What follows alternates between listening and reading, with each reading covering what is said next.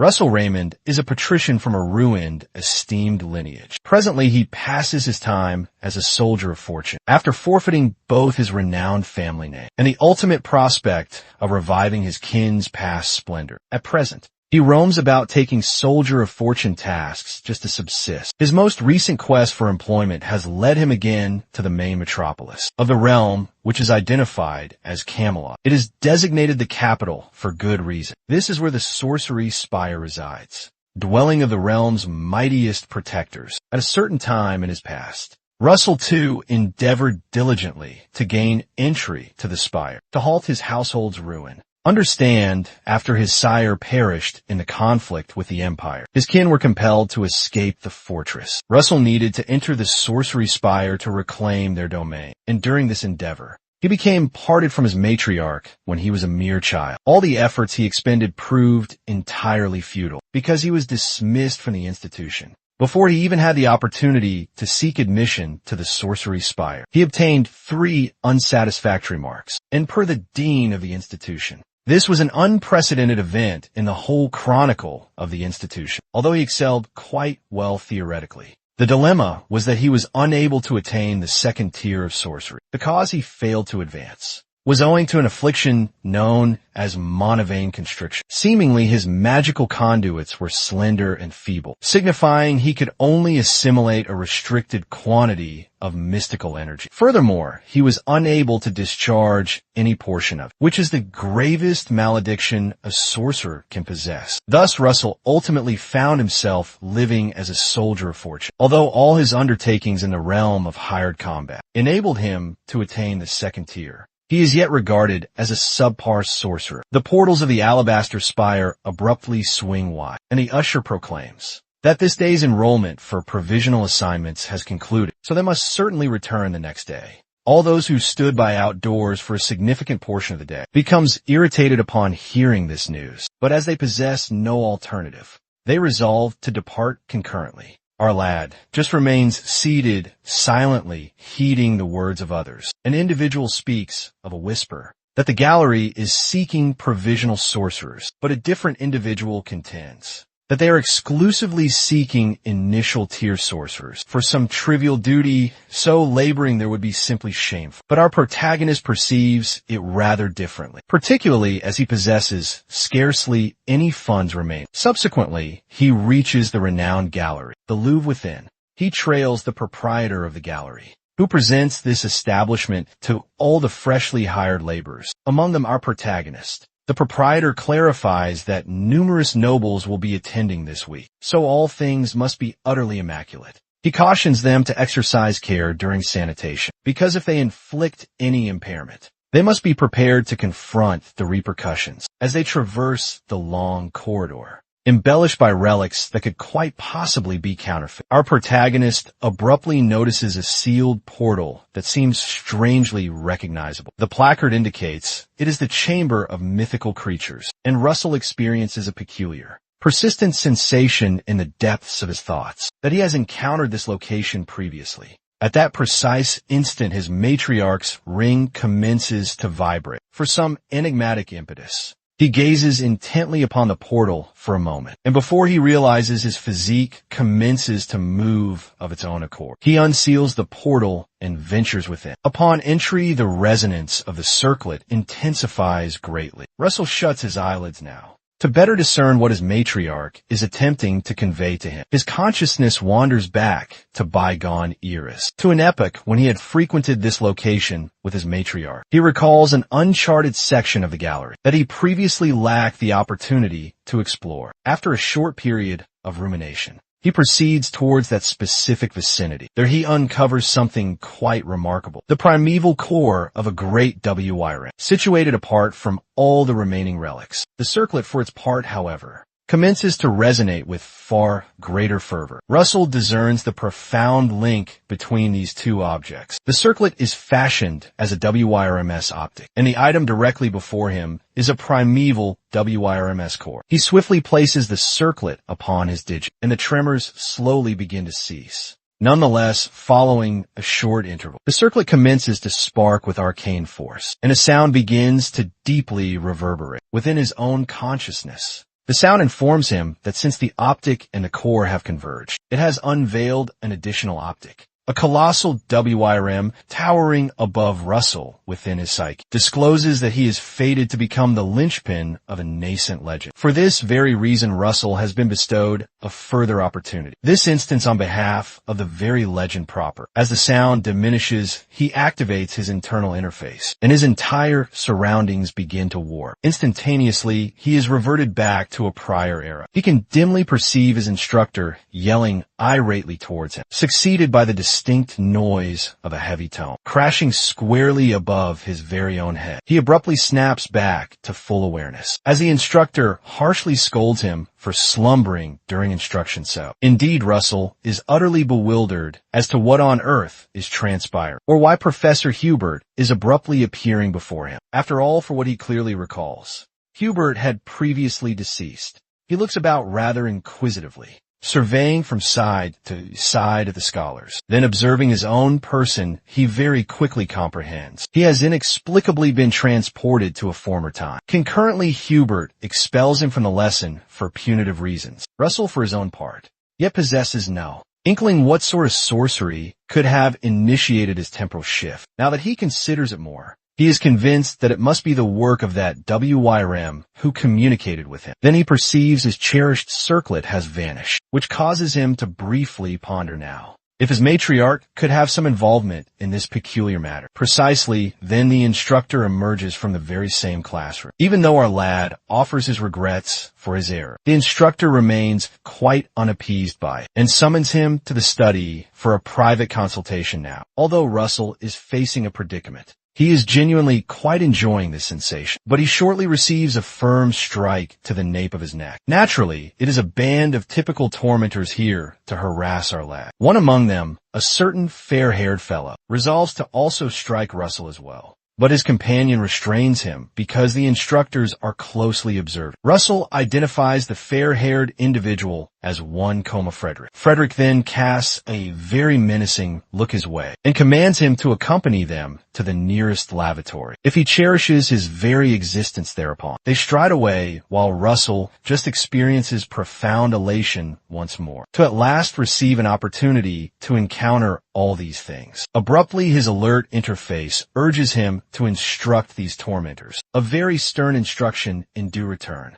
He shall acquire a mystical gem. Russell is quite uncertain what type of phantasm this truly is, but before he can fully discern it all, Frederick hails him once more with a shout, instructing him to trail them or he can attempt to flee instead. In any case, they would have no objection since these fellows are patently inviting trouble. Russell quickly resolves his firm decision and resolves to instruct them accordingly prior to any other action. Following numerous years existing as a soldier of fortune, the superficial menaces and lethal stares Frederick offers him are insignificant beside the dread he experienced when confronting fearsome beasts. By contrast, these fellows are like adorable plush toys one might embrace. Regardless, upon entering the said lavatory, Frederick hurls an impudent taunt directly at Russell, but our protagonist retorts with quite similar vigor, branding him a vile insectoid cur. The threesome is astounded to see him radiating this unwavering self-assurance, but they are not present to tolerate any such nonsense. The keenest of the group clenches his hand tightly to deliver a strike, but Russell swiftly darts just beyond him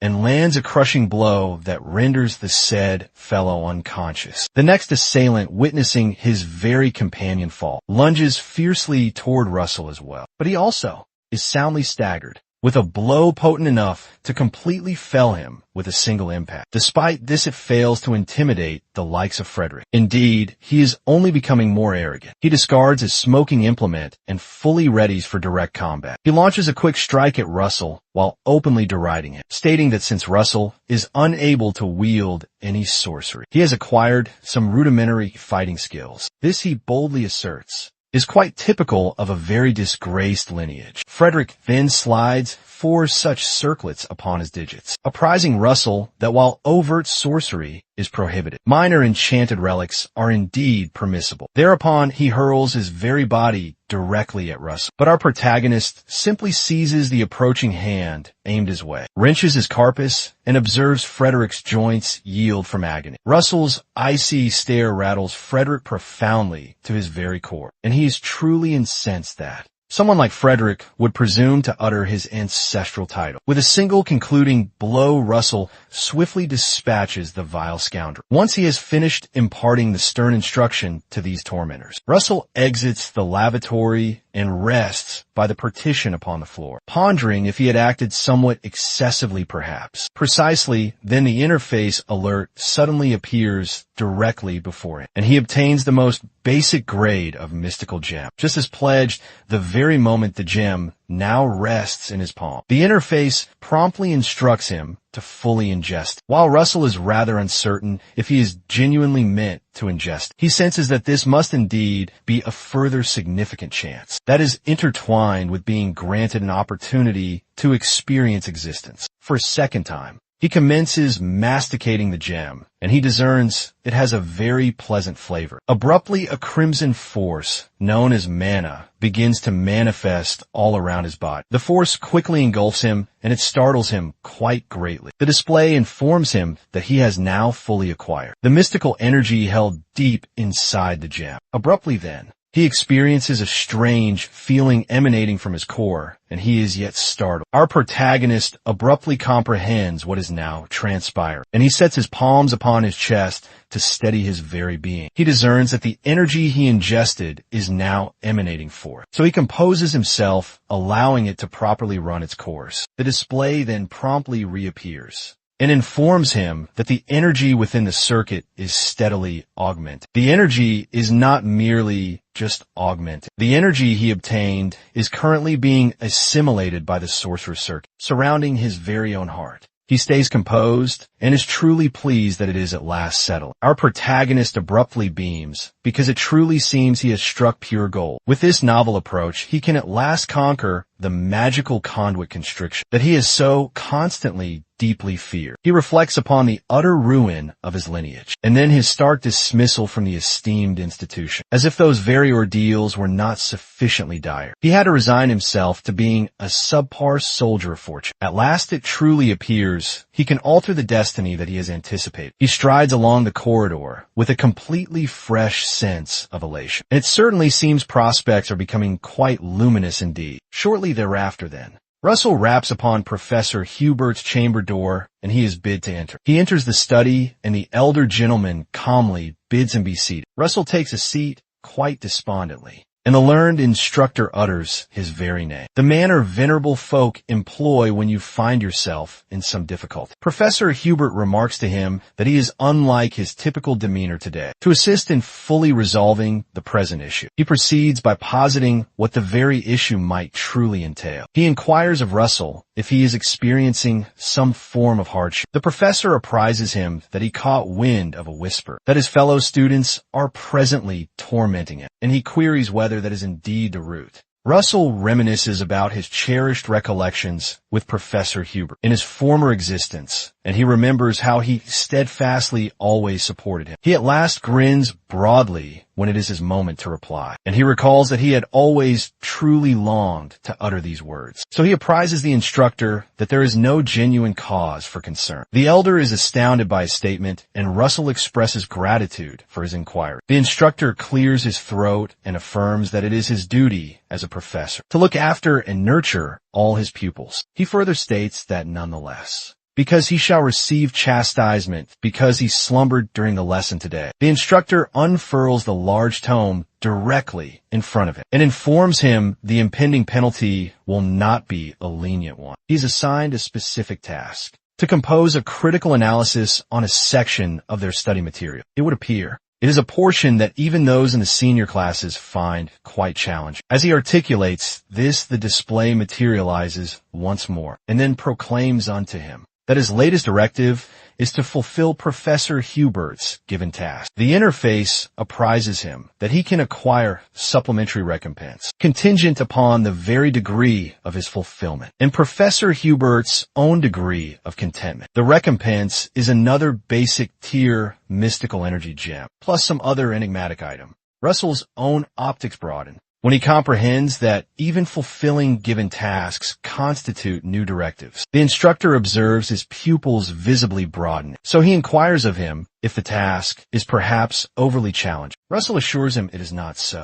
so he expresses his gratitude to the instructor. Subsequently, Russell fully finishes the assigned task. Following several dedicated hours, he reflects inwardly now that the task is not as arduous as it was initially portrayed to be in his own former existence. He diligently examined the conceptual aspects of sorcery with great intensity because he was quite inept at applying mystical energy effectively. But there is yet another crucial matter to carefully consider in this present current existence. There is another element that is equally vital as academic pursuit. That discipline is identified as mana conduit cultivation. Russell recalls one of his prior assignments as a soldier of fortune, wherein he is desperately evading a truly fearsome beast. He clarifies that the magical conduit is the channel that disperses mystical energy. Mystical energy is assimilated primarily via normal respiration. Mystical energy is likewise dispersed throughout the said magical conduits and is then amassed centrally within the very core. In the recollection, the great beast draws perilously nearer to our protagonist. The beast violently slams one of its massive talons upon the hard ground, and Russell nimbly and swiftly leaps just out of harm's way as he is still fleeing.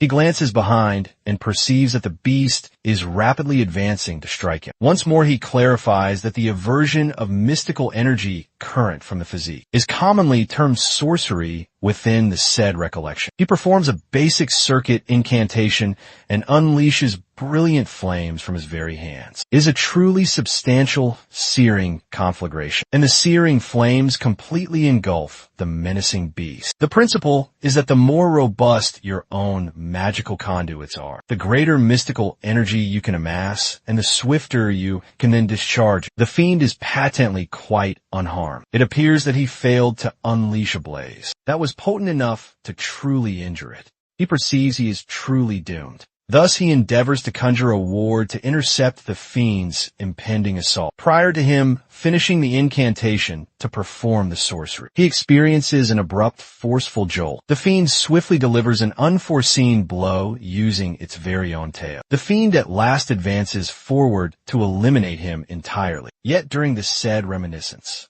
Russell clarifies that his very malady rendered confronting fiends an utter torment. He stays amidst the crag, somewhat quite insensible. Abruptly, he recovers his own senses. He is swiftly impacted by a further blow from the fiend, which propels him much further within the empty crag. He ponders if the heavens commiserated with his rather hapless lot. Alternatively, it might simply have been pure good fortune. In truth, that very plunge propelled him within a subterranean hidden chamber. As he stands, he clearly moans and endeavors to discover a path right out. Within this very location, he uncovers two magical tomes bearing arcane mysteries. Our protagonist approaches the very tomes and then proceeds to retrieve them. The initial very tome bears the name Overvain, and the second is titled Wizardbody, returning to the current era. Russell embarks on a long run to persist with his energy channel cultivation. He clarifies that the specific tome, titled Overvain, develops the very physique and also expands an individual's energy channels. The second such tome, named Wizardbody, instructs one in vital regiments that greatly aid replacing your own muscular fibers as a very segment of the energy channel. Simply put, the more quite robust your own physique becomes, the more truly resilient your energy channel then becomes. Russell remembers that the profound transformation he underwent performing this in his adulthood was not quite so significant, but as he is currently in his still maturing phases, he will be quite capable of achieving far superior outcomes. Our protagonist drills quite fervently, quite resolved to fully conquer energy channel restriction. On this occasion, soon after the bright sun begins to fully descend, as he yet continues his very practice, our protagonist proceeds to seek some repose beside a great tree, and he admits he cannot proceed any further. He sincerely congratulates his own very significant effort, that such great exertion ought to quite suffice for his current conditioning schedule. For this single day, abruptly, The interface materializes anew and then alerts him that the present objective, to truly hone the venerable old art that is known as overvein, now mandates he cover 5 kilometers, yet he has merely achieved 0.05 of 5. The full recompense for covering all 5 kilometers is that the celerity-specific enhancement arising from truly honing the said technique will greatly be augmented. Russell visibly flinches upon clearly perusing the alert, to now offer him a proper motivation. The interface informs him that during the direct cultivation of overvein, he is quite able to undertake this very objective anew each day. The interface additionally mentions that fully contingent upon his own very progress, the specific span that is necessary subsequently will surely be augmented. Finally, upon his attaining a very particular new proficiency in the art of overvein, the said objective will then cease to fully manifest. Russell grows quite concerned and then queries the interface about the great urgency. The entire alert certainly has the distinct tone of a menace. Therefore, he quickly resolves to truly practice. He rationalizes that he had scarcely ever succeeded in acquiring such a rare chance. Thus, he simply cannot remain quite idle and fully permit it to entirely elude him. Soon very thereafter, our protagonist truly presses onward and then covers 1.4 kilometers of 5. He proceeds even farther and completes 2.7 full kilometers of 5. At this very juncture, his own tired limbs start to greatly tremble. It soon reaches a new stage where he absolutely must now pause for some rest, as it truly seems as if he has nearly fractured his own knee. He consults the bright interface and then observes he has covered 3.6 kilometers. Thus, he quietly reassures himself that he is quite nearly finished now. He then resolves to make one single great final powerful effort, mustering all his truly residual very power. Our protagonist then sprints quite furiously to fully achieve the set goal. Deep into the dark night, he at last clearly beholds the new alert stating he has fulfilled the entire task, and valuable new benefits now await him for it. He simply reclines upon the cool earth, and he truly believes he might just perish if he even moves one further step. This very significant new accomplishment causes him to broadly grin, and he deeply ponders how he will ever manage to return to his own distant lodge. The very subsequent Morn Professor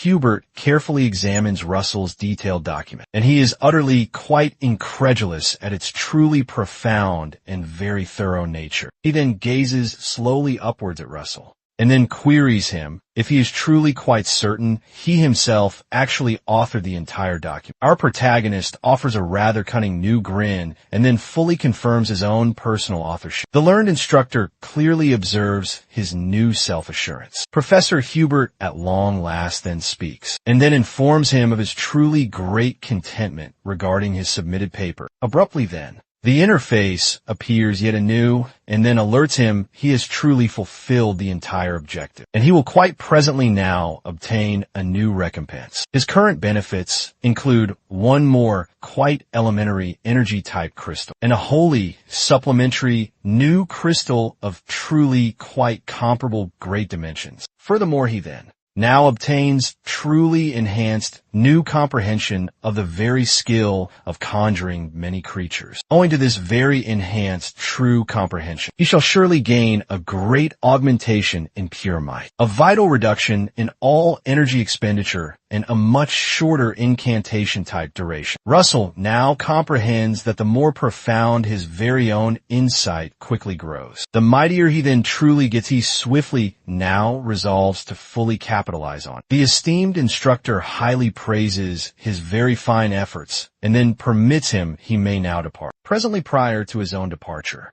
Russell then resolves to directly request a small boon from the very same instructor. Shortly after Russell had then solicited the said boon, the same instructor now queries him regarding his true reason for desiring access to the staff collection. The very same gentleman then states that the general pupil collection surely ought to fully possess quite sufficient valuable tomes to meet all his many requirements. Our protagonist then confidently tells the instructor that he has already thoroughly perused every single volume in the entire pupil collection. That certainly appears quite difficult to accept. Thus, the very instructor then inquires if he has genuinely indeed perused every single one. To this exact query, Russell responds fully in the positive. His very own instructor then remarks that it's truly astonishing news to learn. Nonetheless, he then states that even granting that he is entirely quite voracious, it is a wholly quite separate new issue. To now freely grant him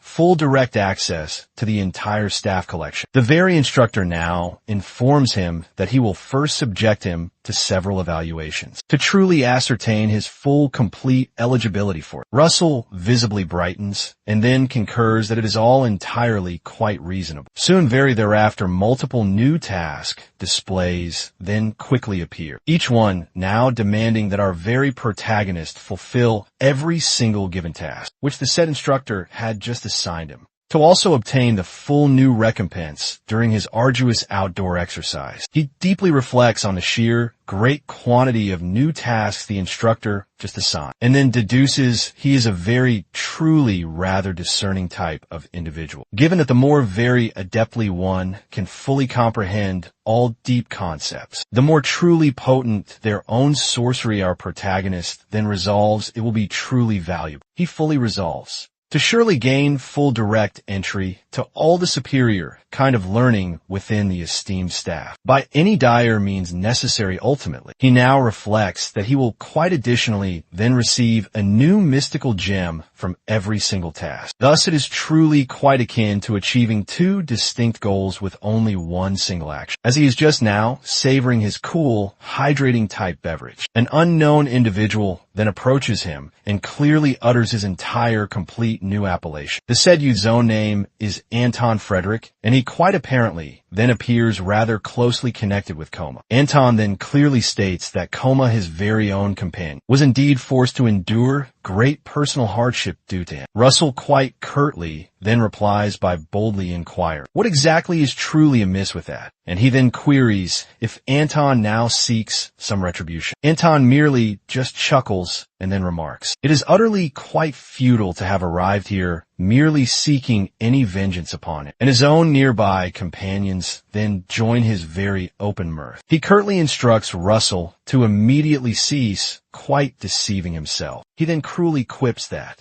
truly nobody would ever seek any real vengeance upon such a truly contemptible wretched being like him. Anton coldly informs him he would greatly prefer to utterly crush him rather than seek any vengeance now. The said tormentor then strides by him and quite deliberately then bumps directly into him, pointedly apprising him of their very soon upcoming encounter in the actual lesson. Russell now clearly recalls their very own impending next lesson, and he then ponders the true hidden reason for Anton's overly self-satisfied demeanor regarding. He abruptly then remembers that their very own upcoming joint lesson certainly involves much apply, actual sorceress true battle type training, where all the pupils are then evaluated, fully contingent upon their very own intense practice duels against one each another. The truly most unfortunate grim aspect is that during his many past confrontations with said Anton, in his own quite former said existence, he was so consistently deeply shamed in that very lesson. He vividly remembers Anton then consistently thoroughly besting him in all forms of pyromancy, and then quite menacingly looming above him, he would then often smirk and cruelly mock him, all due to his own truly very inadequate type magical conduits. Russell is utterly incredulous that he had so very unwisely quite overlooked their required direct participation in such dire activities. Our protagonist then resolves he truly must quite promptly begin fully readying himself for it. Far preferable to be tardy than never abruptly. The entire interface then alerts him that he now has a very fresh new task to fully wholly attain the quite subsequent new tier by greatly truly augmenting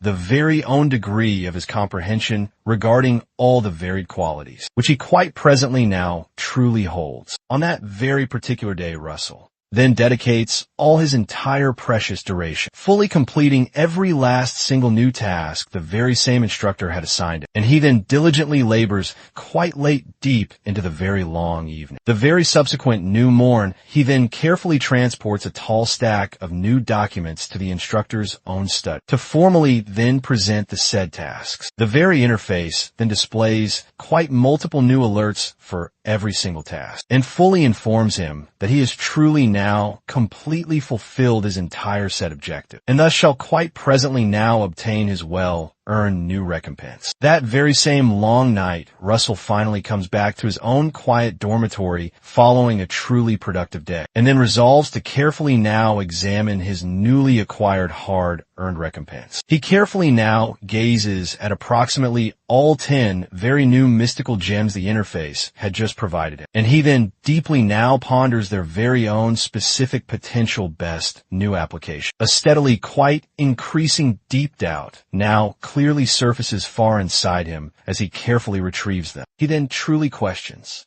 whether his very own physique's current mystical energy capacity can truly now manage these multiple new mystical gems, all quite simultaneously while certainly now avoiding any truly negative type repercussions. Ultimately, he appears to resign himself to his destiny and then proceeds to ingest all the gems. He firmly now assures himself he truly must wholly now rely on all the prior conditions he has so faithfully quite undergone for such a very truly extended long period. A very brief new interval then thereafter. Our protagonist throws all 10 gems into his oral cavity and then thoroughly masticates them. For a very truly brief initial type period, then no discernible event truly occurs. A very short actual time after the vast mystical energy from all the gems is then fully liberated, and his entire own physique is then abruptly quite fully engulfed by all the vast mystical energy. It then grows far more quite distinct,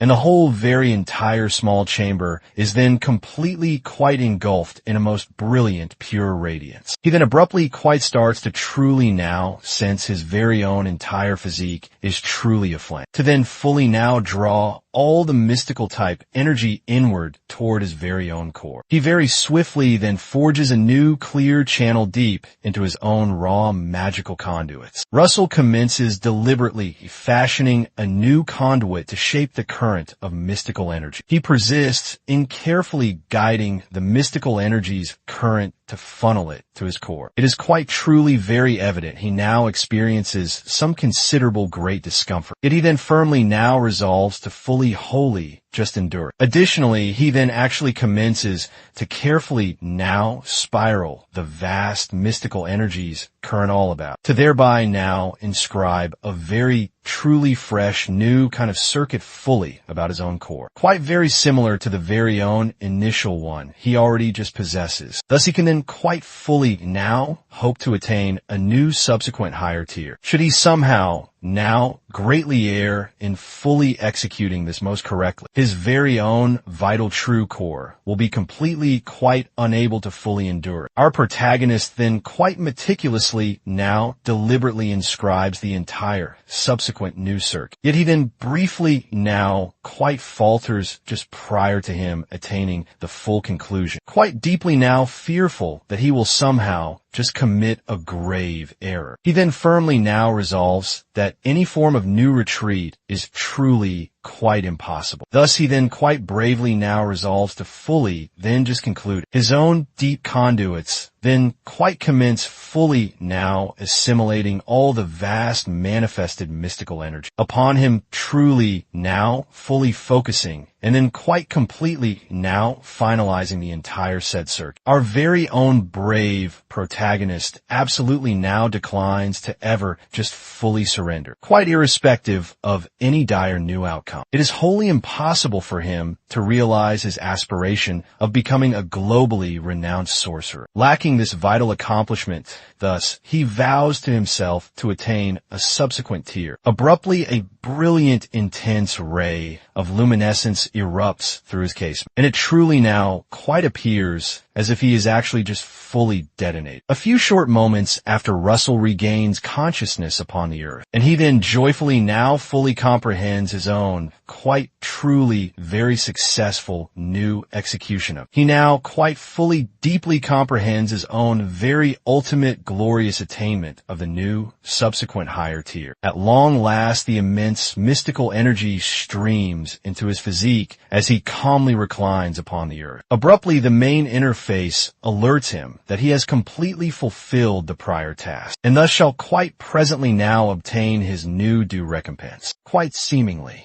his own deep new comprehension of all the very fundamental core type qualities has now augmented quite significantly. Thus, the potency of his fundamental sorcery has likewise augmented significantly. The very next new bright, more in the esteemed same instructor, carefully now peruses all of the many submitted new documents, which young Master Russell had just duly presented to him. He then loudly now cries out in pure sheer new wonder, and then openly admits that he is utterly incredulous he was able to complete all those difficult assignments within such a very, truly, quite brief new time frame,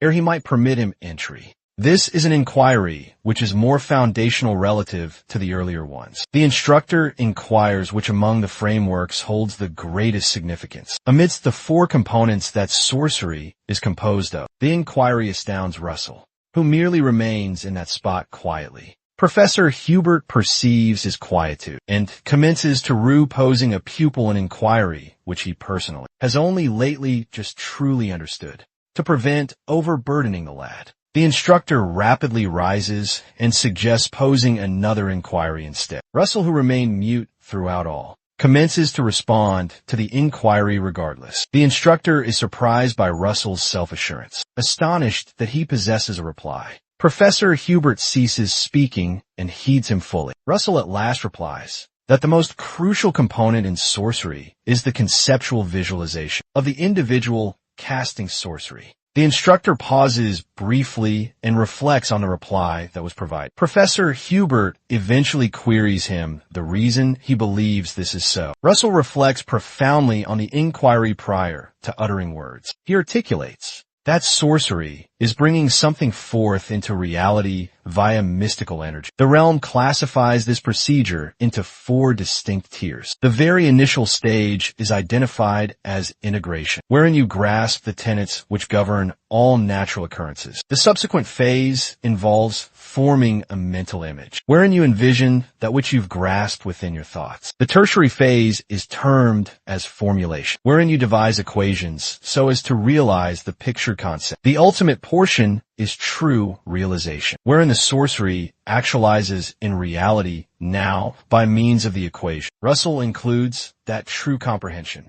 formulation, and realization may be acquired with sufficient endeavor and diligent learning. Nonetheless, conceptual visualization is not a thing attainable solely via mere endeavor. Transcending one's own personal boundaries and attaining imaginative liberty through great valor is what determines the very caliber of conceptual visualizations. Our lad extends his palms and conjures a blaze to illustrate his argument. He clarifies he may opt to imagine that this very fire is a projectile and envision it within his very thoughts. Should he do so, the very fire transforms into the secondary tier, Sorcerer's Fire projectile, just as he did state. The fire in his palms then reshapes itself into the likeness of a projectile. Subsequently, he states he can additionally opt to envision yet another thing. Seemingly, the very fire will conform to his own envision and will transform into something quite wholly new. He posits that he is not required to now constrain his own conceptual picture, since acting thus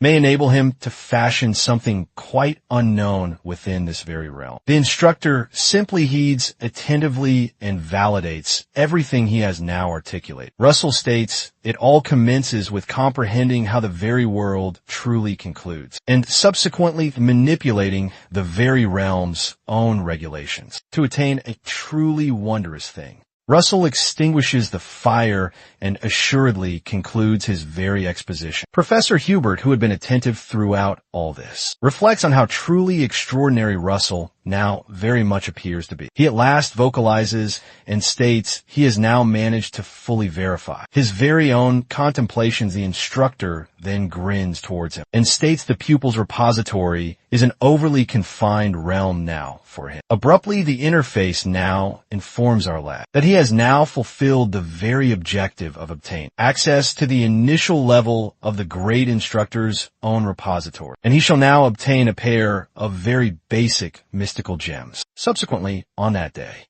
Russell enters the very initial level of the great instructor's repository. Merely the initial level now appears to be quite rather spacious. This he truly discovers quite captivating. This contrasts quite greatly with the own pupil's repository. He rapidly begins sifting now through all the tomes and locates some. He proceeds to then take a seat and commences perusing all the tomes. In his view, these tomes possess far greater utility than what is typically available to them. Abruptly, a lady enters the repository and then observes Russell from the very rear. She at last calls out to capture his own notice, and she informs him that he is perusing a quite compelling tome. Russell is astounded to perceive her voice, and he realizes he is not solitary. He swiftly discards the tome and pivots fully around. Strangely, he perceives no one there, and it seems the lady has somehow vanished to appear before him, and she gestures for him to look ahead. She is attired as a sorceress, and Russell clearly knows her. The lady beams at him, and he identifies her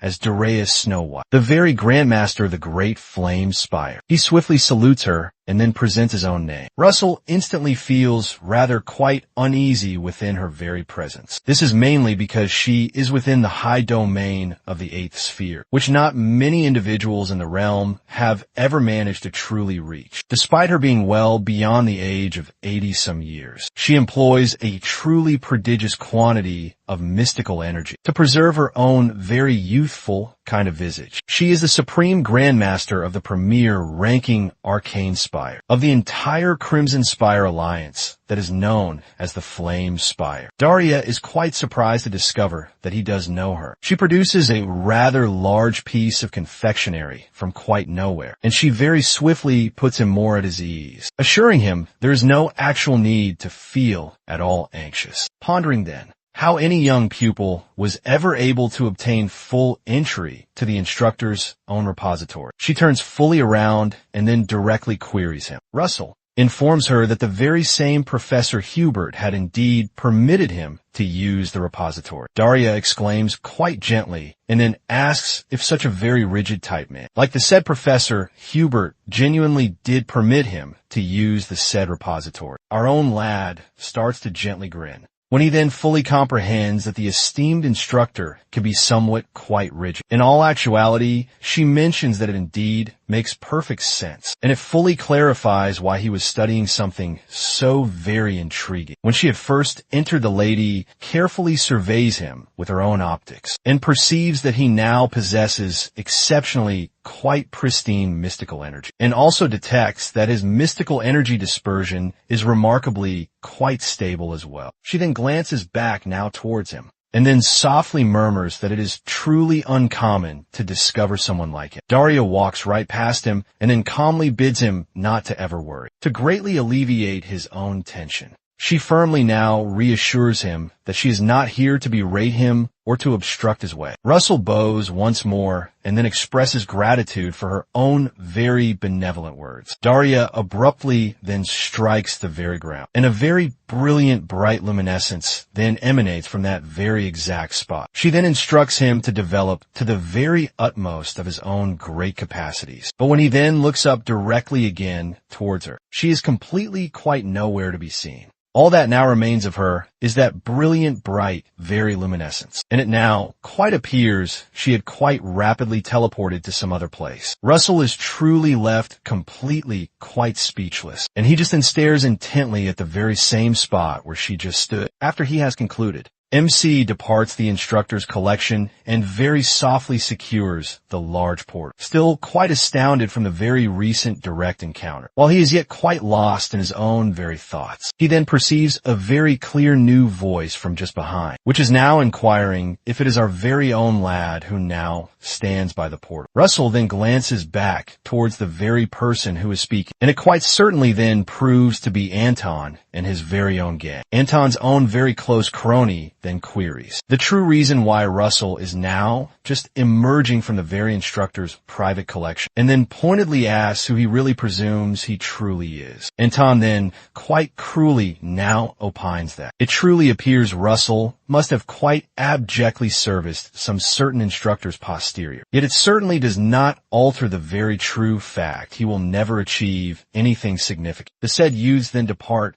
quite merrily. And then Anton condescendingly tells Russell to persist in his very best efforts, as he then slowly now departs. He then glances back and coldly states it will not provide him any real benefit regardless. Soon very thereafter, the many pupils then congregate within the grand institution's vast arena for some applied practical sorcery, direct battle, very type training. The very first such individual to be then summoned descends to the very arena own grounds, and then gets to fully select a different young pupil to become his or her own adversary. The very instructor who is directly in charge usually selects the most quite vulnerable young pupil. This is always done so that said pupil can then select someone of their own true skill, to then directly now contend against all own optics abruptly, then fixate on Russell. And it now appears everyone is quite fully now anticipating him to be duly summoned. Russell now mentions that he was quite consistently the very first to be then summoned. In his own prior whole existence, some very young youths quite nearby, quite playfully, then now whisper that Russell will surely be the very one to be selected anew. All because he now possesses a very distinct condition that is called mana conduit constriction. One of the many pupils right then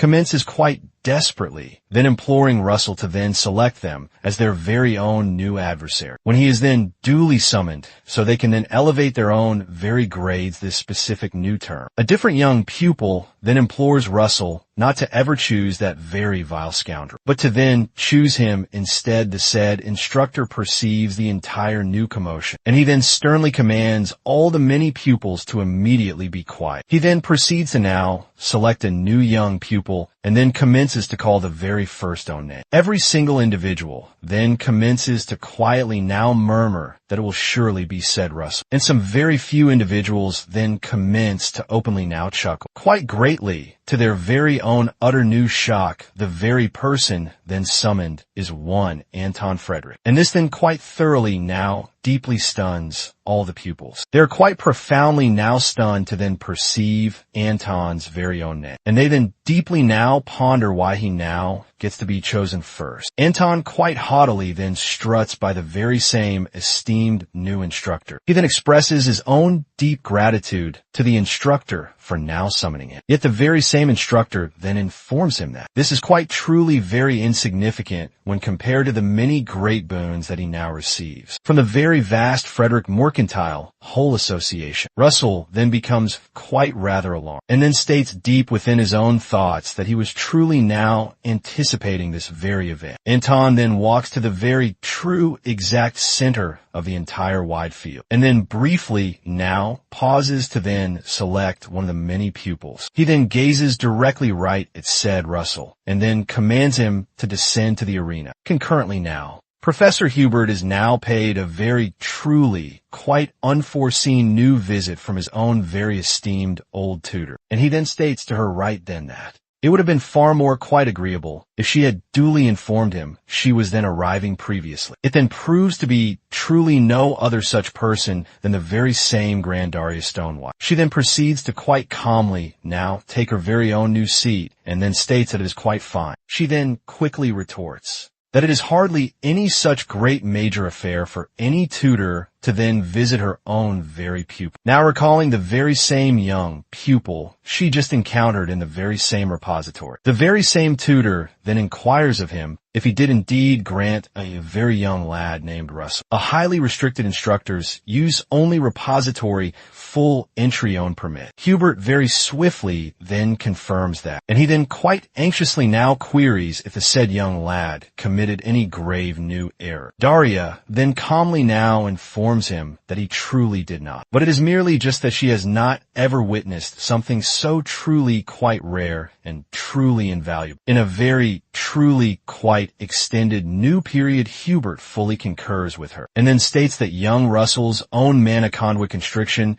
is a very truly quite rare own affliction. Even upon this very vast own whole continent, the Grandmaster then tells him that he is a very great dunce. All because she was not then referring to that particular point at all. Her very own words quite deeply now stun Hubert, who then promptly now looks up to truly know why she said that. She then calmly now informs him that young Russell has now truly somehow quite managed to fully conquer his own very grave problem. And then Professor Hubert pointedly queries her what she truly now means by all that. She does not then speak for a very brief new while, and then calmly continues with her own very warm tea. When he does not then seem to truly quite fully comprehend what she is now actually referring to, she then at long last quite breaks the very momentous own news, and then duly now alerts him that the very said young lad has somehow quite managed to fully forge his own new second sphere. Professor Hubert is truly quite sincerely then deeply stunned, and he then deeply now ponders how that is even remotely quite truly plausible. Concurrently, the very two young lads then take their own very new positions, and then fully now prepare to then directly engage within the grand institution's own vast arena. Just prior to the very contest, then commencing another new interface, then appears directly before said Russell. The new interface then alerts him that his very subsequent new objective is to fully now triumph during the direct sorceress own training, and he can then duly obtain some quite basic own grade, new mystical own gems, and also then possess a new separate type pouch that can then readily hold various things. That way up to 40 whole kilos. Russell is quite truly now very pleased to then discover he will soon be acquiring a new pouch. All because this is a very specific new sorcery that only the most truly affluent own sorcerers can then ever employ. The very said pouch then permits you to safely now store many things. Thus it will surely then prove quite truly very useful when now safely storing all mystical type gems. While he is yet quite deeply now just thinking, Anton then loudly now calls out to him, and then quite cruelly now calls him a mere vile type insect. The very same tormentor then inquired of him if his own very physique is now quite wholly immobile. Anton then curtly now informs him his sole remaining very option of now surviving this very contest is to humbly now supplicate. Our own very lad just then merely chuckles abruptly. Russell then fully now envelopes his own very entire own physique with potent new type energy, and then pointedly now queries Anton if he is then truly now addressing him. Anton then clearly now perceives his very own dramatic new change, and then deeply now ponders if it is truly what he is now just thinking. While they are then idly now just conversing, the very esteemed instructor now overseeing all the contests then sternly now instructs them to then move back to their own very designated new spots within the very sphere, so he can then duly now commence the very said own match. He then clearly now recalls the very same sorcery that young Russell just recently then employed, and then deeply now ponders if any individual with just mana conduit constriction was ever then truly quite able to fully then achieve the new second very sphere. Yet he then very swiftly now just dismisses the whole very notion, all because it is truly not ever then quite possible once the very said contest is then duly initiated.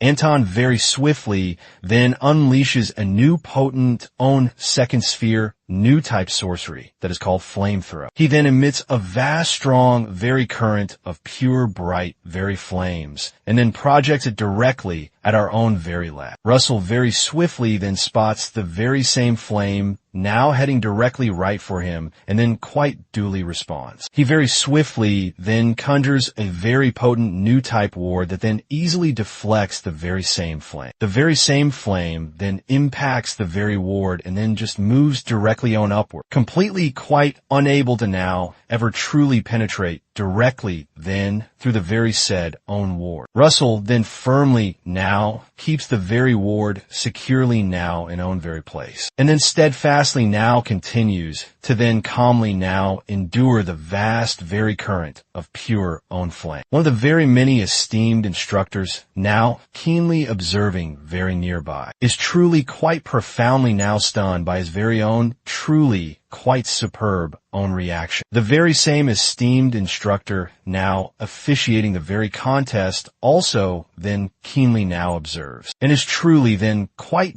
deeply now stunned at young Russell's own very stellar new feat. Anton, who has been quite consistently now just emitting vast own flames for a very truly quite considerable new while now, very swiftly then grows quite rather weary of now just keeping his own very arms so securely now in very place. And he is truly then quite deeply now stunned that young Russell is then quite able to fully now endure the vast own onslaught of pure own flame. Abruptly, the very same current then stops, all because his very own physique now truly needs to then carefully now adjust the vast mystical energy he is now just losing. And then Anton quite angrily now commences to then loudly now curse because the very same flame has then fully now ceased. Our own very lad then keenly now perceives the very sudden new type stoppage and then very swiftly now takes full very new advantage of it. All because he's been quite patiently now just anticipating that very event to then occur. Russell also then employs a new potent own second sphere new type sorcery that is known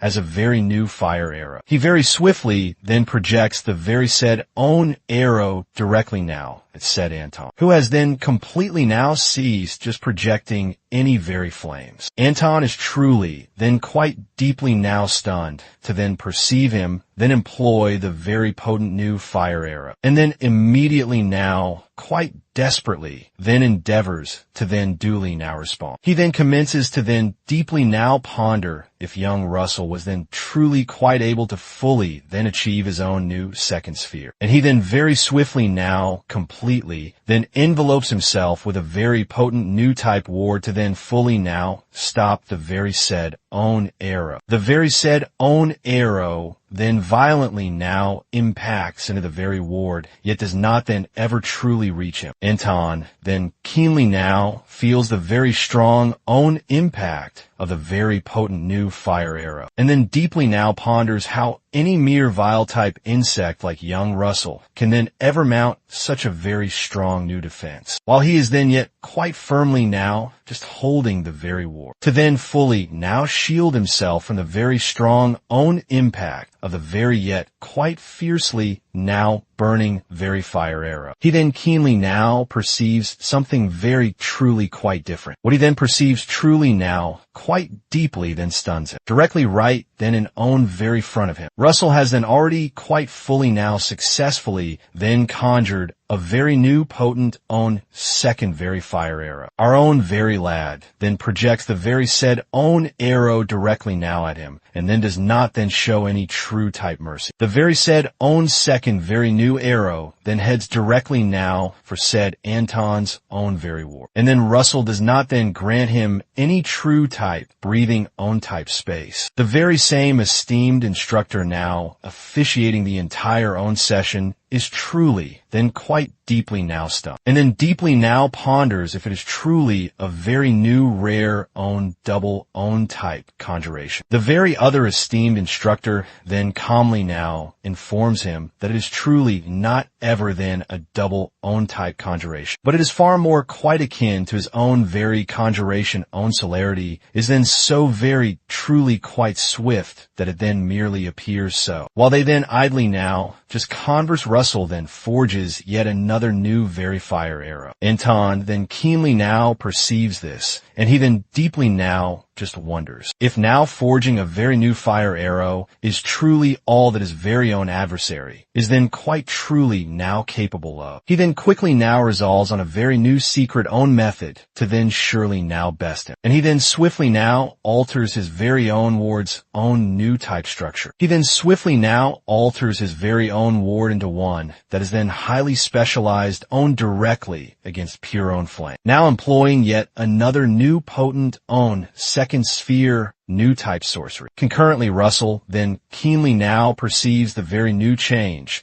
and then quite slyly now just smirks. All because that is truly then what he has been quite patiently now just awaiting. Anton then quite openly now gloats about his very own clever new scheme, to then patiently now just wait until young Russell then fully now just expends all his very own mystical energy on his very new flame specific own resistant type war, then to fiercely now just fight back, quite unlike what he then actually just anticipated. Russell then abruptly now just cancels the very ongoing own conjuration of the very fire arrow, and then commences to then calmly now just conjure yet another new different own spell. The very same flame in his own very hand then completely now just vanishes, and some very strong new type wind then commences to now just appear. Anton is truly then quite deeply now stunned by the very own sudden new type transformation, and he then loudly now just exclaims because it now quite clearly then seems his very own scheme has been quite wholly now foiled. Russell then employs a new potent own second sphere new type sorcery that is called a very new wind arrow, and then projects it directly right at his very own adversary's own very new war. Anton is then quite violently now just struck by the very said own arrow, and then falls quite heavily now just backwards. He is then quite stunned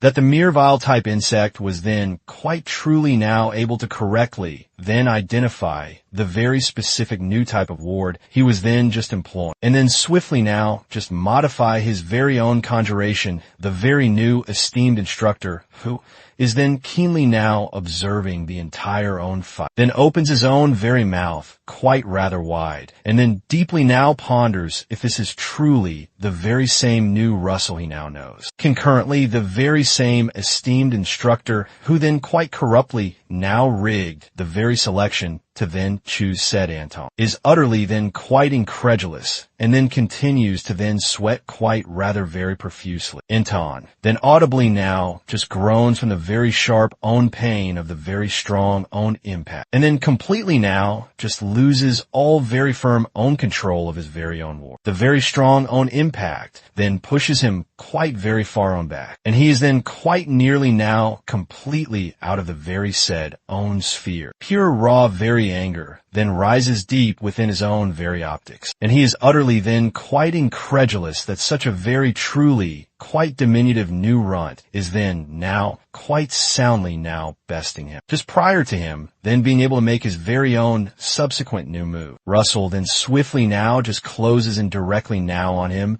and then commences to then calmly now just conjure yet another new spell. This very specific new time, our own very lad then conjures a very new potent own lightning own type spell. A very brilliant new lightning own type ray then emanates from his own very hand, and then impacts Anton directly right in the very own chest. His very optics then roll back and become completely quite white, as he then audibly now just groans from the very truly quite unbearable new pain of the very said own strike. He then desperately now just endeavors to then conjure some new flame to then directly now counter the very said own assault. Yet he is truly then far too very quite weak Russell, then does not then grant him any true type breathing own type chance, and then swiftly now just rushes him anew with yet another new very fierce own assault. He then fiercely now just assails the very said own tormentor with yet another new potent own lightning own type strike. The very same esteemed instructor who then quite corruptly now rigged for. Anton then loudly now commences to then vehemently now just protest. That he does not then at all now just recognize the very specific new type of sorcery that young Russell is then now just employing. And then vehemently now just states the very said own match now truly needs to be then immediately now just stop. Very quite nearby, then Professor Hubert, then calmly now just tells the very same complaint. Esteemed instructor to then take a very much quite closer new look at what is then now just covering young Russell's own very physique. So he can then be truly now quite fully then convinced it is truly then actual own sorcery. The very same esteemed instructor then very swiftly now just looks at young Russell's own very physique and is truly then quite deeply now stunned. He then clearly now perceives a very brilliant new type aura completely now enveloping young Russell. And then quite hesitantly now just remarks that he is then now just employing mystical own energy. Quite very much like a true own very knight's own potent new aura Professor Hubert then grins quite rather very proudly. And then calmly now just mentions that he does not then at all now just know how he then ever got to then do this. Yet now quite truly then seems he has then somehow now just found a new very way out of his own very grave problem. Concurrently young Russell then steadfastly now continues to then mercilessly now just pummel said Anton directly now to the very hard on ground. He then very soon now just stops just after said Anton, then creates a very new, surprisingly quite cozy new type hollow in the very hard on ground. The many young pupils are then all truly now quite deeply now stunned by the very own sudden new turn of all own events. And their very own mouths then almost now just fall directly now to the very hard on ground. The very same corrupt own esteemed instructor then deeply now ponders how this could then ever have truly now just happen. While he is then quite deeply now just thinking, he then perceives a very clear new voice then ask him what he is then now just doing. He then very swiftly now just looks directly now to his very own side. And then Professor Hubert quite pointedly now just reminds him that he is then truly now quite supposed to then duly now just announce the very said own victor. The very same corrupt own esteemed instructor then quite hesitantly now just stutters and then very swiftly now just announces the very said own victor. He then loudly now just declares young Master Russell Raymond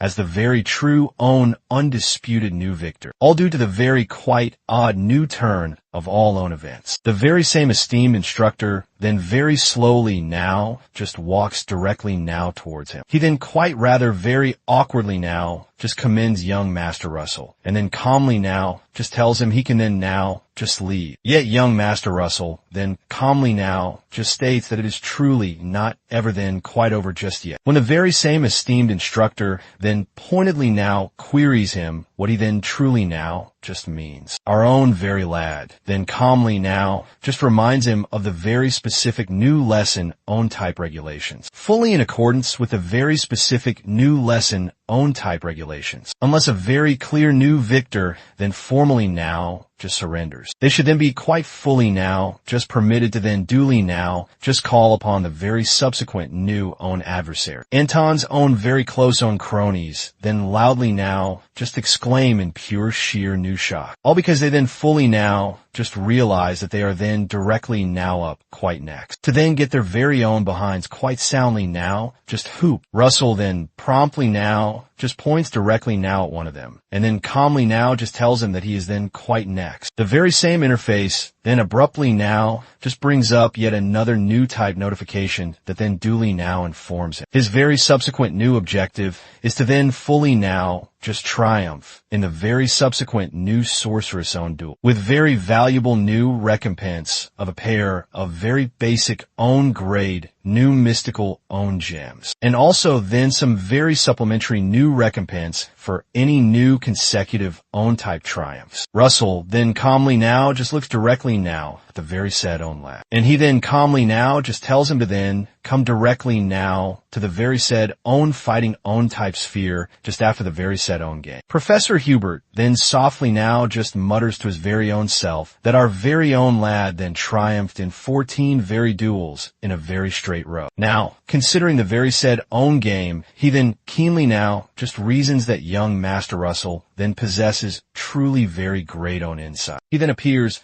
quite rather proud that he was then truly quite able to then correctly now just recognize how very much own true potential young Master Russell then had. A very truly quite long own time own ago nonetheless. The very same esteemed instructor then commences to then deeply now ponder how he was then ever truly quite able to then grow so very truly quite swiftly. He then clearly now just recalls all his very own moves on the very wide own field. Concurrently now, Russell then duly now just receives a very new type notification that he has then quite completely now just fulfilled his very said own objective. And a very new type pouch has then been quite fully now just unlocked as a very valuable new recompense. The very same interface then duly now just alerts him that all his very valuable new recompense will then quite automatically now be then duly now just placed in the very said own pouch. From this very moment on forth, he also then duly now just gets a very long new type series of very new mystical own gems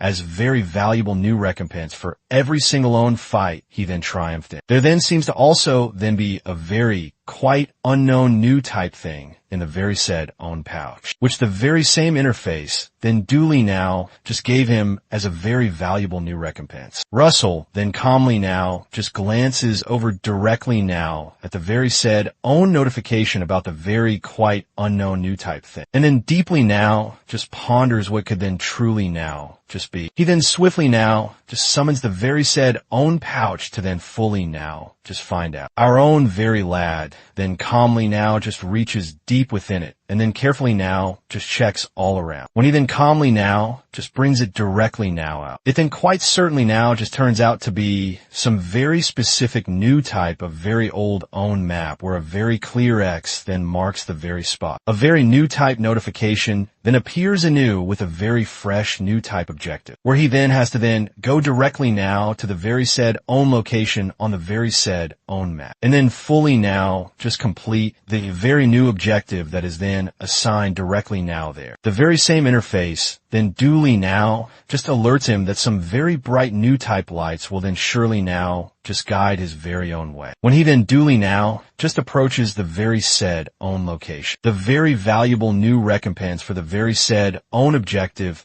is then something very truly quite unknown, as well as then a full 5 very new intermediate own grade new mystical own gems. The very same interface then issues a very stern new type warning that is truly then best to then try this very specific new objective. Just after he has then quite fully now just reached the very new esteemed own third own sphere, Russell is truly then quite stunned when he then carefully now just reads that he would then have to then get directly now to the very new esteemed own third own sphere. He then deeply now just thinks about the very esteemed own third own sphere. And he then clearly now just remembers that he has then tried quite multiple new type times in his very own past own existence, yet has then never then once quite managed to then ever get to that very specific new level. Another very serious new issue is then that he does not then at all now just know where this very mysterious new place then is. And he then cannot then seem to then be quite able to then tell from the very said own map. He then very swiftly now just goes directly now to the very esteemed own instructor's own repository, and then truly now just hopes to then find something that will then surely now just hint at where the very said own place then is. He then drops a very long new type series of very old own tomes on the very wide own table, and then truly now just hopes to then find a very new clue in just one of them. The very first own one he then duly now just finds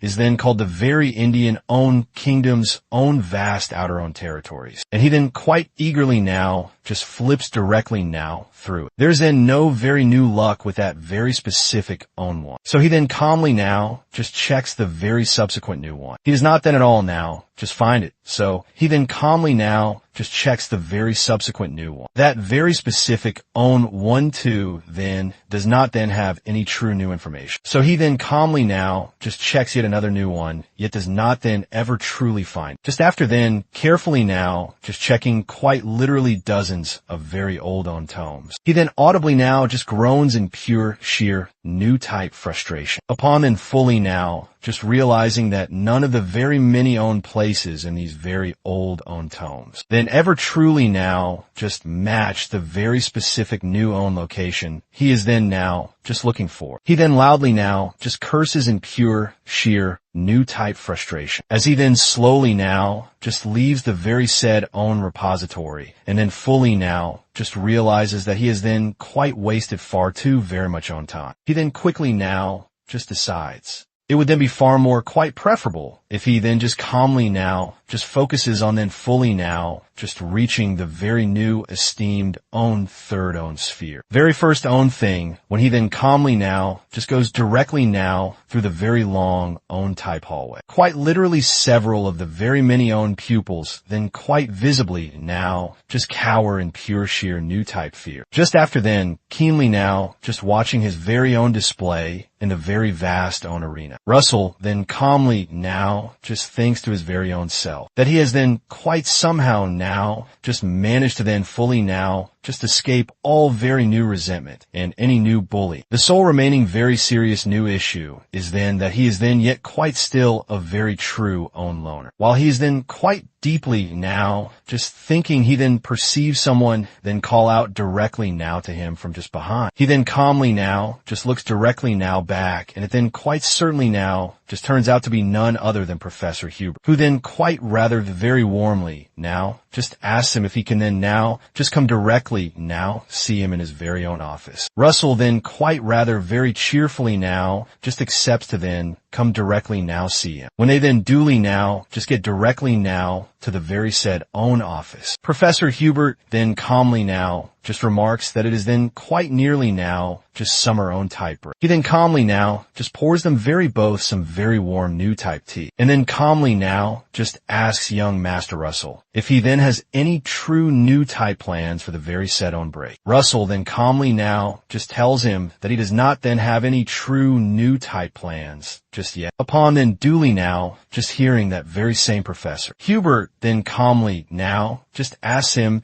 if he would then perhaps now just like to then work directly now with him on a very new type research, very own project, and this then truly now quite deeply then stuns him. The very same esteemed instructor then calmly now just mentions that then fully now, just depending on how he then truly now just performs. He can then even then duly now just get to then have his very own name directly now right after his very own. As the very true own new main type author Russell then calmly now just picks up the very said own research own type paper and then calmly now just looks directly now at the very clear new image on it. And he then clearly now just recognizes the very said own place. The very same esteemed instructor then calmly now just asks him what he is then now just thinking about. When he then keenly now just notices the very clear new surprise on his very own face. Russell then promptly now just duly now just apologizes and then calmly now just tells Professor Hubert that he then actually now just has some very new type plans for the very said own summer. The very same esteemed instructor then looks directly now at him quite rather very puzzled. Now wondering why he had then just recently now just said he did not then have any true new type plans. Russell then calmly now just hands him the very said own tome and then calmly now just tells him he then truly now just plans to then go directly now to the very said own place that is then drawn directly now in very front of him. He also then calmly now just hands him the very said own map that he then duly now just got. Professor Hubert then calmly now just looks directly now at the very said own place on his very said own map. And then clearly now just recognizes the very said own place as none other than very Maldiva. A very brief new, while own later when the very said own summer own type break, then duly now just arrives. Russell then duly now just commences his very long new type journey directly now to very Maldiva. He then calmly now just sits in the very far own back of a very old own coach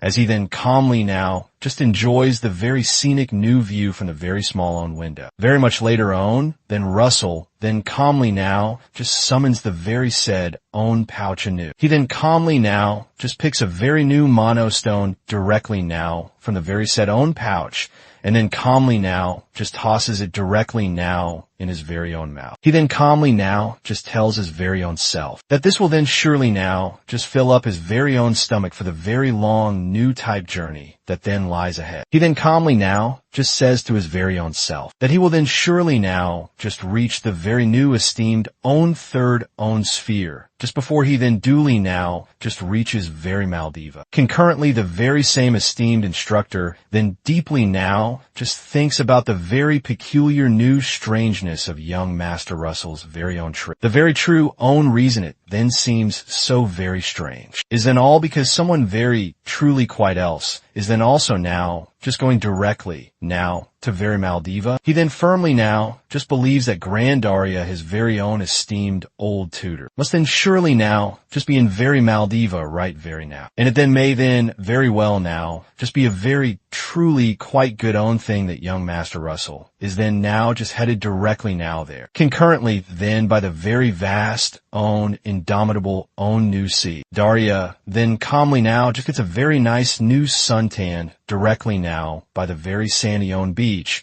and then calmly now just enjoys her very own vacation. She then calmly now just says deep within her very own self that the very said own place may then very well now just be her very own hometown. Yet it is then truly now just always very truly quite beautiful in her very own optics. She then calmly now just enjoys a very cool new type drink, and then deeply now just ponders how very truly quite long it has then now just been since her very own last own type break. She then clearly now just realizes she has then been quite rather very busy now just protecting the very vast own empire. Now, making very new sorceress own research, own type presentations, and even then diligently now just developing her very own pupils. The very grand own master then clearly now just recalls a very specific new time when she was then calmly now just addressing her very own pupil. She then calmly now just mentions the very specific own numbers 9, 6, and very 3 directly now to them. She then calmly now just creates some very new flame in her very own hands. And then calmly now just explains that these very 3 own numbers then hold very truly quite special new type meaning to all very own mages. The very young own kids are then truly now quite deeply now just astounded by the very profound new depth of her very own skill. And they then keenly now just listen to her very own words very closely. Daria then calmly now just teaches them that the very 3 own numbers then clearly now just signify the very true own end. As a very true own person who is then already now just walking the very long own path of very 9th own sphere own type sorcery. It then clearly now just signifies the very true own completion of a very vast own 6th own sphere. For the very specific own mage that is then yet quite still to then get directly now there. And the very great own suffering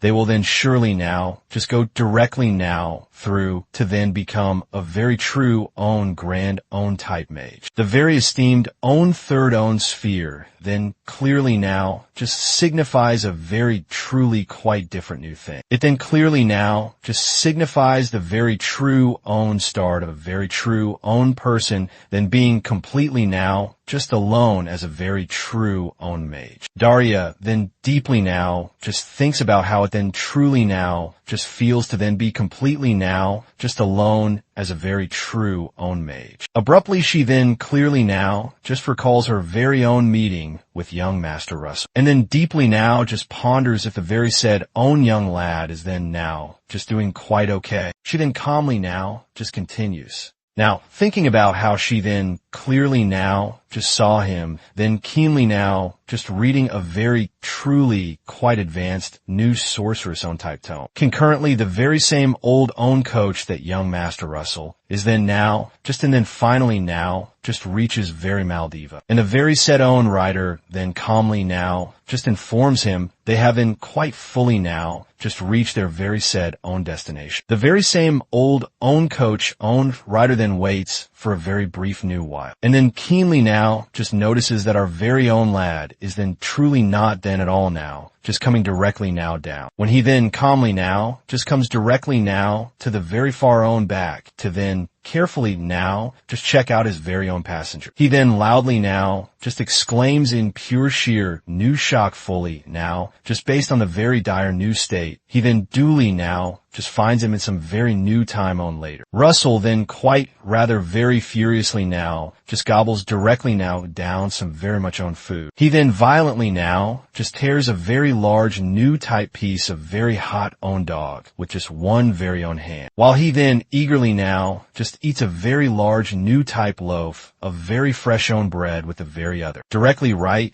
then in very front of him is then a very vast new type mountain of very much own food. And he then clearly now just recalls that he then used far too very much own true strength. Now try to then calmly now just calm directly now down the very truly quite crazed new mana, when he was then quite desperately now just trying to then carefully now just draw the very new esteemed own third own sphere in a very vivid new type flashback to then when the very same old own coach own writer then came directly now back to then carefully now just check on him. The very said own writer then finds him completely now just unconscious, and then quite rather very frantically now just tries to then fully now just revive him. Now, thinking he had then quite surely now just died in the very present. Russell then calmly now just swallows a very cool new type drink, and he is then truly now quite glad he is then finally now quite able to then fully now just achieve the very new esteemed own third own sphere. He then calmly now just empties the very said own cup directly now in very front of him,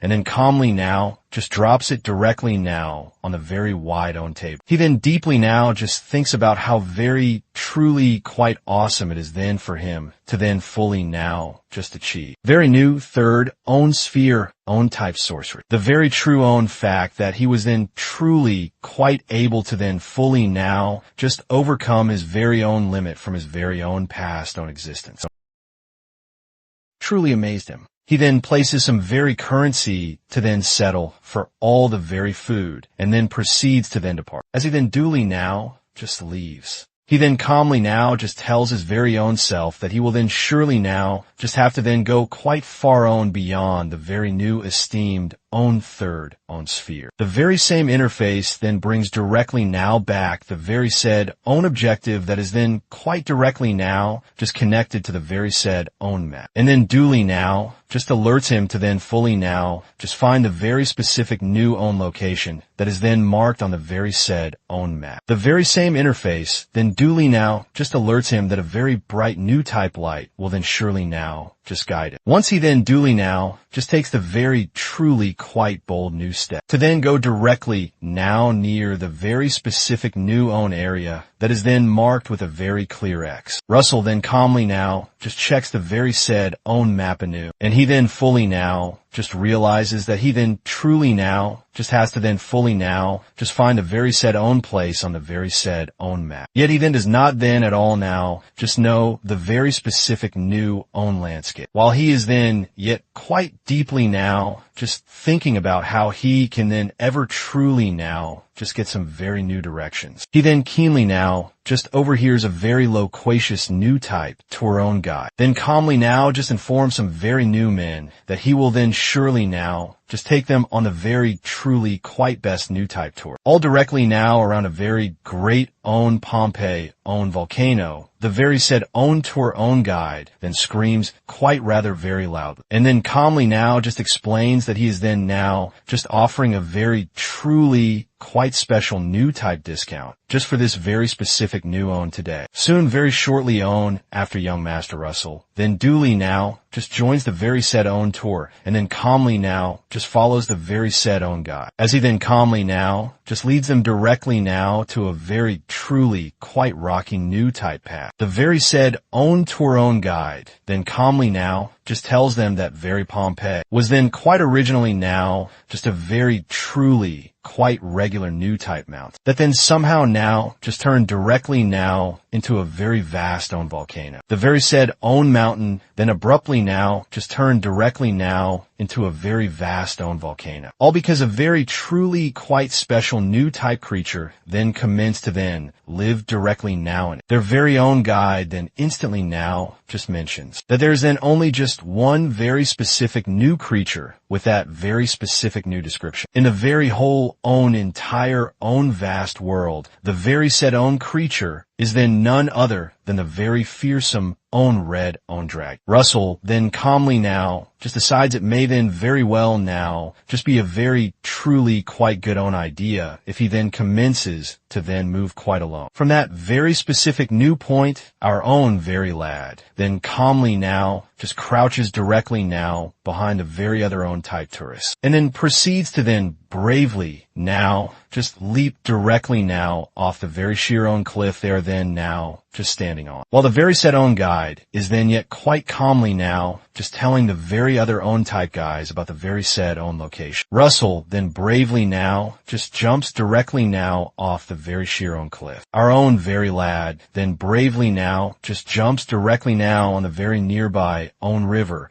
and then commences to then calmly now just walk directly now on own water. He then calmly now just says deep within his very own self that there may then very well now just be a very deep new type connection between this very specific new place and the very true own reason he was then duly now just sent directly now back. In very own time, his very own growth, his very many own objectives, and the very valuable new recompense he has then been quite consistently now just receiving. As he then calmly now just follows the very said own map directly now up to a very vast own waterfall. He then keenly now just reasons that it could then very well now just be that all that was then meant to then lead him directly now to something. Our own very lad then firmly now just believes that every single own thing he has then gone directly now through quite very recently may then very well now just have something very truly quite directly now to then do with the very fearsome own dragon that then once quite lived directly now here. While he then calmly now just looks directly now at the very said own map. Quite literally several new type portions of very bright new type light then come directly now out of it and then calmly now just float directly now in very front of him. The very said own light then quickly now just mixes all up and then turns directly now into something very truly quite circular that then looks quite very much like a very real own eye. Abruptly, the very said own streak of very bright new type light then moves directly now away from the very said own map and then commences to then head directly now somewhere. He then abruptly now just recalls that this must then surely now just be the very same own light that he was then duly now just told would then surely now just guide him. The very said own light then moves directly now over the very wide own river and then makes its very own way directly now through the very vast own waterfall. Russell then grins quite rather very slyly and then fully now just realizes that his very said own objective is then directly now behind the very vast own waterfall. He then very swiftly now just casts a very potent new type wind own type spell. He then projects a very potent new type wind own type arrow directly now through the very vast own waterfall to then grant him a very truly quite clear new type passage to then go directly now through. Just after that very own event, Our own very lad then bravely now just leaps directly right then through the very said own hole to then fully now just avoid then getting his very own self quite wet. Once he then duly now just gets directly now inside, he then calmly now just lands directly now on a very hard own rock and then fully now just finds out there is then a very vast own lava own type cave directly right then behind the very vast own waterfall. He then clearly now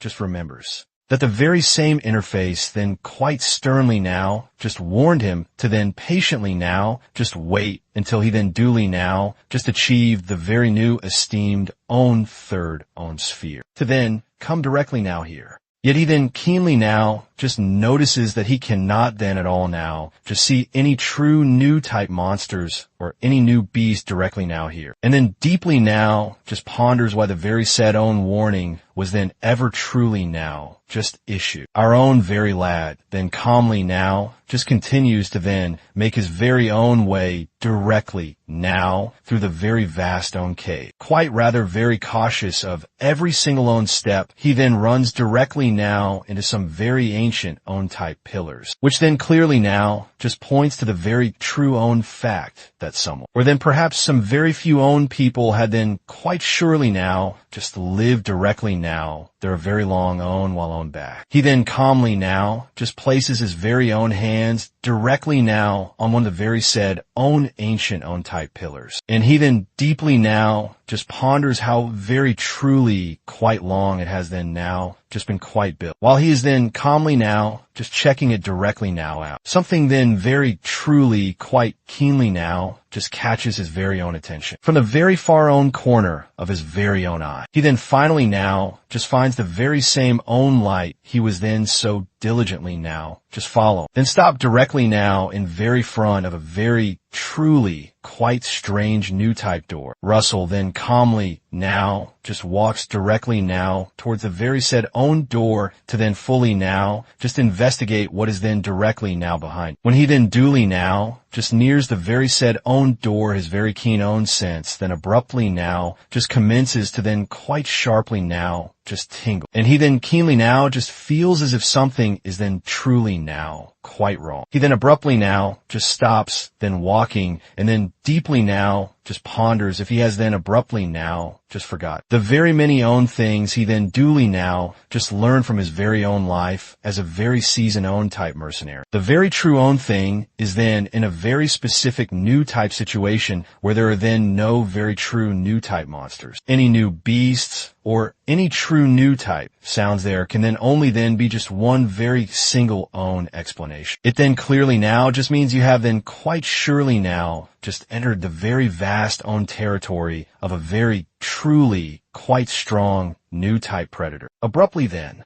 a very truly quite huge new type lizard then surfaces directly now in very front of young Master Russell, and then calmly now just looks directly now down at it. Russell then bravely now just leaps directly now backwards to then fully now just avoid then getting his very own head quite savagely now just bitten directly now off. When he is then a very few own meters directly now away from the very said own creature, he then calmly now just looks directly now at a new and then fully now just realizes it is then the very fearsome own Komodo own type lizard own type monster. He then clearly now just remembers from his very own days as a very seasoned own type mercenary that it is then a very fearsome own type monster that can then only then be quite soundly now just defeated, with at the very least own two very full own type teams of very seasoned own type mercenaries. Our own very lad then keenly now just watches the very said own monster then advance directly now towards him, and then calmly now just decides that the sole remaining very own thing he can then now just do is to then bravely now just run. All because there is then truly now just no very new way he can then ever truly now just kill it. He then calmly now just decides to then surely now just slow it directly now down by then calmly now just casting some very potent new type lightning own type sorcery. Russell then calmly now just chooses the very new esteemed own second own sphere new type sorcery that is then called the very potent new lightning own era, and then commences to then calmly now just generate a very new one. The very fearsome own Komodo own type lizard then roars directly now at him anew, as it then duly now just gets quite very close. Our own very lad then is not then at all now just given directly now to any true new type fear, and then calmly now just aims the very said own arrow directly now at its very own face. He then bravely now just launches the very said own arrow directly right then at. Now, hoping he can then surely now just land a very strong own assault, and then surely now just slow it directly now down. So he can then surely now just get a very new chance to then bravely now just run directly now away. The very strong own impact is then so very truly quite strong that it then quite violently now just electrocutes the very fearsome own Komodo, own type lizard, and then completely now just immobilizes it for a very brief new while. Russell is then truly now quite glad he has then been quite able to then surely now just stall with that very specific new move. So he then calmly now just decides to then make a very brave new run for it. He then heads directly now straight to the very ancient own stone own type gate, where he had then previously now just seen the very same own light then stop, to then get directly now to the very subsequent new part of this very said own objective, as he then duly now just gets mere very own inches directly now away from the very said own door. The very two own ancient own type statues directly now in very front of the very said own door. Then abruptly now just block his very own passage with their very long own type staff, and then loudly now just declare that he must then surely now just prove he is then truly now quite worthy to then enter with his very own mana. Russell is then truly now quite deeply now stunned by this very event, and then fully now just realizes they will not then ever truly now just let him then get directly now off quite so very easy. The very fearsome own Komodo own type lizard then very soon now just reaches directly now where he then is, and it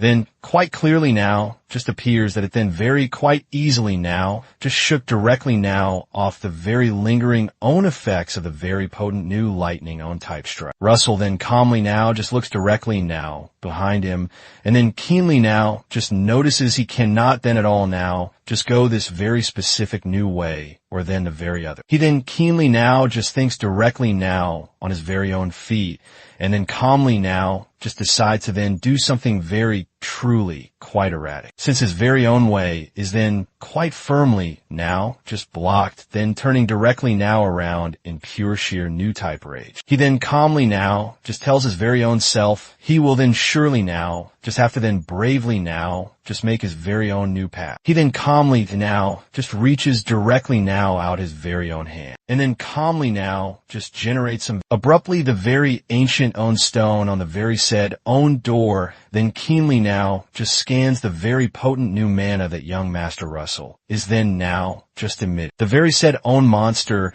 then keenly now just notices the very clear new response the very said own stone then has to young Master Russell's very own mana, and then keenly now just watches in pure sheer new shock instead of then bravely now just advance. The very fearsome own Komodo own type lizard then abruptly now just stops. Russell is then just as very truly quite surprised, and he then deeply now just ponders why the very said own lizard has then abruptly now just stopped directly now in its very own tracks. The very fearsome own Komodo own type lizard own type monster then bears its very own self directly now up, and then almost now just stands quite fully now just upright. And young Master Russell then just keenly now just watches in pure sheer new utter own confusion. Abruptly the very same own guards then firmly now just blocking the very said own gate then calmly now just retract their very long own type spears, and then calmly now just stop then firmly now just blocking his very own way directly now into the very said own gate. The very truly quite mysterious new type voice that then spoke quite rather very earlier then calmly now just tells him that he has then quite surely now just proven his very own self. This then clearly now just means he can then now, just safely now, just enter. The very vibrant own crimson own stone on the very said own gate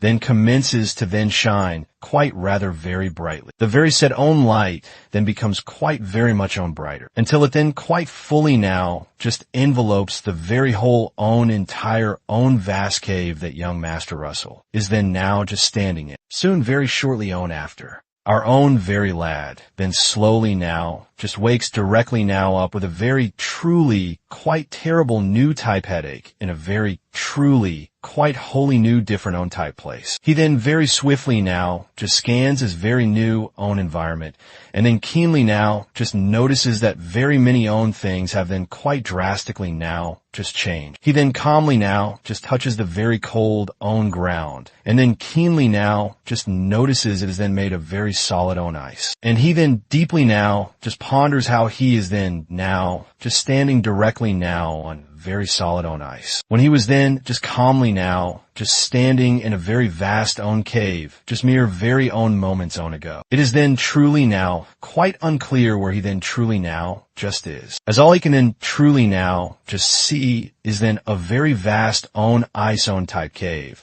and then some very ancient own ice own type statues. As he then calmly now just looks directly now around, he then clearly now just remembers that he was then just calmly now just in a very vast own cave of very few own moments on ago, and then deeply now just ponders if he was then duly now just taken directly now here through very potent new teleportation own type sorcery. While he is then quite deeply now just thinking, he then keenly now just notices yet another new very odd own type thing. Directly right, then behind him, directly right, then up a very nearby own type stair that is then also now just made of very solid own ice, is then some very truly quite mysterious new magical own type horn that is then quite firmly now just held directly now down by a very long new type series of very heavy own type chains. While he is then quite deeply now just thinking a very new interface then appears anew. The very said own interface then duly now just alerts him that he then has a very new subsequent new type objective, which is then to then fully now just defeat all the very many own ice own type golems in the very said own area, and then fully now just clear directly now out the very arduous own trial of very pure own flame. Some very strange new type noise from directly now behind him then causes him to then very swiftly now just turn directly now back. To then fully now just investigate, he then fully now just realizes the very ancient own ice own type statues he then saw were then actually now just golems. And they have then now just come directly now to very own life. He then calmly now just looks directly now around him, and then fully now just realizes that he is then now just surrounded by about quite literally several very hefty own ice own type golems, and then deeply now just wonders if they're then truly now just really then expecting him to then soundly now just defeat all these very many own golems on his very own. There's then truly now just no very new time to then ever truly now just waste. So he then calmly now just decides to then get directly right then to it, and then commences to then calmly now just generate some very new flame own type sorcery in his very own palms. He then loudly now just curses, and then calmly now just mentions that this very said own objective is then far too very truly quite harsh. It then seems like there is then truly now just nothing he can then truly now just do. He then calmly now just generates yet another new type firebolt, and then projects it directly now at a very nearby own type golem. Quite very much like a very true own type madman, the very said own firebolt then courses directly now through the very vast own ice own type cave, and then heads directly right then for the very said own monster. The very said own bolt then impacts the very said own golem directly right then in the very own chest, and it then looks like it should then surely now just do some very truly quite good own type damage, since very pure own flame then surely now just trumps very solid own ice Russell, then clearly now just recalls that in very true own order to then surely now just kill a very true own type golem. One then truly now just has to then completely now just crush the very vital own core deep within. The very specific own golem, he then duly now just fire directly now. It then looks completely now, quite wholly now, just unscathed. If it could then ever truly now just talk, it then seems like it is then now just asking him if that is then truly now just all he is then now just got. The very said own fire own bolt,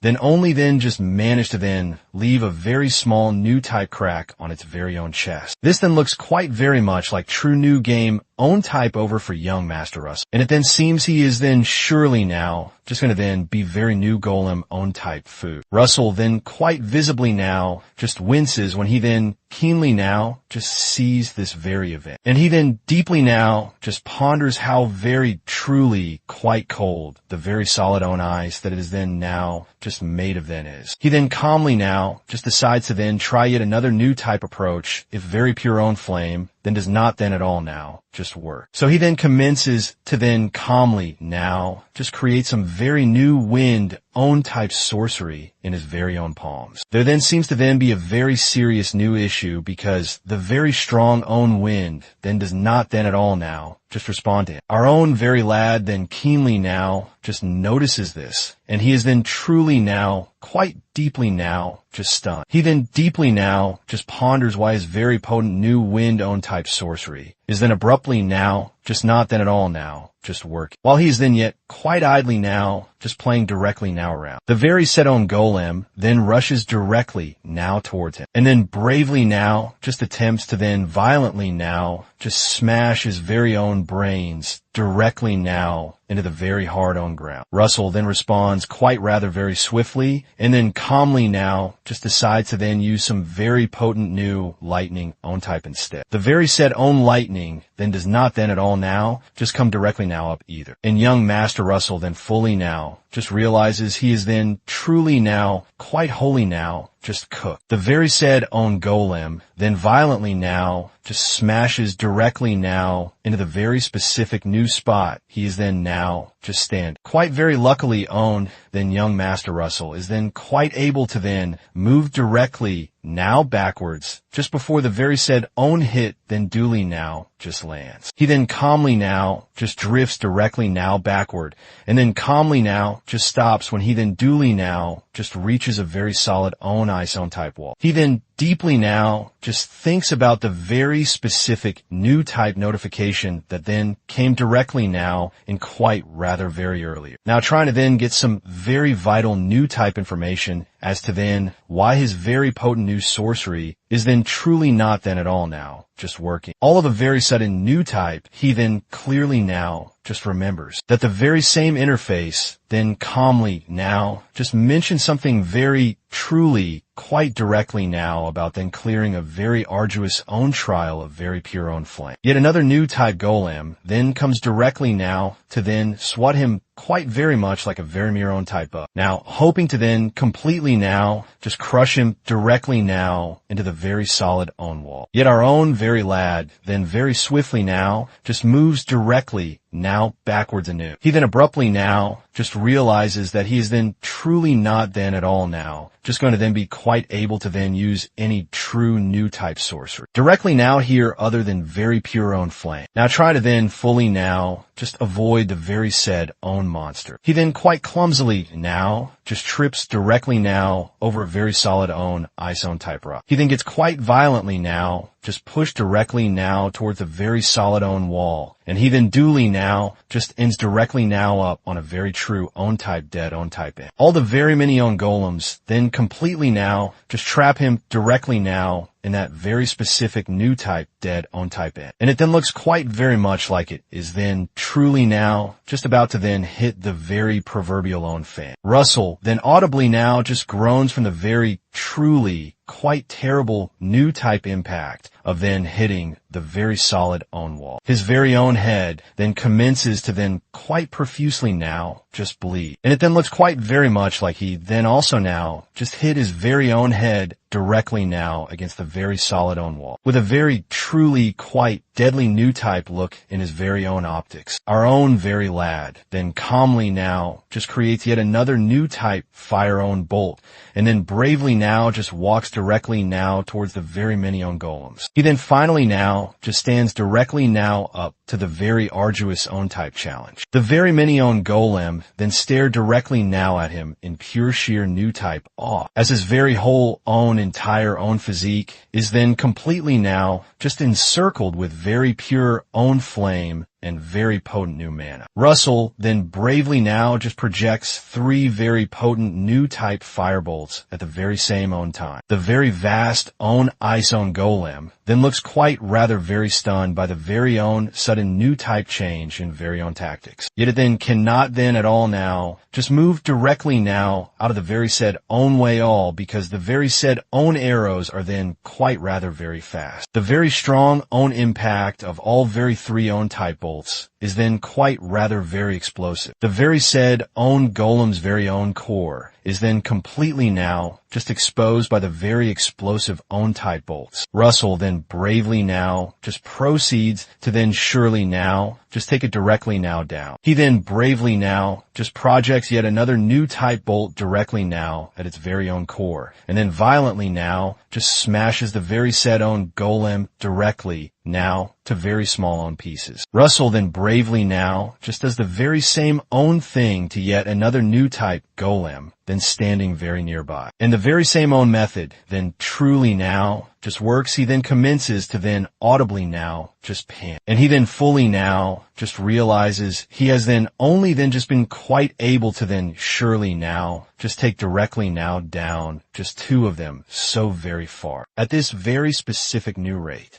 He will then probably now just run directly now out of very potent new mana just before he can then ever truly now just take them very all on out. Our own very lad then quite visibly now just grimaces, and he then calmly now just decides to then try something very truly quite else. One of the very many own golems then bravely now just tries to then violently now just punch him directly now into the very hard own ground. Yet our own very lad then very swiftly now just runs directly now back to then calmly now just re-strategize. He then keenly now just considers that to then completely now just shatter their very solid own ice own type sheet at just once. He then truly now just needs to then use something quite very much similar to then how very brave own knights then completely now just shatter very solid own iron own type shields with just one very single own strike. To then surely now just do this very thing, he then truly now just has to then fully now just focus all his very potent new power at just one very single own point. In a very true own, and he then firmly now just believes. He then truly now just needs to then fully now just pack in far more very own mass into every single own volume of his very many own attacks. This is then truly not then at all now just going to then be a very truly quite simple new type spell. So he then calmly now just decides to then get quite rather very further on away, to then get some very vital new time to then calmly now just cast such a very truly quite complicated new type spell. When he then calmly now just creates some very new space directly now between his very own self and the very many own golems. He then calmly now just commences the very said own spell. He then calmly now just starts by then calmly now just creating a very new potent own fire own type arrow. He then calmly now just applies the very specific new formula for very true own amplification directly now on the very said own arrow, to then make it quite rather very larger and then carry far more very own weight, to then make the very said own bolts then surely now just replicate. He then calmly now just adds the very specific new replication own type formula. It then all truly now just works quite rather very well, and quite literally several very new potent own fire own type arrows then duly now just emerge. Finally, there is then something very truly quite else he then truly now just needs to then do. To then make the very said own attack very truly quite dense. He then truly now just has to then fully now just merge all the very said own arrows directly now into just one. So just one very single own arrow then carries the very full own power of quite literally several at just once. He is then quite surely now just managed to then fully now just replicate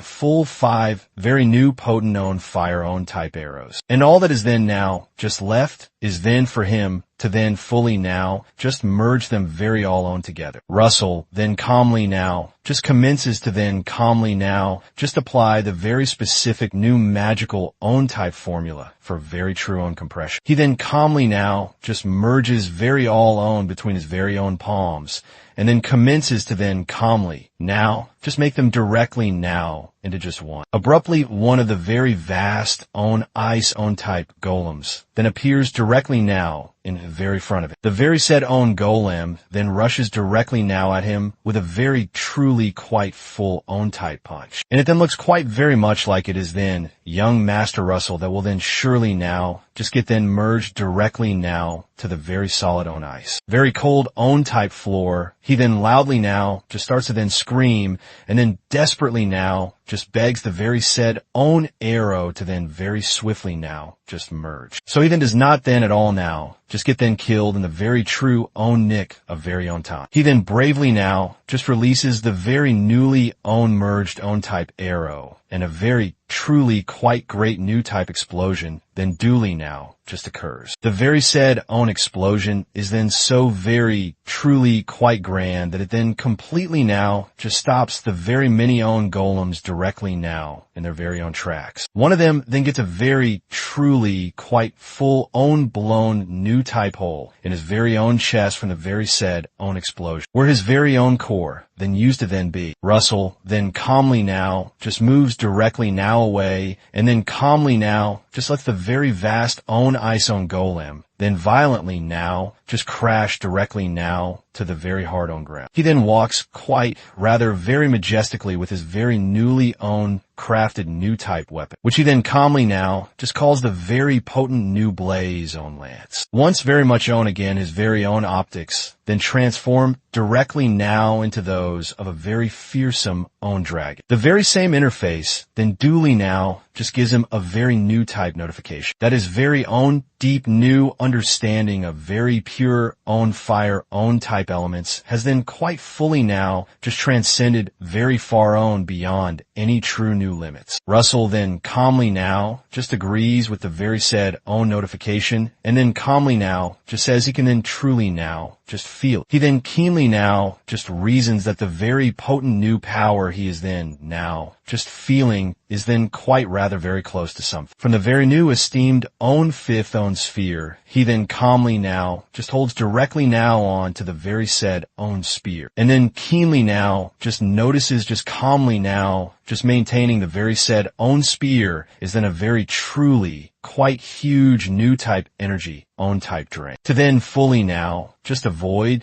then ever truly now just wasting any very new energy, he then bravely now just makes the very first own move. The very many own golems then rush directly now towards him. To then let him then truly now just know that they are then truly not then at all now just intimidated by his very flashing new type new own weapon. He then bravely now just launches his very potent new attack directly right then from where he is then now just stand. And then violently now just burns directly now through the very vital own core of a full 3 of the very many own golems. And then bravely now just goes directly now to the very subsequent new one and then to the very subsequent new one. Russell then calmly now just counts that there's then just a mere 4 of them, then still own left. So he then very swiftly now just proceeds to then fully now just finish what he then duly now just start. He then violently now just breaks the very vital own core of just one of them quite rather very easily. He then violently now just slices directly now through the very subsequent new one with his very potent new weapon. Then completely now just destroying the very vital own core. Also, then now, there's then just a mere two of them, then still own left. While he is then calmly now just counting.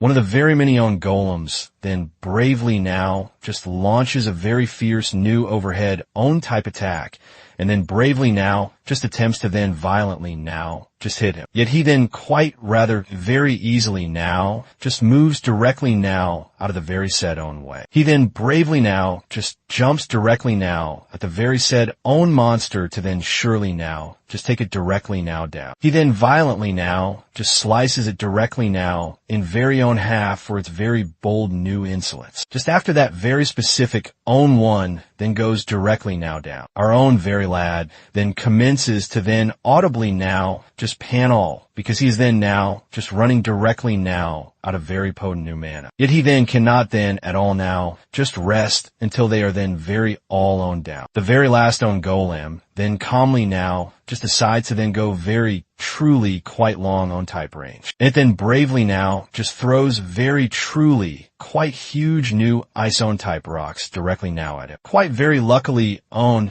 then young Master Russell then bravely now just blocks the very set own rocks. Yet some very few of them then violently now just hit him. And he then fully now just realizes he would then instantly now just have been then killed. If he then had not then bravely now just blocked it with his very potent new spear. At this very specific new point, he is then now just left with just one very single own breath of very potent new mana. And his very potent new spear then commences to then slowly now just dematerialize. Russell then bravely now just gets directly now back, directly now up, and then firmly now just maintains the very said own spear. He then calmly now just tells his very own self that there is then just one very single own last own thing he can then truly now just do. If that is then truly now just a very specific new case, he then calmly now just decides to then bravely now just throw the very said own spear directly now at the very said own monster. This is then the very true own last own type blow, so it is then truly now quite critical, impelling him yet further onward.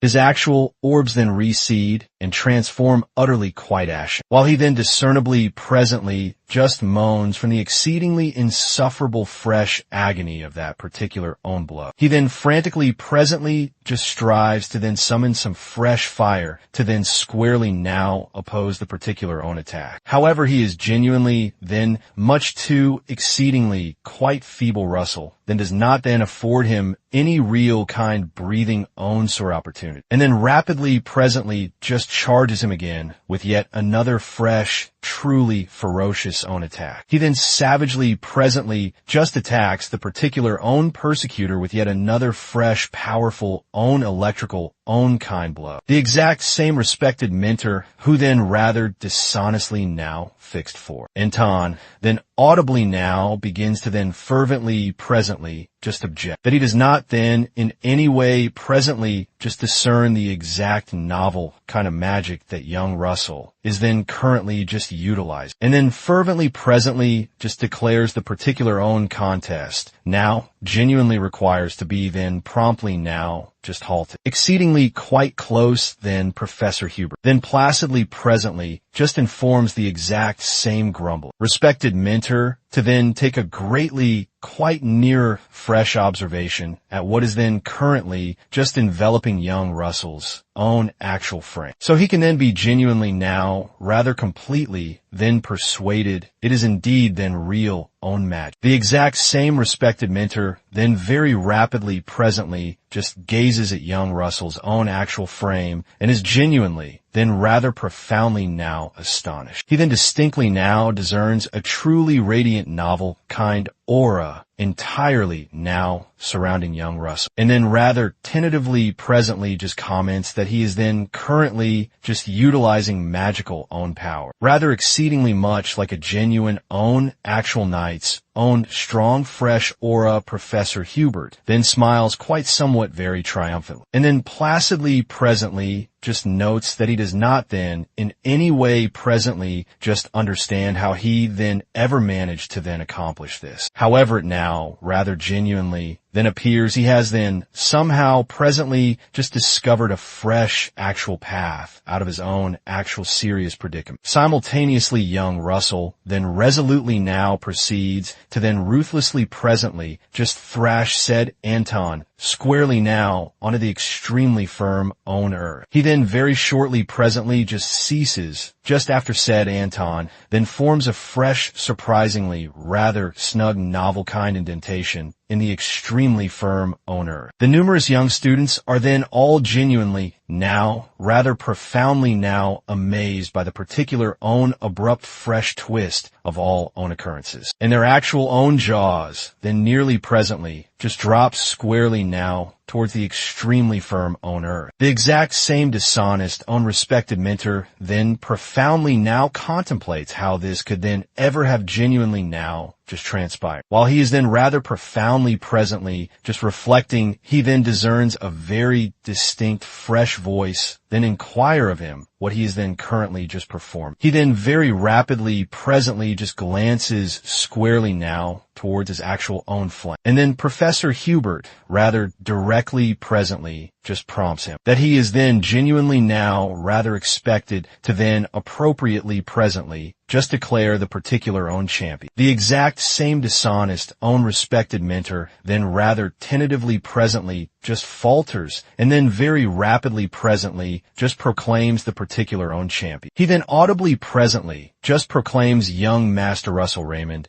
as the genuine own undeniable fresh champion, all owing to the exceedingly rather strange fresh twist of all own occurrences. The exact same respected mentor then very gradually presently just ambles squarely now toward him. He then rather somewhat very uncomfortably presently just praises young Master Russell and then placidly presently just informs him he can then currently just depart. However, young Master Russell then placidly presently just declares that it is genuinely not ever then rather finished just now. When the exact same respected mentor then directly presently questions him what he then genuinely now just signifies. Our actual own youth then placidly presently just prompts him regarding the exact novel lesson own kind rules, entirely in compliance with the exact novel lesson own kind rules, unless a distinct fresh champion then officially presently just capitulates. They ought to then be rather completely presently just allowed to then appropriately presently just summon the particular following fresh own opponent. Anton's actual own intimate own companions then audibly presently just cry out in utter complete fresh astonishment, all because they then completely presently just comprehend that they are then squarely now so immediately follow, to then have their actual own rears rather thoroughly presently just thrash. Russell then swiftly presently just indicates squarely now at one of them, and then placidly presently just informs him that he is then rather immediately follow. The exact same system then suddenly presently just presents yet another novel kind message that then appropriately now advises him. His actual following fresh goal is to then completely presently just prevail in the particular following fresh magical own contest, with truly precious fresh reward of a couple of extremely simple own level fresh enchanting own stones, and also then some actual additional fresh reward for any fresh successive own kind victories. Russell then placidly presently just gazes squarely now at the particular own youth, and he then placidly presently just instructs him to then advance squarely now to the particular own combat own kind arena, just following the particular own match. Professor Hubert then quietly presently just murmurs to his actual own self that our actual own youth then prevailed in 14 actual contests in a complete direct sequence. Now regarding the particular own match, he then acutely presently just deduces that young Master Russell then holds genuinely truly immense own perception. He then seems quite somewhat pleased that he was then genuinely rather capable to then accurately presently just discern how exceedingly much own real promise young Master Russell then possessed. A genuinely rather lengthy own period own past nevertheless. The exact same respected mentor then begins to then profoundly now contemplate how he was then ever genuinely rather capable to then develop so exceedingly truly rather rapidly. He then distinctly presently just remembers all his actual own maneuvers on the extremely broad own battlefield. Simultaneously now, Russell then appropriately presently just obtains a fresh novel kind message that he has then rather entirely presently just accomplished his particular own goal. And a fresh novel kind satchel has then been rather completely presently just unsealed as a truly precious fresh reward. The exact same system then appropriately presently just informs him that all his truly precious fresh reward will then rather spontaneously now be then appropriately presently just deposited in the particular own satchel. From this exact instant onward,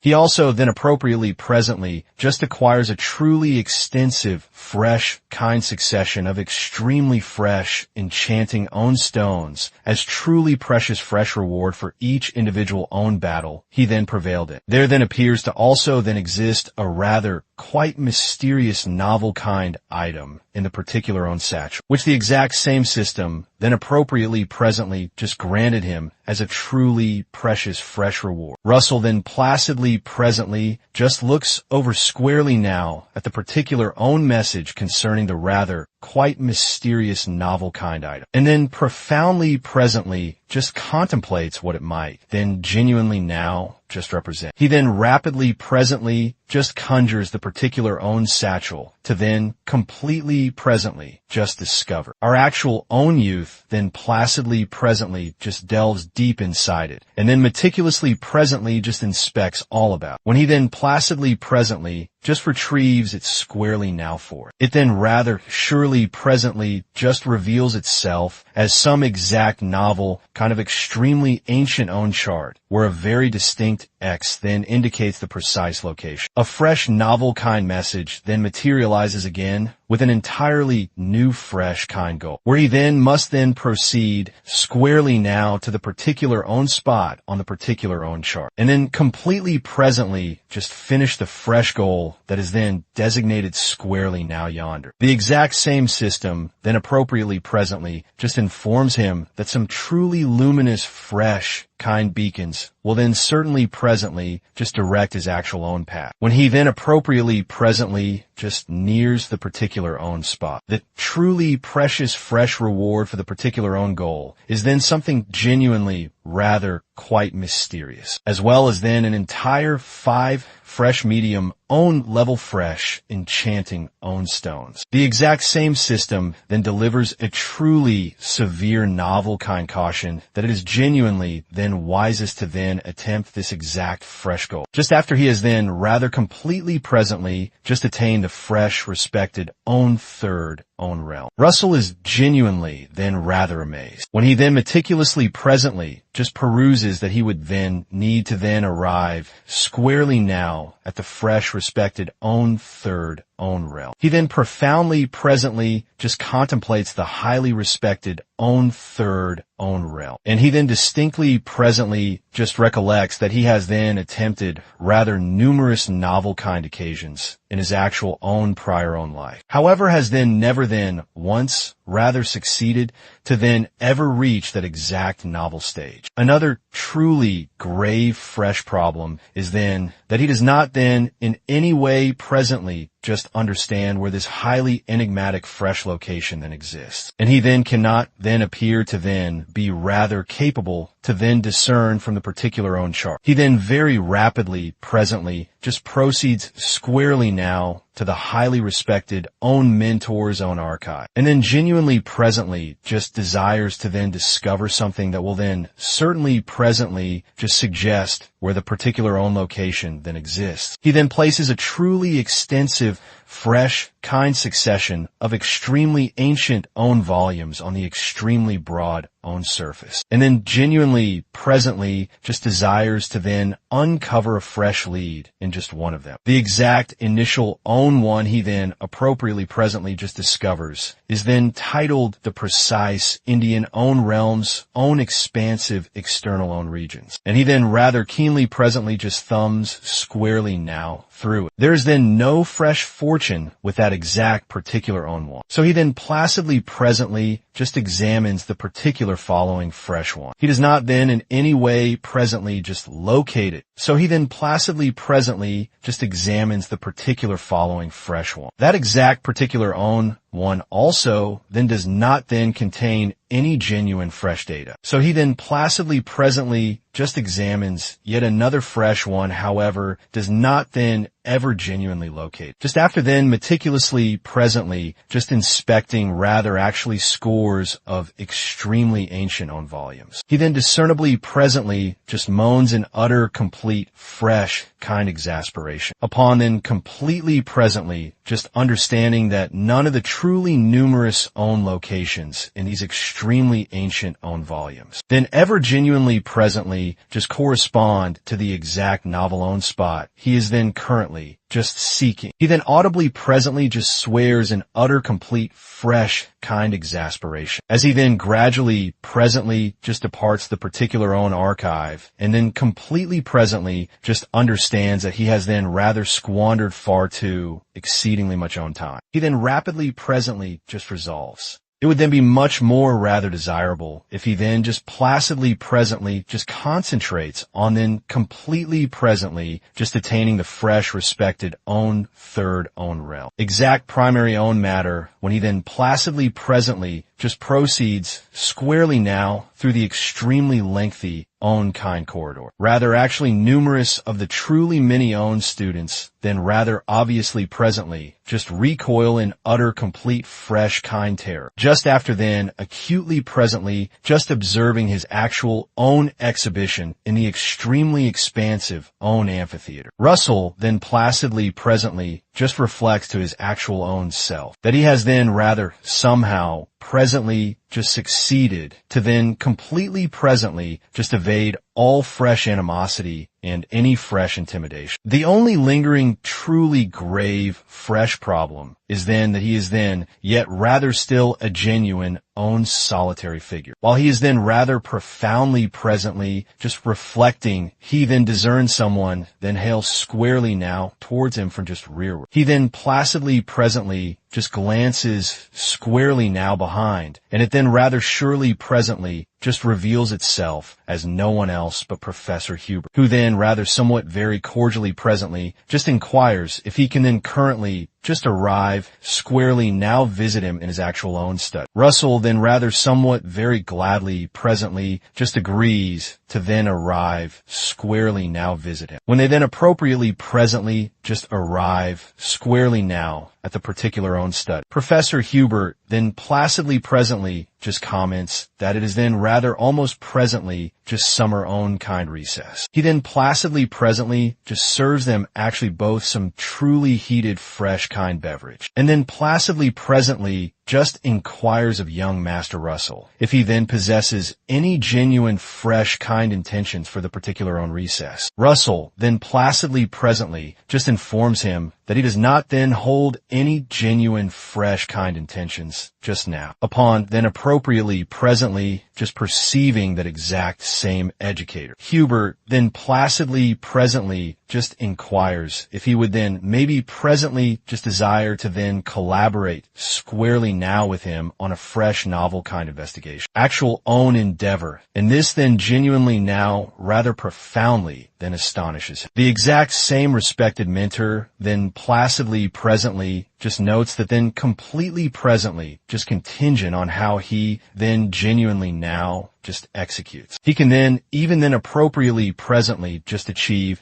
to then possess his actual own name squarely now immediately following his actual own. As the genuine own fresh principal kind writer Russell then placidly presently just lifts the particular own investigation own kind document and then placidly presently just gazes squarely now at the distinct fresh picture upon it. And he then distinctly presently just identifies the particular own location. The exact same respected mentor then placidly presently just inquires of him what he is then currently just contemplating. When he then acutely presently just observes the distinct fresh astonishment on his actual own countenance. Russell then swiftly presently just appropriately presently just expresses regret and then placidly presently just informs Professor Hubert that he then indeed presently just holds some fresh novel kind intentions for the particular own summer. The exact same respected mentor then gazes squarely now at him quite somewhat very perplexed. Now, questioning why he had then just lately presently just stated he did not then possess any genuine fresh kind intentions. Russell then placidly presently just presents him the particular own volume and then placidly presently just informs him he then genuinely presently just intends to then proceed squarely now to the particular own location that is then depicted squarely now at its very forefront. He also then placidly presently just presents him the particular own chart that he then appropriately presently just acquired. Professor Hubert then placidly presently just gazes squarely now at the particular own location on his particular own chart and then distinctly presently just identifies the particular own location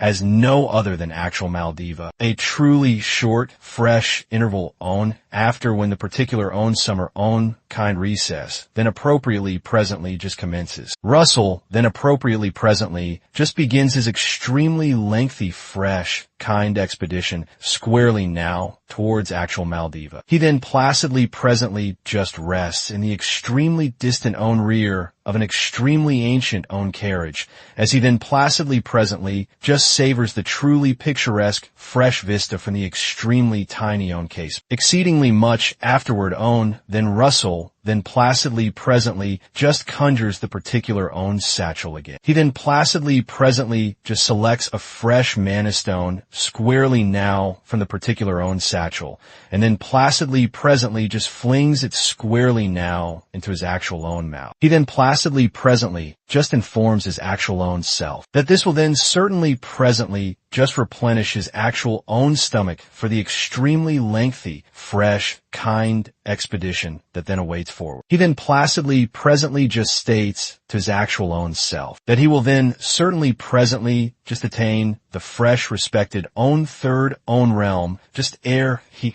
then appropriately presently just arrives at actual Maldiva. Simultaneously, the exact same respected mentor then profoundly presently just contemplates the truly unique fresh oddity of young Master Russell's actual own journey. The genuine own cause it then appears so exceedingly peculiar is then entirely because someone genuinely rather quite different is then also presently just proceeding squarely now towards actual Maldiva. He then steadfastly presently just trusts that Grand Daria, his actual own respected former mentor, must then certainly presently just exist in actual Maldiva precisely very presently. And it then might then very possibly now just prove a genuinely rather quite beneficial own occurrence that young Master Russell is then currently just bound squarely now thither. Simultaneously, then beside the extremely expansive own unconquerable own fresh ocean, Daria then placidly presently just acquires a truly pleasant fresh tan squarely now by the extremely granular own shore, and then placidly presently just relishes her actual own holiday. She then placidly presently just utters deep inside her actual own self that the particular own location might then very possibly now just represent her actual own birthplace. However, it is then genuinely presently just consistently exceedingly truly rather lovely in her actual own eyes. She then placidly presently just savors a truly refreshing, fresh kind beverage, and then profoundly presently just contemplates how exceedingly truly rather lengthy it has then currently just existed since her actual own previous own kind recess. She then distinctly presently just understands she has then been rather somewhat very occupied presently just safeguarding the extremely expansive own dominion. Now creating fresh magical own investigation own kind exhibitions, and even then assiduously presently just cultivating her actual own students. The truly great own expert then distinctly presently just remembers an exact novel moment when she was then placidly presently just speaking to her actual own student. She then placidly presently just states the exact particular own numerals not 6 and actual 3 squarely now towards them. She then placidly presently just conjures some fresh fire in her actual own palms, and then placidly presently just clarifies that these precise 3 own numerals then possess genuinely rather quite unique novel kind significance to all actual own sorcerers. The extremely youthful own children are then genuinely, now, rather profoundly presently, just amazed by the truly immense, fresh extent of her actual own ability. And they then acutely presently just attend to her actual own statements very attentively. Daria then placidly presently just instructs them that the precise 3 own numerals then distinctly presently just represent the genuine own conclusion. As a genuine own individual who is then already presently just traversing the extremely lengthy own way of precise ninth own realm, own kind magic. It then distinctly presently just represents the genuine own finalization of an extremely expansive own sixth own realm for the exact particular own sorcerer that is then yet rather still to then arrive squarely now thither. And the truly immense own hardship they will then certainly presently just experience squarely now through to then transform into a genuine own great own kind sorcerer. The highly respected own third own realm then distinctly presently just represents a genuinely rather quite distinct fresh concept. It then distinctly presently just represents the genuine own commencement of a genuine own individual then existing entirely presently just solitary as a genuine own sorcerer. Daria then profoundly presently just contemplates how it then genuinely presently just seems to then exist entirely presently just solitary as a genuine own sorcerer. Suddenly, she then distinctly presently just remembers her actual own encounter with young Master Russell, and then profoundly presently just contemplates if the particular own young youth is then currently just faring rather acceptably. She then placidly presently just proceeds, now reflecting about how she then distinctly presently just observed him, then acutely presently just perusing a genuinely rather quite sophisticated, fresh, magical own kind volume. Simultaneously, the exact same ancient own carriage that young Master Russell is then currently just within then at last presently just arrives at actual Maldiva. And the particular own driver then placidly presently just advises him they have then rather completely presently just attained their particular own objective point. The exact same ancient own carriage, own driver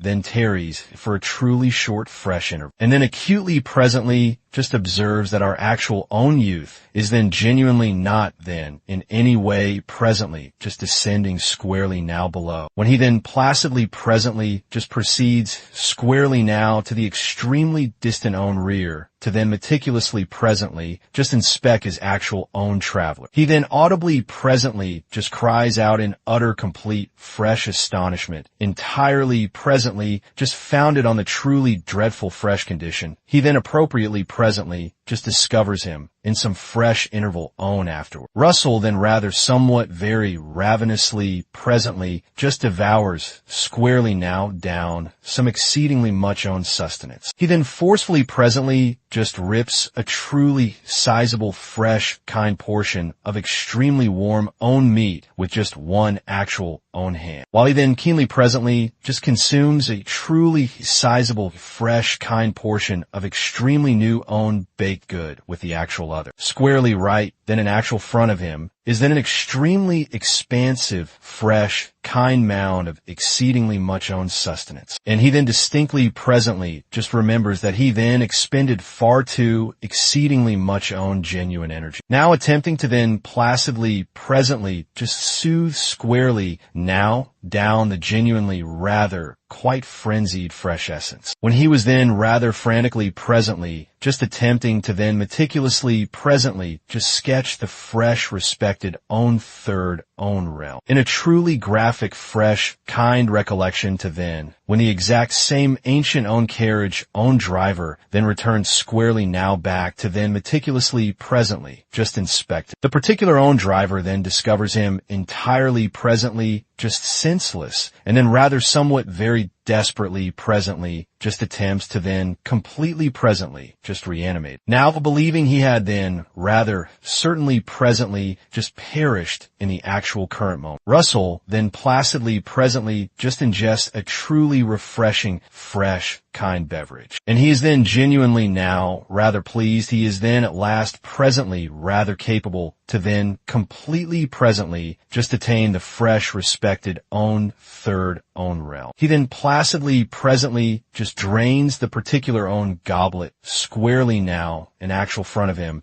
and then placidly presently just places it squarely now on the extremely broad own surface. He then profoundly presently just contemplates how exceedingly genuinely rather magnificent it is then for him to then completely presently just accomplish. Fresh third own realm own kind match, the genuine own reality that he was then genuinely rather capable to then completely presently just surmount his actual own boundary from his actual own prior own life. Regarding the constructs and endeavors to manage it, he observes while the fellow brings down his hatchet upon the construct, that is merely observing him guilelessly. The arrogant chap brandishes his hatchet and severs the construct into twain. Instance later the construct commences to restore its physique, and it does not appear overly pleased. Russell persists in watching, and he is astonished that he gets to witness these beings firsthand. The assailed construct retaliates and alters its configuration and begins to envelop the man's appendages. Shortly thereafter, the construct entirely transforms its configuration and compresses around the fellow. Igniting him ablaze, Russell is astounded by how swiftly the construct is capable of metamorphosing its physique. Meanwhile, the other fellows witness their comrade get incinerated to demise. Amidst shock and terror, Russell regains composure and resolves. This is not the optimal moment to be observing such spectacles. In wonderment, he vacates the location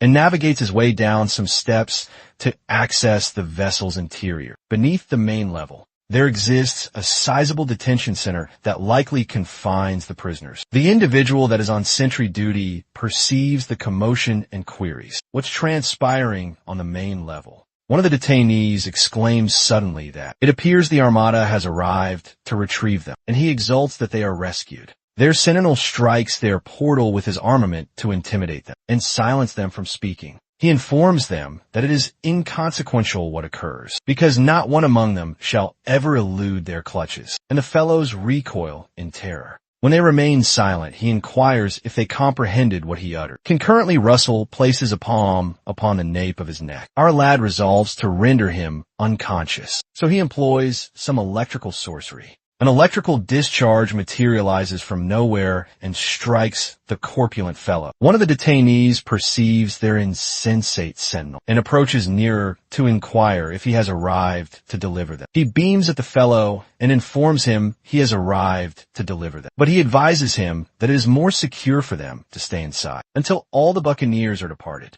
The fellow collapses to his knees and commences to thank Providence for answering his entreaties. Russell surveys around and queries, how many individuals are incarcerated in this confined zone? While they're awaiting, our chap observes something quite unsettled. He beholds a small youth crouched within a chamber and is dumbfounded that the callous buccaneers are additionally trafficking youngsters as thralls. He becomes exceedingly irate and denounces the buccaneers as vile scoundrels. Moments tareafte. Some of the other fellows arrive at the detention center, and they espy Russell. The fellows swiftly perceive the insensate form of their compatriot that is recumbent upon the ground. They comprehend that the vessel has been infiltrated by the adversary, and one among them instructs the others to apprehend the scoundrel that infiltrated the vessel. All three fellows draw forth their blades and advance toward Russell. Our lad, who is already incensed that they would abduct a youngster, informs them he shall be the individual detaining them, and he commences to fashion a tether from electrical energy. He utilizes a secondary circle sorcery designated chain light and hurls the tether in their direction. The tether ricochets from one individual to the subsequent and shocks all three fellows upon the spot. They are all shocked and become insensate. One among them menaces that some misfortune shall transpire if their commander arrives. But Russell does not permit him to conclude his declaration, and he shocks him with additional electrical energy. Our lad proceeds by inspecting the other chamber in the detention facility. He encounters a shadowy chamber and inquires what is peculiar regarding the cell. One of the individuals within the chamber queries him if he is a sorcerer from the flame tower. Russell swiftly materializes an orb of luminescence in his palms, so he can perceive more clearly into the shadowy chamber. What he beholds astounds him, because he perceives the chamber accommodates several elven beings. The male elven being queries him if he is a sorcerer from the flame tower. Once additional time, Russell comprehends he must be asking him that, owing to the insignia upon his mantle. He advises the elf that he is not yet a constituent of the flame tower, but he is met with a discourteous retort, as the elven being states that whatever he utters is acceptable. The elven being stands before the portal, appearing unenthused, and instructs him to unbar the entrance. Promptly, Russell reflects to himself that he is undoubtedly intending to unbar the entrance. Yet he queries why this individual is vexing. Even though elven beings are renowned for possessing immense self-esteem, he takes a thorough look at the fellow and ponders if he should simply abandon them yonder. Abruptly, another voice emanates from within the chamber and instructs the initial fellow to cease. The female elven being among them admonishes the initial fellow to observe his decorum. The other male elven beings are startled by her utterance, and they address her as Yahello. She endeavors to arise, so they assist her in getting upright. Yahello advises the others that Russell is not a commonplace mortal. She ambles toward the portal and informs them that he wields mana that is as immaculate as the radiance from a twilight. Seemingly, Russell is emanating an aroma of elementals, so she beams at him and addresses him. The other elven beings are astounded by the declaration that the sorcerer is not mortal. The impertinent one queries Yahello what she implied by that. Russell is equally astounded by her declaration and queries what she signifies by the aroma of an elemental. The elven beings are left confounded, and they query how a mortal can exude the aroma of an elemental. Even Russell commences to sniff himself,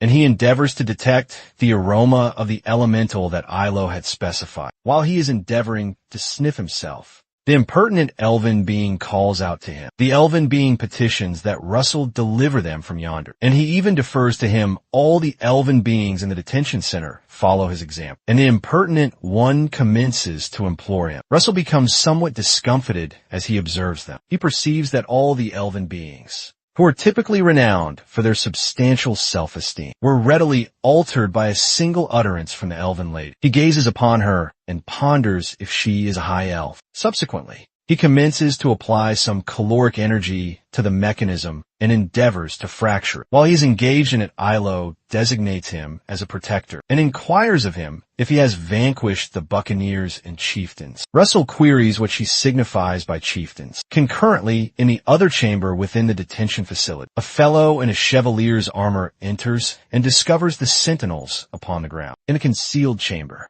Yahello informs Russell that the chieftains are more formidable adversaries. She states they are more formidable than her combatants, who are exceedingly proficient with sorcery. Meanwhile, the chevalier perceives the succession of bodies and perceives the portal of the other section is unbarred. A cunning smirk traverses his countenance, while he contemplates all the actions he intends to inflict upon the interloper. Concurrently, on the main level, the buccaneers persist in endeavoring to combat the fire constructs. Their commander observes them contending, while he endeavors to steady the vessel. The commander ultimately steadies the craft and proceeds to draw forth his blade. Abruptly, he hastens to the lower level and resolves to participate in the amusement. He swiftly decapitates the fire constructs, and it does not appear they can recuperate from this instance. When they're vanished, he queries the fellows if they were all faltered on account of such a feeble assault. Meanwhile, the commander possesses a radiance about him, which indicates that he is a chevalier. The fellows commence to exult when the commander joins them, and they vociferously inform Dorea that she is utterly finished. Mistress Dorea observes them in bemusement, astonished that they were capable of managing her fire beings. She resolves to descend from the elevation and join them upon the vessel, to scrutinize what is genuinely transpiring. Instance later, the adept lands upon the vessel's main level. All gazes pivot in her direction, as the buccaneers are astounded to behold her approach them. The commander smirks when he beholds her, and remarks that she possesses the audacity to narrow the expanse separating them. Daria brightly gazes at him, and states that it appears he is the commander. The commander proudly corroborates his station as the commander, and informs her that he is designated Don Click. Daria scrutinizes his physique and his blade, and perceives that he is utilizing something termed an emanation. The sole rationale for that is that he must have been a chevalier previously. So she queries him what he is performing here upon a buccaneer vessel. Don chuckles for a period, and he queries her whether a chevalier's dignity provides sustenance. And to phrase the levies, he guffaws copiously, and acknowledges that the Click brethren are accumulating so much more from the thrall commerce. When Don wearies of the light conversation, he brandishes high his blade and advances to fiercely assail the sorceress. He traverses the expanse, separating them in the twinkling of an eye, and endeavors to cleave her regrettably. He is incapable of landing his assault before. The flame tower adept propels herself rearward and eludes his assault concurrently. Beneath the main level, a substantial incision materializes upon the barrier of the inner detention section, while Yahello endeavors to elucidate to him that the chieftains are perilous. He swiftly pivots rearward to investigate what had struck the timber partitions. The incision transforms into a resounding detonation that causes the barrier to implode. Russell retreats backward from the effluvium, but he endeavors to discern what lies beyond it. He swiftly shields himself with a buckler to prevent being struck. The secondary Click brother facetiously indicates that Russell was capable of deflecting his assault. The chevalier proceeds to retrieve his blade and approaches him. As he draws nearer, he perceives that Russell must be a sorcerer. Meanwhile, Russell perceives he is employing an emanation which is solely unique to chevaliers. The system assigns him a new task and advises him that he is confronted with an arduous conflict. The task is to prevail in his inaugural confrontation against the swordsman. Yahello feels apprehensive owing to the chevalier's presence, and she cautions Russell to exercise prudence. She advises him that the secondary Click brother is the subordinate commander of this vessel, which implies he is exceedingly perilous. The subordinate commander just draws forth his peculiar appearing blade, displaying a broad smirk upon his countenance. He informs Russell that he may be a sorcerer, but he is nonetheless a youth as the chevalier advances. He queries Russell why he had merely rendered the fellows unconscious. He observes that he ought to have slain them when he possessed the opportunity. The subordinate commander informs Russell that he'll demonstrate how it is executed. Russell also energizes his own emanation utilizing his mana. Our lad reflects to himself that pyromantic sorcery inflicts substantial harm in the proximate vicinity, since it is constructed from timber. So he resolves to employ electrical sorcery, particularly because the fellow is attired in ferrous armor. He employs an electrical discharge and launches several discharges of electrical energy at the subordinate commander. The subordinate commander swiftly espies his assault and maneuvers his blade to intercept it before the electrical discharges attain him. The subordinate commander fractures the timber flooring before him and propels several of the shards into the atmosphere to halt the approaching electrical discharges. He praises Russell's swift discernment because he had comprehended his blade and attire should be conducted. Abruptly, instead of deflecting the streams of electrical energy flying about. The subordinate commander charges into it and informs Russell that there exists some detail he is overlooking. Russell perceives the electrical energy flying about is not impacting his armor and persists in launching electrical discharges. As our lad launches the new volley of discharges, the subordinate commander persists in charging toward him, and he informs him that his assaults will not be effective on him. As the electrical discharges inch towards the subordinate commander, he just smirks and deflects them with his ferrous blade. The discharges strike the blade and vanish instead of shocking the Chevalier. Russell, who remains within the shield,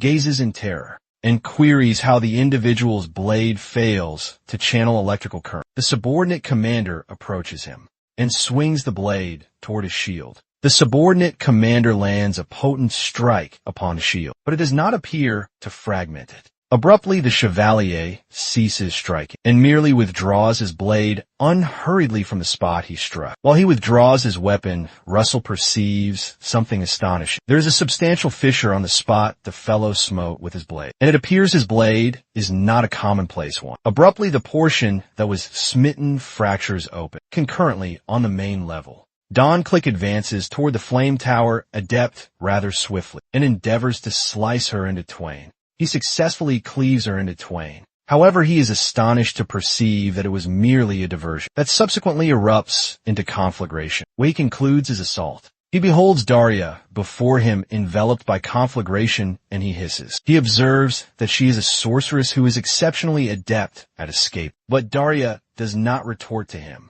When she ultimately speaks, she queries him if his kinsman is also a chevalier.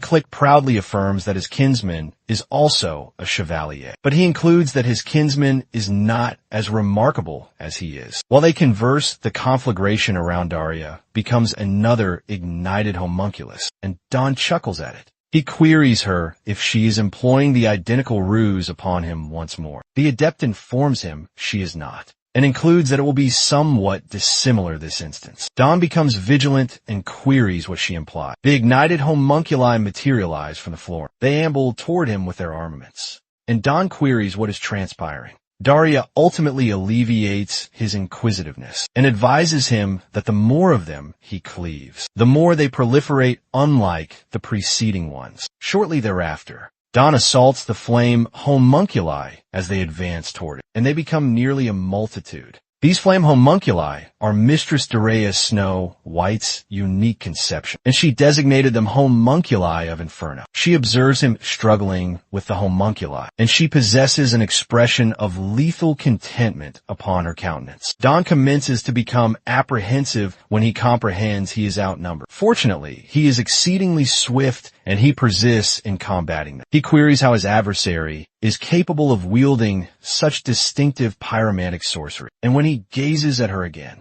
he comprehends who she is. He beholds the notable similarity with the renowned Enchantress of the Flame Tower, and he comprehends she is the one. Concurrently, there is some carnage beneath the main level. After Russell's shield is fractured, the Chevalier perceives that Russell has abruptly vanished from before him, and he queries where he absconded to. He swiftly glances to his flank, and he beholds Russell positioned yonder, so he swiftly confronts him to dispatch him. He queries how Russell was capable of eluding his assault when it occurred at such immediate proximity. Our lad just stands yonder and clasps his exsanguinating chest, endeavoring to steady himself. The Chevalier recollects that his blade made impact with Russell's torso, and he would have avowed that he ought to have been cloven into twin segments. By this moment, when he inspects closer at Russell's physique, he perceives that he also possesses an emanation around it, and he queries if he is also enveloping himself with sorcery to augment his corporeal capabilities.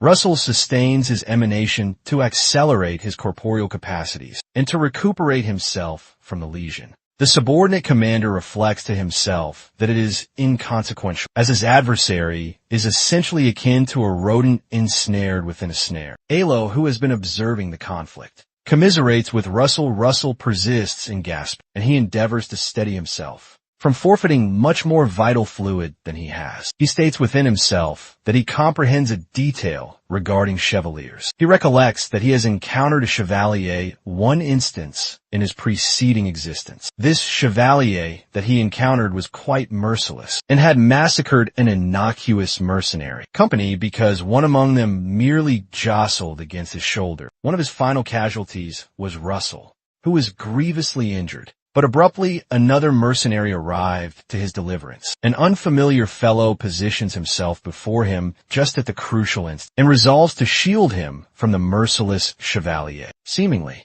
the individual who scarcely succeeded in halting the chevalier's frenzy was a sorcerer. The sorcerer fashioned a barrier separating himself and the knight, who assailed his barrier in fury. The sorcerer ultimately managed to overcome the knight. The knight might have triumphed, except that the sorcerer possessed a covert ability held in reserve. Russell then fashions a further barrier to safeguard his person. Akin to the sorcerer, the vice captain charges him anew, and then delivers a further assault on his barrier to shatter it, just as he had done previously. As he performs this, Russell recollects the tactic the sorcerer utilized to save his person from his former existence, and he duplicates it. The vice captain lands another potent strike against the barrier in an endeavor to fracture it. He succeeds in fracturing the barrier as he anticipated. However, an element appears altered on this occasion. Russell discloses that the technique the sorcerer from his past employed was to employ one barrier atop another. This is the tactic he resolved to duplicate, and the vice captain's assault has merely fractured the initial barrier. He is utilizing the vice captain withdraws, expecting the barrier to implode. Yet he is astonished to observe that Russell remains unscathed. Russell takes him unawares and unleashes an air incantation. He employs Tier 2 sorcery Gale projectile and strikes one squarely in the knight's torso. The assault is exceedingly potent, that it hurls the fellow towards the far side of the chamber. The knight strikes his cranium on the partition and emits a moan, with vital fluid ejecting from his oral cavity. Concurrently, Russell falters somewhat now, and he appears like he's yet to recuperate from the wound upon his chest. His physique appears to have mended, yet he's still in agony, and he ponders if he has shed excessive vital fluid. He rapidly shatters the fastening that he had worn, so he may liberate the elven folk. When the elven folk emerge, they express gratitude for their deliverance. Our lad requests they accompany him away from the enclosure, so they depart the vessel abruptly. The vice captain of the vessel dubs him a young upstart. He rises to his feet once more, and it appears the impact of the blow proved rather short-lived. The vice captain appears quite furious, and he informs Russell he ought to have aim for his cranium when he possessed the opportunity. Russell queries how he's capable of enduring when he duplicated the assault that the sorcerer who delivered him performed. That holds no significance now. So he rapidly instructs Yahello to gather the other detainees and ascend above, where they shall be protected. The vice captain scoffs at their scheming and sarcastically queries Russell how he finds the moments to deliver the thralls. He advances from his current position to launch an assault with incredible swiftness in just a mere instant. He's already upon Russell, yet our lad swiftly deploys the barrier. Typically, the strike from the blade fractures the initial barrier, yet fails to fracture the inner layer. The knight informs him that he shall afford Russell no opportunity to retaliate. Assail him on this occasion, just as he did the prior instance. He commences assailing the defensive barriers, swiftly shattering each conjured barrier in a few mere moments. Russell has no alternative save to continuously fashion barrier upon barrier, and the vice captain persists in shattering each barrier he conjures. Russell resolves to continue delaying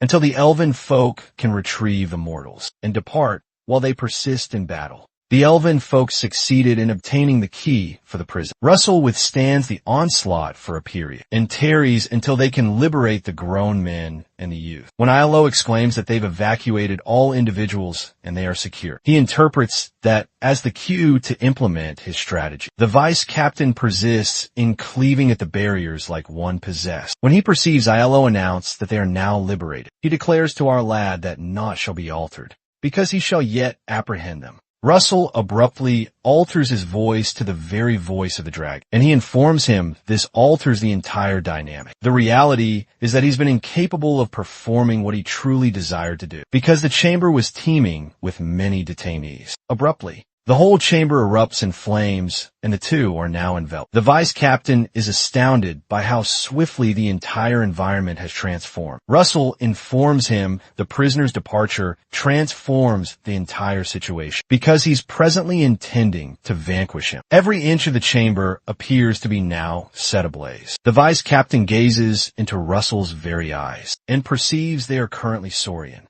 which unnerves him greatly. He swiftly withdraws and readies his twin blades. The vice captain emits an uneasy chuckle, and he queries whether Russell has altered his very intention, and he's at last prepared to truly slay. He resolves to act first ere Russell can make any move. He advances rapidly, as is customary, and informs Russell he's intending to skewer through his person and the barrier simultaneously. As he advances nearer, a brilliant luminescence abruptly materializes, which compels the vice captain to slow his forward pace somewhat. Russell has now dispelled the barrier, and he's currently wielding one of his unique enchanted creations, which he employed to vanquish the frost constructs. His distinctive fiery spear, the Chevalier, still persists in moving onward to skewer Russell with his sharp blade. He queries whether what he's wielding is a typical flame-type lance, when he discerns the strange emanation. He comprehends it's more than merely a fire-type spear, and he perceives that this specific armament is no less than many tiers beyond a quite common lance, forged in pure flame.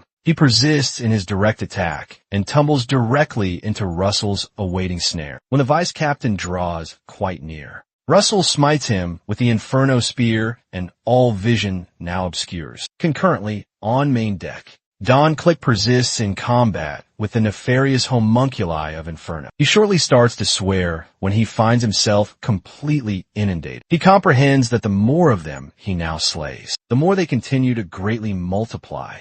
Yet he additionally understands that he cannot cease from dispatching them. Don queries the location of his quite witless kinsman, and why he hasn't yet come to join him. The flame homunculi persist in assaulting and greatly proliferate. Don has no alternative save to continue to strongly retaliate. He resolves internally he must persist for just a brief moment more until he can attack. Abruptly, a brilliant luminescence commences emerging from the very earth below. Via the wooden planks, Don gazes at the very ground, and he's astounded to observe the radiance emanating from the very chamber beneath. He halts his current feeding when the light becomes much brighter, and seems to be ripping through the very timber beneath his own feet. Moments thereafter, an immense surge of great power issues forth from that aperture, and nearly rips the entire vessel in twain. The force of the power surge throws Don from his very own stance. He collapses to the earth and gradually fades into insensibility. The Inferno Spire adept observes the whole spectacle and queries what is now transpiring. As she continues to gaze about, she detects a strange sound rearward of her. Miss Doria observes the kidnapped individuals emerging from the lower level. Russell lies upon the earth amidst the very center of the debris. He appears insensate, and his eyes remain tightly closed. The interface materializes and presents a new message, indicating that Russell has now completed his objective, and he shall presently obtain recompense of mid-tier mystical gems. When the remaining fellows perceive that their commander has now fallen, they board several patrol vessels to retaliate and seize control of the circumstances. Miss Doria perceives their intentions and chuckles as she now grasps her scepter. She conjures all the flame homunculi utilizing her unique scepter, and they ascend from the ground and then become quite round to annihilate the buccaneers within their vessels. She hurls the constructs toward their many patrol vessels. The Inferno imps alight upon the lesser craft in close proximity and eliminate them entirely, then concurrently. Beneath the main level, someone approaches Russell and commences his restoration. After a brief new interval, Russell regains awareness, and he queries her regarding what transpired. As he attempts to rise, Yahello instructs him to remain perfectly still. She persists with the mending procedure, and adds that her mystical energy is not completely replenished quite yet. Thus her mending is not as swift as it was previously. When the adept perceives that Russell has now fully recovered, she informs him he performed admirably by vanquishing a pair of chevaliers all on his own. But Russell does not comprehend what she is now speaking of. Close by, Dawn and his kinsmen are bound securely to a pillar for their atrocious conduct. Abruptly, Yahello interjects and tells Russell that she owes him a very great deal. She tells him that she cannot compensate him right away, but she will discover a method. She introduces herself by the name Isla, noblewoman of the pale, sylvan, ash tree clan, and vows upon the esteemed dignity of her revered founding forebears that shall find a method to repay him in a future time. Russell presents himself by his own name and politely states that he merely performed what he was truly obligated to do as a protector close at hand. The pair of elven males swiftly rejoin the renowned Inferno Spire adept, and they now inform that they've assessed the current state of the many detainees. Witch Daria lauds Miss Daria is struck by their profound dedication, and she lauds Yahello for instructing such truly benevolent underlings. Russell gazes upon them in pure wonder, and he perceives the elven folk appear to be far more amicable. He queries the Lady Yahello the intended significance of her statements when they were within the small chamber. Lady Yahello merely gazes upon his form and struggles to recall the topic of his current query. She queries him whether he's referring to her very own prior utterance regarding discerning the unique aroma of an ethereal being upon him, and their dialogue attracts Miss Doria's undivided attention. Russell confirms that this is precisely the very matter he was referring to. The noblewoman responds to his query by asking him if just perchance his lineage is mingled with a great dragon's own essence. The sheer accuracy of the query deeply astounds Russell. She proceeds to then inform him that she too possesses the lineage of the great green dragon, coursing through her very own veins. She clarifies that in her own case, the draconic lineage she holds is rather akin to a solitary droplet within a great mirror. Thus, it is nothing of truly great consequence. She merely includes that even with the meager quantity she actually possesses, she's discovered that draconic essence can also indeed draw ethereal beings. Miss Yahello grasps our own young lad's hands and informs him that she can detect a truly potent aroma of ethereal beings from him. Perceives the dialogue, and she queries if the blended draconic lineage is why Russell advances so powerfully at such a phenomenal velocity. She reflects internally that Russell might culminate as a presence who will profoundly influence the dominion of Endymion and conceivably the whole planet. Very shortly following, several of the upright chevaliers arrive to aid the detainees from a vessel. When it is moment to depart, Miss Darius Stone informs Lady Yahello that she presumes that she intends to remain and stay concealed until she is capable of replenishing her mystical energy. Lady Yahello confidently corroborates that this is her very intention. The adept advises her that her dwelling is not distant from this location and advises them that they are invited to reside there alongside them. She additionally includes that she trusts that the Lady Yahello can provide assistance with Russell's instruction. Russell simply appears utterly bewildered. While he queries what instruction the Inferno Spire adept is discussing, Yahello perceives this as a chance to settle her obligation to Russell. She blushes slightly and proclaims that she will be delighted to join them. Miss Daria queries Russell why he's exaggerating and facetiously queries him if he does not desire her to instruct him. Our lad swiftly informs her that this is not the circumstance, and he states he'd be thrilled till the adept indicates them the route and advises them the conveyances will arrive very shortly, for which they express their gratitude to her while they ambulate to where they would board the conveyances. Russell queries the Inferno Spire adept whether it will be permissible if he participates in her instruction when the academic term at the institution is commencing very soon. Miss Darius merely reassures him that Professor Hubert will manage it. Very shortly thereafter, they all reach the conveyances. Very shortly thereafter, the carriage drivers halt the carriages, and it appears they have reached their very own endpoint. Miss Daria informs the others that they have now arrived, and before them stands a truly splendid appearing residence. The Inferno Spire adept realizes they might feel a bit intimidated, so she advises them not to feel constrained and remain at ease as they now step inside while they traverse through the very verdant garden. Everyone persists in gazing about the truly exquisite residence. Yahello praises Miss Daria's abode and states it is an exceedingly lovely place. She thanks Miss Daria for her immense benevolence towards her and her fellows. While they're progressing inside, Russell glances rearward of him, and he perceives something rather recognizable. He ceases ambulating and gazes about for a brief moment. Something besides the residence's allure draws him to the very surroundings, yet he cannot precisely identify it. Abruptly, he recollects that he journeyed here with his forebears many years prior. Russell approaches the Miss Daria and states that had desire to pose her a query. She pauses and pivots to attend to his very own query, so he requested to verify if the estate was not initially hers. Miss Daria becomes a bit uneasy and informs him that individuals will assume she purloined it if they perceive it. Thus, Russell shamefacedly offers his apologies. She corroborates his very own doubts and advises him that he is indeed correct, because she procured the estate from a certain merchant conglomerate. Years prior, Russell comprehends that this estate is among the properties that his lineage possessed, before his progenitor was then slain, and his lineage then disintegrated. Russell recollects that following his family's misfortune, he heard that the estate was divested at a meager valuation. He queries how peculiar it is to return hither in this fashion. A single week subsequently, Yahello awakens and enters the main chamber. The Inferno Spire adept scans her very aura and states that she is relieved to observe that Yahello has replenished a great deal of her mystical energy.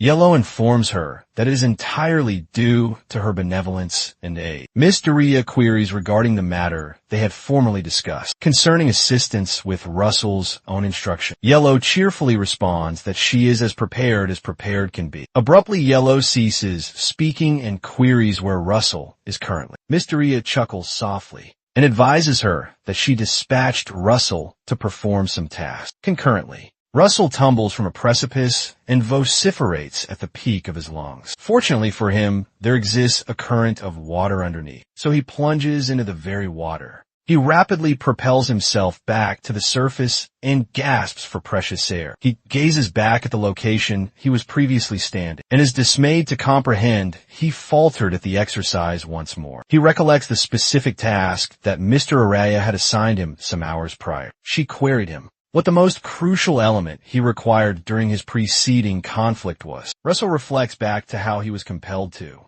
continually employ a barrier to endure that particular conflict. Thus, he states that the element he required most was separation. The adept corroborates that and informs him that in armed conflict, separation is the most paramount element for all sorcerers. She beams at him and requests him to observe quite intently. As she performs some action, Miss Daria takes a single step from the precipice, yet some flame envelopes the limb that she positioned upon the abyss. Very shortly thereafter, her whole physique is enveloped with flame, and the adept is nowhere to be now found. She abruptly materializes upon the far edge of another precipice, still enveloped in flame, and traverses over to the very other side. While Russell observes, he comprehends that she just utilized spatial manipulation sorcery. This specific technique is designated as teleportation. After she traverses the chasm separating the precipices, Miss Daria informs him that from this moment onward, he'd need to endeavor to traverse the precipice utilizing teleportation. She advises him that he's going to require it in times to come. Abruptly, the interface materializes and informs him his new objective is to master teleportation. It discloses that the recompense are mid-tier grade mystical gems. Russell ultimately makes his way from the water and crawls to the bank, while he ascends back up to attain the summit of the precipice. He contemplates the technique designated as teleportation, and he deduces that the capacity to employ this technique is not contingent upon whether you're on a lesser or greater tier when he attains the summit. He deduces that it is a sorcery that can solely be acquired by comprehending its underlying principles. Our lad rises again and endeavors to attempt at one further instance. Russell takes another stride of pure conviction. He tumbles to the earth once more then, and exclaims as he plummets towards the very water. Many hours later, Russell manages to ascend back upon the stony outcrop, and he queries whether this teleportation endeavor is truly just mere practice, or is a stratagem to compel him to work on his very stamina. After he attains the summit, he resolves to concentrate more intensely this time. Abruptly, as Russell takes a further stride, an expanse of flame materializes beneath his very limb. While he readies himself to take the fresh stride, his secondary secondary limb is also enveloped by very flame. While he proceeds from the precipice, he detects a startling sound from rearward of him, instructing him to act now. He tumbles once more subsequently then.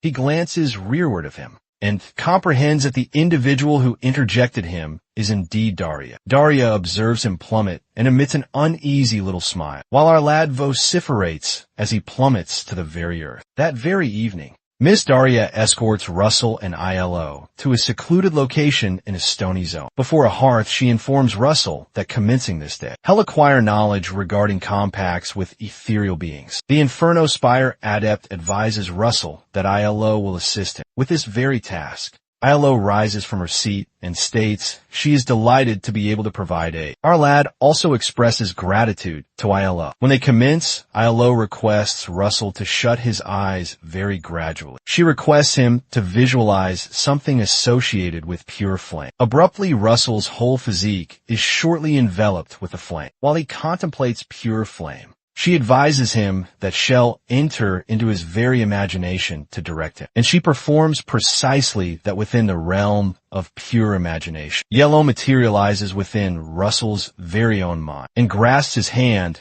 to guide him along the very correct trajectory. Yahello commences to elucidate that there exists some detail most individuals do not know. She states that the portal to ethereal beings exists for all individuals. It is inconsequential if you're immortal, an elven being, or any other entity. This is inconsequential because all entities are originated from pure nature. After all, in his own mind, she commences perceiving apparitions of demise and immense armed conflict. Abruptly, additional flames are discharged from Russell's very own physique. The flame is so immense that even the Inferno Spire adept appears astounded. Concurrently, Yahello, who is still scrutinizing his very own mind, queries what the maelstrom within his very heart is. She persists in endeavoring to recognize it, and she perceives an exceedingly unsettling image of a fellow being slain, and it is excessive for her to now bear. She peers more profoundly into his mind towards the very portal, to the ethereal realm before the very portal. There exists an immense maelstrom of water that separates them from the portal. She queries what the immense maelstrom might possibly be. Concurrently, Russell stands rearward of her, and he is weeping quite copiously. She persists in scanning his emotions and comprehends that he's filled with intense animosity. When she scans more profoundly, she comprehends it might not be animosity, but something quite distinct. In a tangible realm, Russell winces at the agonizing impact of re-experiencing dreadful recollections from his past upon the very spot. The mystical energy emanating from Yahello and Russell persists in escalate until the luminescence becomes quite blinding. The blinding characteristic of the mystical energy alerts Miss Daria. She perceives that the luminescence is so brilliant that it appears like they are about to truly detonate. So she resolves to halt them from progressing further, while their mystical energies persist in escalating to an alarming velocity. Miss Daria unleashes an incantation to safeguard the pair of them. A few hours subsequently, Russell awakens and discovers the Inferno Spire adept by his very side. He beholds the Inferno Spire adept by his very side, and he is astounded to perceive her position yonder. He awakens with a throbbing headache, and he queries her what transpired to him. He elucidates to her that it felt like his mystical energy abruptly detonated. While he speaks, Lady Yahello steps into the very chamber. He perceives several bandages around her arms and queries her what transpired to her very arms.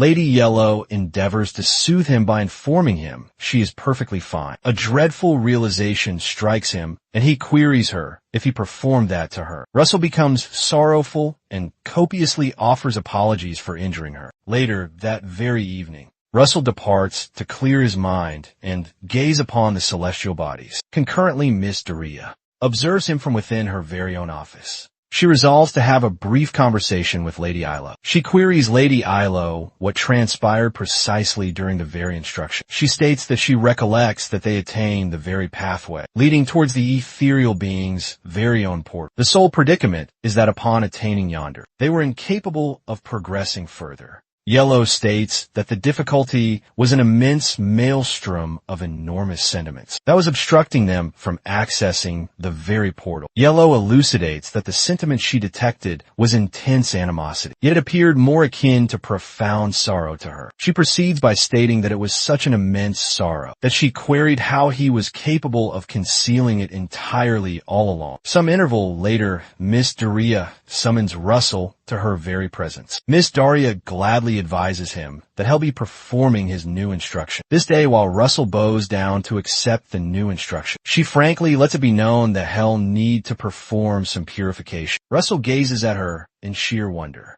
and queries what she's now discussing. The Inferno Spire adept advises him that he's going to assist with the residence's domestics. Thorough purification for a weak Russell is astounded to hear this and queries why his instruction must involve thorough purification of the residents. Miss Daria includes that she and the lady Yahello will be journeying towards the very capital. Yahello bids Russell farewell and states that she'll see him the following week. He rapidly corroborates and merely instructs them to take good care of themselves ere they depart. Miss Daria reminds him that this is not a form of retribution. He consents to perform it yet within his own self. He resolves to purify the dwelling and practice the teleportation technique in the remaining interval ere they depart. The Sorcery Spire adept includes additional information just in the event. She informs him that she's prohibiting him from employing sorcery this week, and Russell is astounded after the chariot has departed. He's left in utter bewilderment.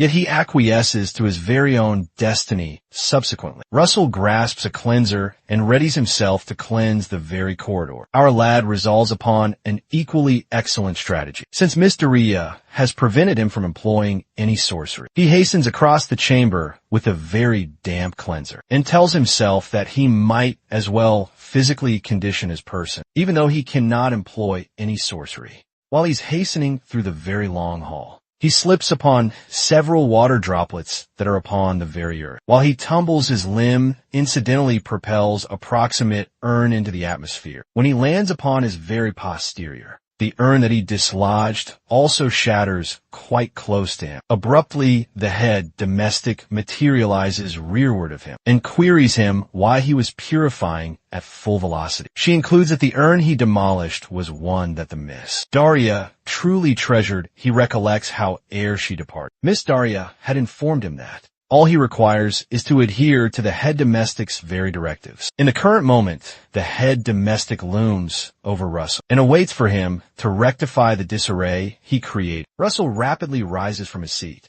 and endeavors to gather up the fragments of the fractured urn with his very hands, and offers apologies for creating the very disarray. The head domestic dons several new gloves, and she advises him that she is quite aware that he cannot employ sorcery for a full week. She presents him a cloth and instructs him to kindly adhere to her directives in purifying the dwelling from this moment onward. Subsequently, Russell is assigned the task of dusting the very urn, and the head domestic abruptly materializes rearward of him and instructs him to support the urn from its very base, so it does not tumble while he's cleansing the very floor. She materializes once more then, and queries whether he's considered purifying behind the very portal. She appears to be present wherever he may go, and this greatly unsettles Russell for the remainder of the very day. He persists in receiving additional instructions and many corrections while he continues his assigned tasks. Ultimately, when he finally concludes,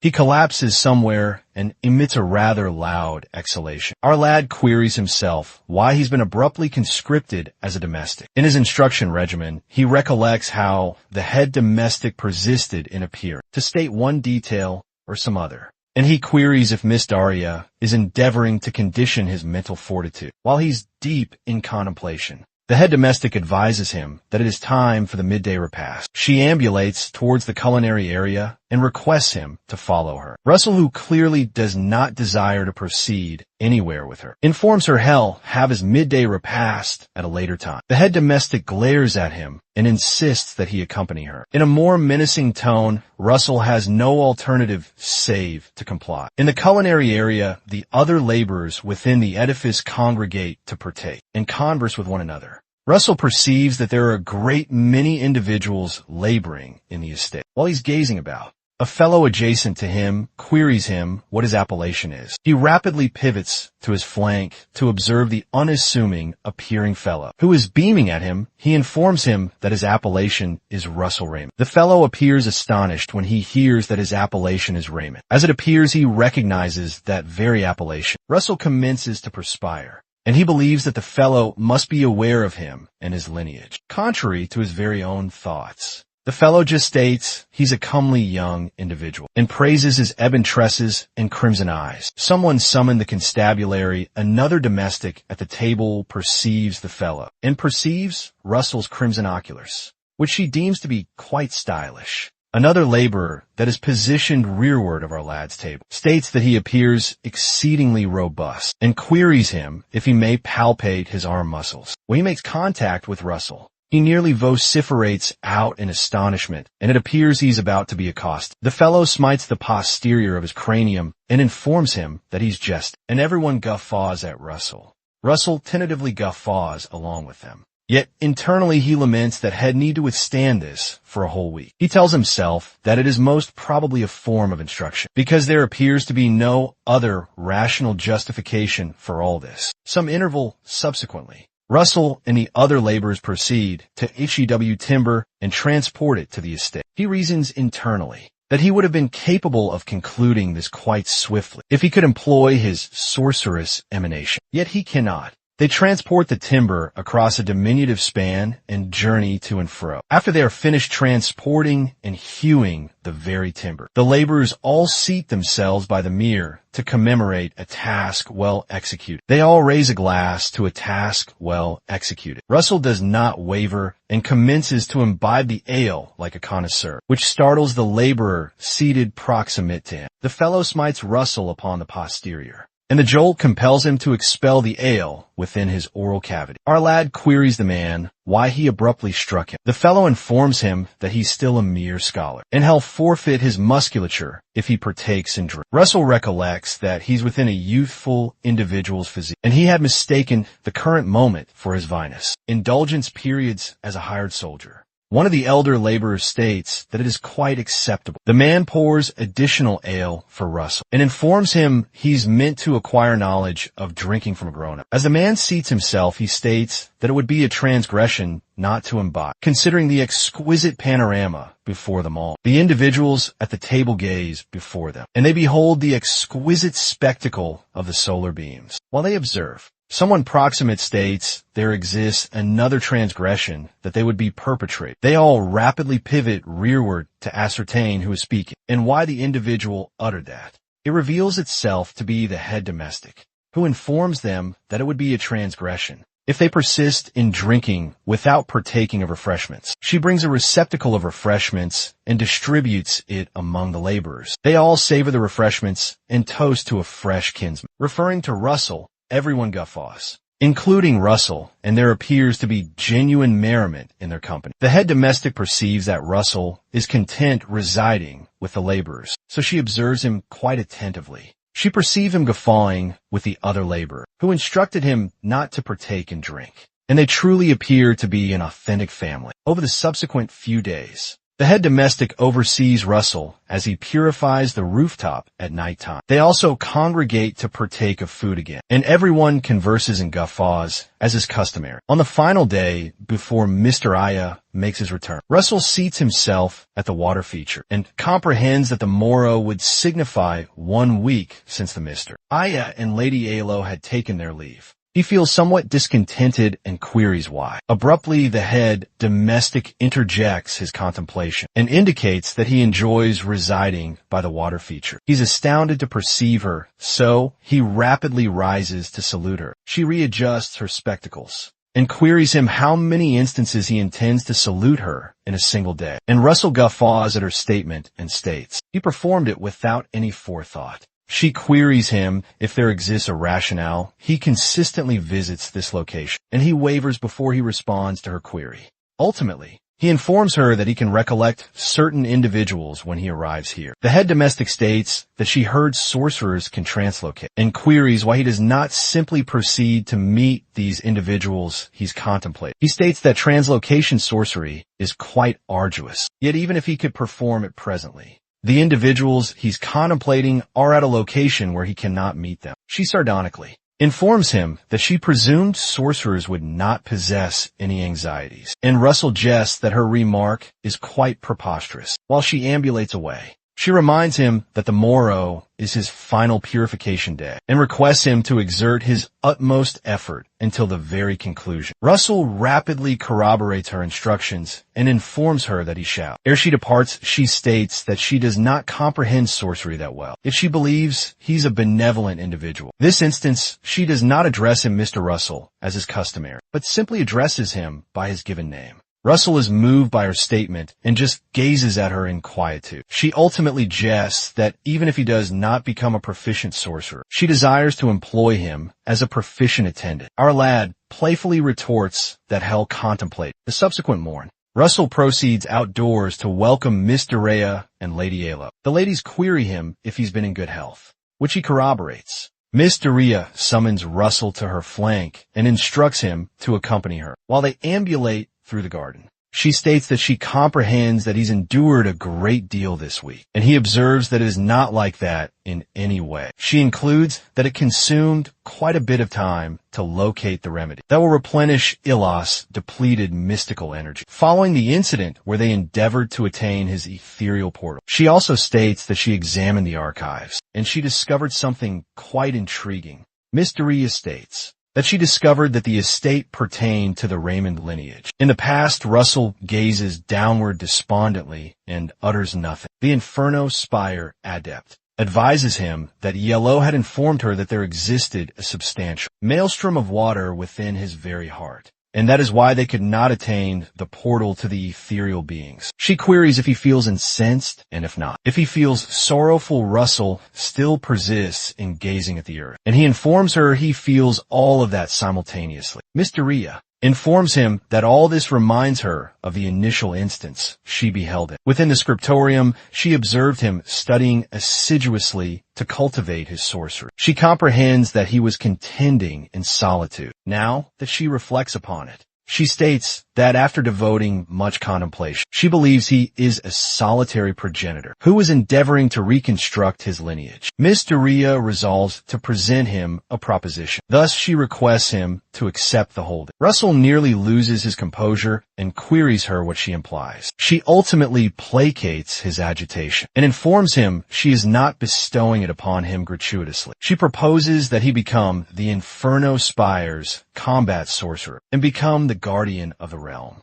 If he performs that, he can accumulate substantial wealth from it and acquire this holding from her possession. Russell emits a sigh of alleviation when she elucidates what she implies. She beams and queries him if he comprehends. She cheerfully includes that he does not need to contend in solitude at nighttime. Miss Dorea, Lady Yahello, and Russell venture into the woodlands again for their instruction. Lady Yahello advises Russell that the preceding instance, she did not awaken his own awareness. While they neared the portal of ethereal beings, she advises him that she directed him with her insensate mystical energy. Yet this instance, they'll journey to the portal in unison. Russell does not appear so enthusiastic to perform this again, and he queries her what will transpire if she sustains injury again. Yahello heartens him by stating that they brought a substantial quantity of remedies. Yet Russell informs her head prefer not to inflict injury upon her at all. Yahello just requests him to shut his eyes and visualize a fire as he did. The preceding instance, she informs him shall awaken his very imagination, so he's aware when they attain yonder.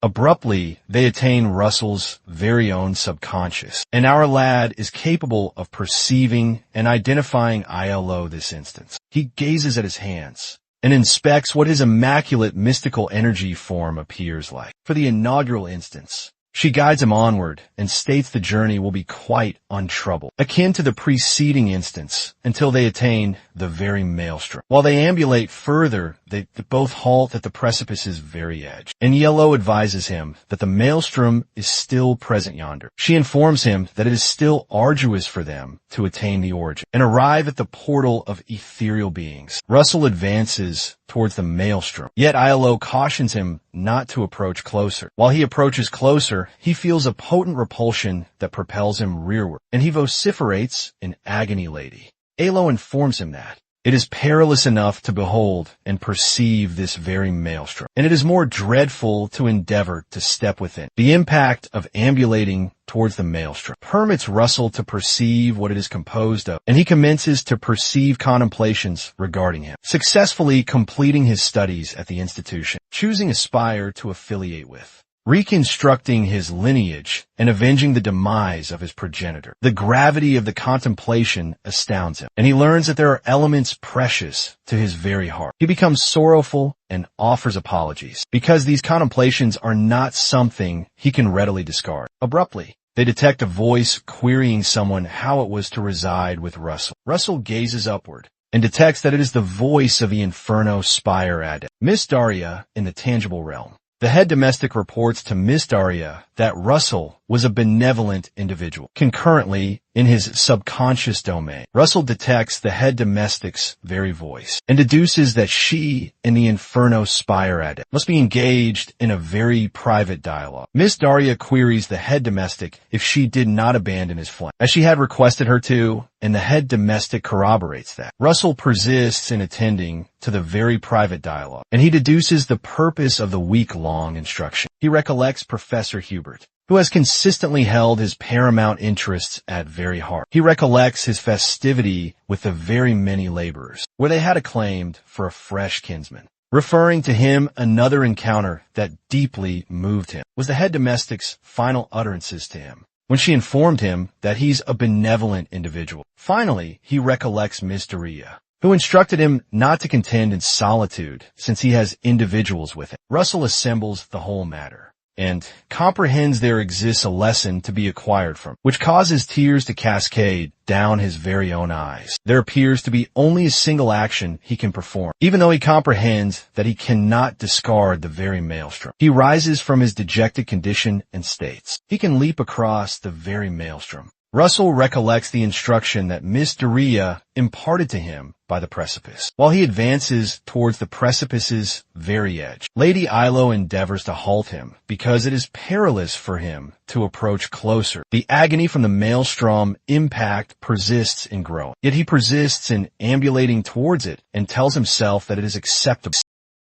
Yet it is acceptable if he plummets, for he is not by himself. While he takes his inaugural stride from the very precipice, some flame materializes beneath his very own foot. Yahello observes in terror from rearward and hopes that he endures it. Russell abruptly deploys the teleportation very technique, and he vanishes from the location and leaves a trail of pure flame. After Russell employs the teleportation very technique, Lady Yahello does not perceive him any longer. Thus she gazes at the very other side to ascertain if he has successfully traversed the very precipice. Fortunately, Russell materializes upon the other side in a pool of pure flame. Lady Yahello informs him that he's genuinely accomplished, and Russell gazes back at her and simply beams, incapable of detecting her rearward of him. The maelstrom persists in its very own fury. The lesson here is never to confront your anxieties or profound difficulties, but to simply leap across them. Abruptly, a notification display materializes and advises him that he has now completed the objective and has obtained in mid-tier grade mystical gem as a recompense. Russell stands before the very portal, elated that he's been capable of traversing over. Yet it appears he does not comprehend what to perform subsequently. From nowhere he detects Ilas' very voice within his own mind, and she instructs him to proceed to the portal of luminescence before him. Her voice startles him, and he queries how he's capable of detecting her. Lady Yahello advises him that they can still commune with one another because their mystical energies are still interconnected. Another display materializes up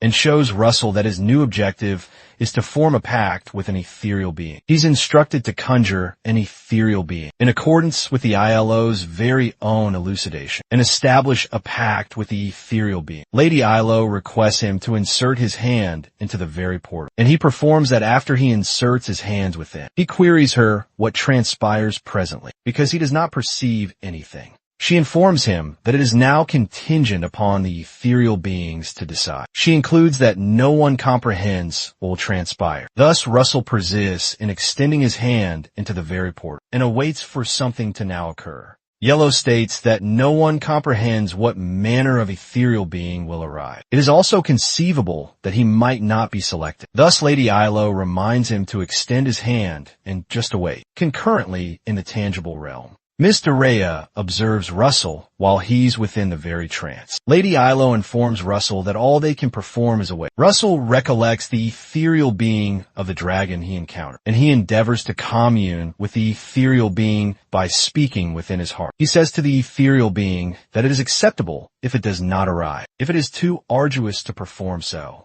He includes that he won't be dismayed on account of that. Abruptly, an immense crimson dragon materializes around him upon a mystical circle. When Russell perceives the great dragon, he communicates the reality that he's grateful for all that has transpired, leading up to this very moment. The dragon advances closer and makes contact with his very hands, and they formalize a pact quite abruptly. They are all withdrawn from the very world, and Russell jolts back to the tangible realm. He unseals his eyes and queries what transpired. When he fully unseals his very eyes, he's astonished to perceive a diminutive crimson dragon upon his very lap. The diminutive dragon emits a growl in a charming manner, and our lad queries if this is how ethereal beings appear. Lady Yahello and Miss Dorea guffaw quite close by. Yahello felicitates him and the miss. Dorea advises him that there exists something else to also commemorate. Russell queries what she is now discussing,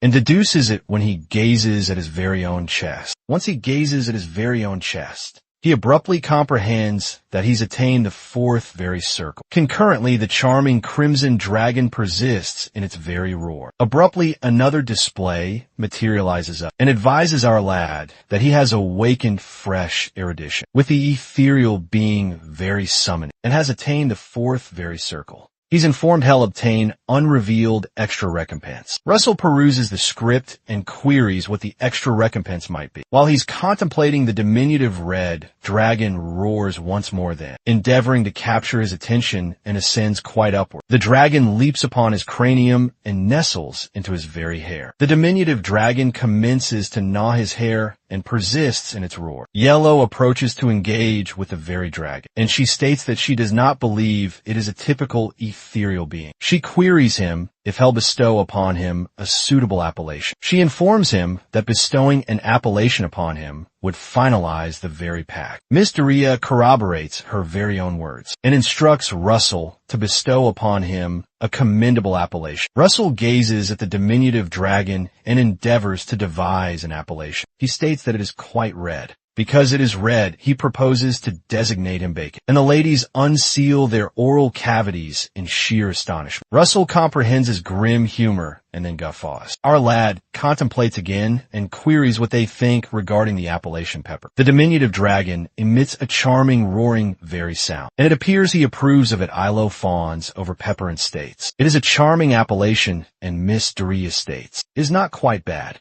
Russell reflects internally that pepper would be an abbreviation for the pepperoni, yet he does not divulge that to them. Miss Dorea proposes that they proceed to commemorate, and they can commence the genuine special instruction the very morrow. Russell persists in engaging with the pepper, and he states he's anticipating the very instruction. He persists in engaging with the pepper, who persists in testing his vocal apparatus with an endearing little growl. And Russell informs Pepper it is delightful to encounter him. A lunar cycle, subsequently we journey back to the very institution. Before the main portal, all the educators align themselves to receive several significant invitees. Upon the day where the spires ultimately select their scholars, one of the educators states, he queries how many graduates will be selected this very year. Another instructor close by states that it is essentially already determined. While they converse, an announcement is then made that the Dominion's White Spire's adjudicator has just arrived. The adjudicator arrives with one of the very scholars, and the instructor that was just speaking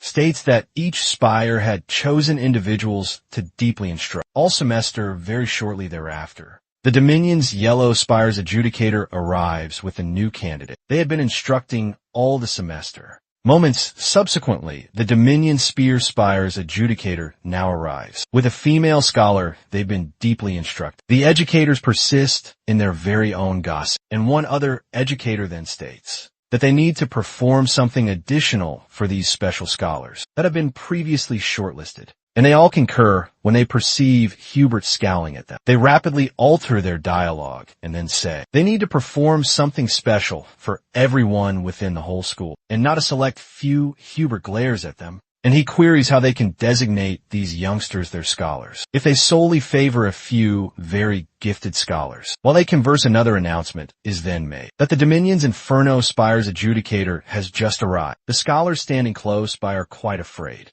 because the Inferno Spire is one of the most distinguished spires in the whole Dominion. Unlike what they all had anticipated, a different individual, named Vermilion Olsen, steps from the Inferno Spire's very own coach. Professor Hubert gazes at Vermilion and queries why he's present here. Vermilion appears exceedingly formidable, and he gazes about to search for Russell. When he does not locate him, he states that it appears that he's not present here quite yet. Professor Hubert becomes apprehensive that it would appear that the Miss Doria does not intend to select Russell because she dispatched Vermilion as the very adjudicator. Concurrently, someone translocates across the sky utilizing pyromantic sorcery. It reveals itself to be Russell, who is hastening to arrive at the ceremony quite punctually. Vermilion perceives the peculiar very presence and gazes upward to ascertain who it is. Russell ultimately lands close by and emits a sigh of pure alleviation. He comprehends he was nearly quite tardy, but is delighted that he arrived in the very nick of time. Russell's gaze intersects with the Vermilion, and he's astounded to perceive him present here. Vermilion just gazes at him quite blankly, as if he does not know him. Vermilion pivots around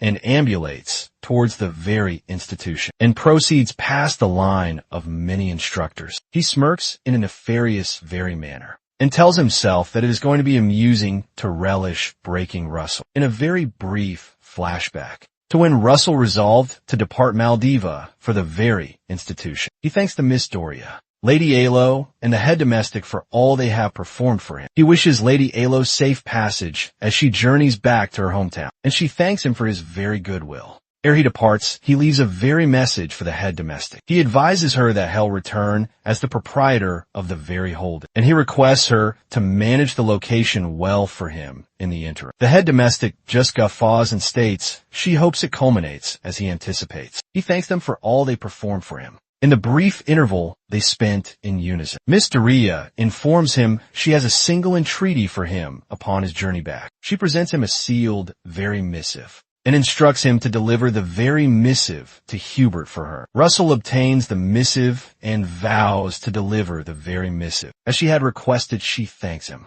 Yet he perceives she does not appear too well. He queries what the substance of the missive is and why she appears downcast. In the current moment, Russell and the professor seat themselves in his very office. Russell presents him the very missive, and Professor Hubert states that it is a great relief, that he's arrived at the very correct moment. The professor peruses the very missive and informs him that the sole predicament is that it would be arduous for him to provide aid during the very selection. He conceals the substance of the very missive and elucidates that something that he must perform rapidly has materialized. Russell beams and states that it is quite fine. Ere he takes his leave, Professor Hubert imparts to him a fragment of counsel that could prove advantageous. He advises Russell not to underestimate Brother Olsen, because he can be a force to be truly reckoned with. The professor informs him that he cannot merely endeavor to exert his utmost. He must be the very paramount. He includes that he's certain that Russell can perform it and pats his shoulder. Russell beams at him and informs him not to be concerned. Abruptly, the interface advises our very lad that his new objective is the Spire very selection. His objective is to demonstrate an overwhelming disparity in very levels and obtain the acknowledgement of the 10 selection very adjudicators. Very shortly thereafter, the inaugural round of the selection then commences. All the scholars seat themselves before a professor to compose a preliminary written examination. Russell considers that the written examination is not arduous. He recollects that he faltered at this examination in his preceding existence. Thus, it is not so much of a true challenge to him presently. He considers the reality that there exists something else to be concerned about. The principal matter to be concerned about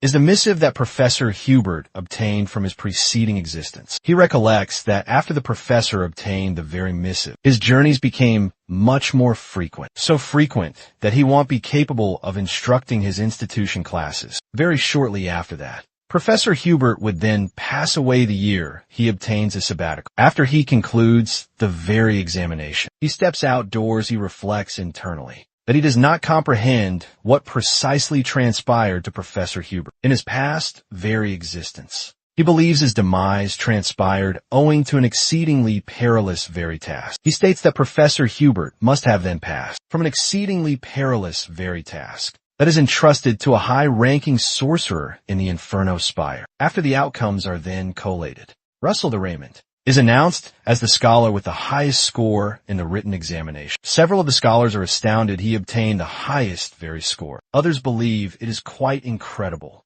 Some state he studied proficiently, and others feel quite envious. Concurrently, Russell's mind is not even concentrated upon the selection procedure. He contemplates the demise of the professors that is about to commence, and he queries if he's capable of halting it. Very shortly thereafter, the secondary stage of the selection procedure is announced, and the scholars are informed that the interview examination will commence very shortly. The scholars all seat themselves at some location, and they're instructed to only enter when their appellation is called. After several scholars are then interviewed, Russell is called. He steps into the interview very hall and perceives his professor seated by his very own left, and the 10 adjudicators directly before his very eyes. He tells himself that the substantiation that he can alter things is directly before his very own eyes. Russell considers that. He does not recollect perceiving Brother Olson arrive at the selection procedure as an adjudicator in his preceding very existence. The reality that he's present here implies he has altered the very past, and that implies he can join the Inferno Spire and halt the demises of the many professors. To perform that,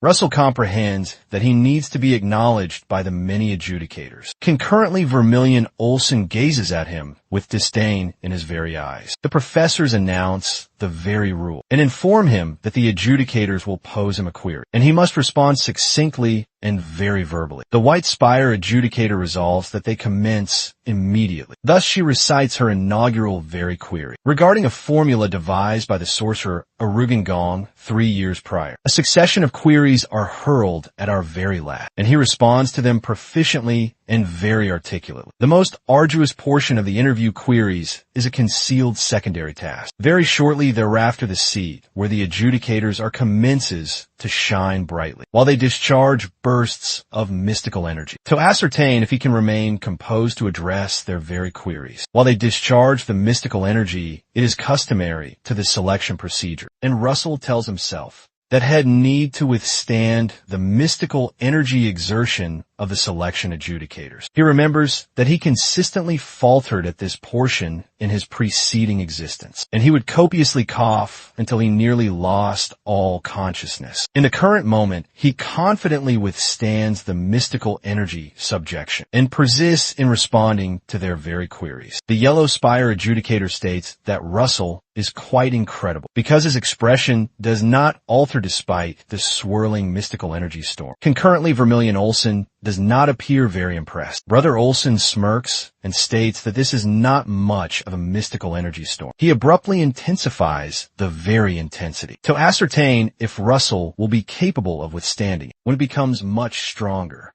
Russell perceives the peculiar alteration in the mystical energy very intensity, and it becomes more arduous to withstand its very effect. Olson just very smirks, and the effect of the mystical energy storm commences to affect the very guards, who are positioned rearward of the very adjudicators. The Yellow Spire adjudicator gazes at the Olson, and he corroborates that he's genuinely a frenzied very tiger. The Yellow Spire adjudicator tells himself that the candidate could perish if this very persists. Russell commences to find it somewhat more arduous to very cope. Yet he does not yield. He persists in gazing directly at the very adjudicator, while he anticipates their subsequent very query. The Spear Spire adjudicator is astounded to perceive that Russell is withstanding this barrage of mystical energy. He perceives that even the newly designated many professors assigned to the very own examination are experiencing an arduous time withstanding the intense mystical energy very storm. The Spear Spire adjudicator considers that Russell is undoubtedly a desirable, very genius. Quite abruptly, the interface brings up a new notification that Russell has succeeded in obtaining the acknowledgement of 9 very adjudicators. Out of 10, Olsen persists in the very intensity. Yet he is astonished to perceive that Russell is withstanding. He resolves to escalate the intensity a little bit additional to ascertain if our lad will be capable of surviving. Russell commences to become exceedingly uncomfortable, yet he manages to maintain his very own position. Vermilion Olsen does not relent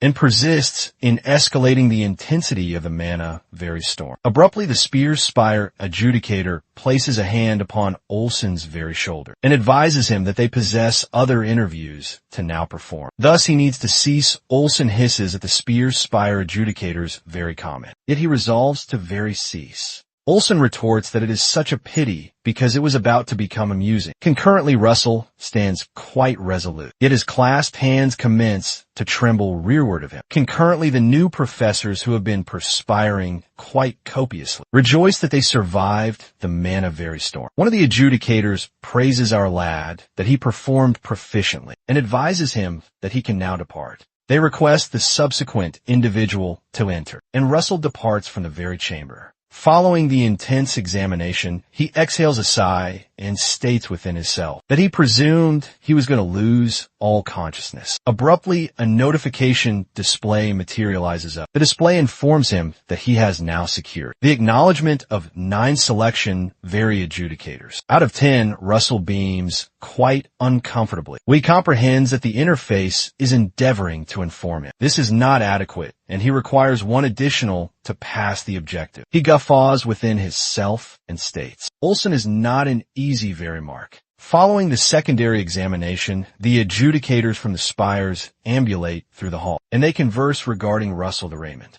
The Spear Spire adjudicator states that Russell is the very scholar that the Inferno Spire adept has been keeping a keen eye upon, which implies he's off limits for their own selves. The Yellow Spire adept then states that he's a scholar that any individual would desire upon their very flank, and it is a pity that he's already claimed the Vermilion. Olsen does not utter a word and just ambulates before them. The White Spire adjudicator cheerfully queries the Olsen when he's intending to commence to instruct Russell. As the youngest Inferno Spire very disciple, yet she is met with some form of rebuttal. Olsen angrily pivots back and queries her, who informed her the lad is going to be his very own junior. The White Spire adjudicator comprehends she's trodden upon a nerve. Thus, she rapidly endeavors to reword what she had just uttered. The other adjudicators just observe quite uncomfortably, and Olsen angrily pivots away from their very presence. They query why he's so very uptight. Wilson recollects an instance when he had taken several novices that just became enrolled within the Inferno Spire into the field to engage in combat in the very flashback. One of the novices does not perform a commendable job at maintaining the barrier, while several swordsmen then assail them.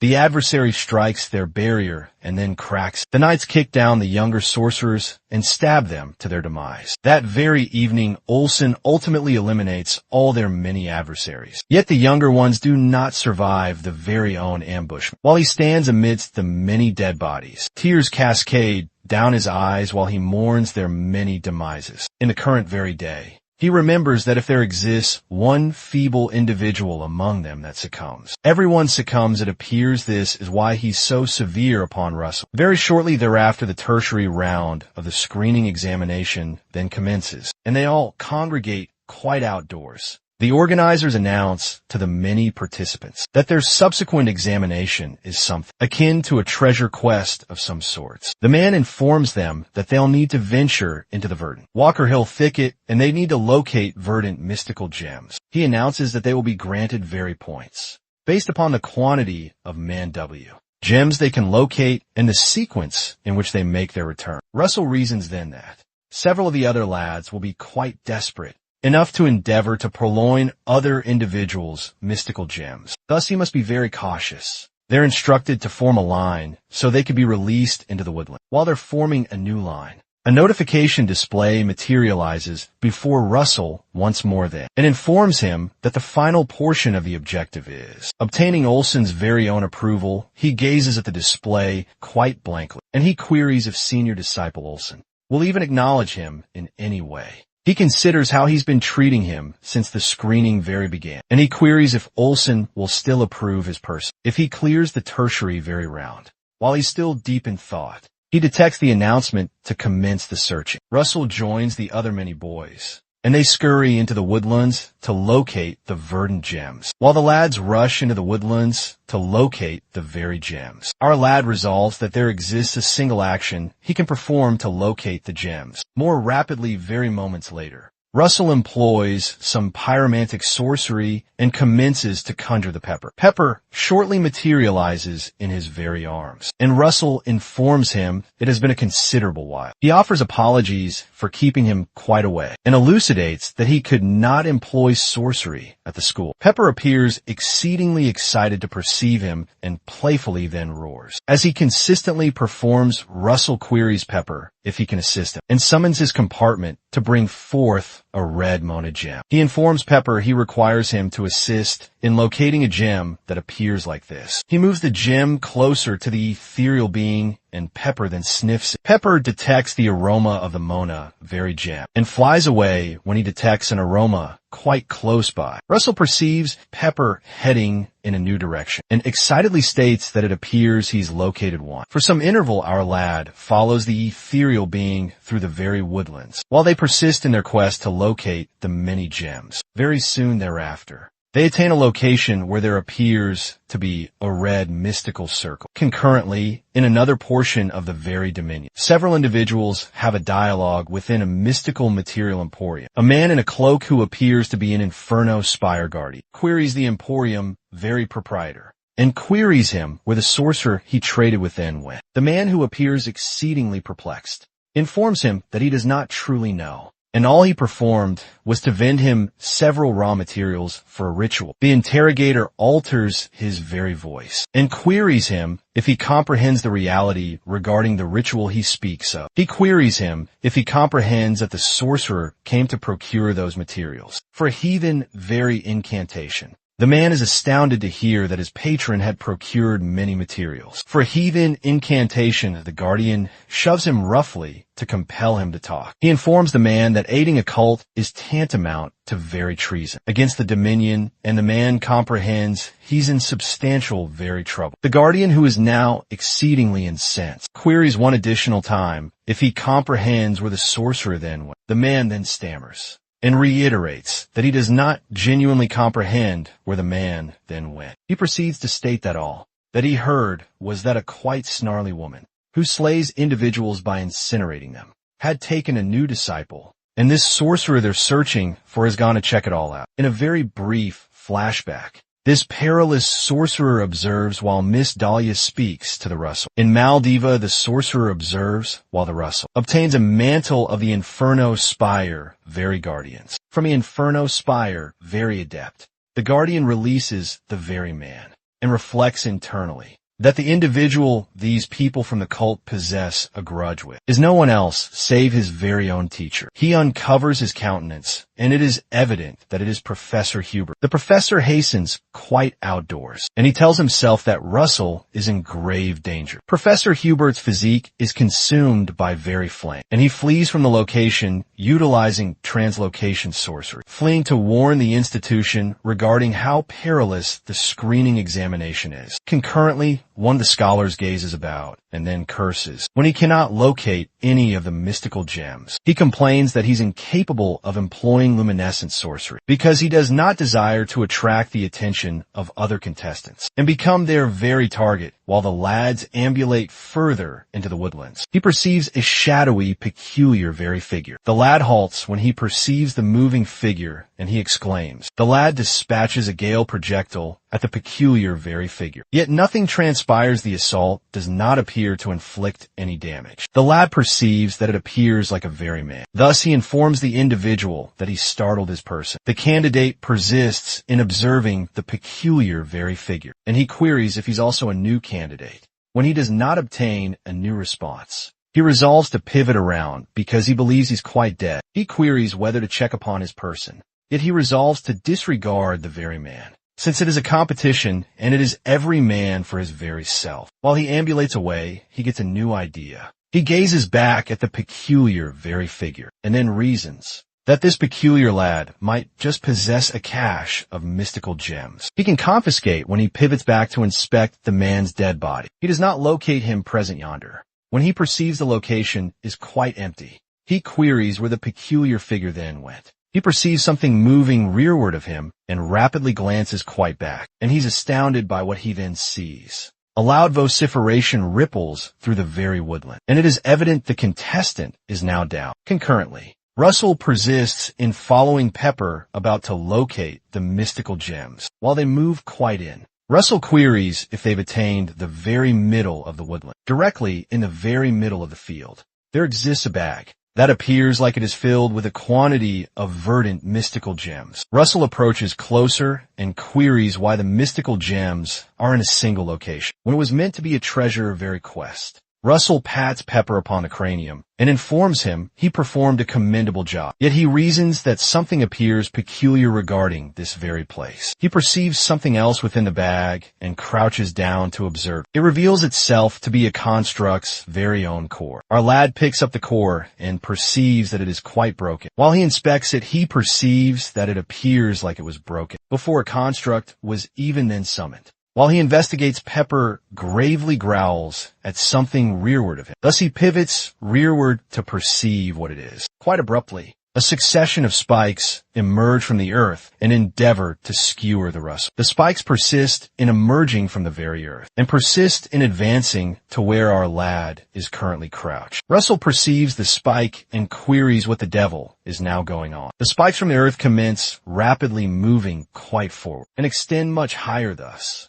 Russell rapidly deploys his sorcerer physique, very aura, and leaps out of the way while he leaps out of the very way. He perceives a different assault with luminescence, very sorcery, and Russell queries how his assailant is rapidly capable of switching sorcery like that. Orbs of luminescence float in the very sky and discharge perilous beams to the very earth. The orbs persist in discharging beams at our very lad. Yet he manages to elude each very assault because he's swift upon his feet when he employs his mystical emanation, while the assault then persists. Russell deduces that he's not being assailed by a single very individual. Abruptly, several mystical spears are discharged at him while he's not looking. Yet luckily Pepper then spots them. Pepper rapidly discharges some flame from his very oral cavity and incinerates the spears ere it attains the Russell. Russell gazes rearward and comprehends Pepper had deflected the very assault.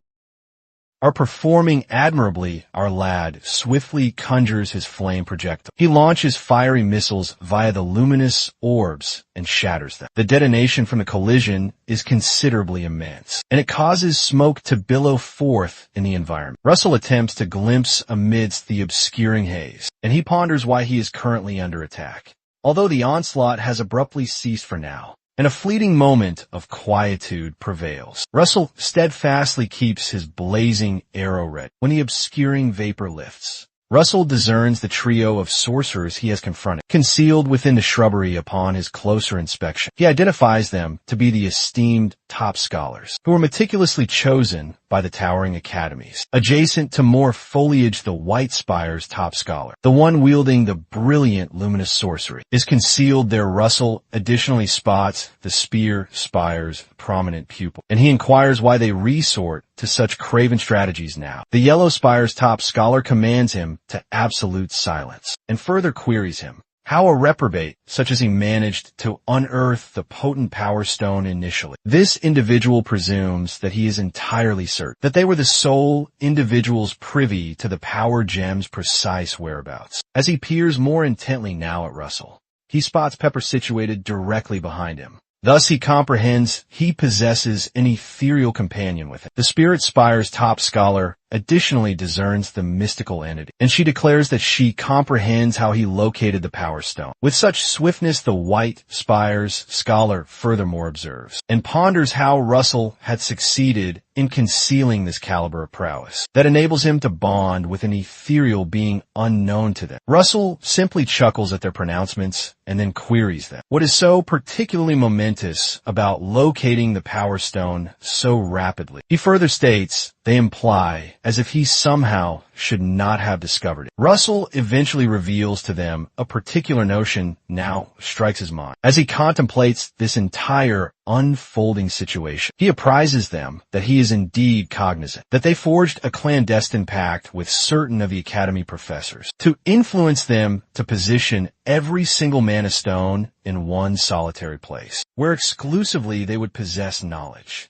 The yellow esteemed student offers no verbal response, but he merely muses internally that Russell possesses an exceptionally astute mind. Our young protagonist then states, he harbors no particular desire of becoming entangled in their clandestine arrangement, but he firmly instructs them to promptly clear his pathway. The Yellow Spire's esteemed scholar becomes visibly irate at his bold words, so he unleashes his potent aura and surges directly towards him. As this very same fellow charges towards him, Russell abruptly vanishes and then materializes directly behind him. He smirks faintly and then murmurs softly into his ears that they will surely lament it if they do not permit him to proceed, thereby astonishing the fellow. The Spear Spire's prominent pupil also observes it and is astounded. The White Spire's esteemed scholar's jaw drops completely agape, recognizing that Russell had just employed the instantaneous blink translocation sorcery, while they are still thus engaged.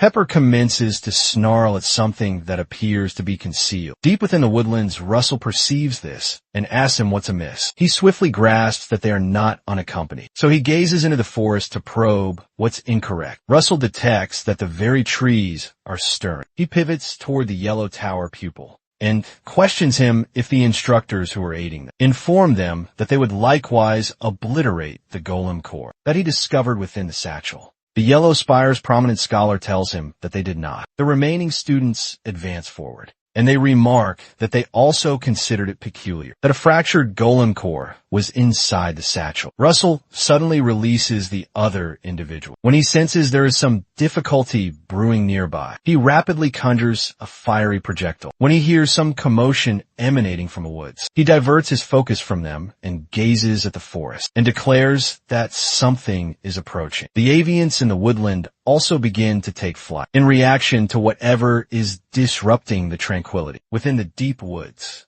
Some savage and shadowy-looking monstrosities with emerald eyes charge towards the youths when Russell discerns them. He gasps aloud and declares them to be the very undead. The Spear Spire's prominent scholars then ask how the unliving horrors infiltrated the examination zone, and the remainder of them appear terrified. The Yellow Spire's esteemed scholar abruptly immobilizes due to terror, and he tells himself that he must escape immediately. As he pivots to the flank to attempt an escape, he ascertains that there is no place for retreat. He halts in his progression, and a visage of hopelessness materializes upon his face. The unliving horrors form a vast perimeter around them, and there is no avenue for escape. Abruptly, Russell conjures forth a vast barrier of flame encircling them, while Pepper proceeds to combat some of the monstrous beasts. The Yellow Spire's esteemed scholar observes the conflagration barrier and comprehends that Russell is employing fourth circle thaumaturgy, which none of them have yet achieved.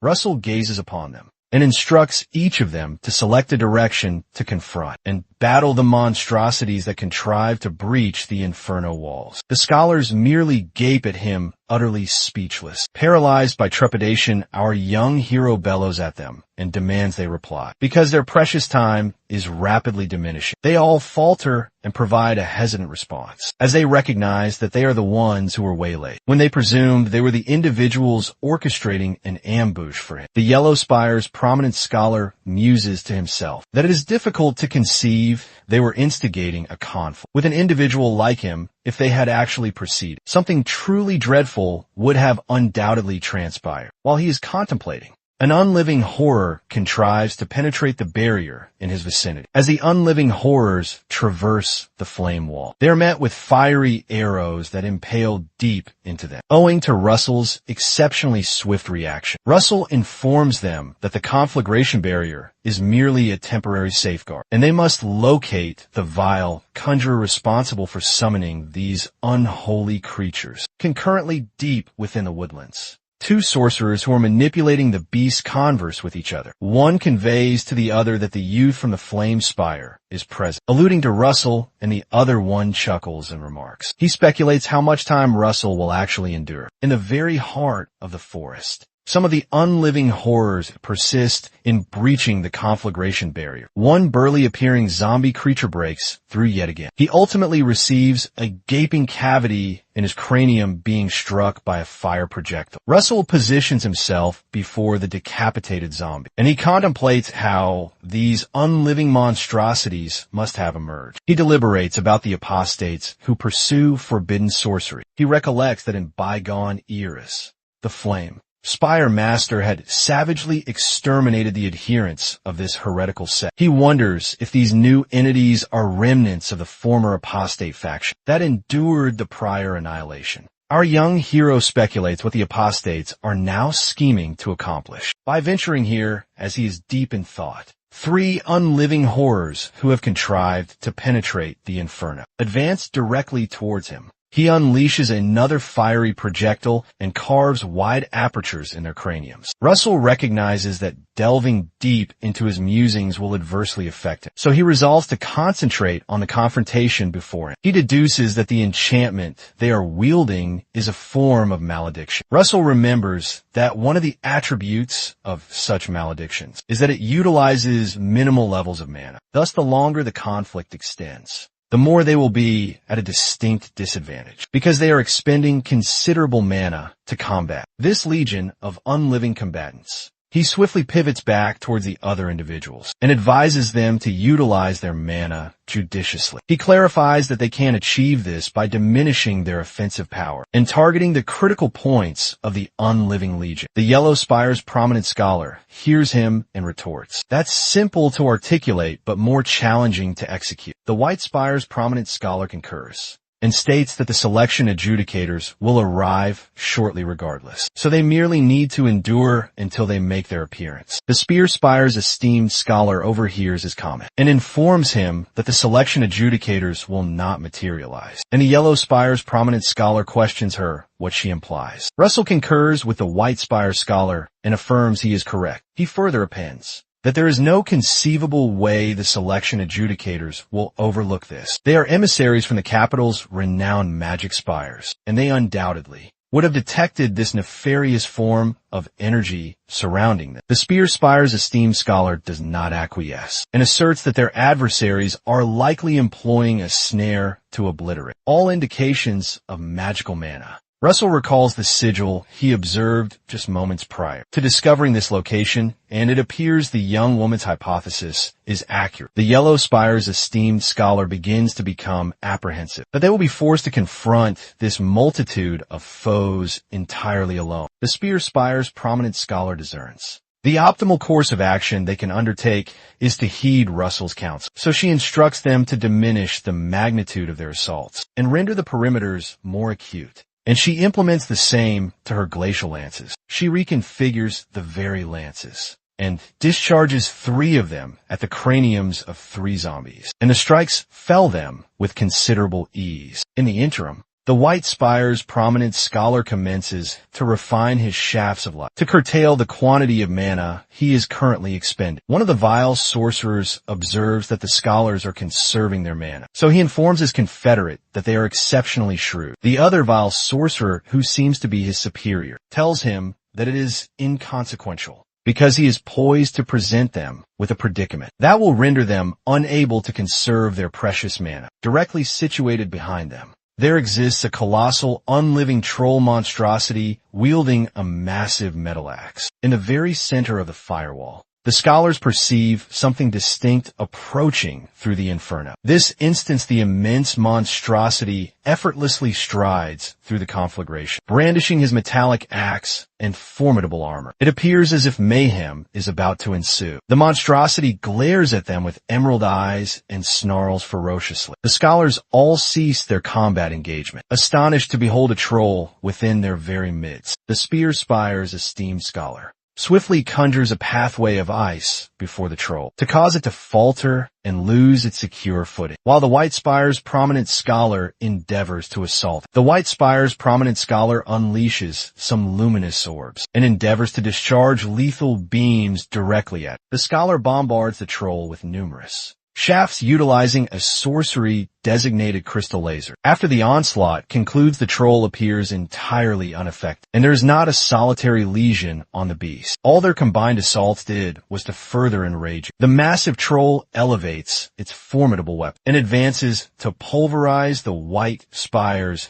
prominent scholar to the earth. The scholar merely stands transfixed before it, paralyzed with trepidation and uncertain of where to flee. The young man just remains there, petrified to his very core. In an instant, Russell unleashes his trademark maneuver and manifests the searing blaze lance. Before any individual could react in the slightest, Russell catapults towards the monstrosity with his lance held firmly and slices directly through its torso. With an ultimate discharge of raw power, the lance carves through the troll's massive chest and incinerates through its form. Russell alights back upon the firm ground and observes to ascertain how much devastation was wrought, simultaneously deep within the woodlands. The nexus that the vile sorcerer was utilizing to command the troll abruptly shatters, and that utterly astonishes him. The subordinate laments to this vile superior that Russell contrived to vanquish an entire troll in a solitary strike. But his vile superior merely seethes with incensed fury. Within the conflagration barrier, the Spear Spire's prominent scholars perceive that the sorcery Russell just employed is remarkably unique. She scrutinizes the weapon and comprehends that the energy from it contends with the cataclysmic force of fifth tier circle thaumaturgy. She continues gazing intently at Russell, and she speculates if he is truly a scholar in the same institution as she. Russell fails to perceive her staring fixedly at it, but something in the heavens suddenly captivates his attention. He gazes into the azure sky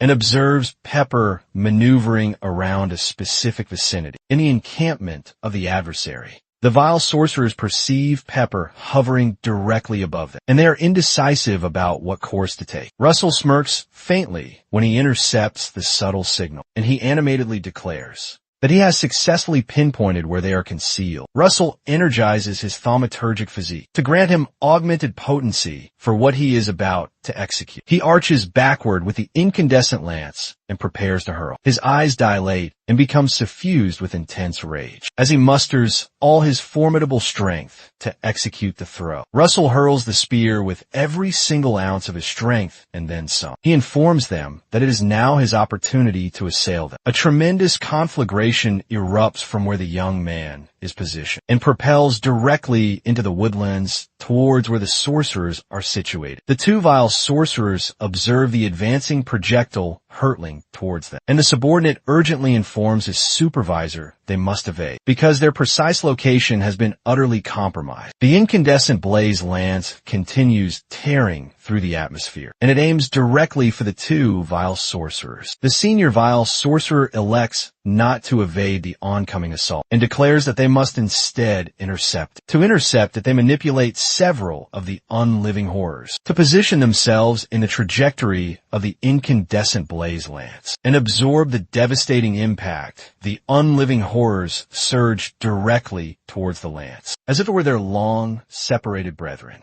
The zombies collide with the lance, generating a potent impact, and a significant detonation immediately follows. The senior vile sorcerer becomes utterly astounded by what transpires subsequently. It appears that his notion of utilizing the unliving horrors as a corporeal shield does not function so effectively because the lance rends through them and persists in its trajectory towards them. The individual swiftly commences to erect a barrier to deflect the lance back. backward. Shortly thereafter, a tremendous detonation occurs deep within the forest, and the scholars witness it from their current vantage point. Russell gazes at the location and speculates if he was successful in reaching them. The unliving legion that was assaulting them appears to have halted, after he dispatched an assault towards those who were manipulating them from the very spot where the detonation transpired. The senior vile sorcerer execrates that Daria seems to have cultivated a monstrosity. The vile sorcerer props up the junior vile sorcerer, whom he had utilized as a corporeal shield from the devastating assault. He remarks that they were conserving a clandestine weapon to combat. The selection adjudicators the senior vile sorcerer then smirks and states that it appears they would be compelled to employ it on Russell initially. In the very heart of the deep forest,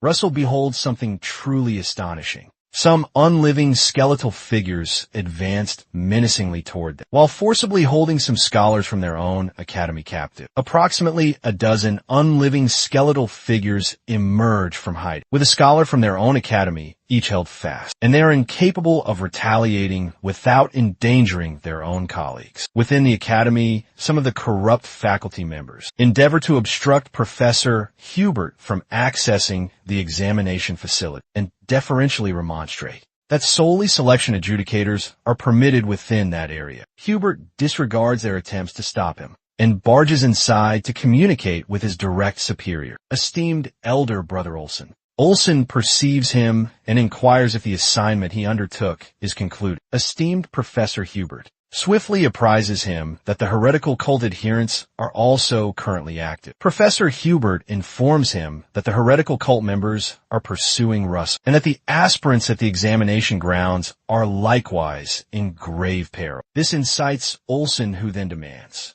how the heretical cult members acquired the audacity to instigate turmoil, where he is currently situated in the meantime, within the deep woods. The vile sorcerer commands the scholars not to move so much as a digit if they do not desire further complications. He manipulates the unliving horrors to compel the captives to genuflect, and they aim their menacing blades directly at them. The vile sorcerer threatens them that he will exterminate all the captives and transmute them into his unliving soldiers if they attempt any foolish actions. Russell maintains a stoic silence, and he observes that the vile sorcerer had effectively gagged all the captives to preclude them from articulating any incantations. He contemplates translocating towards the individual utilizing his blink technique and impaling through him with his incandescent blaze lance. The complication with that strategy is that the individual can swiftly command the unliving, and such would not be a sound strategy.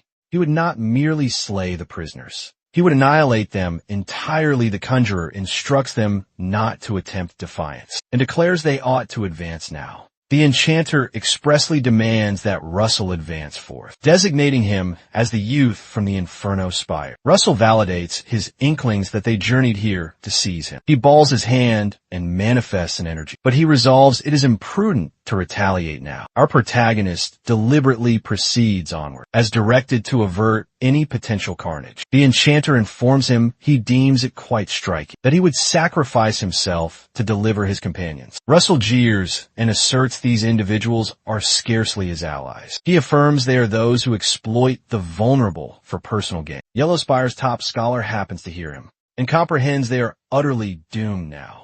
He further states, they are people who align with the mighty. For their selfish benefit, Spear Spire's top scholar catches his words, and she experiences a distinct pang of discomfort. Russell proceeds to elaborate further that all he ever received from fellow scholars was pure disdain, abhorrence, and deep resentment. He asserts that they are all merely individuals who covet what others possess. The enchanter regards him quite wordlessly, mulling over the words he had just uttered. Russell shatters the quiet and informs him he surely cannot comprehend. He affirms he acts thus because it is a protector's solemn duty to safeguard individuals. His declaration astounds the remaining youths, who anticipated him to voice pure animosity and ill will. The enchanter fails to grasp his particular rationale and inquires how he possibly yet persists, contemplating solemn charges and pure equity in a realm where the mighty dominate the truly vulnerable. The enchanter opines that pronouncements like that are far too lofty to emanate from such powerless individuals. Russell grins grins broadly at his pointed remark, and rejoins that it is amusing he is asserting that, for he has lurked in the rear the entire day, and lacked the true valor to eliminate his foes personally. His sharp remarks deeply wound the enchanter, who endeavors to regain his composure. The enchanter resolves to reply and states he shall grant his wish, as he desires this confrontation so intensely. Quite abruptly, a skeletal minion flanks Russell from behind and binds his very arm. The enchanter commands the reanimated to muzzle Russell's very speech, thus rendering him unable to weave enchantments, and declares to him he shall slay him by his own very hand, as he craves that particular end so very much. The enchanter addresses him as the Inferno Spire Youth, while a sinister nimbus now completely envelopes him. Once our protagonist is restrained, the figure seizes a peculiar verdant blade and jests, "It is regrettable he shall not perceive his tormented shrieks." While he dispatches him, yet he comprehends he possesses no real alternative. The figure draws nearer to him and positions the blade to impale him. Russell now recollects that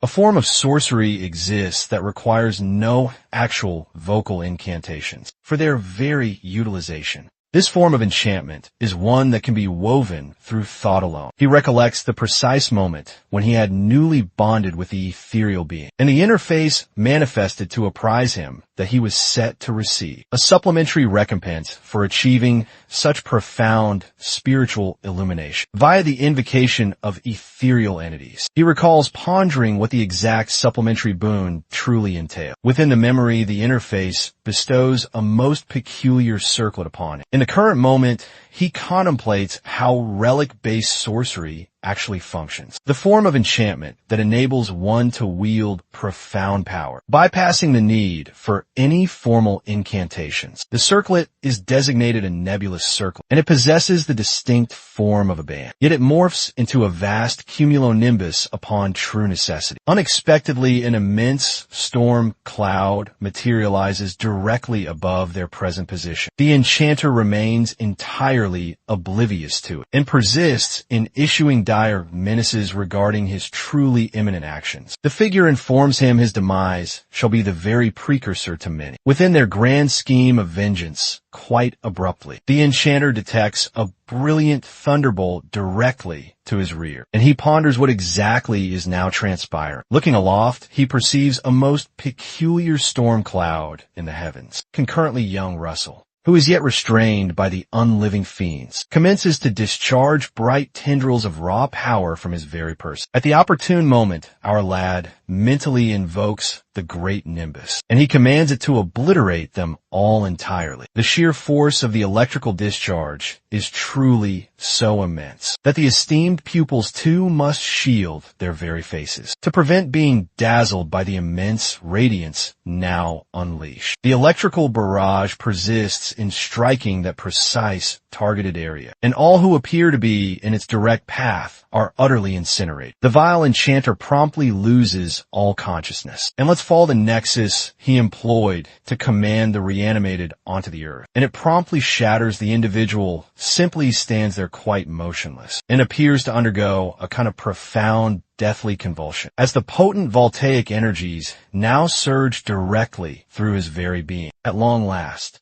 he collapses to the earth, and the other unliving combatants similarly echo his fall. Yet Russell alone remains the sole figure still standing. Russell, still visibly coursing with residual electric power, attempts to release the bindings that restrained him securely from the rear. Unexpectedly, a figure materializes to his rear and promptly lends a hand. It is revealed to be none other than Spear Spire's top scholar, who expresses to him she finds it utterly astonishing he considered relic-based sorcery in such a truly dire predicament as this. She muses silently to herself that this young lad is truly quite extraordinary upon successfully liberating him. Russell acknowledges her remark with a smile and offers his appreciation for her timely aid. The Spear Spire's esteemed top scholar somewhat sheepishly rubs her scalp and then informs him that it is truly they who ought to be earnestly offering him their profound thanks. She swiftly spins about and then declares that they absolutely must summon the adjudicators to this location post-haste. She conveys to Russell it appears that all individuals now require urgent medical attention. Simultaneously, the Yellow Spire's esteemed top scholar carefully loosens the bindings from a fellow scholar's wrists and reminds him to be sure to apprise the adjudicators of his crucial deeds for him. Russell calmly reassures the Spear Spire's top scholar that the adjudicators will indeed be arriving very shortly. Thus, she inquires of him how they could possibly learn of the current situation here. Russell merely grins knowingly and then apprises her that his faithful companion shall surely lead them hither. Not far off, Pepper locates the cunning snare the enchanters employed to obstruct the flow of mana, and swiftly consumes it with his potent fiery exhalation. Throughout the vast expanse of the deep forest, Pepper contrives to forge a bright burning pathway of pure flame to guide any individual who is earnestly seeking to discover the trapped scholars. Russell outlines the ingenious strategy to the Spear Spire's esteemed top scholar, who is utterly awestruck by his sheer profound ingenuity, and she marvels just how many moves prior his keen mind was operating. As she slowly moves off, Russell observes his potent circlet, yet continues to discharge raw lightning. He gazes intently at the ethereal band now adorning his very fingers, and discerns that it consumes significantly more magical energy than was ever anticipated. As the Spear Spire's prominent scholar glides past the incapacitated forms, the physique of the vile sorcerer commences to stir once more. With his visage half seared, he begins to intone to an ethereal entity, and he avows to it that his entire devotion belongs to it. As he perishes, he proclaims that he consecrates his very existence, his remaining lifespan, and even this current demise. Russell and the Spear Spire's top scholar hear him vocalize, so they rapidly pivot around to probe this new developing issue. The vile sorcerer invokes a most dreadful incantation that amalgamates his own physique with all the forms of the unliving legion to conjure something identified as a colossal skeletal being. Soon thereafter, an immense, unliving skeletal figure materializes, and it appears as though he is present to exact retribution. Russell grimaces from its intensely luminous aura and comprehends that the monstrosity is something that vastly surpasses. The fifth circle, the Spear Spire's top scholar exhorts the others to rapidly flee deep into the dense forest, because this new adversary is exceptionally formidable indeed. The Yellow Spire's prominent scholar is the very first to take flight. Prior to his departure, he discerns the satchel with the verdant mana stones and contemplates seizing it. The Spear Spire's scholar perceives Russell is not retreating and questions why he is remaining to engage in combat. Russell clarifies that the colossal monstrosity is specifically targeting him. He states he is the sole one who can procure time until the adjudicators arrive. Concurrently, Olsen and esteemed Professor Hubert surge towards the training grounds. The young woman reasons that Russell should be depleted of mana by this point and speculates what he intends to actually do. The monstrosity rapidly elevates its sharp talons and pulverizes the very spot where Russell is currently standing. Russell teleports instantaneously from that precise spot because the assault cannot be deflected with a mere shield. He readies his incandescent blaze lance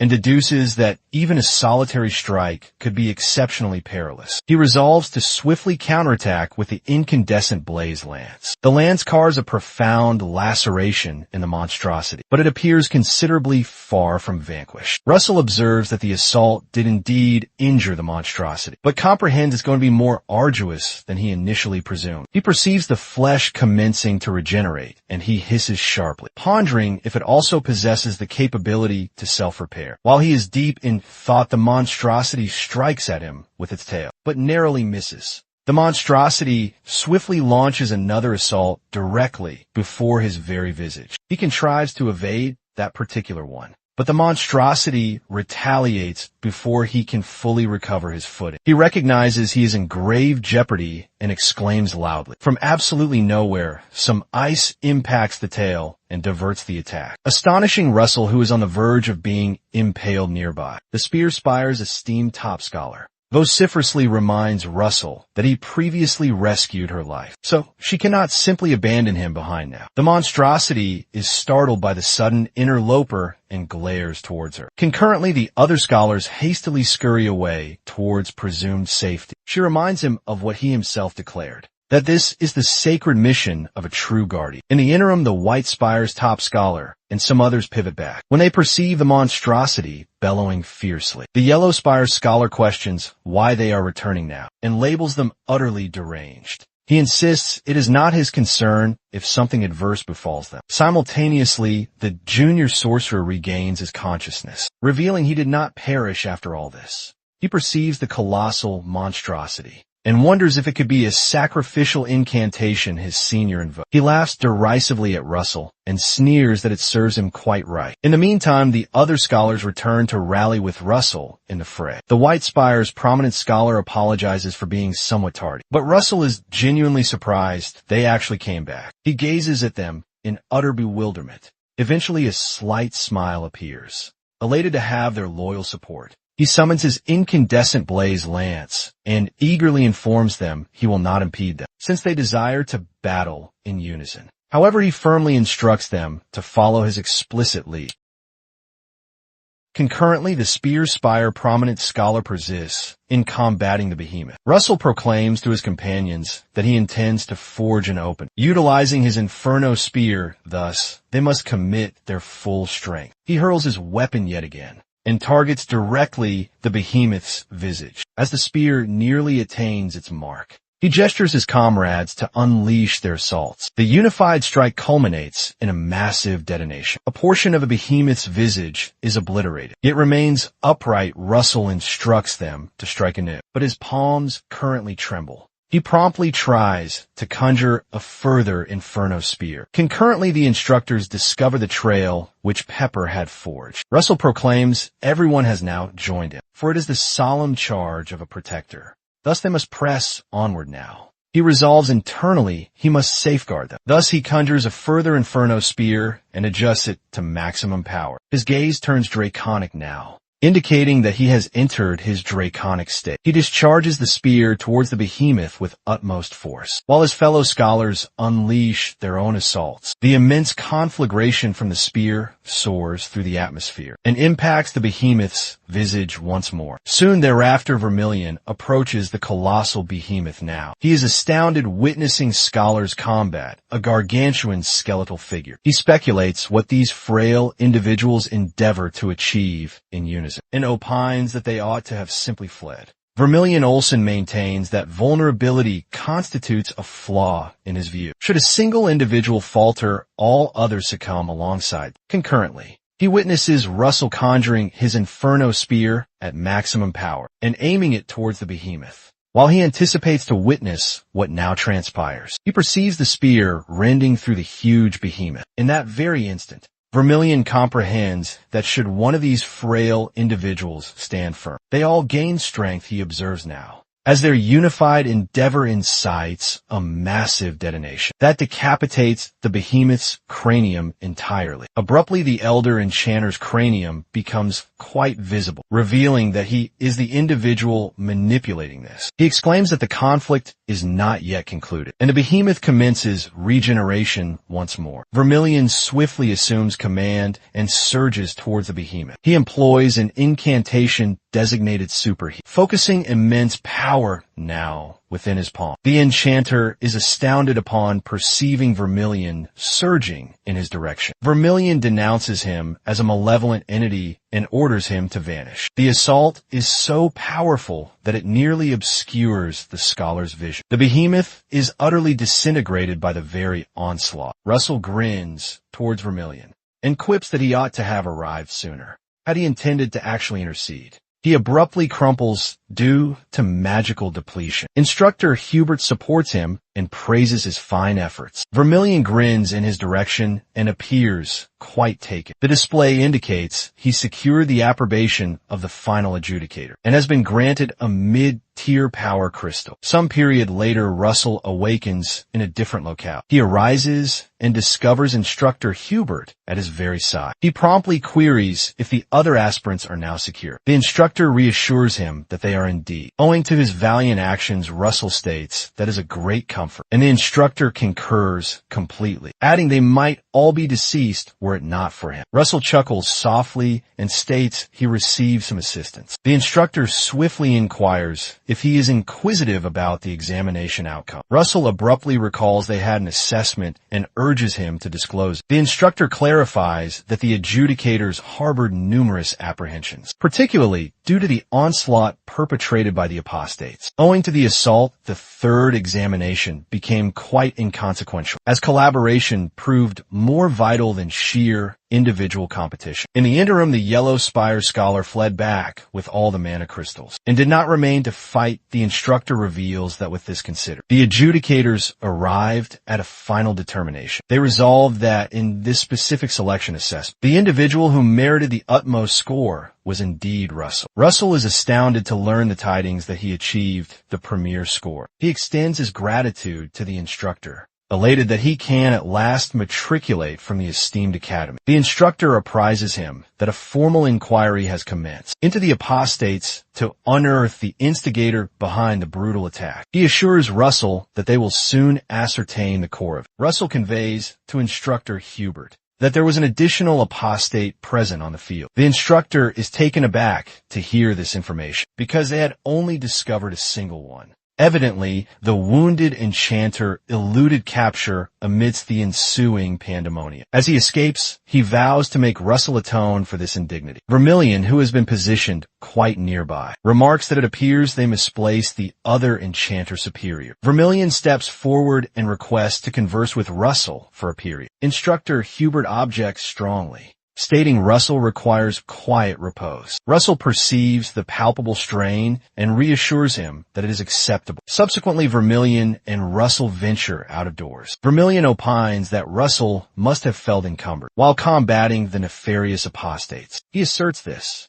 because he presumes Russell had to battle alongside inferior individuals. He clarifies that he still maintains being vulnerable is a distinct liability, and that particular viewpoint has not altered. Russell concurs, but contends that the vulnerable exist, so the mighty can become mightier and thus safeguard them. Because of this, the vulnerable will perpetually endeavor to advance, inspired by the mighty who faithfully protect them. Consequently, no one is ever left truly behind, and every individual takes a stride forward. Vermilion listens with quiet contemplation. He abruptly grins and remarks that it was not an inferior retort. He tosses a pristine white parcel to Russell and urges him to unseal it. Russell is quite startled and wonders what lies within. He unfurls it to reveal a garment. He instantly recognizes it as an Inferno Spire vest. Vermilion smirks and cautions him not to become overly presumptuous just yet. He clarifies that if Russell desires to affiliate with the Inferno Spire, there remains yet another single trial.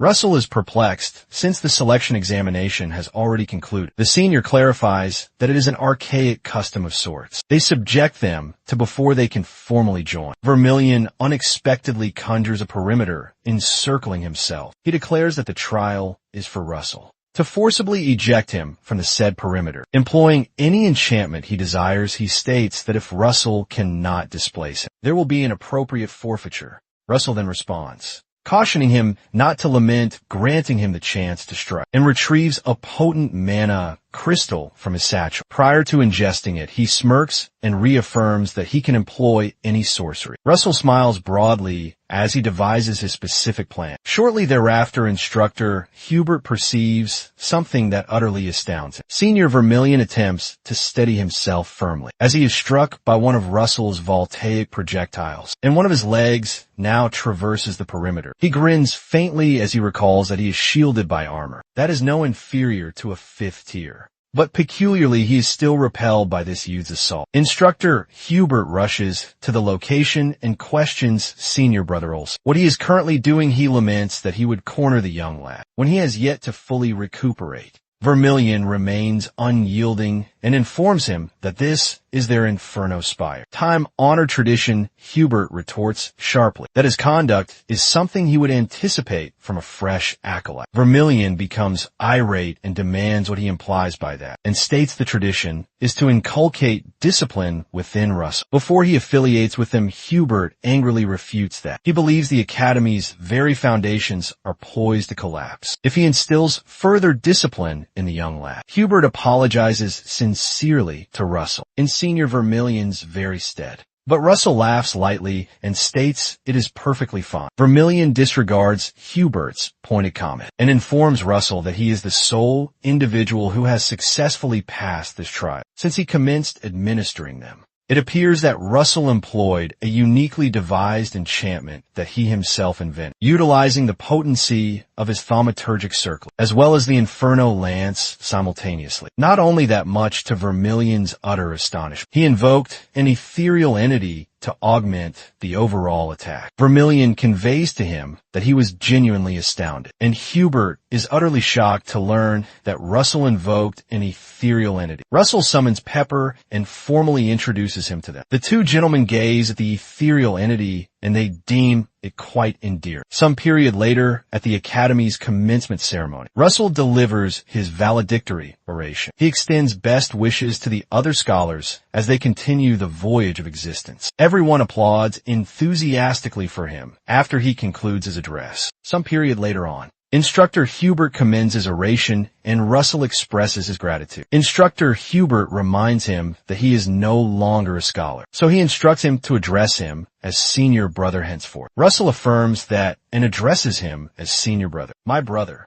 Hubert smiles warmly and inquires if he possesses a place to reside in the capital city. Russell informs him that he is contemplating acquiring a modest dwelling on the periphery of the sprawling capital. Hubert advises him against doing that, but to lodge at his own residence, since he cannot return home until his contract with the Academy formally ends. Russell animatedly inquires if that is truly permissible, and the instructor affirms it is brother Hubert, states he procured the dwelling from the very master, and it is rather amusing that he has not yet utilized it. Some period later, Russell relocates into the new house. The interface felicitates him upon his formal graduation and bestows upon him an unrevealed boon and a superior grade mana crystal. For the initial instance, Russell examines the unrevealed boon and discovers the chart from the previous occasion. The interface notifies him to locate the area designated on the chart and resolve the associated linking mission. Russell smiles faintly because he recognizes the very place. It is a proscribed isle that mortals are not permitted to tread upon. Designated Chill Isle it is because it is infested with thaumaturgic beasts, and it is an exceptionally perilous location where you must possess at least a 6th tier. Our young lad reasons that. He is exceedingly inquisitive as to what this prospect necessitates of him. He recollects that the potency of the monarch's horn was infused into him. He ponders if all of this is merely to augment his strength, or if there exists a more profound mission that he must become stronger for. He sits down to repose and comprehends he does not know just yet. Irrespective, he concludes that he must indeed become stronger, because there is a great deal to safeguard regardless. Some period later, upon a conveyance, Esteemed Vermilion inquires of Russell if this is his inaugural journey to the capital city. Russell informs him it is not, because he has ventured there previously. Vermilion recalls that he hails from the esteemed Raymond lineage, so he should have been aware. Russell abruptly tells senior brother Vermilion that he possesses something to inquire of him. He queries him regarding the duty that Instructor Hubert was assigned, and asks if it is something that is connected to the apostates. Vermilion merely gazes at him and listens intently. Our young lad states that if that is not the situation, there is no conceivable way that the instructor could have returned when they were brutally assaulted. Vermilion smiles faintly and remarks that he is exceptionally astute. He affirms his very suspicions and then states that Hubert's specific mission is to track the clandestine society of the apostates. He states that he is uncertain whether it is correct to label their cult a formal society. Russell animatedly confesses that he would greatly desire to assist with that mission. In addition, Vermilion is taken aback by his declaration and asks him if he is truly sincere. He observes the young lad intently, and he perceives that it does not appear he is merely bluffing. He grins broadly and tells Russell he is a true man, so it is acceptable that he aspires greatly. He pledges to apprise the master regarding his keen interest, and Russell extends his gratitude Vermilion states he will only do so if he can master the enchantment he will impart to him before they reach the capital city. Russell chuckles aloud. When he comprehends Brother Vermilion truly enjoys placing wagers, he states that the enchantment is designated superheat. He grins and states it is an enchantment that eliminates with a single strike. Vermilion activates the enchantment and states it is a one-strike elimination spell executed by concentrating one's mana in one location. Although it is only temporary, he states, you could perceive it like retracting your mana and discharging it akin to a powerful slingshot. He smirks and inquires of Russell if he can accomplish it. Subsequently, the two of them alight from the conveyance to ascertain if Russell can employ superheat. Russell decelerates and endeavors to concentrate all his mana in a single palm. Later, he attempts it by discharging an assault at a large boulder. After the obscuring smoke dissipates, the boulder reveals an immense cavity, and it appears to be a truly successful demonstration. Vermilion smiles faintly and states to himself that this was far beyond his anticipations. He is astounded that Russell utilized superheat with his own elemental sorcery, which is indeed pure fire. He wonders if he has witnessed anyone as proficient at this previously. Russell's hand abruptly commences to visibly shake. Vermilion informs him that superheat utilizes instantaneous concentration, so he must exercise caution, because he will not be able to immediately counterattack after employing. Russell acknowledges that and states that it is a considerable risk employing it against a formidable adversary. Vermilion smiles and apprises him that is not perpetually the situation. He tells him that the optimal defense is the most potent offense when they arrive at the capital city. Vermilion reminds him concerning what he previously stated about not knowing when a more powerful individual will materialize. He states that nevertheless, the mighty are inclined to misjudge the seemingly vulnerable, and they invariably have a moment when they lower their defenses. Concurrently, a man named Alan endeavors to assist an older gentleman descend from an elevated position. Russell perceives the man and instantly recognizes him. Vermilion continues his detailed elucidation and tells him that if he is in such a predicament, the stratagem up his sleeve will determine who prevails in the conflict. Subsequently, Russell convenes with esteemed Master Daria. He expresses his gratitude for her invaluable aid, which has assisted him in ascending to this current position. She merely smiles and felicitates him for affiliating with the Inferno Spire. She informs him that his arrival coincides with the visitation of the Spire Grandmaster, Hemingway Melville, who had journeyed with a young Spire thaumaturge named Alan Page. Melville speaks and states he was speculating why Daria selected today, of all possible days, to meet him. He states that he now comprehends that it was to boast about a disciple she acquired in her more mature years. And Daria informs him that he is indeed correct. She states that Russell is a true hero who vanquished an apostate at a tender age. Russell gazes at Alan Page once more, and he recalls that in his prior existence, he attained the distinction of the youngest 6th tier in a mere few years. He recognizes him as a peculiar prodigy, and he recalls it was the thaumaturge that actually saved his life. Melville jests good-naturedly with Daria and states it is typical for him to boast. He states that if she views it impartially, Alan's abilities are demonstrably superior. Vermilion becomes weary of them engaging in this again. Daria inquires of Melville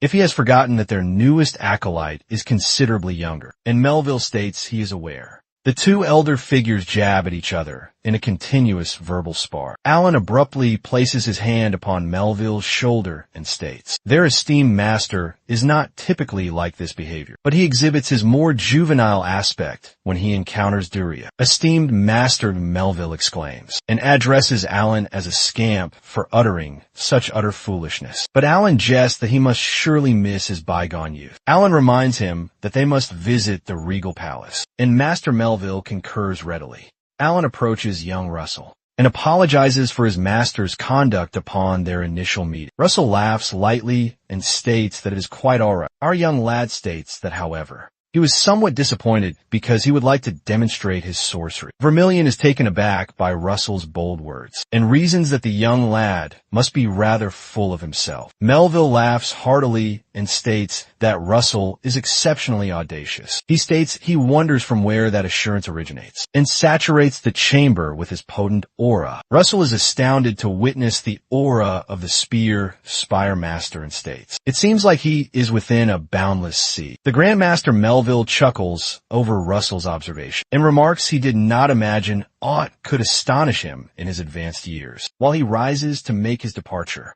he requests Daria to wager alongside him, and this startles her. He informs her that within 5 solar cycles, should her apprentice equal his own entirely, he will bestow upon her a single one of his fabled heirlooms. Daria appears content and then proclaims. Russell perceives him and remembers that legendary heirlooms are antiquities from the Epic of Legends. They are heirlooms that were present in the unremembered Epic of Legends. Based upon what he has learned, the most diminutive heirlooms contain magical essence. Approaching the 7th tier, Daria proposes he ought to alter it to 3 solar cycles, and the Grandmaster Melville is astounded. She suggests that, should her apprentice not equal his own within 3 solar cycles, then she will relinquish her personal fabled heirloom Grandmaster. The Grandmaster Melville chuckles and apprises her she cannot retract it at this juncture. She merely grins and tells him to ready his heirloom in advance. The Grandmaster Melville at last departs and signals Alan to accompany him. Young Alan inclines with deep reverence and apprises the Inferno Grandmaster that they shall be making their departure, while the Grandmaster Melville persists in his mirth. Upon exiting, young Alan queries his esteemed mentor whether it is permissible for him to stake a fabled heirloom as collateral for a wager. The Grandmaster Melville tells him that it is indeed not. This astounds young Alan. The mentor pivots back to face him and exhorts him to exert his utmost. To commit his entirety, young Alan winces and remarks he perceives himself as the more senior figure in their current dynamic. Concurrently, esteemed Vermilion informs Russell that he appears not to be capable of remaining quiescent. Upon his inaugural day, he queries him whether Alan is his comrade. Thus, Russell expresses regret. Our young lad speculates if he genuinely committed some misstep. Subsequently, esteemed Daria converses with young Russell and apprises him that esteemed Olson conveyed to her that he desired to assist in apprehending the sect adherents. He affirms that he indeed wishes to. Grandmaster Daria remarks that he vocalized at the opportune moment, for she newly acquired intelligence from their covert operatives. She apprises him that they unearthed indications of the sect adherent, who assailed the esteemed academy. He was observed in the vicinity of Sudra, an unaligned metropolis, and he is endeavoring to elude capture entirely solo. Young Russell remembers that Sudra constitutes a reputed sanctuary for malefactors. This surely is the rationale he selected this specific locale for his escape. Grandmaster Daria remarks that apprehending the perpetrator shall be simpler for him, as he has encountered him previously. She states the sole complication is that the perpetrator shall likely be ready to safeguard himself anew. She queries him if he still intends to embrace the peril. Young Russell astounds her by declaring that he shall discharge his solemn obligation as a protector of the entire realm. The Grandmaster appears gratified by his response and apprises him he shall embark the subsequent dawn. She informs him that she will ready a translocation gateway for his journey and apprises him to remember his essential provisions. Our young lad is elated. She granted him the necessary sanction, and he surmises that he has initiated the initial action to prevent instructor Hubert's demise. The subsequent dawn, young Russell journeys towards Sudra via carriage. Within, he is astonished that they provided him 2 superior tier potent elixirs, which he has never had occasion to utilize, as they are quite exceedingly costly. Young Russell presumes that the Grandmaster is apprehensive, as he is their most junior apprentice. Although she sanctioned this particular endeavor, during his sojourn, he perceives an edifice that attracts his gaze. Thus, he resolves to visit briefly for a short while. It is the esteemed Louvre Museum where his temporal journey commenced. He hastens to the chamber where he observed the draconic core. He internally muses that throughout this entire period, he has contemplated why such an extraordinary marvel befell him. His deduction is that it occurred for his purpose, to develop further and to safeguard even more individuals. Unexpectedly, an interface materializes, presenting a quest to acquire the core of the draconic lineage with an unrevealed recompense. A subsequent alert reveals to him a different quest designated Draconification, wherein he harnesses the might of a great WYRM at his volition, with recompenses of 3 mid-tier power crystals. Young Russell comprehends that acquiring the core of the Draconic lineage signifies he must achieve a monumental accomplishment to justify the bestowment of an asset appertaining to the regal lineage, which is rather arduous,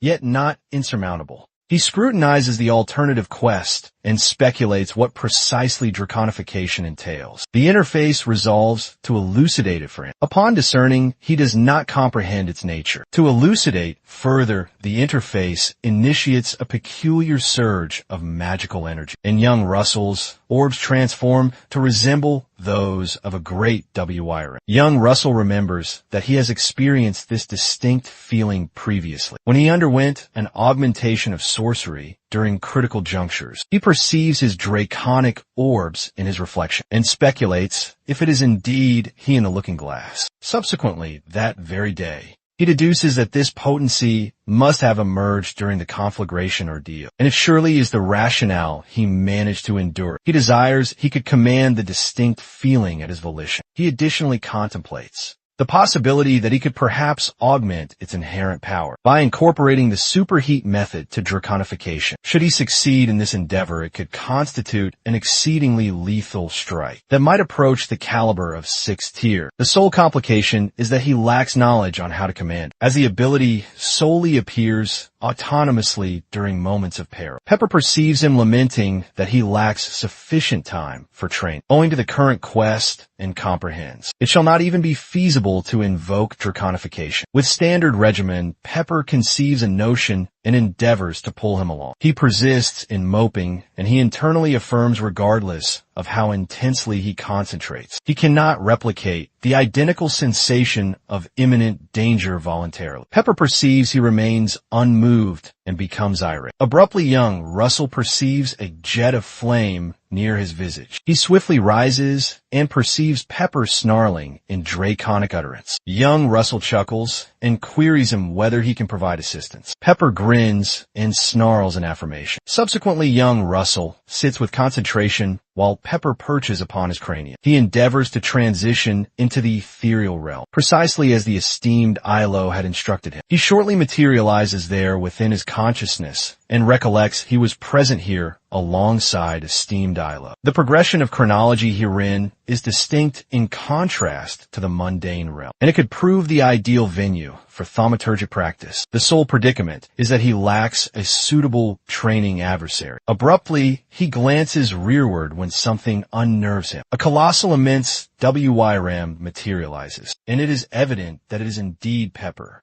Young Russell is astounded to behold his authentic manifestation, yet Pepper merely jovially prods him. He expresses gratitude to Pepper for providing his assistance, yet he states he is uneasy about combating him. Young Russell perceives that Pepper summoned several additional ethereal entities for him to engage in combat, and he chuckles, realizing his apprehension was entirely needless. A single one of the ethereal entities resembles a human male, and young Russell grins upon perceiving him. He prepares for action and requests Pepper to render him a service. Concurrently, at a tavern within Sudra, several covert operatives inform their commanding officer that the apostates have departed the urban confines and inquire whether they ought to pursue them. The commander directs them to muster all available personnel for immediate pursuit. The commander requests an operative named Jackson to apprise esteemed Miss Doria that the circumstances have altered. Operative Jackson acknowledges the command and advises everyone to exercise caution. The commander grins and states that he need not entertain concern. He apprises him that he learned a potent individual mentored by Doria herself is arriving to render aid. He further states that he cannot permit whomever it may be to come usurp his opportunity for engagement. Directly thereafter, he commands his subordinates to accompany him as they embark on the assignment. 3 solar cycles hence at a clandestine refuge within Sudra, Operative Jackin comprehends that they require the Inferno Spire prodigy to arrive here. Swiftly, he transmits a dispatch via a crystalline sphere and apprises them that the Inferno Spire lookouts are unaccounted for. Subsequently, that same day, some individuals perceive something peculiar upon the thoroughfare. They are astounded to behold a youth such as Russell in a formidable locale such as Sudra. Sudra constitutes an unaligned metropolis where malefactors typically seek to evade the reach of justice. Young Russell comprehends that it would have required him some duration to arrive at Sudra, were it not for the translocation portal within the regal metropolis. Nevertheless, it yet required him a full sennight to arrive here utilizing the portal. Yet owing to the mental regimen within the ethereal domain, he could practice effectively. And it appeared as though many lunar cycles passed for him to arrive. He recollects his confrontations within the ethereal domain and the manner in which he managed to acquire draconification. Upon its accomplishment, the interface apprises him that he has demonstrated the might of a great WYR voluntarily, and his draconic antlers shall appear according to his present echelon. He is additionally informed that throughout draconification, his command of the igneous properties shall significantly amplify. Nevertheless, he comprehends that numerous issues still persist that necessitate resolution. He recollects combating with horrifying ethereal entities within the domain, and the manner in which his draconification ceased after a brief duration, permitting the creature to smite him to the earth. The primary complication is that the potency endures merely for 15 brief seconds. The secondary complication is the significant backlash from its utilization, similar to when employing superheat. One becomes rather vulnerable directly following its application, concurrently while ambulating. Young Russell observes a substantial cudgel arc before him. An individual halts him and queries if he has disoriented his pathway. The individual grins and informs young Russell that he is able to guide his passage, should he desire, yet our young lad remains silent. As it is evident the individual is attempting to plunder him, young Russell seizes the cudgel from his grasp and informs him. It is quite a chance encounter that he happened upon him, and all the individuals who encircle him are bewildered, following being severely thrashed. The individual jovially escorts young Russell to a locale designated the Wyvern Alehouse.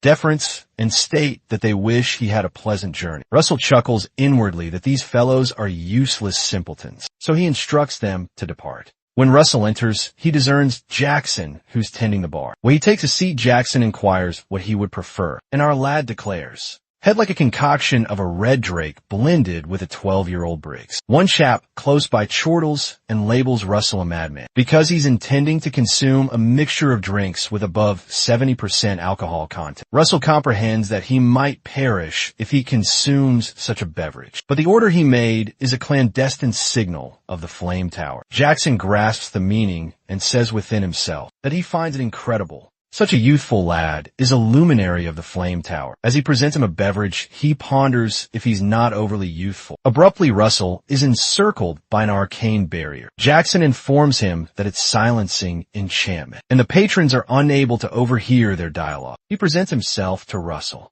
and notifies him that he's a sorcerer of the Red Tower, stationed at this location. He says he operates incognito as the proprietor here at the Yellow Wyvern. Russell also presents himself and proposes that they proceed elsewhere. When they venture outdoors, Russell inquires regarding the reconnoiters who vanished 3 days ago. Jackson confirms this assertion is true, and the final communication received of them was that the reconnoiters were proceeding toward the arid remnants, tracking the warlock that assaulted the youths. Russell asks if they were ensnared in a ruse, but Jackson states they are not the sort of individuals to behave impulsively and be duped by some snare. Russell queries him if he possesses the chart of the route to the arid remnants, and Jackson ponders what he requires it for. Our lad states he needs to liberate them, but Jackson informs him that location is not one where he can venture alone. He says that the vestiges where the reconnoiters vanish are near the Imperial frontiers and are considerably perilous. Russell deduces that Jackson appears to doubt his capabilities, but Jackson proposes that he awaits additional support. Abruptly, Russell unleashes his mana energy field, and this stuns the man. Jackson remembers hearing that he attained 4th circle not long ago, but the power he is emitting is no less than 5th-tier sorcery. The most alarming aspect is his effortless command of it. Jackson chokes from the force of the mana aura and admits it seems he was somewhat rash. He says Hell divulged to him the route to the remnants. Russell grins upon understanding his tactic has succeeded. Concurrently, in another location in Sudra, the warlock briefs some superiors within the dissident faction and informs them that they deposited clues. According to their directive, the 2 shrouded mages praise his fine efforts and say they can already detect the scent of gore of those who would arrive to probe the following dawn. Russell journeys toward the arid remnants as he chugs a flask of liquid. He laments not having known about the prior warmth sooner, so he could enhance his frost sorcery. He douses some of the liquid on his crown because the location is quite sweltering. In due course, he reaches a structure in the center of the arid vestiges, where the individuals were last sighted. Our lad observes that there are numerous points of entry into the structure. He deduces that if his task was merely to locate the sectarians, he would have just decimated the remnants and compelled their exit. But since they might have the reconnoiters imprisoned in there, it's an unviable course, and Head have to venture within. Russell deduces that they likely possess snares inside the structure. He resolves to enter via an alternate path, if that is the situation, in an attempt to penetrate by the least anticipated method to astonish them. He bounds atop the structure. He descends via the ceiling and softens his descent using some air enchantment. Upon touching down, he's pleased to observe there aren't hidden perils awaiting him. When he gazes ahead of him, he beholds a vast depiction of a warrior battling alongside a WYRN. The warrior that is positioned beside the WYRN appears to be an ebony tress combatant. He views the extremity of the illustration to see the adversary, but understands that a section of the picture has been ripped away. While he's observing, he detects someone utter, "It's an unexpected appearance to see him." He pivots and discerns the warlock previously encountered. The warlock remarks that he finds it incredible it's the fellow from the Institute that's pursuing him with him. There's a horde of foes on flanking sides. The warlock states he's pleased he ventured in here willingly, so he won't have to undergo the effort of locating him anew. The Legion is comprised of reanimated warriors, as customarily. The man says that Head bestow upon Russell demise as a token of his appreciation. Russell chuckles and queries him if he hasn't been fleeing a bit excessively for an individual who makes such grand pronouncements. The warlock grows irate and his orbs burn intensely. He commands that he perishes and the reanimated legion surges forth at Russell. The warlock muses that these are the cadavers of choice elite troops who perished on the field of combat. This signifies they'll be considerably mightier than the ones Russell previously battled. He smirks and tells himself that this will be the youth's sepulcher. Russell abruptly reacts, and he conjures a flame barrier, encircling him like the prior occasion. The warlock is astonished and queries if he's employing identical sorcery anew. Russell merely chuckles and states, "It's not the identical one, but it is going to be distinct this time." Our lad remembers that draconic transformation isn't the sole art he practiced. Throughout his tenure in the ethereal plane, he depends on his discipline and commences to broaden the arcane flame barrier. Subsequently, he resolves to incorporate a directional equation to render it ambulatory, and it transforms into an inferno surge. The reanimated legion remains nearby, incapable of traversing the flame barrier. Abruptly, the barrier blazes more intensely and expands. The flames extend outward and engulf the reanimated abominations. The inferno incinerates them and even blankets up the whole chamber. The warlock observes in astonishment as and he senses it ought not to have been so effortless. Once the conflagration subsides, Russell approaches him and states that he can perceive him. The warlock is astonished that Russell can discern him because he employed a shrouding mantle. He's astonished that Russell was able to utilize discernment sorcery. Amongst those blazes he execrates upon understanding he's in a predicament. An escape is no longer feasible. Russell charges at him with a deranged smirk on his visage and declares that escape is no longer an option. The force of the assault is so potent that a colossal detonation tears through the whole entire vestige. The man does not perish, he crumples and starts to hack violently. Crimson liquid begins to issue from his maw, and he ponders if this is his utmost effort to put up a resistance. Russell approaches him and instructs him to capitulate presently and spare them both the exertion. The man states that he is unable to comply, and Russell ponders what he is talking about. The man lurches to his feet and declares that his spirit does not belong to him. And as if that were not sufficient, he bartered his kin as well. The man bellows out that he's relinquished everything that belongs to him. Abruptly, two individuals materialize above the vestige and descend through the aperture, while Russell is not looking. The woman known as Beth employs an enchantment called Fiendish Talon, and the man utilizes one dubbed Phantasmal Appendage. They appear to be the individuals the warlock was briefing. Russell swiftly pivots back and discerns the abominations advancing on him. They both deliver an assault on the spot where they are positioned, and some particles and vapor obscure the whole entire vicinity. The vapor dissipates, and Beth derides at the warlock, informing him he's appearing splendid. The man states he comprehends that he's merely the lure, but he deems it pitiful that so youthful a lad would batter him up this severely. Beth mocks him by stating, the mien of a desiccating rodent appears perfect on him. The already enfeebled warlock apprises them that Russell is the fellow they're searching for. He informs them that he's the objective, the acolyte of the Inferno Spire Hierophant. The two sectarians are stunned to hear that, and grow irate when they hear Duria's appellation. Concurrently, Russell defends himself from the force using a barrier. He dispels the barrier and informs the assailants that vile individuals such as them should better keep his mentor's name out of their mouths. Abruptly, another interface materializes and presents him a task: to apprehend no fewer than one of the three sectarians or eliminate them all. The sectarians pivot towards him, and the male one informs him he would have fared far better off with a swift demise. Beth concurs as she cackles like a maniacal person. She labels Daria a vile term and states there's no way her acolyte would perish so readily. The woman declares that she'll slay him, fashion a puppet out of his corpse, and then compel it to cavort in front of the Inferno Spire. The male sectarian commands the warlock,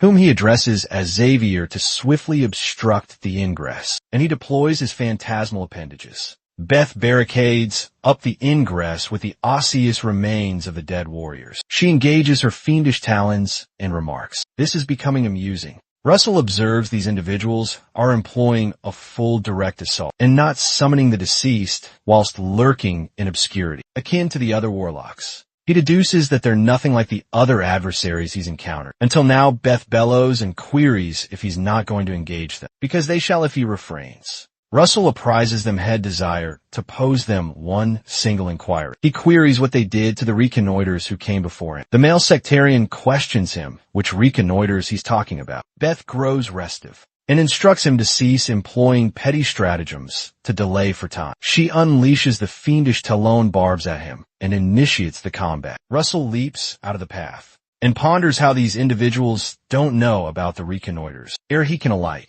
the fellow targets him with his lashes employing phantasmal appendage. The lashes move quite swiftly, but Russell contrives to evade them. He ponders if they don't genuinely know or are merely feigning. He resolves he'd have to ascertain for himself. Beth grows irate that he's evading and calls him the offspring of a bee. Abruptly, Russell cuts to the point and materializes his ignited spear. He effortlessly parries the fiendish Talon using the spear, which astounds Xavier, the warlock positioned behind them. Bellows out that the weapon he's wielding is the identical one that pulverized the colossal skeleton. Beth guffaws heartily and states, "This is becoming intriguing." She elevates her palms up and conjures two massive hands, employing her fiendish Talon method. The two appendages clasp around one another, and Beth endeavors to fuse them together to generate a mightier force. She materializes a javelin of her own dubbed the fiendish Talon javelin, and smirks broadly. She chuckles and tells Russell to surmise which one is keener. Russell does not utter anything,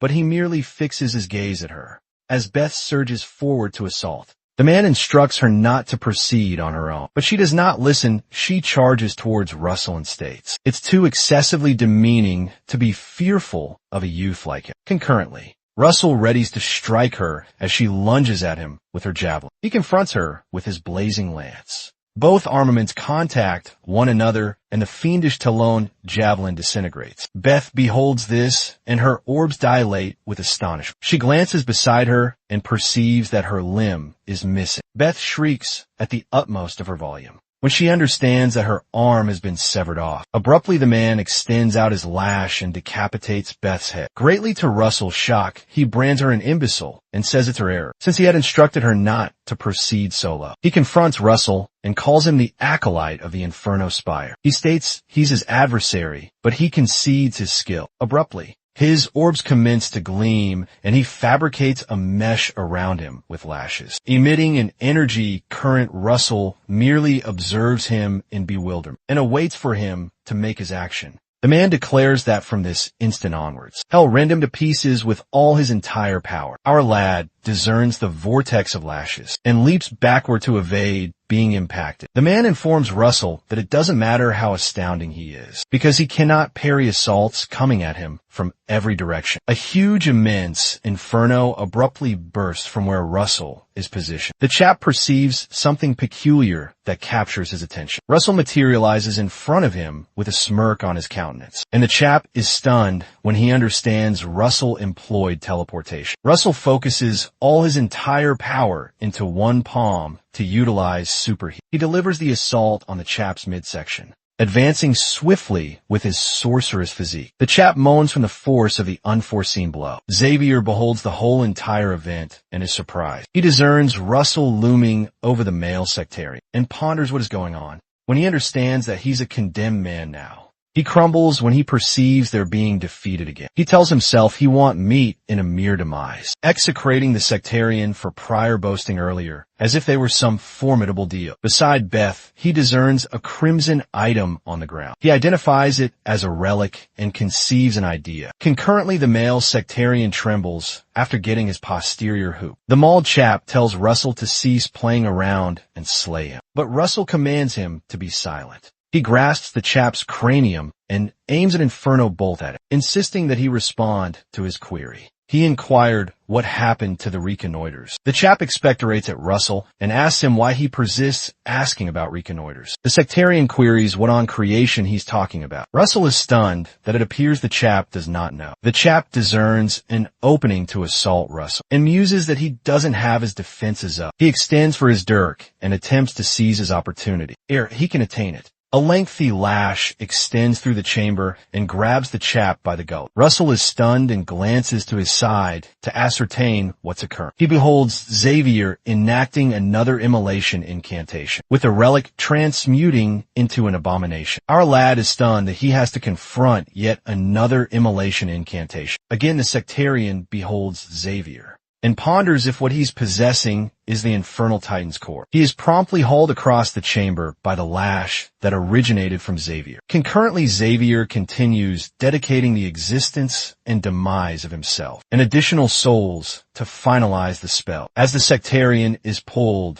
toward the materializing infernal titan abomination. He tells himself he cannot permit himself to be fused with this chap's monstrosity. It's excessively tardy, as he's pulled into the abomination and transfixed in every portion of his body. Xavier summons out the entity he dubs the monstrosity and requests it to materialize as the immolation is finalized. Abruptly, the colossal bulk materializes into the entity referred to as the monstrosity. The energy emitted from the entity is so potent that Russell commences to wonder. What's amiss? An interface alert materializes, informing him that the task has been altered. It states all the sectarians are deceased, and he must annihilate the monstrosity. The monstrosity scowls at Russell with crimson, sinister orbs. Xavier, presently transmogrified into the fiend, gazes at himself and snarls. He queries Russell how he ventures to make him become such a disaster. The fiend employs an arcane incantation named Fiendish Talonbar and informs Russell that he shall ensure to rend him into fragments. Russell is astounded to observe the monstrosity, comprehending it is employing Beth's sorcery.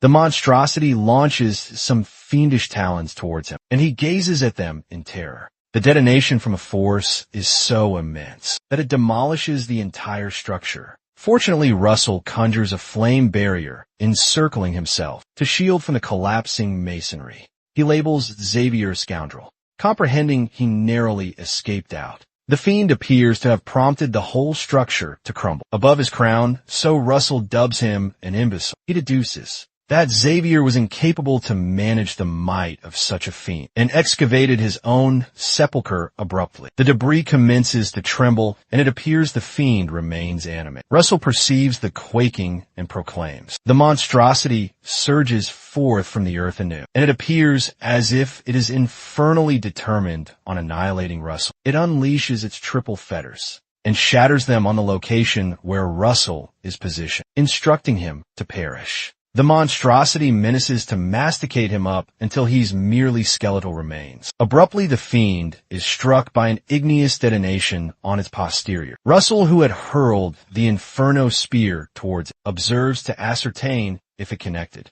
The fiend is engulfed by vapor, and everything is obscured. Eventually, the fiend, who is unharmed, pivots around and expectorates on him. It proclaims that his assaults will not succeed on him. Russell scowls and comprehends that the fiend is correct because it possesses incredible protection. He comprehends that he must devise a method of escape, but the fiend rapidly assaults him with its barbed fetters. It informs him to ponder all he desires and shatters the fetters on the location he's positioned. Russell swiftly vanishes from the vicinity and tells himself that he must discover a means to gain respite. The fiend derides him and demands that he flee away in desperation. In the presence of its overwhelming might, Russell sneers and states, as if hell ever retreat from such a simpleton. He states to himself that this is merely the commencement, and swiftly conjures Pepper. When Pepper materializes, he queries him if he can lend him assistance, and Pepper enthusiastically concurs. As customarily, our lad conjures some flame in his palm and resolves to commence. He swiftly establishes a flame barrier between him and the fiend. Subsequent to him doing that, he transforms it into an inferno surge and aims it at the monstrosity. The colossal surge strikes the fiend, but it contrives to obstruct it, albeit it imparts some injury upon it. The monstrosity brands Russell an idiot and queries him if he genuinely believes such an arcane incantation could impart injury upon him. When the fiend gazes upward, he does not perceive anyone before him and ponders where Russell vanished. Russell, who had concealed himself, grins and instructs Pepper to proceed now, whilst the monstrosity is still surveying around. Pepper charges towards it. The WYRM unleashes a torrent of flame at the unaware fiend. Pepper swiftly courses circles around the fiend and showers flame upon it as it attempts to apprehend it. Concurrently, Russell soars above to deliver his ultimate assault. Our lad is pleased that he's been capable to maintain the fiend's focus off him because he'll now be capable to deliver his assault. He commences to materialize the inferno spear, but melds it with superheat, because it's the sole sorcery he comprehends that possesses overwhelming piercing might. When Pepper comprehends that Russell is finished forging the armament, he moves out of the path concurrently. The fiend instructs Russell to cease dallying around and emerge. Russell, who is leaping down at its cranium with the distinctive inferno spear, states hell concede its solicitation. Soon thereafter, our lad delivers the inferno spear on the fiend's cranium with immense might. The fiend's cranium and corpus become engorged with flame, but it apprises Russell that all he's accomplishing is futile. Russell informs it that he comprehends, and chuckles that it has yet to behold his true capability. Abruptly, our lad conjures fulmination. He materializes a vast fulmination expanse above the fiend's cranium to assault it with abruptly. He conjures the fulmination to impact the apex of the fiend's cranium. The sorcery is something designated a Thunder Titan's Maul. The brilliant fulmination tears through the fiend's whole entire being. The force is so potent that the monstrosity detonates on the location. A vast vapor blankets up the vicinity, and it's difficult to perceive anything. Eventually, Russell alights on his feet and ponders if he has at last annihilated the fiend. He gazes nearer and perceives that the uppermost section of the fiend has detonated and unveiled Xavier's osseous structure. The interface presents up an alert and apprises him the task is concluded, and he shall now obtain his recompense. Russell is alleviated to perceive that the task has terminated and crumples on his posterior. Pepper materializes on his shoulder and Russell lauds him for performing a fine task. Abruptly, the cranium slides off the osseous structure and tumbles to the earth. It rebounds from where it tumbles and alights before Russell. Astonishing him, the osseous structure utters his appellation and remarks that Daria disciplined quite an astounding lad in her concluding years. The cranium queries who would fathom that her wunderkind would be a Raymond, and Russell is astounded that the osseous structure is speaking. The osseous structure persists and states that. He ponders if the offspring will be more captivating than the progenitor. Our lad just stays. Russell grows irate and seizes the cranium, insisting to know who's uttering, as it appears that some other entity is speaking via the cranium. The cranium chuckles and informs him he'll ascertain sooner or later. The cranium also states he'll ascertain how his progenitor appeared in his final years. As well, abruptly, it detonates in Russell's palms. The voice chuckles and states that his progenitor possessed quite a ferocious mien. Our lad commences to weep in the precipitation, owing to the vexation of discovering that the adversaries know his progenitor. In the precipitation, he insists that the voice reveal to him who on creation he is, and he commences to execrate. Pepper approaches his side to console him. The remainder of the monstrosity's corpus stays motionless before him. Concurrently, someone observes Russell with a spyglass and apprises his comrades that their conflict is concluded. The man commands his underlings to dispatch a dispatch to the station. We transition to the 12th air expanse. Amidst the 2nd Regiment of the Sovereign Forces. Within the station, the regimental commander, Noble Montmart, peruses the dispatch from the individuals. He ascertains that the confrontation between the individual, presumed to be a sorcerer of Endymion, and a sectarian culminated in the sorcerer's triumph. The dispatch also states that assessing from the arcane mind, the sorcerer's tier is also gauged to be above the 5th echelon. The intelligence astounds him, and he summons for the reconnaissance operative. Commander Noble insists to comprehend how it's conceivable for him not to discern that a sorcerer of this stature approached this near to their domain. The reconnaissance operative offers apologies and states that there were no dispatches of any peculiar maneuvers of elevated tier sorcerers of Endymion. One additional operative positioned close by states it's conceivable that the individual is a novel sorcerer. He appends that there is a hearsay that the Inferno Spire possesses a new, most youthful constituent. The reconnaissance operative attempts to vindicate himself by stating that the sorcerer must have recently matriculated from the Institute. Thus, there's no requirement to fret, provided they do not approach near to the frontiers. The commander labels him an imbecile and informs him that recent matriculant is gauged to be above 5th echelon already. He states that signifies he could be a principal might of Endymion in the time to come. Both individuals remain silent, and the commander merely exhales. The commander execrates and states he does not desire to have to manage. He states he possesses no alternative but to summon that madman to address the menace, alluding to an unidentified individual. Concurrently beneath the scorching arid solar orb, Russell reposes on a dune and gulps some liquid. He's in profound contemplation and persists pondering about something. He ponders if the sectarian genuinely slew his progenitor. Russell informs himself that he must concentrate on the task to locate the reconnoiters presently now, particularly now that he has individuals pursuing him. He cannot manage to forfeit concentration. He gazes to his flank and deduces the individuals must be reconnoiters dispatched by the sovereign. He perceives they have not assaulted him, so he presumes that their aim is merely observation. Abruptly, he beholds a peculiar silhouette far away on the arid terrain. As he gazes nearer, the individual commences to radiate brilliantly. Russell charges towards the individual with his sorcerous physique to apprehend it. When he approaches nearer, the individual utterly vanishes. He enigmatically endures a gash to his jowl, and he tumbles to the earth. Russell arises and ponders if all he has beheld is an arcane energy field. An interface alert materializes up and informs him that he's confronted a foe of a tier he has never confronted previously. His task is to elude the grasp of the foe unscathed, with recompense of 5 mid-tier energy gems. Russell is astounded, and he gazes at his assailant to ascertain who he is. The chap appears to be a blade master,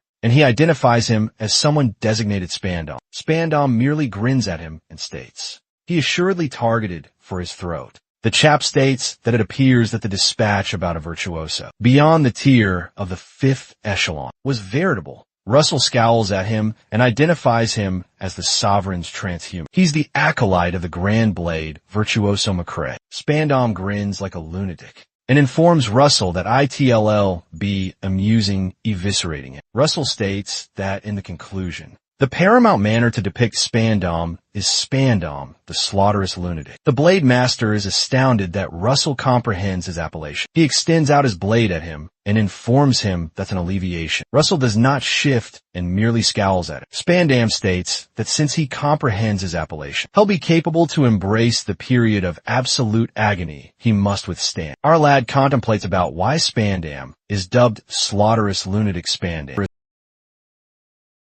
constitutes a radiance, and Russell recalls witnessing it, merely since they collided shoulders with him. In his former existence, he savagely dispatched the entire band of Cell's words and annihilated them. Russell also nearly perished were it not for Alan's intercession. They would have been finished. In the retrospection, Alan erupts onto the stage precisely when Spandam is poised to slay Russell. Spandam shows no fear and merely grins like the deranged individual he embodies. The paladin and sorcerer collide in a ferocious engagement. Even during that period, Alan Page, who had surpassed the threshold of a sorcerer, was scarcely capable to overpower him and sustained wounds. Russell muses internally that Spandam is an exceptionally formidable adversary. Spandam wearies of the delay, and he declares it's time to commence. The paladin employs a cleaving assault dubbed Flying Blood. Russell swiftly conjures a barrier to repel it and forms 5 strata. The assault impacts the barrier and utterly shatters through it. Russell is astounded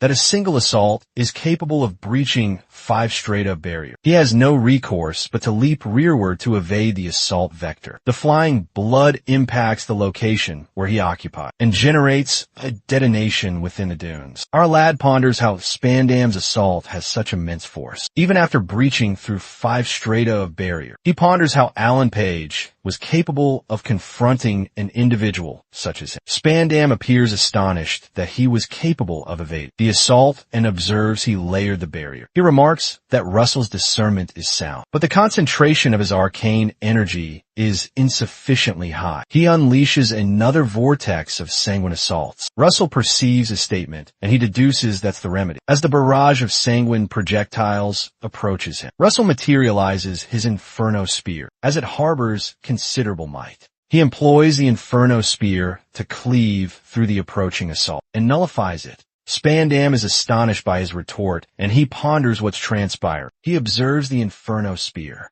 and informs Russell that it appears he was concealing something rather advantageous. Russell ironically queries if that is indeed true, and he hurls the Inferno Spear at him. Spandam perceives the spear approaching him, but he does not retreat instead. He's astonished that the Inferno Spear stayed unbroken, even after Russell hurled it. He swiftly materializes a sanguine surge to shield himself. From a soaring spear, the paladin grins and says that he truly considers conflicts with sorcerers rather captivating. Suddenly, Russell employs teleportation and materializes at his rear, with the Inferno Spear within his grasp. To assail him, he swiftly hurls the spear at Spandam's posterior, to assail him from the rear. Abruptly, Spandam vanishes, and it appears he also possesses teleportation sorcery. He materializes at Russell's rear and remarks that Russell can also employ teleportation. Akin to the rodent Russell is astounded to perceive Spandam at his rear. When he pivots around, the paladin assails Russell with his blade, and gore spills forth.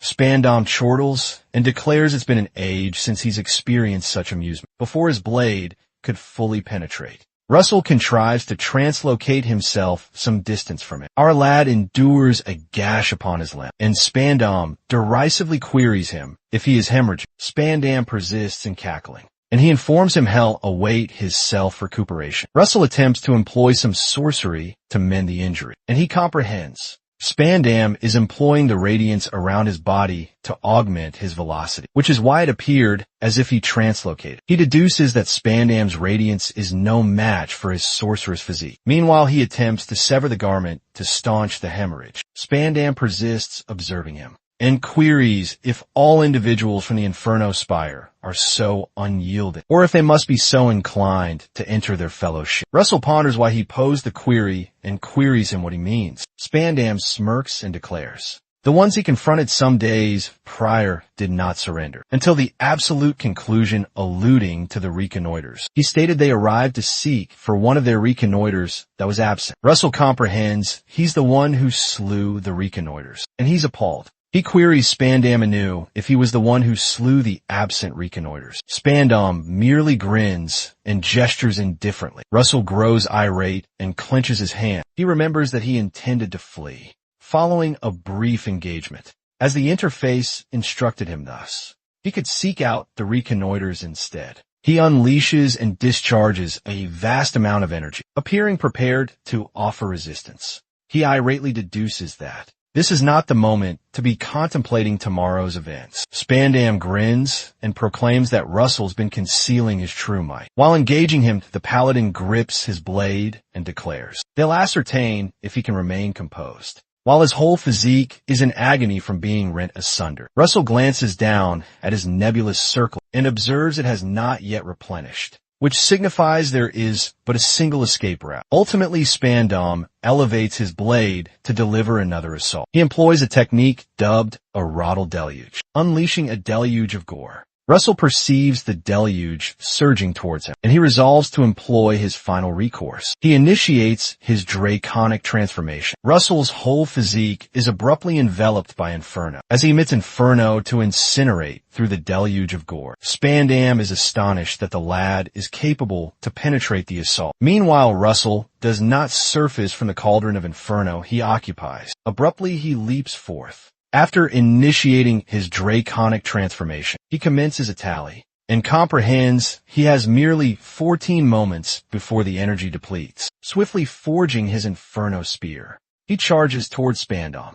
Spandam grins as he observes him and deduces that this could prove rather perilous. Nevertheless, he does not yield ground as Russell bounds towards him. With the Inferno spear in grasp, Russell unleashes a devastating Inferno burst at the location where Spandam is positioned. Soon thereafter, the Inferno subsides, and Russell remains in the blazing crucible. He surveys the vicinity for Spandam, but the paladin materializes at his rear. Spandam utters from the rear. Astonishing him, he says he is unaware what ruse Russell employed. He assails Russell with his blade, but our lad parries the assault with his palm. Spandam informs him he's certain he only momentarily augmented his capabilities. Russell persists, tallying down, and comprehends he has 9 moments remaining. Spandam advances to assail again, cleaving across Russell's visage with his blade. But our lad swiftly counters with a sweep of his spear. The impact of the assault culminates in a vast detonation. Spandam leaps clear of the path to evade the detonation, and Russell tallies that he has 6 moments remaining. Spandam derides him,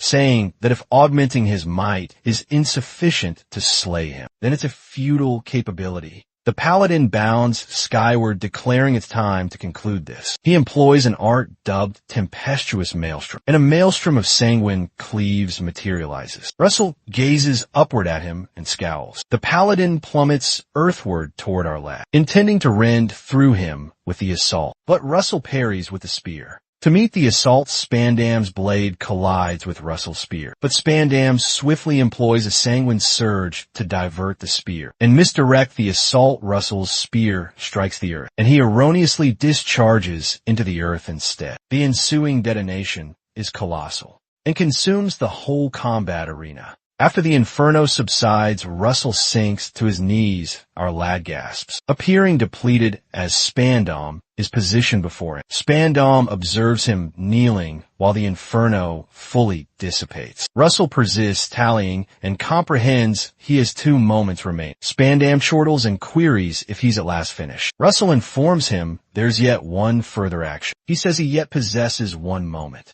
and sets his palms upon the earth for his final assault. The assault he employs is 6th echelon sorcery, and it astounds Spandam. The earth below them commences to fracture, and Inferno starts to ascend. The fissure expands, and Spandam looks truly astounded. The Inferno transforms into lava, rendering it apparent they're both within a caldera. Russell transmutes the whole vicinity into a pyroclastic region, employing an art-dubbed liquefaction. In a retrospection to when Russell was researching in the Mentor's archive, he recalls perusing the liquefaction technique. He remembers that he was capable of comprehending the underlying concept, but because it required 6th echelon sorcery, he could not employ the art functions by commencing from tiny inferno cinders and then enveloping the entire vicinity with lava. In the current moment, Pepper arrives to Russell's aid and extracts him from the lava. Amidst the heavens, Russell expresses gratitude to Pepper for his assistance. Meanwhile, Pepper labors to maintain his altitude due to the disparity in mass from the summit of a boulder.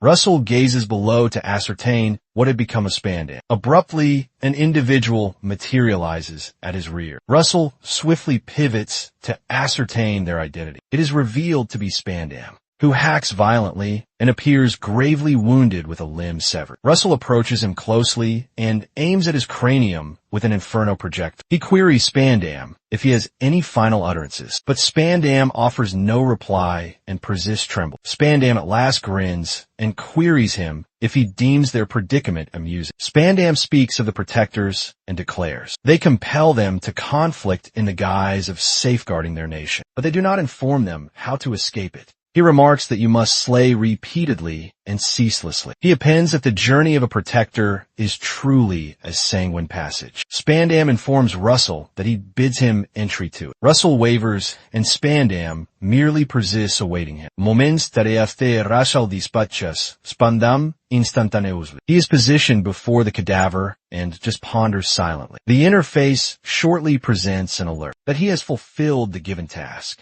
and surpassed the stipulations. So he is bestowed 8 mid-tier energy gems concurrently in the public house. Another reconnoiter comes to deliver intelligence to Jackson and informs him that tidings have circulated that Spandam, a paladin of the Sovereign, is operating covertly in the arid expanse. The individual informs Jackson that the vanishing of the reconnoiters might be linked to him. As well, Jackson is astounded, and he deduces that if this is veritable, then the luminary of the Inferno Spire is in peril as well. He deduces that regardless of how adept he is, he will not be capable to withstand against Spandam. While they are conversing, Russell enters into the public house. He approaches to the counter and deposits a fractured blade on the surface. Jackson is astounded and identifies the blade as Spandam's weapon. Jackson merely gazes at him and does not know what to utter. Russell grins at him and informs him he just desires a tumbler of water. Jackson swiftly procures him the liquid and states he can solicit for whatever he desires. That evening, Jackson approaches the sphere and submits his dispatch. He transmits his dispatch concerning the Inferno Spire reconnoiters, and he also apprises them that Russell Raymond slew the dissidents, and Spandam soon thereafter.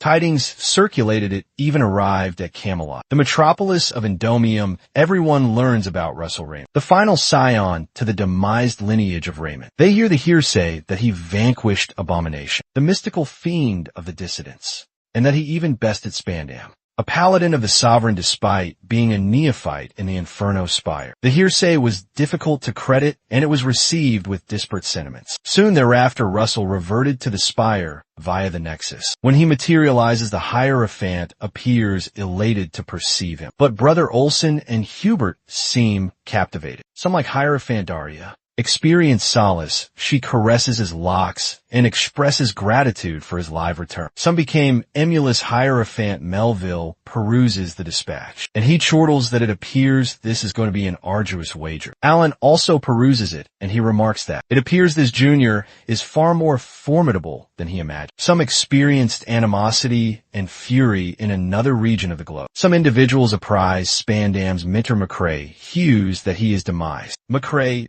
burnishes his blade, and he queries the individuals if that's all the intelligence they possess for him. McCrae is the blade virtuoso of the Sovereign, and the fury is palpable in his orbs. The individuals cower before him and inform him. That's all the intelligence they possess. Russell deduces that even though everyone experienced varied sentiments, they all possessed one aspect in common. Concurrently, McCrae proclaims that it's going to be a life for a life, an acolyte for an acolyte. He shatters his blade on the earth in profound ire. A tenebrous force issues from the earth where he impacts, and traverses forward. The force traverses from where he is into the woodlands, and annihilates the whole entire vicinity. The sole aspect everyone that heard the message possessed in common is that they all had a potent impression of Russell. Raymond McGregor recollects Daria's Stonewall, and he states that he'll exact retribution for this at any expense. Subsequently, Russell gives Hierophant Daria a dispatch of his task. She queries him if what he's stating is that the dissidents were implicated in his progenitor's demise. Russell corroborates what he stated. She apprises him that a multitude of chronicles were forfeited during the conflict, and it's arduous to ascertain the true circumstance. She states it will be more difficult to identify the perpetrator. Russell informs her that he's cognizant of that. To console him, the Hierophant clasps his palms and informs him that one aspect is certain. She states that if they persist pursuing the dissidents, they'll be capable to attain the veracity, and she queries him if he believes so. The Hierophant assures him that she, alongside the Inferno Spire, will perpetually be here to assist him, and Russell cordially expresses gratitude to her. Soon thereafter, the conveyance operator declares to them that they've reached their terminus. Hierophant Daria informs him that she wishes he can put his uncertainties and disquiet aside, so that he can broaden the expanse of his erudition. For this day, they disembark and enter into a vast edifice. Within the edifice, there's a convocation of the Arcane Spire Synod. The Arcane Spire Synod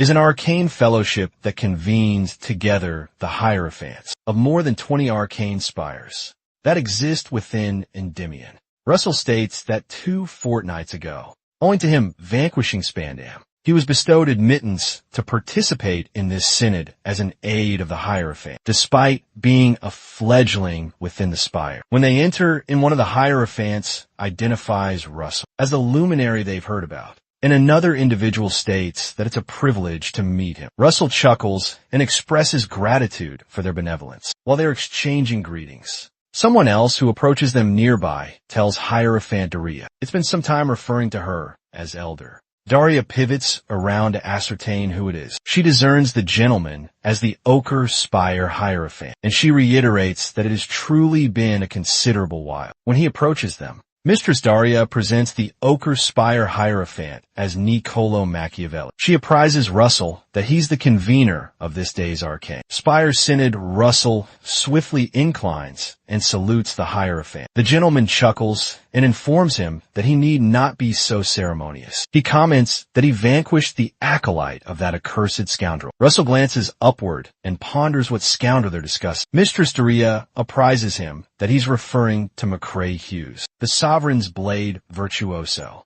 She apprises him that the individual he vanquished was his acolyte. Niccolo indicates the gash traversing his orb and states it was invigorating to learn the tidings. Russell observes the gash traversing his orb and comprehends that it surely was McCrae's handiwork. Hierophant Daria intervenes and requests he cease resurrecting past hurts and to make preparations for the exposition. She recalls to him that he had stated he had a significant matter this day. Shortly thereafter, Hierophant Melville and Alan Page draw near them. Hierophant Melville salutes the Inferno Spire Hierophant and the Ochre Spire Hierophant. Russell glances aside and discerns the Javelin Spire Hierophant. Mistress Daria grins and informs Melville that he appears to be envious that her acolyte is receiving accolades. Melville chuckles and queries her if she believes he's as small-minded as she is. Niccolo perceives the escalating strain, so he swiftly departs to make ready for his exposition. Niccolo swiftly withdraws because he understands they're bickering anew. Hierophant Melville remarks that as they are on the subject, he trusts she has not forgotten their wager on the artifact from the age of deities, but Mistress Daria counters that she will not overlook. Hierophant Melville begins to brag and proclaims his cherished Alan has previously accomplished a feat before he can complete his statement.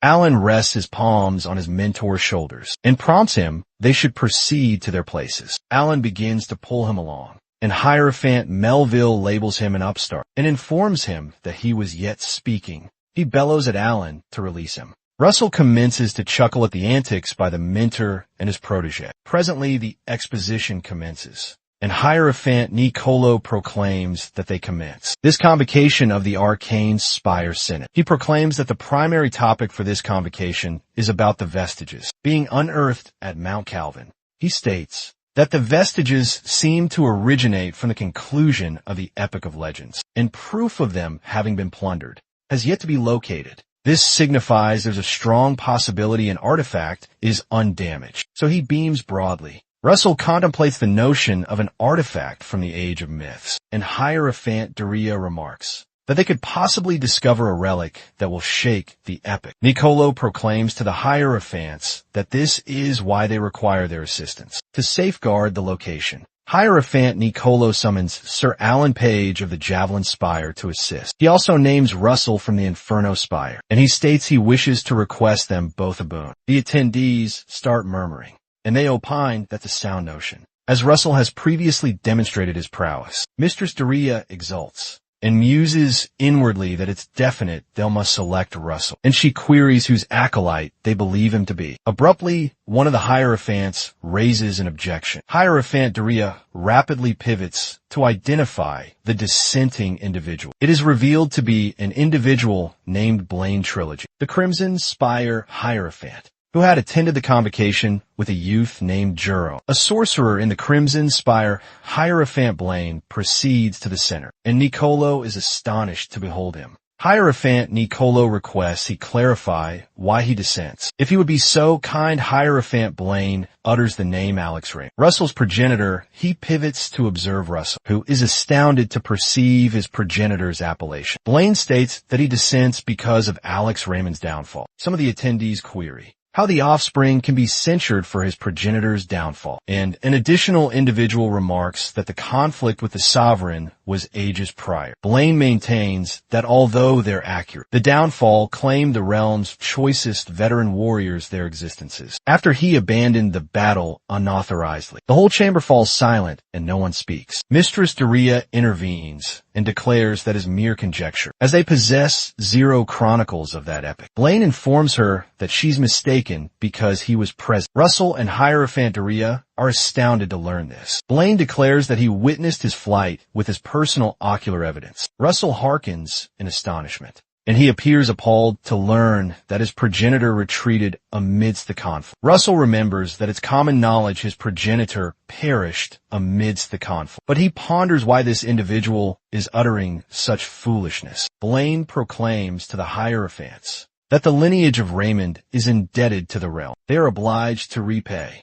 He appends that they must contemplate how disillusioned the realm's young generation might perceive if they assigned such a crucial undertaking to the lineage of Raymond. Hierophant Blaine declares that the Crimson Spire shall offer no assistance to this undertaking if Russell is leading the protection detail. Certain attendees weigh their choices, as Russell is recognized as the ascending luminary, but it's difficult to exclude the Crimson Spire. Nicolo observes the predicament and comprehends that Blaine has influenced the assembly with merely some utterances. He deduces that this is anticipated from the Crimson Spire, and Blaine surely anticipated this as well because of the patronage he enjoys. Hierophant Nicolo considers a prominent figure in the realm, Archduke Bismarck. He remembers that Blaine enjoys the confidence of the monarch's kinsman and the preeminent individual in the realm. The nobleman, thought Nicolo, deduces that opposing him signifies hostility toward the nobleman's party. He acknowledges that the sole individuals who lack caution when dealing with him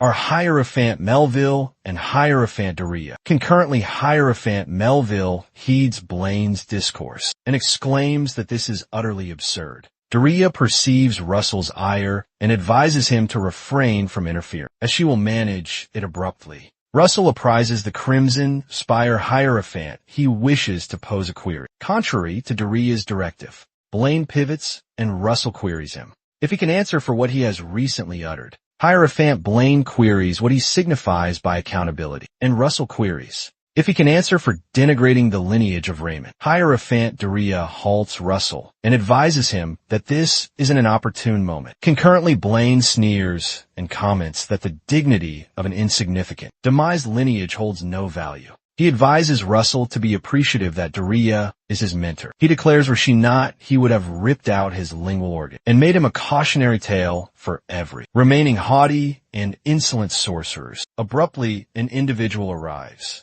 and remarks to the Crimson Spire Hierophant that he behaves increasingly regal. Each instance she beholds him, she remarks that one might be confused with him for the sovereign. The monarch in person all pivot, astounded to behold the arrival. The newcomer is Hecate Rathmos, the royal highness of the realm. The Hierophants swiftly make obeisance to salute the royal highness. Blaine too inclines to salute her, but ponders why the royal highness is present. Royal Highness Hecate states she was overhearing from without, and she believes that the Crimson Spire Hierophant makes a valid argument. She states that should an individual be indebted, they must recompense it. Mistress Daria attempts to intervene, but the Royal Highness states, yet there is a caveat. Royal Highness Hecate states that for the individual to recompense, they should be afforded the opportunity to do so. Ultimately, she proclaims to them that she's decreeing that the Javelin Spire and the Inferno Spire serve as protectors in conjunction with the Crimson Spire. Blaine perceives her decree, and he's astonished. Royal Highness Hecate merely grins at it. Blaine responds and recalls to the royal presence that this is not an issue to be treated so trivially. Royal Highness Hecate summons Nicolo and queries him who the foremost patron of the unearthing is. Hierophant Nicolo affirms that she is the foremost patron. The Royal Highness grins and declares they shall advance as she decreed. After she delivers her proclamation, she departs the chamber. Blaine observes her and grins uneasily. Nicolo swiftly silences the assembly and proclaims that the subsequent matter for discussion is the timetable of the unearthing. Russell appears bewildered by everything that recently transpired and contemplates Royal Highness Hecate. Following the convocation, Blaine deduces that this was his opportunity to curtail the lineage of Raymond nascently. But he finds it incredible the Royal Highness intervened. Abruptly, Jaren discerns a presence on the path of their carriage, and he leaps atop the covering brandishing a ruby blade. The carriage driver halts suddenly when he encounters an individual. Obstructing their way, Hierophant Blaine descends and informs Daria that he perceives she yet lacks decorum. Daria merely grins and replies he isn't the sole individual who lacks decorum. Abruptly, Jaren aims his blade at Daria's throat. She grins at him and queries if he believes his blade suffices. Jaren merely gazes at her, failing to comprehend her implication. Hierophant Blaine advances and instructs Jaren to sheath his blade. Jaren is taken aback by his mentor's shift in inflection, so he inclines and departs. Blaine informs Daria from knowing her. He understands she's not here seeking contrition, so he queries her intended message. Daria states she wishes to discuss Alex Raymond, and Blaine appears astonished. She queries him if he likewise observed Alex's demise, and he apprises her that he did not precisely observe. Mistress Daria remarks that is regrettable, as she's attempting to uncover the truth of his demise, and considered inquiring of him on the off chance. Blaine remarks that he doubts she'd extend herself so far, and queries if she knew the deceased. Raymond Mistress Daria furiously refutes that. It's an issue pertaining to her newest acolyte, and an acolyte's concerns are their mentor's business. She appends that she's merely endeavoring to assist her acolyte resolve a grievance, and she's determined to locate the party accountable for his demise. She instantly thumps her rod on the earth and vanishes, rendering the gentleman astonished. Hierophant Blaine commands the driver to reverse the conveyance. He declares there is a matter there he must scrutinize. Concurrently within the Archduke's grand residence, a cranium is positioned within a tenebrous chamber, bearing a dissident etching upon its frontal bone. Abruptly, the osseous remains awakened, and its orbs blaze brilliantly. Some period thereafter, Hierophant Daria queries Russell if he's still departing anon. She queries him how he shall manage to execute well in the undertaking when he's so unfocused during his regiment. She queries him if what that elderly gentleman uttered is yet troubling him. Russell persists his combat against the monstrosities, and he informs her he's not. Hierophant Daria observes him attentively, and she remembers that individuals had lauded him as a luminary, and now suddenly they're defaming his departed progenitor as a poltroon. She ponders if there's a method that he would not be discomposed by. Hierophant Daria descends to converse with him. She informs him that the veracity will ultimately emerge to the fore, and she wishes he would merely concentrate on traversing his own journey. Russell contemplates what she uttered about traversing his journey. Ultimately, he requests Hierophant Doria to mentor him anew. The Hierophant chortles and appears gratified by his declaration. Russell comprehends that it is not going to be an effortless journey, but it is a journey that must be traversed.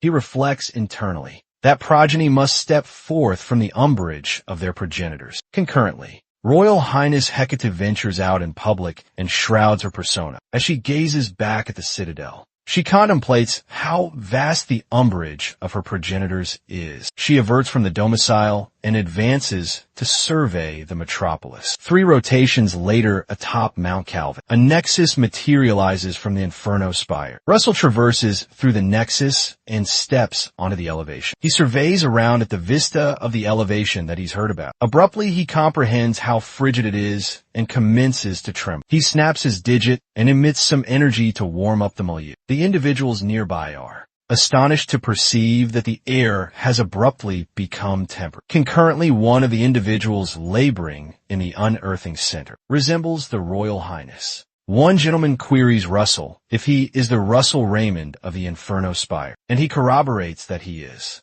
The gentleman informs him that they have been anticipated, so he indicates to him the way as Russell trails him. He discerns numerous banners. He discerns the standard of the Regal Passage, Ochre Spire, another for the Everall Ochre Spire, and an additional for the A Chaos Ochre Spire. He comprehends that all the virtuosos of telluric sorcery have convened here for the undertaking. The gentleman queries Russell if he deems the magnitude of the task impressive. The gentleman informs him that they even constructed the whole edifice from sorcery. Gems Russell observes how lustrous the edifice is, and he declares they're akin to speculums. The gentleman corroborates his declaration and states this is why they designate the vestiges. The sanctuary of speculums soon thereafter. They encounter an elderly gentleman who bids Russell welcome. He presents himself as Spiegelman of the Ochre Spire, the individual leading the undertaking. Russell deferentially salutes him and presents himself. Russell identifies the gentleman as an adept one, who ascended from a station as a plebeian to an elder of the Regal Passage. Ochre Spire, he is likewise the antiquarian and explorer, who's unearthed more vestiges than any other in the realm. Russell ponders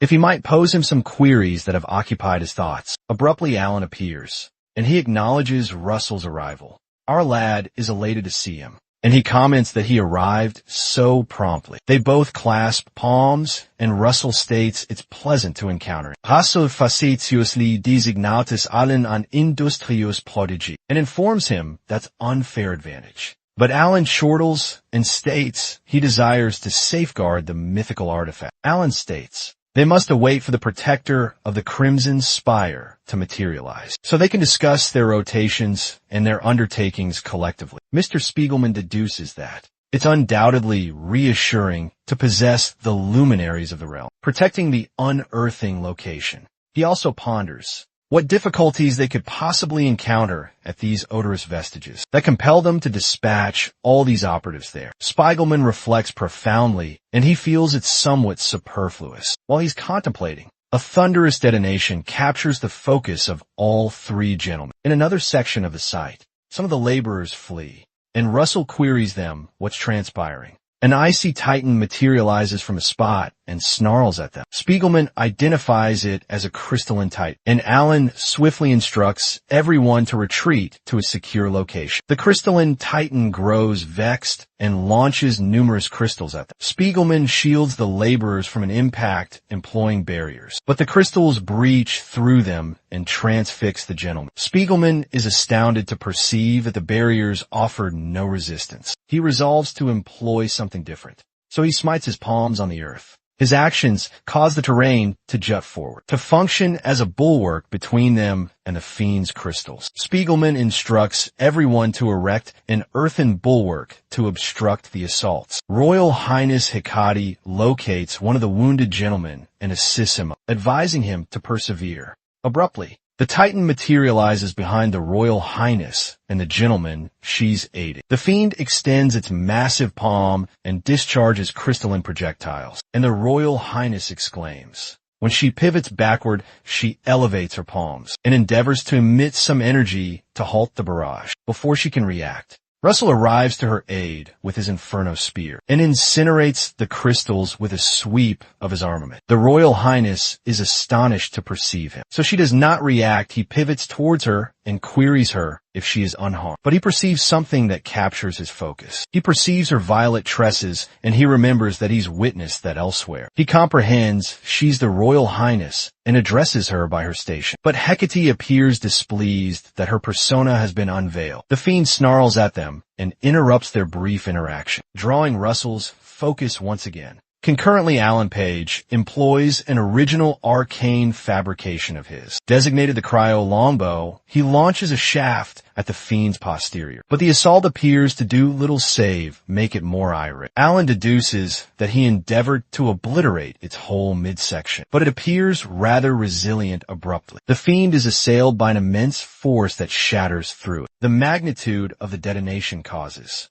Alan and Russell to shield themselves. Jaren materializes and employs one of his original arcane fabrications, designated the Sanguine Inferno Blade. The force of the assault smashes the fiend to fragments, astonishing everyone in the vicinity. After the fiend is annihilated, Jaren remarks that he believes he is not belated. He presents himself as Jaren of the Crimson Spire. Russell does not utter anything, but merely gazes at him. Jaren also merely gazes at him, pondering why he's gazing at him. 3 rotations prior, Jaren and his men are Blaine venture to a clandestine chamber in the Archduke's domicile. Blaine queries the enigmatic cranium concerning Alex Raymond. Blaine apprises the cranium that Daria has commenced, probing his demise, and he queries the cranium if it has any notion concerning that. The cranium contemplates for a period and states he cannot conceive of any other explanation other than the reality that Blaine decreed his demise. Blaine merely remains silent and gazes into the horizon. The cranium queries him what's amiss,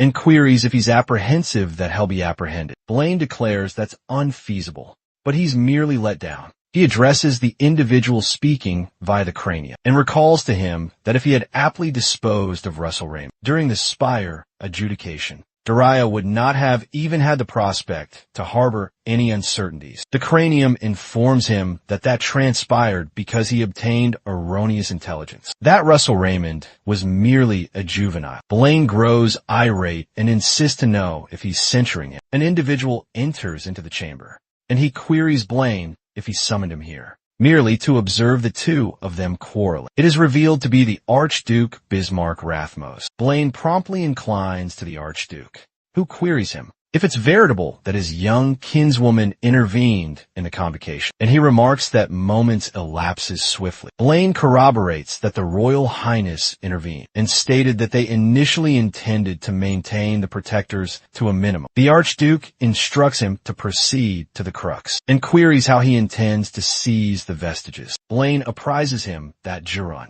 his acolyte, shall enlist with the protectors. He states Giron will fabricate a breach in the safeguarding barrier established by the Ochre Spire. After he accomplishes that, the Confederates of this ill-bred dissident will waylay the unearthing contingent. By dissident, he's alluding to who's conversing behind the cranium. The Archduke contemplates what he uttered and recalls to them that, as they all comprehend for their stratagem to prosper, they must overpower the hierophants that safeguard the present monarch. He states that to sever the patronage of those hierophants, they require the item from the vestiges. The Archduke presents an item and queries them if they do not believe they could employ a bit of surety on this issue. Concurrently, Royal Highness Hecate pulls Russell to a secluded location, and he endeavors to halt her. He implores her to release him, but she does not listen. The Royal Highness pivots to him and advises him to be hushed. She apprises him that her arrival here is highly confidential, and it must likewise stay that way in times to come. She requests he merely disregard her and proceed on his personal journey, although it may be arduous to fathom.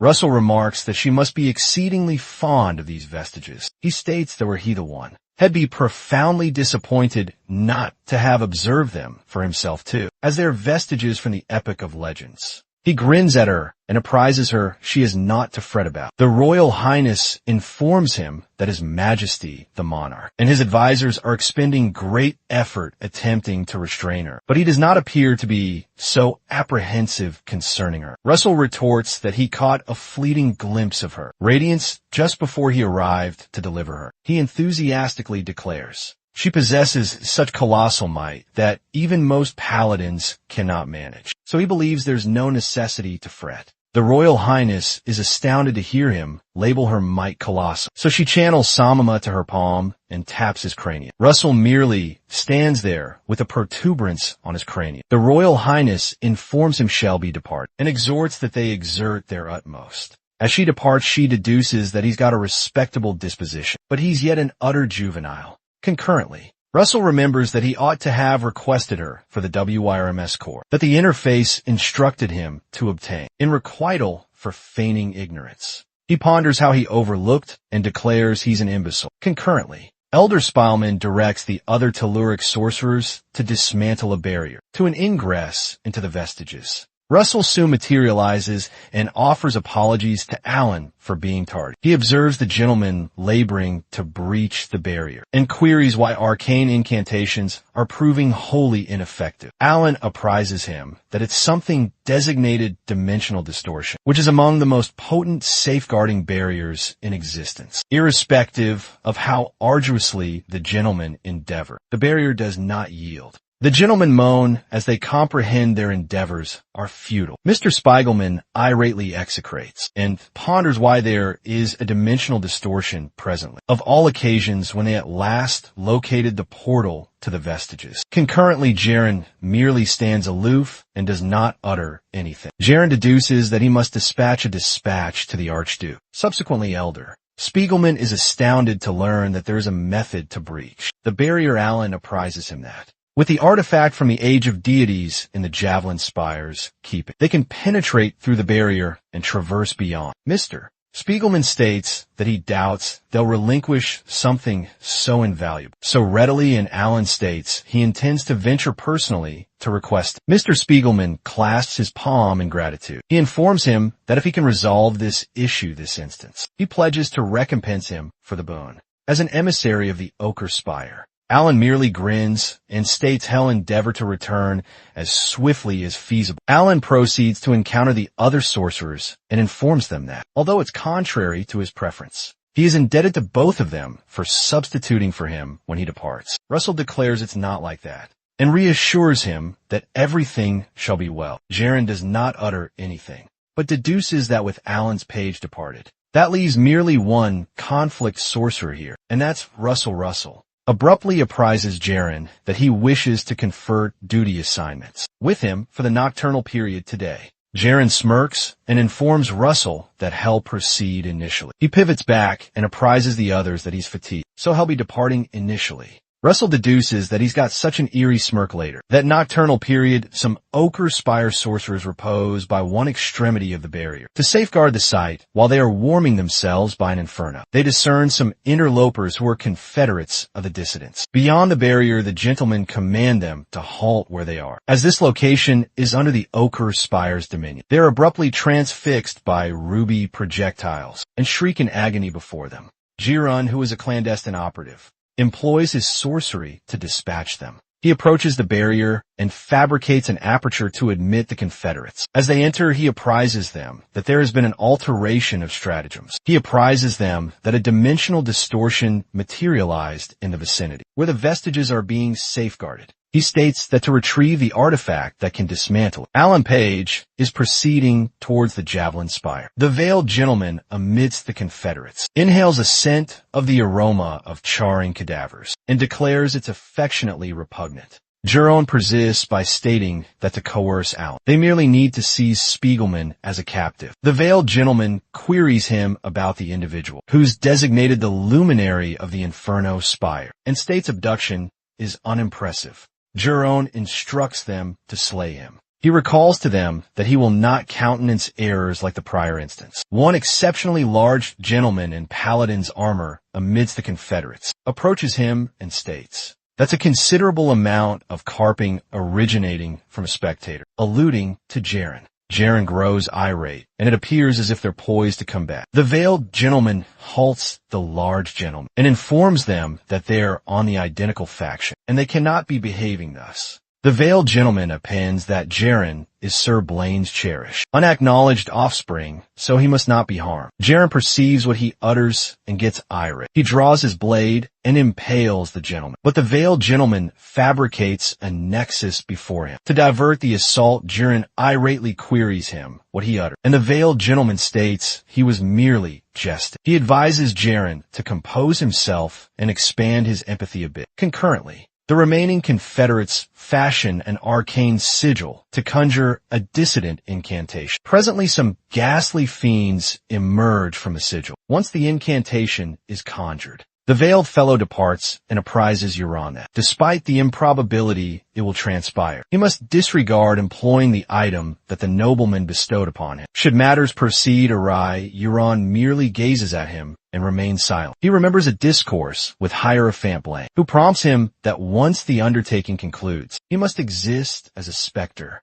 pending the moment that the nobleman claims sovereignty. Hierophant Blaine prompts him that there must not be a sole remaining individual to revert from the undertaking. Jaren queries him if it's permissible to employ the item that the nobleman bestowed him, should matters deteriorate. Briefly, Hierophant Blaine remains silent and merely gazes at it. Ultimately, he queries Jaren if he doesn't desire to be recognized by him. He informs the lad that he's merely going to execute the undertaking proficiently and guarantee that naught proceeds awry irrespective of expense. Returning to the current moment, Jaren resolves to act as his mentor desires. While he observes the igneous fiends emerge, he resolves that hell transform into a specter once the undertaking concludes. He declares he won't merely transform into a specter, but rather an entity that disseminates terror and despondency. Concurrently, Russell proceeds to converse with Elder Spiegelman regarding his inquiries. Mr. Spiegelman corroborates if he's inquiring about a WYRM with numerous cornua. He queries Russell the reason he's inquiring him thus. Unexpectedly, Russell remarks that he witnessed a WYRM while he was on the undertaking, and it captured his attention because it was peculiar. Mr. Spiegelman informs him even he is unable to provide a definitive response. Russell appears disheartened and queries if that's indeed the case. Abruptly, Elder Spiegelman informs him that there's one single being that occurs to mind. He apprises Russell regarding an entity designated the Celestial WYRM Monarch. Russell ponders what the Celestial WYRM Monarch constitutes and queries whether there's such an entity in true existence. Elder Spiegelman states that nevertheless, owing to the scarcity of archival chronicles, exceedingly minimal is comprehended about its many accomplishments. He declares that it's reputed to have elevated those deserving individuals to confront some immense malevolence. Russell recalls the depiction he witnessed of the Ebony Tress combat. Abruptly, Pepper materializes above his cranium. Astonishing Russell, Elder Spiegelman observes Pepper and is amazed to perceive that Russell can conjure ethereal beings also. Pepper utterly disregards them and merely proceeds toward the portal. He positions himself before the canopy ingress and snarls at an entity they can't perceive. Abruptly, an entity commences to press against the canopy material. It is revealed to be the igneous fiends that the Confederates conjured. Russell and Elder Spiegelman are astounded to perceive the fiend. The fiend seems to possess numerous pustules on its corpus, and the pustules emit a vast quantity of detonation in the canopy. Concurrently, the Ochre Spire sorcerers externally bellow out that they're being waylaid. The colossal paladin proceeds towards them, and the sorcerers perceive him. They resolve to unite forces to overpower the adversary collectively. Peculiarly, the paladin remains motionless an iota as they channel telluric sorcery assaults at him. Once they conclude their assault, He sneers and labels their prowess pitiful. The sorcerers are astounded that he's still unharmed after they impacted him with their assaults. And they appear appalled. The colossal fellow resolves to reciprocate the courtesy by smiting them with his massive maul. He smites his maul on the terrain and fractures the terrain beneath him. The maul emits tenebrous, violet radiance that creeps along the terrain and engulfs the individuals, who shriek in dread concurrently. The veiled fellow also encounters a pair of ochre-spire telluric sorcerers. He merely positions himself with his palms behind his posterior as they endeavor to assail him. The individuals unite forces and launch telluric shafts at it. The veiled fellow merely exhales and declares their sorcery is irksome, so he fabricates some arcane nexuses.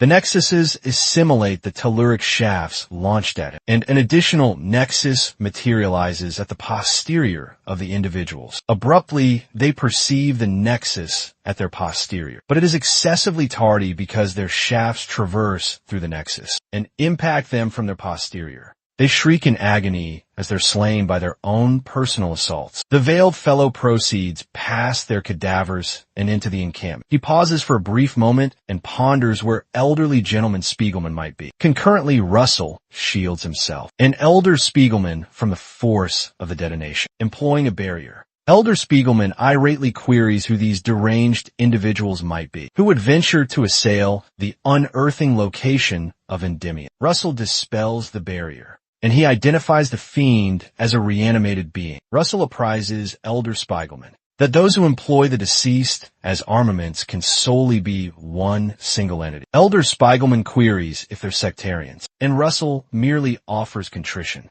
and informs him that he must depart to safeguard a significant individual. While he departs, he instructs the elder to convene with him at the forefront of the vestiges, which astounds Spiegelman. Elder Spiegelman observes Russell depart in bewilderment and ponders if the individual holds greater significance than him. Concurrently, Royal Highness Hecate combats a fiend that's encroaching upon her. She cleaves at it with an arcane battle axe and ponders where these entities abruptly originate. The fiend tumbles to the terrain. After she severs its cranium neatly off, the Royal Highness apprises the remaining laborers that all are secure and requests them to accompany her. They hasten to go convene with her, but they encounter an individual on the path that causes them to halt. Royal Highness Hecate likewise discerns the unfamiliar person and grows vigilant. Directly before them stands the colossal paladin that had slain numerous of them previously. The Royal Highness bounds toward the paladin and contemplates felling him down. With a single blow, she vaults above him and impacts him on the cranium, employing the energy-imbued armament. While she alights on the terrain,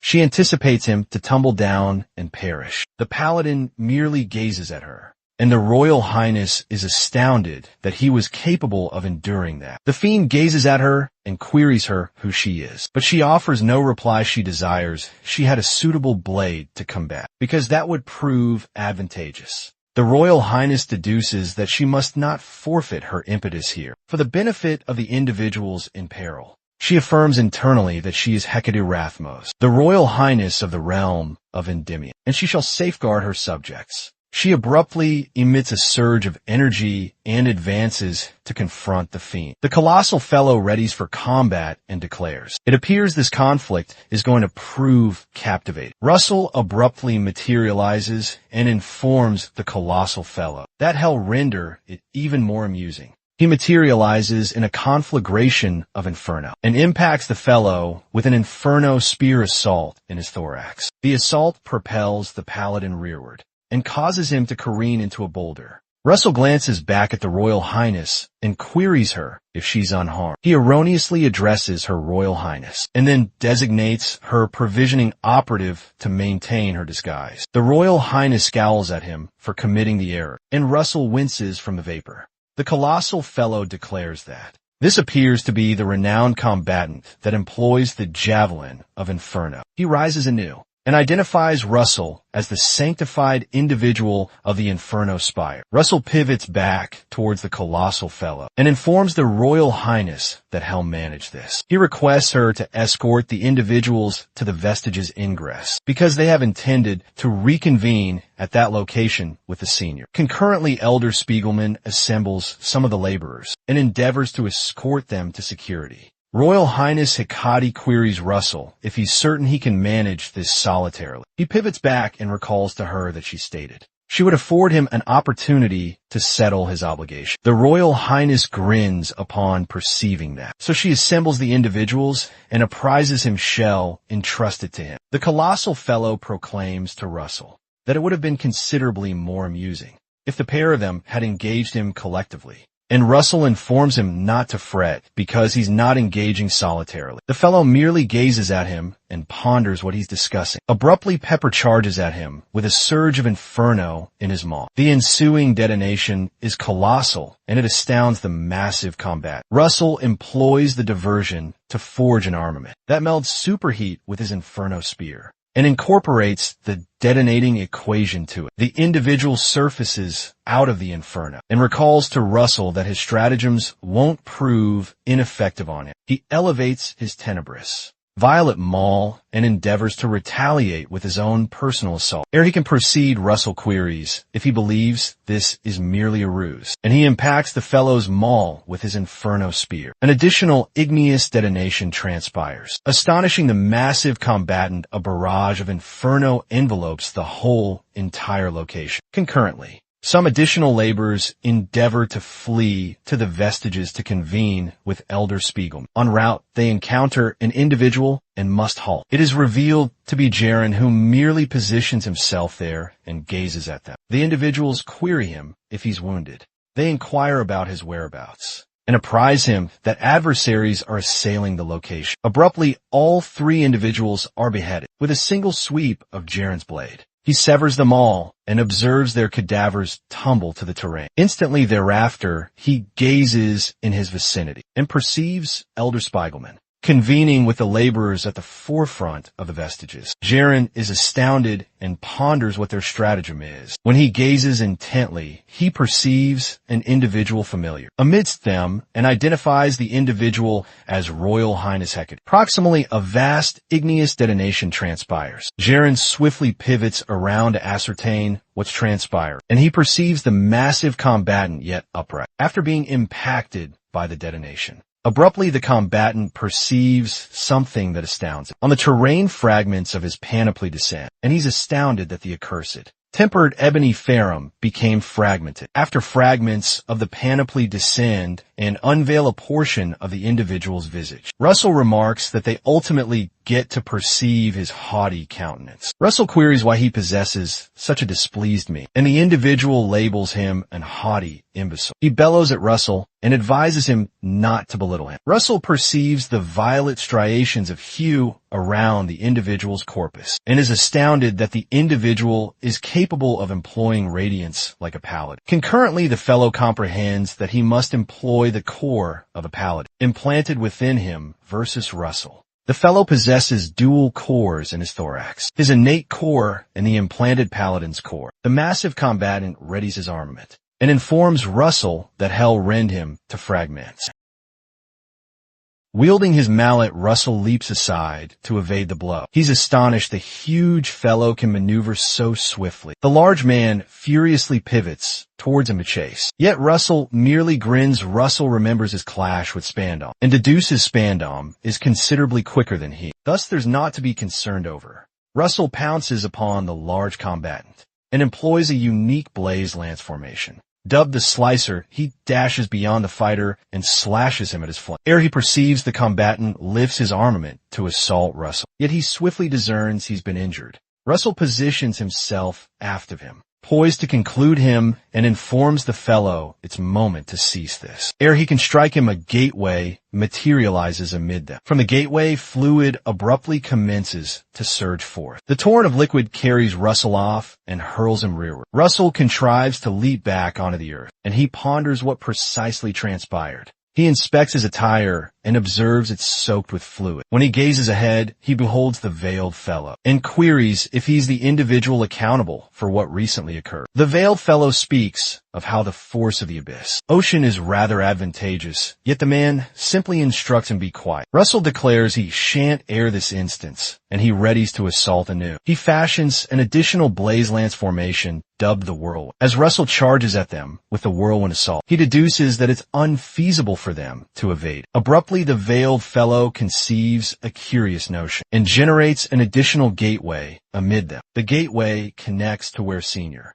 Spiegelman, and the rest are assembling before the remnants. Russell, who is charging at them, espies the gateway, yet it appears it's excessively tardy for him to halt. The whirlwind erupts into the gateway and manifests at its opposite extremity. The laborers before the remnants behold the luminous blaze and ponder what's transpiring now. Princess Hecate, who is likewise amid them, gazes upward and ponders what's occurring. Abruptly, an eruption of flame issues from the gateway and directs towards the folk with Spiegelman. Senior Spiegelman and all others gaze up in terror as they behold the eruption of flame advancing upon them. Russell is aghast at the sequence of happenings and cannot credit his vision. He informs himself that this cannot be occurring. Yet as the eruption rips through the gateway and is aimed at the location where the fellows are congregated, the magnitude of the eruption is so immense it culminates in a detonation. Instance following the massive detonation striking the fellows. The vapor from the collision yet lingers.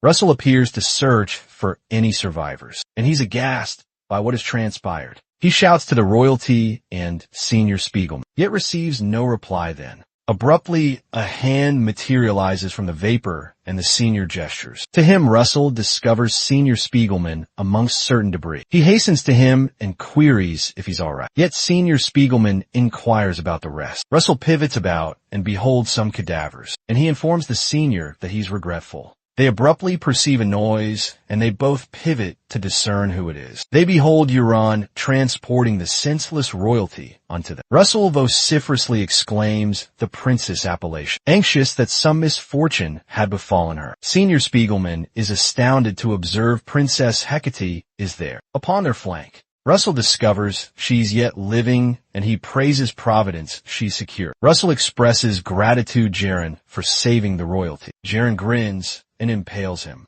Russell gazes downward and beholds Jaren's blade within his stomach. He's aghast at the spectacle, and he commences to expel crimson fluid. Senior Spiegelman is astounded by the sequence of happenings, and he shouts out to Russell. Pepper materializes to assault Jaren, and Jaren is stunned as he did not anticipate ere the WIRM can assault him. The veiled underling fashions a gateway before them, and Pepper goes into it. The veiled fellow states that Pepper has been vexing him for some time now, and he dubs him a vermin. After them, the underlings materialize via a gateway. Russell commences to feel lethargic as his physique begins to forfeit vigor, and he contemplates about Pepper. Jaren pivots to the veiled fellow and apprises him. He instructed him to seize Spiegelman captive. The fellow proposes that they might also secure him as captive, as Alan doesn't realize he's revolted. Abruptly, Master Spiegelman launches an assault at Jaren and queries him how he might venture to forsake them. The large combatant commands Spiegelman to be silent, and he slams him onto the earth, employing his armament. Spiegelman swoons instantly beneath the mass of the mallet. The veiled fellow queries Jaren who the female he's grasping is, and Jaren apprises him that she's Princess Hecate. He states possessing her is tantamount to dominating the Endymion realm. Jaren informs the fellow that his unwise maneuvers nearly caused the undertaking to falter, and the fellow replies that it's all satisfactory, provided that the royalty isn't deceased. Whilst they are conversing, Russell proclaims to them that he cannot permit that occurrence. They pivot unto him, and he informs them that they're not about to escape. Meantime, he lurches to his limbs and attempts to staunch the flow. The large fellow apprises the rest that they'll manage Russell. Thus he strides towards him with his mallet. Russell employs his nebulous circlet and conjures a fog to shroud the vicinity. The large fellow apprises Russell that this is vengeance for what he executed to him previously, and endeavors to strike him abruptly. A fog shrouds the vicinity, and the veiled fellow perceives it. As the large fellow is poised to shatter Russell's cranium, he fervently states it's moment for him to perish. Russell merely gazes at him and initiates his draconic transformation. The fellow perceives an abrupt eruption of flame from Russell. Yet it's excessively tardy. A massive eruption of flame engulfs the location where Russell and the fellow are positioned. It appears like curtains for the large fellow. The veiled fellow perceives the blaze, and he ponders if the fog was intended to obstruct their sight. Instants thereafter, Jaren and the veiled fellow perceive the shrieks of the remaining underlings. Via the fog, when they observe intently, they behold their cadavers upon the ground. The veiled fellow swiftly fashions multiple gateways encircling himself, and he deduces that this has to be why those who preceded them were vanquished. He perceives a swift surge in energy that surpasses ordinary understanding. Via the fog now, he beholds a luminous pair of orbs and ponders what precisely is transpiring. Abruptly then, Russell materializes beneath him and skewers him with a blazed spear. The veiled fellow gazes into Russell's draconic-like orbs, and he informs him that he's essentially a beast. As he commences to expel crimson fluid, Russell disregards him and simply casts aside his wounded form to confront his subsequent adversary. Jaren releases the royalty to participate in the fray because he cannot permit to spare any survivors. Thus the undertaking doesn't falter.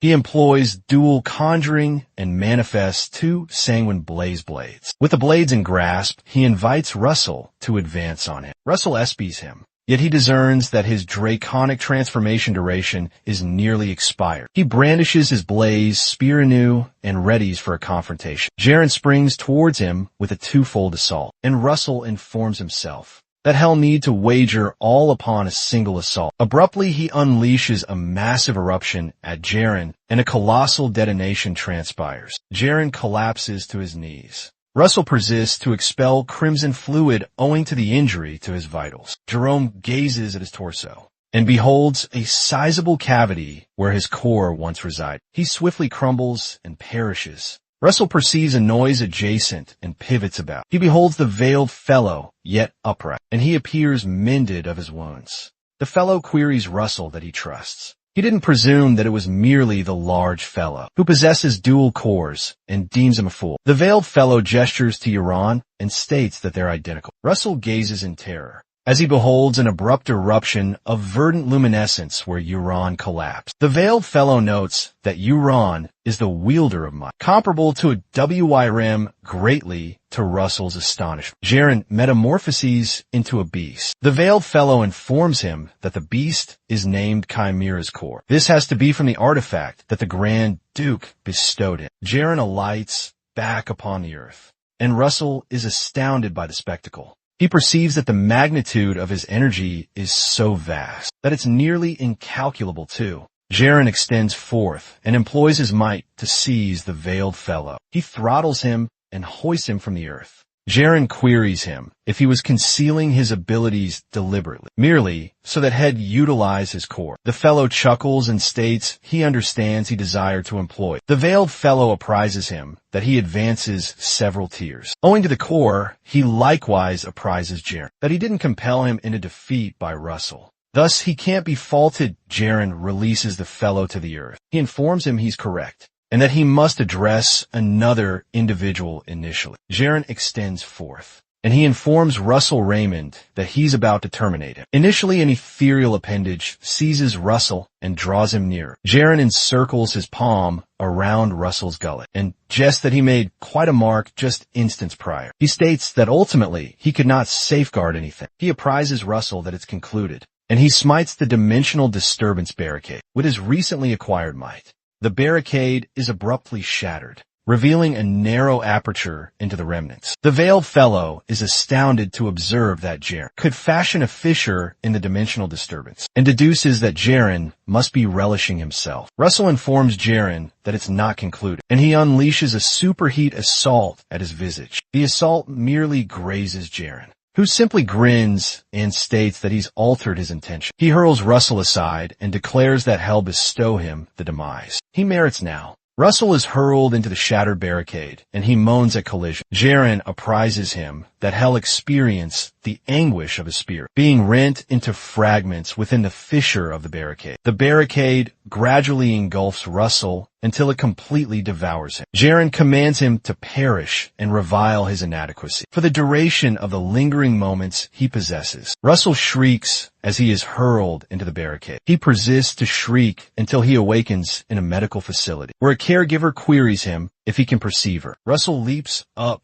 gasping heavily, and he queries her where he is. The caregiver apprises him that he's at the Camelot Infirmary. Russell is astounded to learn that he's at the infirmary, and he queries her regarding the conflict at the Remnants. Yet the caregiver states she doesn't comprehend what he's uttering. He seizes her and queries her about the royalty and the senior. Yet the female appears alarmed. An additional caregiver approaches him and requests him to compose himself. The fellow informs him that he was received here because he abruptly displayed indications of a convulsion. Whilst tidying the Louvre gallery, Russell gazes at him perplexed, and he queries the fellow what he's discussing. Russell commences to exclaim Pepper's appellation, and he queries where he is. The caregivers abruptly restrain him because they believe he's losing his senses. Russell ponders if he's truly returned to the era ere he reverted. He recalls plummeting into the barricade, and he informs himself that he's certain it transpired. Abruptly now, a physician materializes aft of them and restrains Russell with an enchanted fetter. The physician requests him to compose himself, so they might converse this elsewhere then. Subsequently, in the physician's chamber, the physician apprises him that he swooned in the gallery and exhibited profound indications of delusion. Russell states that he's never experienced delusions, and the physician informs him that she comprehends. She queries if he's learned of a thing named the phantasm arboreal, and Russell appears perplexed. She states it's a malevolent arboreal that misleads individuals with the most saccharine delusions and causes them to famish beneath them, employing their cadaver as sustenance. Russell queries her what that pertains to him. Thus she apprises him that evidently the spores of a phantasm arboreal displayed in the gallery that day seeped forth. She states that numerous other individuals exhibited indications of delusion. Aside from him, Russell is astonished. Thus she states that the fortunate aspect is that the gallery will bear the whole recuperation expense, and they'll additionally be providing a reimbursement sum. Russell ponders if all that befell him was truly a delusion. The physician presents him the documented assessment to deliver to the gallery's emissary to obtain his reimbursement. The physician approaches near then and informs him that it's moment to rouse from his reverie. Russell yet appears aghast, and he ponders if all of that was truly a reverie. He's positive that it's not feasible now, because his encounter with Mentor Daria was assuredly not a reverie. Subsequently, Russell proceeds to Mistress Daria's estate. He convinces himself that the vivid feelings cannot be a reverie. Yet sentinels at the gateway command him to halt where he stands. Russell apprises them that he's present to visit Mistress Daria, and he convinces himself that the mentor will acknowledge him. The sentinels pivot to each other and query themselves who he is. Russell implores that all that he has undergone is not a reverie. He apprises the fellows that his appellation is Russell Raymond, and he was an apprentice of Master Arya. The sentinels are astonished to learn that, and one of them states he's never perceived that appellation previously. One of the sentinels states he's plainly a madman and commands the other fellow to remove him from here. Russell becomes irate and he attempts to dash within. He implores them to permit him entry for a moment so he can behold her. Merely this instance, one of the sentinels becomes irate and shoves him to the earth. Abruptly, a coach transporting Mistress Daria halts nearby, and Russell beholds Mistress Daria. The mentor queries what's transpiring, and the sentinel proceeds to kowtow to the mentor. He informs her that this fellow persists, stating that he's her apprentice. Mistress Daria is astonished to learn that. Thus she pivots to behold the individual. She gazes at him for a moment and doesn't appear to acknowledge him. Following a brief interval, she queries him if she's acquainted. Russell gazes at her aghast. Russell beholds the mentor dumbfounded, and she merely gazes back at him. Following a brief period, she instructs the coachman to proceed onward, and Russell merely stays in the downpour. Subsequently, Russell infiltrates the Louvre gallery. He proceeds to where he beheld the WIRM Corps, and he ponders if all that transpired was truly a delusion. From the phantasm arboreal spores, from sheer rage, He strikes the vitreous container of the WIRM core and exclaims that this is rubbish. He implores that someone rouses him if what's occurring is a reverie, because there's no possibility that his reversion to his ordinary existence is genuine. Abruptly, a siren sounds in the gallery, and the sentinels discover Russell. The sentinels restrain him and insist to ascertain who he is. The chief sentinel instructs the rest to haul him away. Yet Russell persists, yelling that there's no possibility this is occurring. Following that period, Russell states he attempts to validate that his existence wasn't a reverie, yet all of it was futile. Ultimately, some years elapsed then, and he endeavored frantically to withstand the completely unfathomable actuality. Yet the years gradually blunted him. Ultimately, whilst seated with fellow soldiers of fortune, one fellow hands him a journal. He peruses it and beholds Alan Page on the lead visage, and the journal dubs him the most youthful spire mentor. As he peruses it, Russell deduces that there's no possibility someone akin to him could have received a fortuitous opportunity by a WIRM deity in the initial instance. Meantime, at the Walker Crest Institute, Russell performs some lowly sanitation tasks, and he deduces that he didn't anticipate to conclude in this location. He remembers that he cleared his thoughts. He relinquished his aspiration, and in the culmination, he forsook himself. Russell ponders it and remarks this existence isn't so terrible as well. He deduces that it perhaps indeed be the fitting role for the individual he presently is. Whilst he is tidying, he perceives some commotion nearby and proceeds to explore. He beholds some ruffians questioning a youth named Spiegel. What empowers him to presume he can behave the manner he does, and reminding him to recognize his station. They inform him not to imagine they're upon the same footing. Russell carries on tidying then, and he states that this has no bearing upon him. Thus he elects to disregard them. The youth informs the ruffians that irrespective of what they utter, he's resolved to become a sorcerer. The ringleader of the ruffians sneers, querying how an individual who possesses mana channel constriction can be so verbose. Russell catches their words and is astounded. The ruffian reminds the lad concerning the offenses his kin perpetrate, and he declares that he's about to imprint a mark upon him. That hell never erase, as the ruffian is poised to injure Spiegel. Spiegel shuts his eyes, and he perceives a resonant sound. When he at last unseals his eyes, he beholds the ruffians unconscious upon the earth close by. Russell carries on cleansing the surroundings, and he queries why the area he's cleansing is so grimy. Spiegel infers that he was the one who aided him. Later still, Russell seats himself upon a seat to consume his midday meal. He observes Spiegel positioned adjacent to him, and he queries him why he's tailing him about.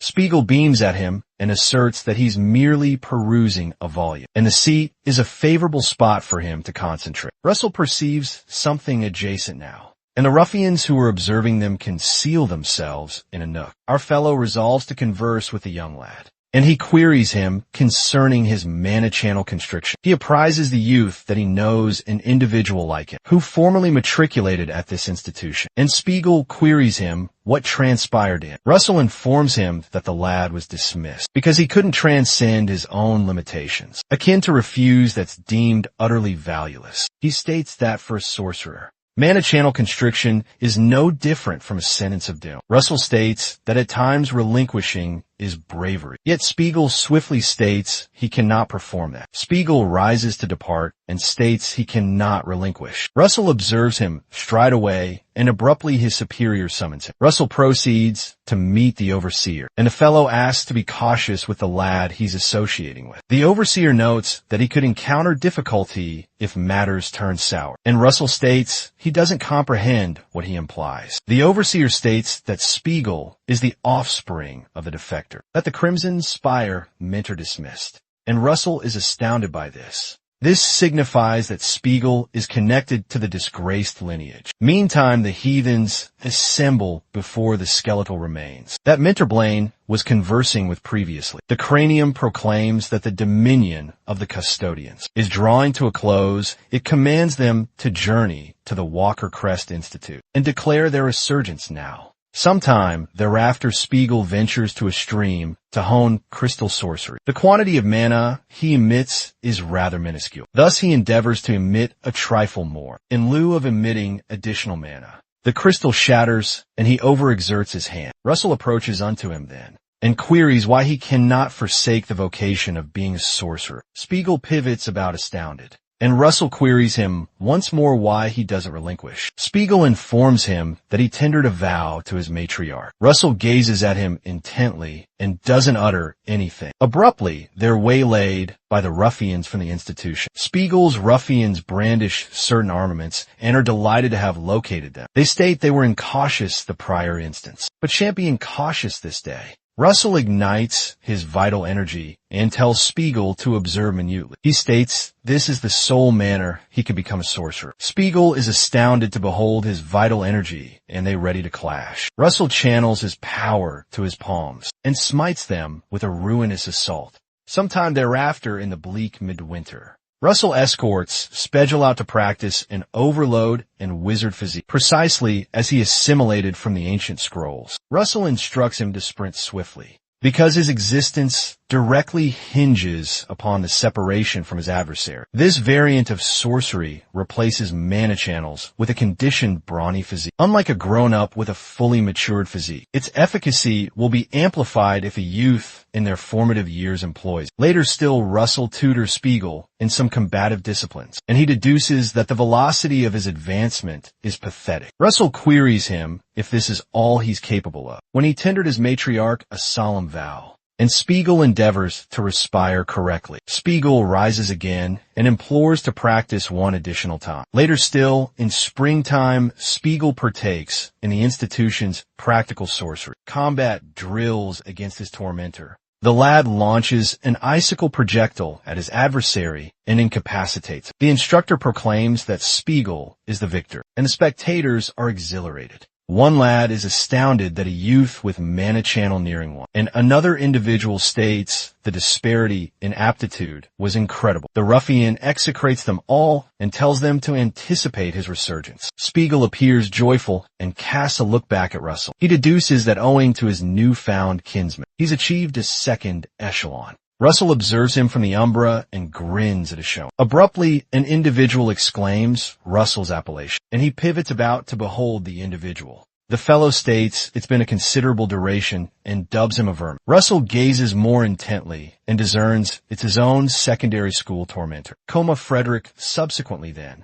Russell is grievously pummeled by Coma's retainers, and he fumbles to draw breath. The head custodian reminds him that he instructed him not to become entangled with Spiegel. Coma apprises Russell that on account of him, his offspring was mortified on so many occasions. Russell grins broadly when he discerns the ruffian that Spiegel vanquished is Coma's offspring. He notes that it's no marvel the lad perpetrated the identical nonsense he did. Coma stoops and notifies him that it appears he's not cognizant of the predicament he's in. He apprises him then he can utilize his associations to have him ejected from the institution, alongside the youth he cherishes so greatly. Russell glares at him and abruptly commences to chuckle, greatly to Coma's astonishment now. Our fellow queries if he genuinely believes he cherishes the youth. He informs Coma he merely incited him because it was amusing meddling with him, and Coma doesn't know what to articulate. Later still, Russell proceeds to gather his belongings. He recalls Coma commanding him to depart the institution immediately to avert complications as he exits. He contemplates about Spiegel later that eve.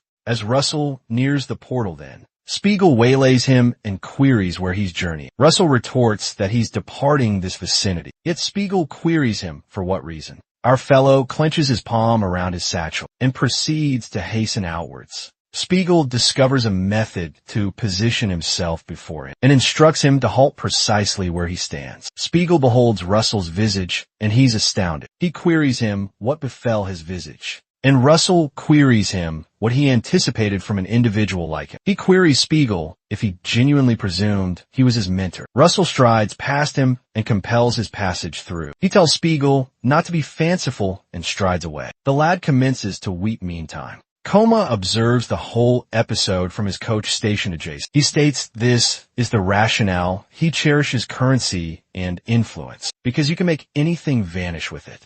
He resolves to depart the institution. Yet his conveyance abruptly ceases. Coma beholds some of the heathens before his conveyance, and he queries how they venture to obstruct the passage of the house of Frederick. The heathens unleash a colossal verdant detonation that permeates through the vicinity. Russell perceives the detonation and pivots back. When he reverts to the institution, he beholds it engulfed in flames. He gapes in astonishment, pondering what has transpired to the academy. Meantime, the heathen spearheading the assault proclaims that this onslaught will herald the resurgence of their sect into the realm. He commands the others to disperse now and inflict terror and desolation universally. He commands them to fashion a deluge of blood as they contend with the scholars. Meantime, an additional zealot then, who wields fiendish talon, might contends with some other scholars. Meantime, Spiegel launches an icicle projectile at one of the heathens and transfixes the individual to a partition. The fellow employing the fiendish talon espies him and commences to chortle. He confronts him to battle, and she cackles that one tiny insect is yet animate. Ultimately, Russell materializes then. Yet he conceals himself near a partition to observe the clash. He beholds the devastation, and he espies Spiegel upon his knees. After the fellow has managed him, the fellow casts an additional fiendish talon to conclude him, and he notes that he's quite diverting. Russell persists, observing, and ponders why Spiegel isn't fleeing. The fellow queries Spiegel if he's terrified of mortality, and he informs her that he's secured adequate time for others to escape. Thus he's content now. Russell utters to himself that he can sense the fellow's immense thaumaturgic potency too. The fellow is so formidable that the instructors couldn't manage him. He recalls that he was solely capable to combat such an individual after he had ascended to a custodian. He contemplates his existence now and concerning how feeble he is. Thus he ponders what he can accomplish. As no rationale exists to forfeit his being, the figure labels Spiegel a feeble upstart and directs him to comprehend his station. Spiegel chortles and apprises him he comprehends more than all others that he cannot triumph. Yet he avows that shielding folk is the protector's true purpose. Russell recalls uttering that very sentiment, and he halts abruptly. The figure tells Spiegel that his guileless ideation is bound to get him slain, and moves to eliminate the young lad. Ere he can smite Spiegel, Russell impales the figure with a blade. The figure counters and assaults Russell with a fiendish talon strike. The figure calls him a pest and demands how he might venture to assail him. Spiegel seizes the diversion and employs a tertiary echelon. Sorcery eyes projectile. He launches the projectile at the figure and pins him to the partition. Russell swiftly snatches a nearby javelin and charges toward the fellow to skewer him to the partition. Our fellow charges towards the figure and stabs him in the neck. After he skewers him, he stoops down, weary from all the vital fluid depletion after the figure gashed him in his midsection. Spiegel hastens to Russell's flank and observes the incision. He attempts to staunch the flow, yet he discerns the vital fluid won't cease. Russell instructs him to depart swiftly, because others will shortly approach this way. Spiegel states that he cannot proceed unaccompanied, yet Russell places his palm upon his shoulder. He queries Spiegel if he's about to make him into a mentor, who cannot even safeguard one of his apprentices. Spiegel is astounded to hear Russell call him his apprentice, and Russell requests him to go and emerge alive, so he can become a custodian. Our fellow grins at him, and notes that it shan't pain to uphold one additional vow. Spiegel commences to weep, and he informs Russell that he vows to become a custodian, and addresses him as master after Spiegel flees. Russell reflects upon how Spiegel is just like his vanished aspiration, like the fortitude that he relinquished, and that was the cause he detested him. Later, some of the other heathens arrive in that vicinity, and Russell commands them to halt. Russell reminds himself now that was the identical rationale he also favored Spiegel. The heathen calls Russell refuse, and states that even Echelon 2 sorcery would be a squander to employ on it. Russell grins, and he communicates to Spiegel in his psyche that thanks to him, he was able to persist. Russell vaults towards the two figures, and he resolves to utilize sorcery that can be acquired, with a tenet that disregards the echelon of one circle. He employs flicker and materializes before the figure with his javelin. The heathen zealot is startled, and Russell thrusts his javelin into him. The figure swiftly counters with an energy eruption. A colossal detonation erupts, and Russell speaks within himself that Spiegel must emerge. Unscathed abruptly, Russell materializes in an alternate realm, He perceives someone inform him that it's high time that he departs. He inspects his physique, and he ponders where he is. An unfamiliar figure approaches him and queries if he's at last roused. The figure queries him how the realm he inhabited was. Russell apprises him that he forfeited his aspiration, that he tenaciously clung unto. Yet he rediscovered it again and safeguarded it. Abruptly, an individual materializes before him that astounds him. He beholds Spiegel in this dimension, and he queries him if he was incapable to abscond. Russell hastens to meet him, yet he's obstructed by a lucid barrier. Russell strikes the barrier in desolation, and he discerns that ultimately he was incapable to safeguard anything. The figure aft of him apprises him that he's mistaken. The figure utters his appellation and calls him the inheritor to the WYRM power. Russell pivots towards the figure and queries him who he is. The figure apprises him that he's the sovereign of this malevolent realm. He stated those individuals call him by an alternate appellation. He informs Russell that he's dubbed the Sanctuary of Reflections. Russell gazes at him in astonishment and ponders why he's named that. The figure states that this locale mirrors the profoundest terrors in one's core. He states that in his circumstances, profoundest terror is aptitude. He reminds him of when he told himself he's merely a third-tier thaumaturge, and states he perpetually ponders why such a might was bestowed to him. It was likewise the instance when Blaine stated he beheld his progenitor flee from the conflict zone, and he states Russell perpetually ponders if he merits to wield might. He states that to that inquiry,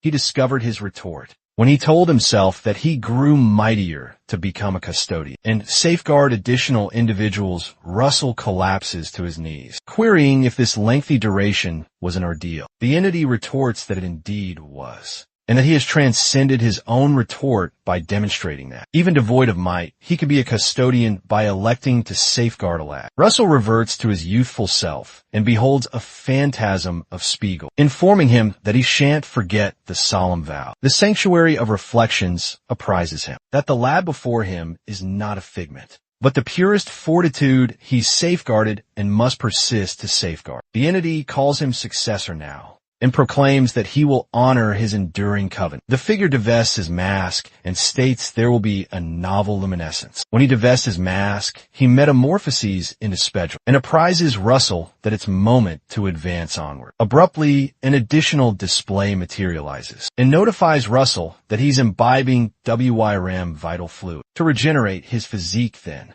He's told that he has procured the inaugural gilded mask. Meantime, Euron informs Alan that his showing is rather noteworthy. He queries Alan what his appellation was once more, and Alan, who has been grievously wounded, expresses regret to the royalty for being unable to rescue her. The veiled figure notes that he's heard a great deal about being a prodigy, yet Alan's capacity to comprehend the circumstances instantly upon reversion, an initiate action founded purely on scan intelligence, was a sound maneuver, he states. He was astonished that Alan even employed the relic as enticement to endeavor to rescue the royalty. Jaren states that all that is inconsequential because naught has altered. The veiled figure grows restless now and instructs Jaren to cease trifling around so they can commence to matters.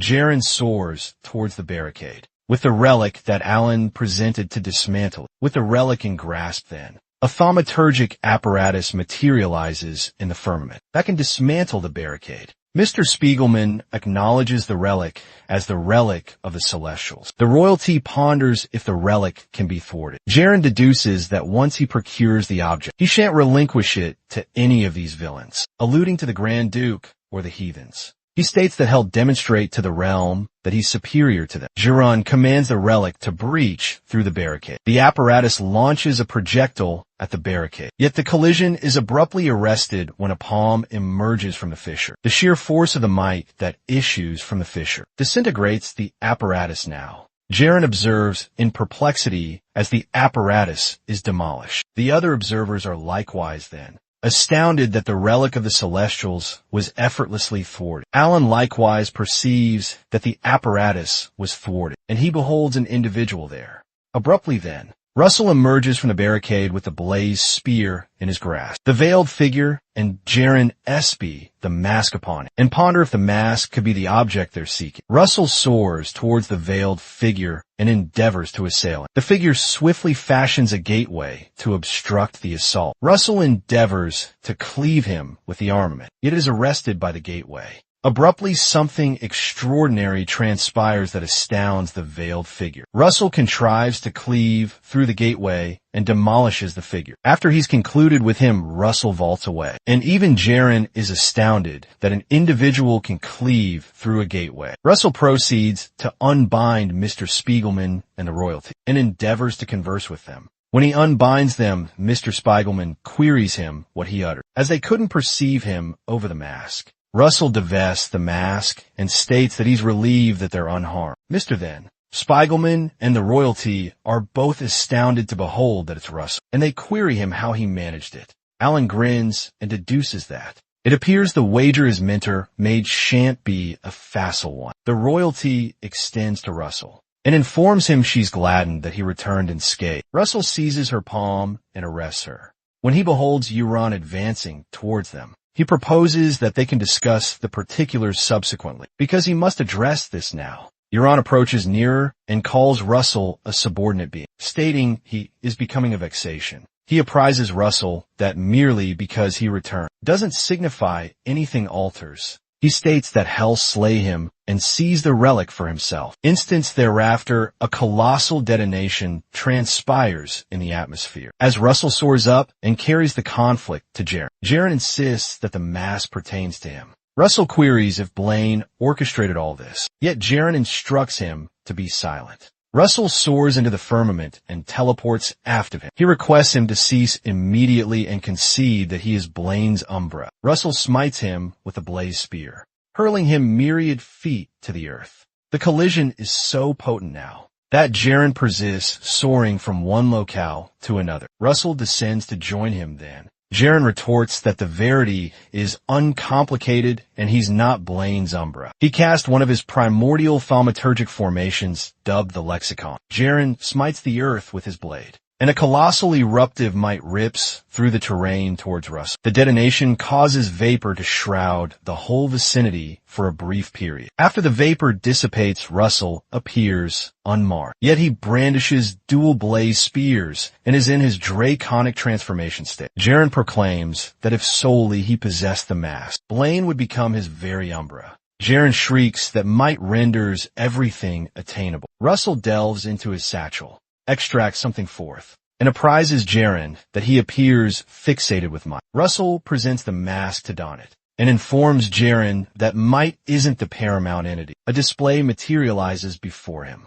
and notifies him that the mask augments cognition, and prompts the emergence of WIRM vital fluid. The framework notifies him that the secondary draconic transformation has become attainable, and queries if he would desire to employ the mask. Russell affirms that he'll utilize it, and his secondary draconic transformation is engaged. A colossal expanse of fire envelopes him, and Russell informs Jaren that fortitude precedes might. Abruptly, the mask melds with his visage, and his draconic-like orbs become more distinct. Jaren scoffs at what he utters and retorts that it's merely nonsense, issuing from an individual who has never plunged into abyss. Russell gazes at him for a period and remains silent. At last, he apprises Jaren that that's not accurate. Our lad conjures approximately 5 blaze spears, and states that he was an abyss as well. Russell states that the sole distinction is that he pursued the luminescence. At last he amalgamates all the spears into a primordial thaumaturgic formation that he dubs the thaumaturgic javelin. Jaren calls nonsense on Russell's assertion to have undergone genuine abyss. He vaults forward to assail Russell and insists that he substantiate. Jaren pounces at him with his mightiest assault, and insists that he substantiate the luminescence he pursued. Russell counters with the thaumaturgic javelin. The potency of then.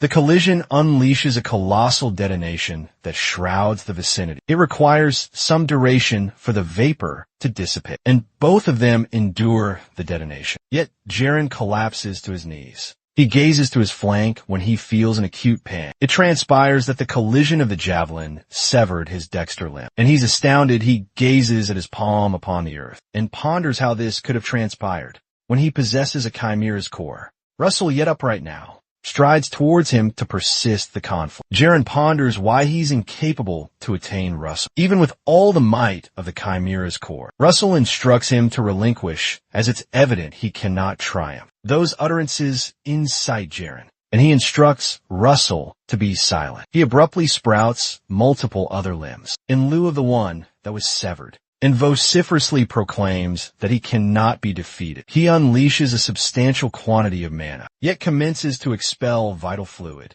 as he appears to have sustained some internal trauma. Meantime, the framework notifies Russell that he has 10 ticks remaining to employ the secondary draconic transformation. Russell gazes at the display and retorts to Jaren that just like him, he cannot be defeated likewise. Our lad readies the thaumaturgic javelin to land his ultimate assault. Within the 10 ticks then, he stoically awaits Jaren to initiate the subsequent maneuver so he can smite. Jaren launches at him and informs Russell it's moment for him to perish. Russell doesn't stir whatsoever and awaits him to approach sufficiently near to land a conclusive blow. Our lad amplifies the might in the javelin and channels all the energy to one locus. Employing superheat with a single flourish, he thrusts the javelin into Jaren, who is anticipating to rend him to fragments. Jaren is astounded as the javelin skewers him. The ensuing detonation rips through Jaren's physique and stretches for nearly a league aft of him.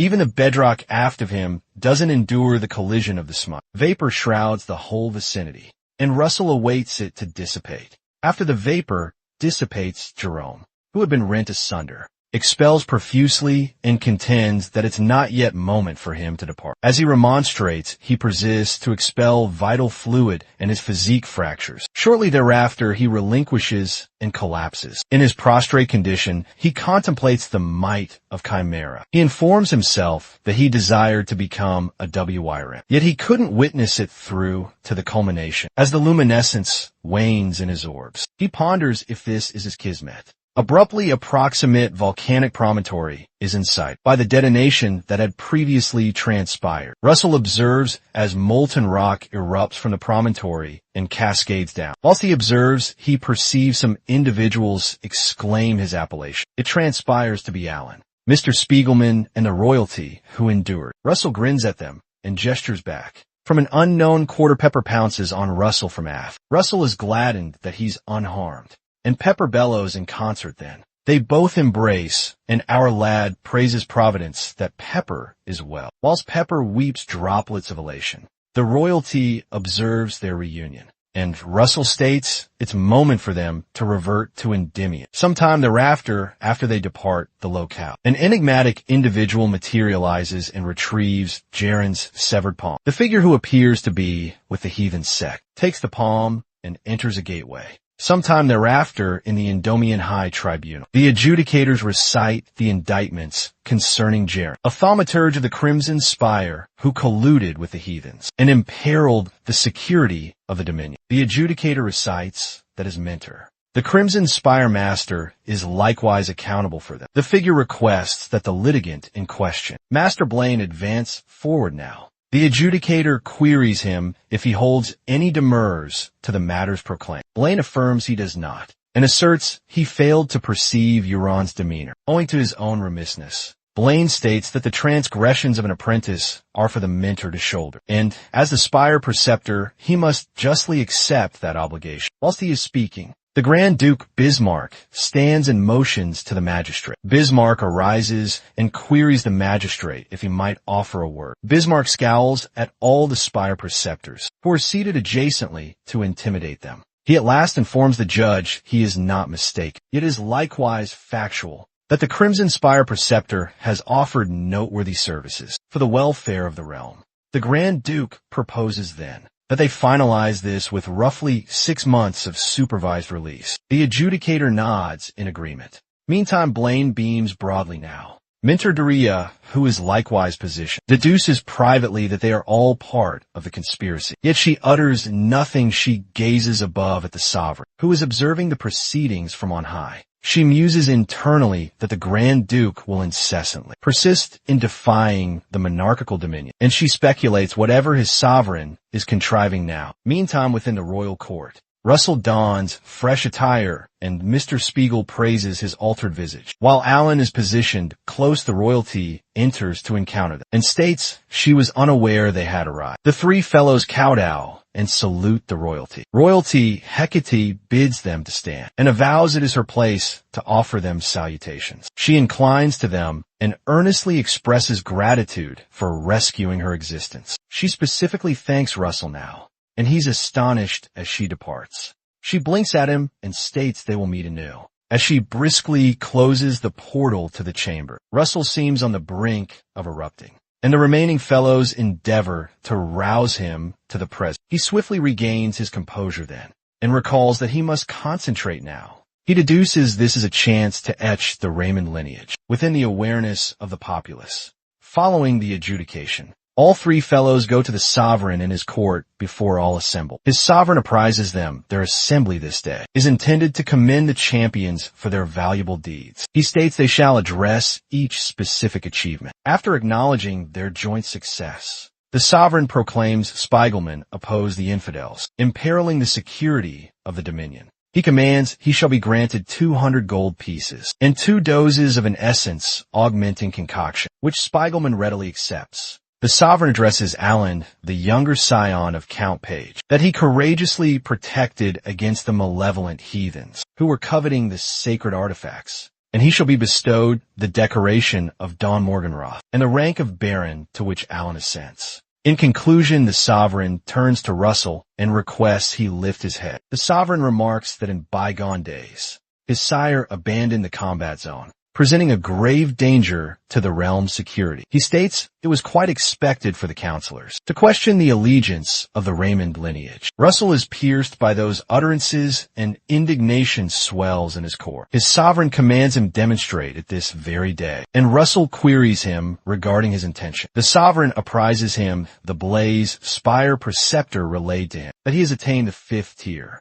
Meantime, Minter Daria observes the events and muses internally that the more profound the abyss, the more luminous the illumination. His sovereign informs Russell that with such attainments, no one shall question his pronouncements, and Blaine is astounded by the abrupt shift in circumstances. He discerns the sovereign intends to elevate Russell to heroic status before all assembled and undermine the Grand Duke's contingent. Russell rises and manifests his echelon for all to witness. Blaine deduces it's a primary echelon thaumaturgy that unveils an individual's essence. If for these folk who are unversed in sorcery, there's no finer exhibition, the populace observes in astonishment, and Minter Melville perceives Russell's display of all 5 echelons. Minter Melville remarks, it is genuinely phenomenal advancement, and even Alan appears quite awed. As the spectators observe, even Minter Nicolo is quite awed. When Russell concludes his demonstration,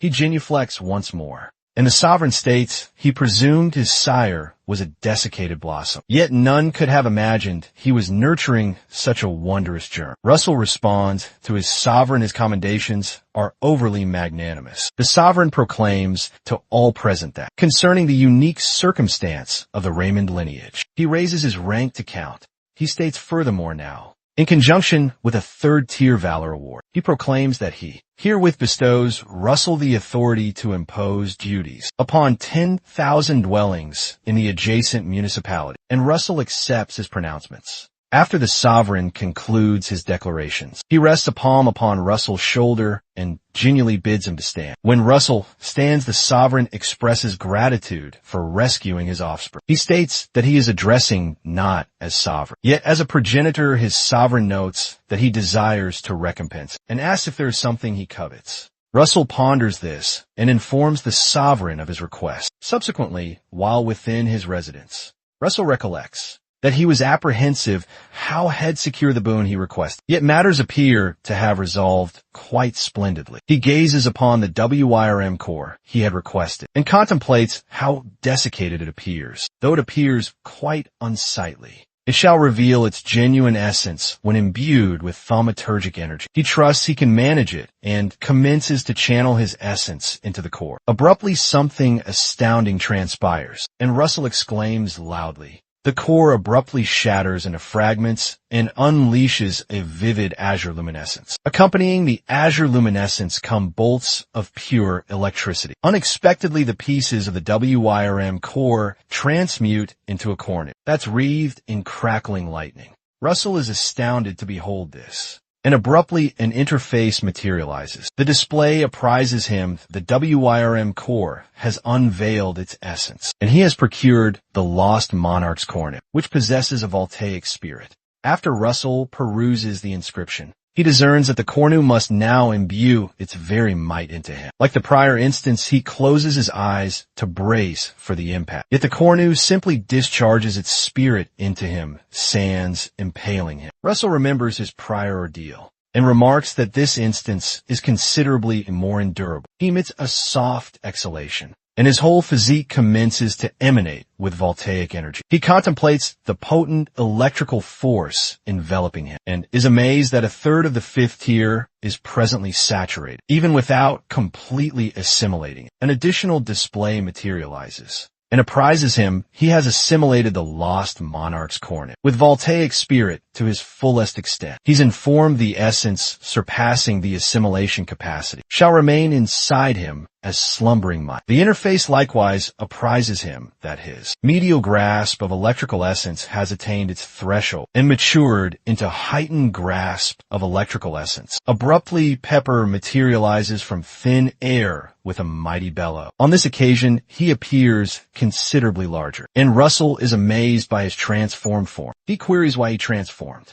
and asks Pepper if he was influenced by the force of thunder, to which Pepper gestures assent abruptly. Pepper pivots about and leaps forth. He vaults from the casement and soars into the nocturnal firmament. Russell hastens to the casement and exclaims towards him. Pepper shortly comes back to the casement, and Russell speculates if he desires him to mount upon his dorsum. Abruptly, Pepper seizes Russell by his shoulders and soars outwards. Russell is terrified beyond measure and implores Pepper to pause now. He abruptly ceases exclaiming when he perceives the lofty altitude they've attained. He discerns that Pepper didn't merely increase in stature, yet his aerial prowess has vastly augmented. Russell informs Pepper that his increasing in size signifies he'll be more readily discernible. Yet Pepper gestures to him to be unconcerned. Unexpectedly, he releases Russell and transmutes into a fiery blaze. The blaze forms pinions that attach themselves to Russell, enabling him to take flight.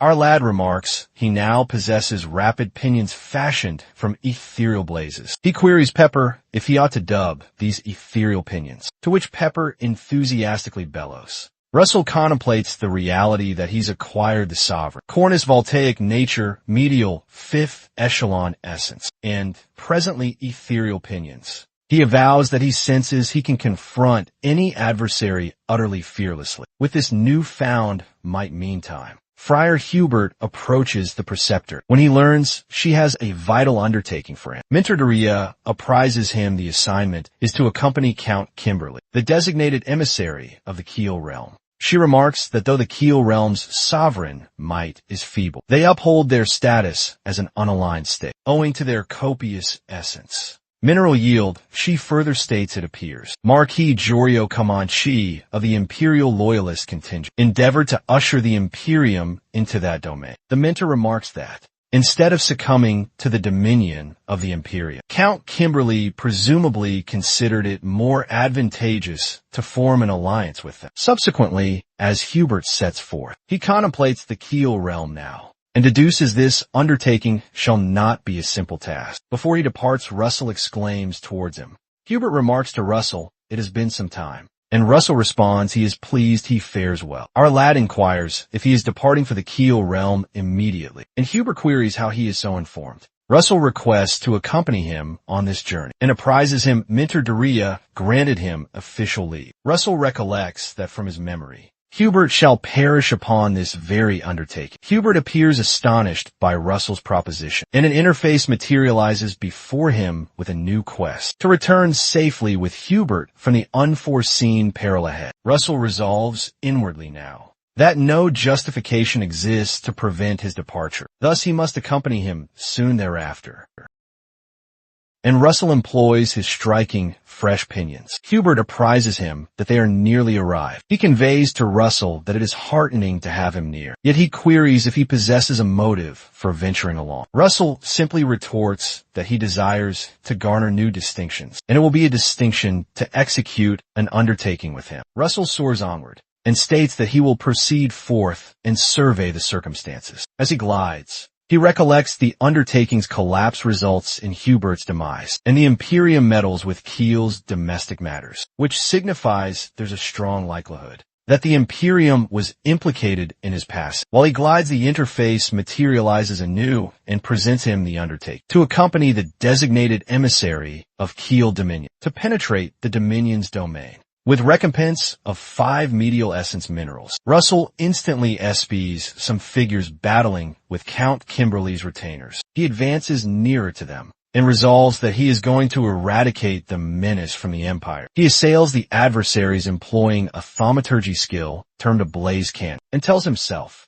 that he must thwart Hubert's demise from occurring. Count Kimberly perceives the utilization of 5th echelon thaumaturgy and speculates who the individual is. Russell shortly descends after he has assisted in felling the interlopers. He nears the Count and presents himself as a thaumaturge from the Blaze Spire, who has arrived to accompany him. Count Kimberly brightens and remarks that he is the renowned Sir Russell. He thanks him for arriving and states folk commenced trailing him the instant he departed the stronghold. Russell perceives some difficulties nearby and pivots to explore. He requests the Count grant him a moment and strides toward the place. From a considerable separation, an individual senses Russell's vicinity. The figure deduces that Russell is at minimum on Spandam's plane, and perhaps indeed more adept. Some of Count Kimberly's protectors struggle to repel the figure, and the chief protector commands the others. But the Count must not have journeyed far as yet. The chief protector encircles the figure with the other protectors and informs them that they need to procure additional time. The figure merely chortles at their determination. Abruptly, the conflict resumes,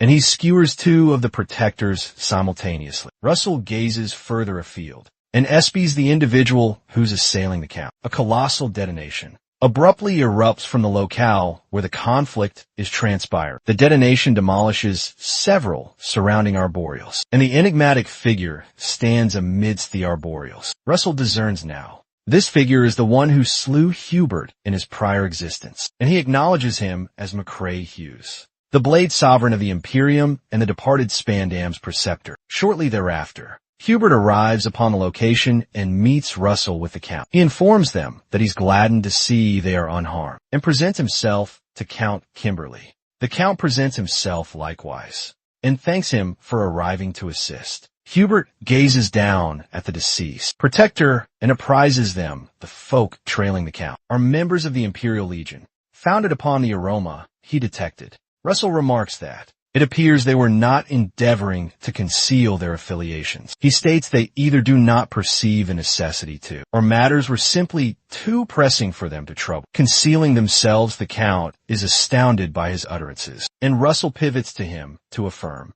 Abruptly, the royalty of the Kiel Dominion emerges from the conveyance. She divests her mantle and apprises Russell that he's as exceptional as the tale suggests, because he was capable to swiftly ascertain the circumstances. She formally presents herself as Royalty Camilla of the Kiel Dominion as they remove them from the locale. The Count elaborates that Marquis Camancy is endeavoring to amass money by having his offspring wed the royalty. Count Kimberly elaborates that, with the sanction of the Imperium, Comanche's mercilessness might be unparalleled. Kimberly abruptly queries if there's a rationale they are hastening so greatly, since they've eluded the pursuers. And Hubert informs him that they pursued them as promptly as they departed the citadel, and he's certain that there's an additional contingent trail. Russell, who is transporting the royalty, deduces that they've established some separation, and he doesn't perceive any indications of them being pursued. Nevertheless, he persistently gets an unpropitious intuition and queries why. Abruptly, he senses something and instructs everyone to descend. They all duck low, precisely then to evade a powerful assault that rushes over their craniums. The assault is so potent that it fells the arboreals before them. The assault upon the arboreals causes them to ignite, and a conflagration commences. Hubert instructs their allies from the Keel Dominion to flee, and assures him they'll manage affairs while they abscond. Hugh materializes, and the two thaumaturges position themselves in the breach. Hubert beholds the figure and acknowledges him. He recollects that the figure is a cataclysm in human semblance, and the Imperium's formidable blade tiger. He observes his peculiar traits and acknowledges him as McCrae Hughes. Hughes gazes at Russell and proclaims that he must be the renowned apprentice. A crimson interface abruptly materializes and notifies Russell his undertaking is to return unscathed with Hubert from the peril, with recompense of 5 superior grade essence minerals and 7 medial essence minerals. Russell deduces that the aura the figure emits, merely from observing them, is extraordinary. Meantime, Hughes now proclaims then that hell make him atone for extinguishing his apprentice's existence. Hughes abruptly launches a sanguine undulation assault at them. Termed the Blade Chromosci Mentor, Hubert swiftly generates a tremor, and Russell conjures dual bulwarks to safeguard himself and Hubert from Hug-Hess onslaughts. The bulwark rips through the terrain beneath Hug-Hess' feet, and he cleaves through some of the bedrock with his blade and vaults to evade the tremor. When Hubert perceives that Hughes evaded the initial assault, he swiftly counters with an additional. Appendages emerge from the terrain and seize all of Hug-Hess' extremities, and Hubert commands Russell to assail. In a mere instant, Russell converges upon Hughes with his blaze spear palm. The detonation from his smite is so potent that it hurls bedrock flying universally and obstructs Hubert's range of sight. Russell vaults back into stance to establish some separation and observe what befell Hughes. From within the vapor, Hughes informs Russell that it appears he solely assimilated stratagems from his accursed preceptor, alluding to Durea then.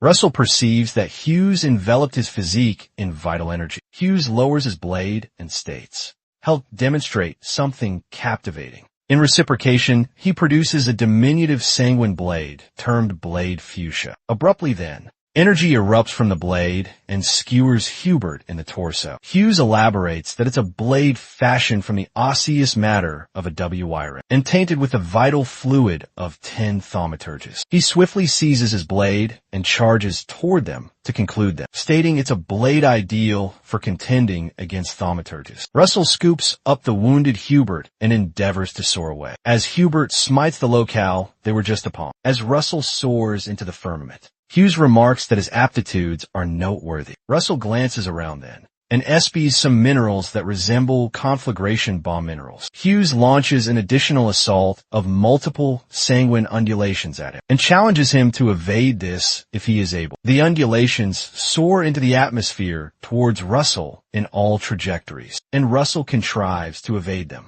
Meantime, Russell informs himself now that the conflagration bomb minerals ought to be adequate to perplex Hughes. Russell deposits Hubert by an arboreal and alights back upon the terrain. Hughes queries him if he's endeavoring to procure time for his comrade, who had previously absconded because he cannot vanquish him. Russell utters nothing and converses with Hubert. Russell requests Hubert to flee and join the royalty and the count, when he provides the signal, because he intends to procure some duration. Hubert queries him if he's requesting him to abandon him there and flee. Russell implores him to trust him and vows to return with him. Hughes grows restless and queries them if they've concluded converse. Abruptly, Russell generates some voltaic energy in his palms with his novel voltaic spirit. He launches a sequence of voltaic energy at Hughes. He provides Hubert the signal, and Hubert teleports away and flees into the woodlands. Russell informs himself then that the conflagration bomb minerals will grant Hubert adequate time to abscond. He reminds himself that he cannot treat Hughes dismissively. Thus, he incorporates a tempest from his nebulous circlet into the assault. Russell likewise engages the secondary phase of his draconic transformation and states that he'll commit his utmost At last he musters multiple blaze, spears, and thaumaturgic javelins simultaneously to land one formidable assault. With all that might, Russell lands an eruptive assault upon Hughes, whom he had previously electrified. Hubert, who has contrived to locate the Count and royalty, perceives the detonation from his current position. The assault is so potent that it fashions a depression-sized cavity in the locale. Russell withdraws and conjectures that his assault succeeded, ere he can conclude his utterance. Hughes states that he's genuinely done it at this moment, and informs him not to presume hell perish a tranquil demise. Russell is astounded that he endured that, and Hughes advances forth to land an assault. Hughes abruptly commences to grapple with his blade and execrates, pondering what's amiss with the blade. A voice issues from thin air and queries Hughes how he might venture to endeavor to injure the WIRM sovereign with the osseous matter of a WIRM. Russell acknowledges the voice as the one he perceived before the WIRM core. The voice calls Hughes a preposterous human, and the visage of a colossal WIRM materializes aft of Russell. Russell ponders if it's the WIRM sovereign speaking upon his behalf. The WIRM sovereign addresses Hughes for impudently endeavoring to employ WIRM osseous matter to injure the WIRM sovereign, alluding to Russell soon thereafter. The WIRM sovereign apprises Russell he's about to transfer his might for a brief duration and implores him to eradicate this pest, who affronted the appellation of the WIRMS. He likewise apprises Russell to locate the WIRMS, because their existence will permit him to attain him, and he will become the sovereign and aspiration of the WIRMS that linger in this realm. Abruptly, the might of the WIRM sovereign suffuses through Russell's physique, even though he doesn't comprehend what's transpired. Yet he's certain that this might may aid him to vanquish Hughes. Shortly thereafter, Hughes is observed shrieking after one of his palms is severed by our lad. Russell closes in for the finish, employing superheat and the blaze spear. Yet Hughes abruptly sprouts an ethereal palm and seizes the blaze spear. He notes that Russell appears to have misjudged him and had presumed that forfeiting one of his palms would create any distinction, when he alludes to how the MC possesses haughty orbs just like his progenitor. Russell is astonished to learn he knows his progenitor. Evidently, Hughes didn't merely know his progenitor, yet had desired to extirpate his haughty orbs until an individual preceded him to it. Russell appears truly perplexed then. Thus Hughes queries him why he solely presumes it was the Imperium that slew his progenitor. He abruptly materializes aft of him to smite. Yet Russell swiftly espies him and endeavors to cleave him. Yet he evades it. Hughes counters with his own swift assault, and Russell swiftly vaults back to evade being smitten. As he alights upon his feet, he feels an acute pang and discerns that Hughes had skewered him by the flank previously. He was capable to shift back, and Hughes derides him for not being able to evade a simple assault. The champion blasts Russell anew, employing his ethereal palm, and our lad shifts out of the trajectory. Whilst he's yet evading, Hughes closes in to cleave him, because his maneuvers are foreseeable. Fortunately, Russell swiftly fashions a bulwark right before Hughes lands a dreadful assault. Even with the bulwark, the collision of the assault is so potent, and Hughes derides him for possessing wretched aptitude, even calling him an inept diminutive piece of refuse. While Russell is yet affected by the collision of the assault, Hughes derides that now he cannot attain a superior echelon without forfeiting something, and it's excessively premature for a lad like him, as he closes in for the finish and smites the locale that Russell is prostrate in. Our lad swiftly employs his pinions to soar away from the assault. As he soars away, he has no recourse but to concede that his adversary is a superhuman and is beyond the ordinary while he's yet soaring away. Hughes pursues after him. Thus Russell counters by conjuring a gale undulation. The undulation envelopes Hughes now, yet he still contrives to rip through it, which astonishes Russell then, and makes him ponder if it's unfeasible for him to triumph. Regardless, he elects not to relinquish. He makes an additional maneuver by altering the trajectory of gravity, which compels Hughes to position himself upon a locale, and endeavor to prevent himself from drifting away. To demonstrate to Hughes how a thaumaturge contends, Russell employs an additional thaumaturgy skill, and incites and detonation. that envelopes the locale Hughes is positioned upon. He shortly collapses upon the terrain owing to the collision of the detonation and observes to see what will transpire. He's astounded to behold a scorched Hughes emerging from the detonation and advancing towards him. Hughes dashes towards him and smites him with his novel ethereal palm. Since he's essentially forfeited both extremities at this moment, the champion queries him if he genuinely ventured to deceive him with his wretched, trifling stratagems and informs him he's doomed flesh. Russell discerns he's in profound difficulty. Thus he employs the cloud circlet to summon the voltaic colossus. After all, Hughes himself had stated that to ascend higher, he required to forfeit everything.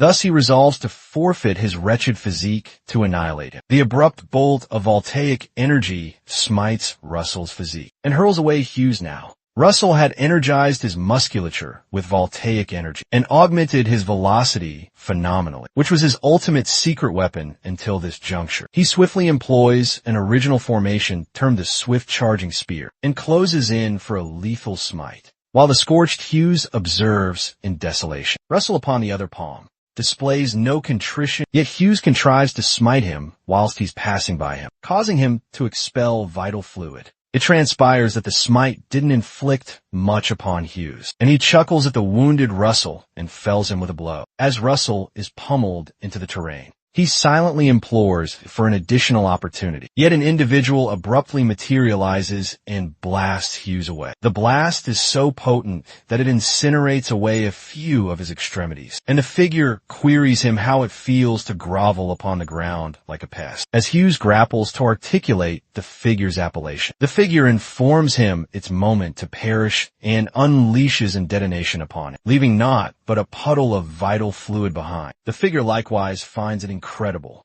that Russell was capable to impel Hughes to this degree entirely by his own efforts, while the figure discerns that Russell's frenzied struggle just altered the destiny of Endymion. Enkiel Hubert and the others proceed to assist him. Presently no one can question his proficiencies, and it is genuinely the advent of a champion. 10 solar cycles following that event, Russell is yet to completely convalesce. Notwithstanding the reality that he employed overload and his wizard physique, it is manifest that the barricade to becoming superhuman is quite daunting. If Sir Nicolo had not materialized punctually, he assuredly would have perished. He had presumed had grown mightier, yet it appears he yet has a considerable distance to traverse. However, he cannot seem to erase how the WIRM sovereign instructed him to locate the WIRMS, because their existence will link him to him, and it does not make any rational sense to him either. WIRMS are reputed to be long extinct though, so then,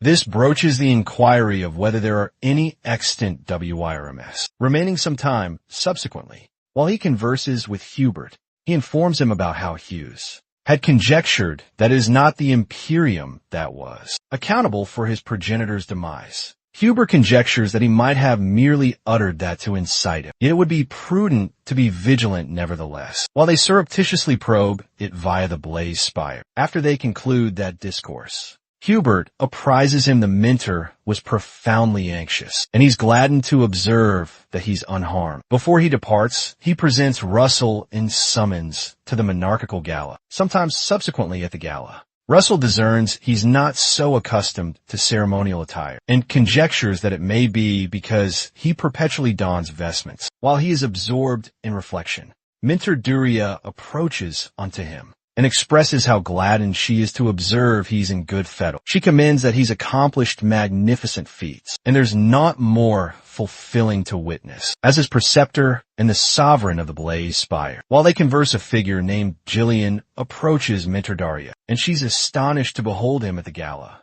Jillian retorts that he couldn't withstand beholding the fabled divinity. However now, Russell acknowledges him and affirms that he's Sir Gillian Pearson. Gillian Pearson is an armament sovereign and a superhuman aura adept who can manage 18 variants of armaments. And he's astonished to imagine that such a formidable individual would venture to visit him. Gillian jests that he heard that he gave Hughes a challenging period. Yet Russell confesses that he was merely fortunate. Gillian upon the other palm believes that fortune solely favors the proficient, and he commends him for executing a magnificent deed by slaying that scoundrel. Because Hughes and his apprentices are refused. Abruptly, Jillian palpates his musculature and states they're finally home. He queries Russell if he's likewise honing his javelin aptitudes too. Yet our lad states he's yet at the phase of reiterating fundamental javelin maneuvers. Jillian retorts that the fundamentals are paramount, yet he requires fitting tutelage to transcend his limitations. He presents him a circlet and requests him to bring that circlet and locate him if he ever requires tutelage. His magnanimity astounds Russell,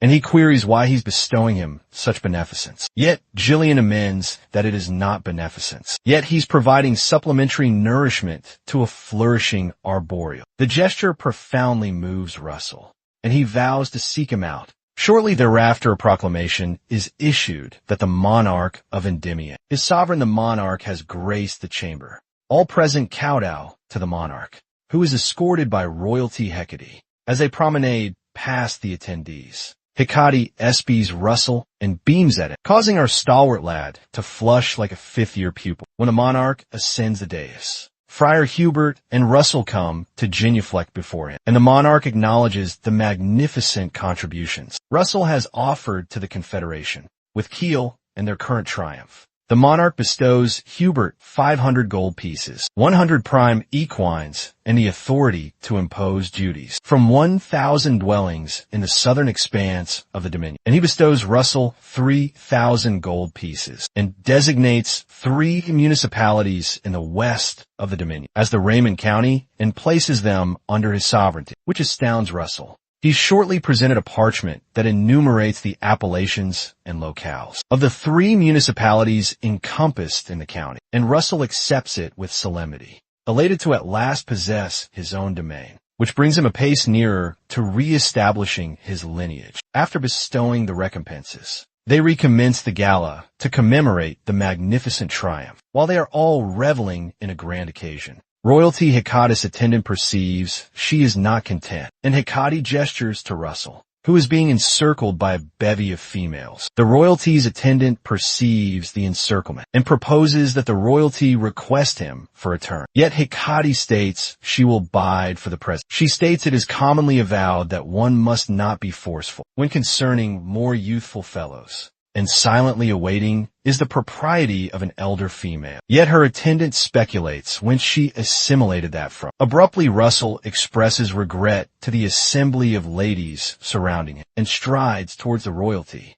then requests to turn with her. What he does, Hecate pivots to her attendant and reminds her that she was correct. After all, while they turn, royalty Hecate broaches the reality that he appears to possess an inquiry to pose to her. Thus he notes how she had avowed that she would observe him some period prior and queries why she uttered that. She retorts that it is because he's exceptionally proficient for his age, and multiple other rationales. Yet the principal rationale is because his visage is quite to her preference. Her utterances startle Russell, and he queries her what she implies. Yet she seizes his midriff to persist turn, stating that a female does not utter such things to a fellow she holds no regard for, especially because she is not that sort of individual. She apprises him she is not soliciting a retort immediately, yet she trusts that his retort will be affirmative. Later that eve, Russell ventures outside to reflect he had been cognizant of her disposition, yet he did not anticipate her to utter those utterances directly to his visage. Hecate Rathmos is the monarch's sole descendant, and the individual nearest to the throne. Embracing her affections would be the prudent decision to make for the welfare of his lineage. Yet he's not certain about his own affections as yet. While he's reflecting, he's abruptly approached by Sir Alan, who expresses regret for disturbing him, yet apprises him he's come to propose they conclude their wager. When he reverts to the spire, it transpires now that Mentor Melville had dispatched a missive to Mentor Jiraiya, proposing to conclude the wager. After Russell assented with Alan to conclude the wager, he had anticipated Alan to make contact. Yet this was considerably sooner than he anticipated. When Mentor Darius queries him what he thinks, he notes that they do not require the initial 3 solar cycles that were stipulated in the primary wager. Thus they resolve to proceed along with them. sometime after they all assemble in the dueling grounds in the Colosseum, with a thaumaturgic barricade that can withstand not merely 6th echelon thaumaturgy, yet also the blade aura of an adept tier swordsman. Our lad contemplates how he was a 2nd echelon thaumaturge in his prior existence, and how he would never have imagined he'd be positioned here one day. Mentor Daria proclaims that they should commence immediately, because there's no necessity to protract, and Mentor Melville jocularly speculates how long she can sustain her feigned courage. The barricade is a thaumaturgic barricade fashioned by the two Spire Preceptors. Thus they need not fret about demolishing their surroundings, and possess the freedom to display their aptitude to their core's desire. In the dueling grounds, Russell and Alan confront each other. Alan is a prodigy renowned as the thaumaturge among thaumaturges. Yet as of this juncture, there's scant distinction in their proficiencies. Russell deduces that the pivotal aspect in a contest between comparable adversaries is diminishing the separation between them. He swiftly dashes forward now, causing Alan to dart rearward in an endeavor to establish separation. Russell's combative style appears to him like he's contending a champion, or a swordsman rather than a thaumaturge,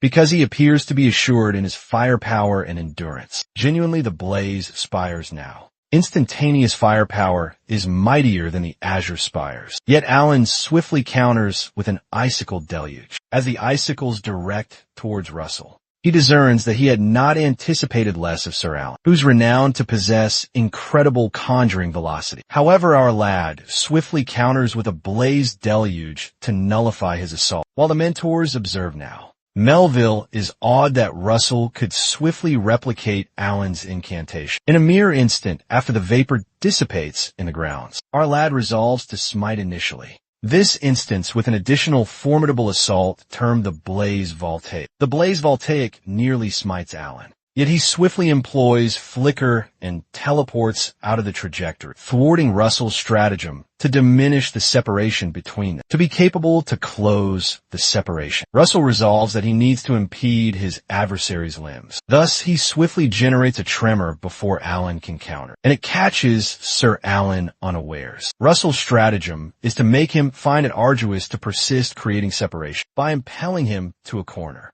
employing these eruptive tremors. Abruptly, Sir Alan conjures an incantation termed Glacial Epic, and the whole ground's terrain congeals over, impeding the tremors that had been agitating the terrain. It diverts Russell, yet Alan discerns he's an absolute beast. He shortly informs Russell that it's moment to conclude scrutinizing each other, and conjures an additional icicle deluge upon where Russell is positioned. Yet our lad swiftly fashions a blaze barricade to safeguard himself. Abruptly, Russell's palms congeal, impeding him from maneuvering correctly and conjuring his blaze barricade. Alan had employed a maneuver termed Hoarfrost Halt, which is a clandestine thaumaturgy of the Azure Spire that Mentor Melville had imparted to him, since he's destined to be his successor. Alan commends Russell's astounding advancement, which had desire to observe further. It explains that his mentor is awaiting. Thus he must defer that. Employing a technique termed Aqua Expanse, he inundates the whole grounds with fluid.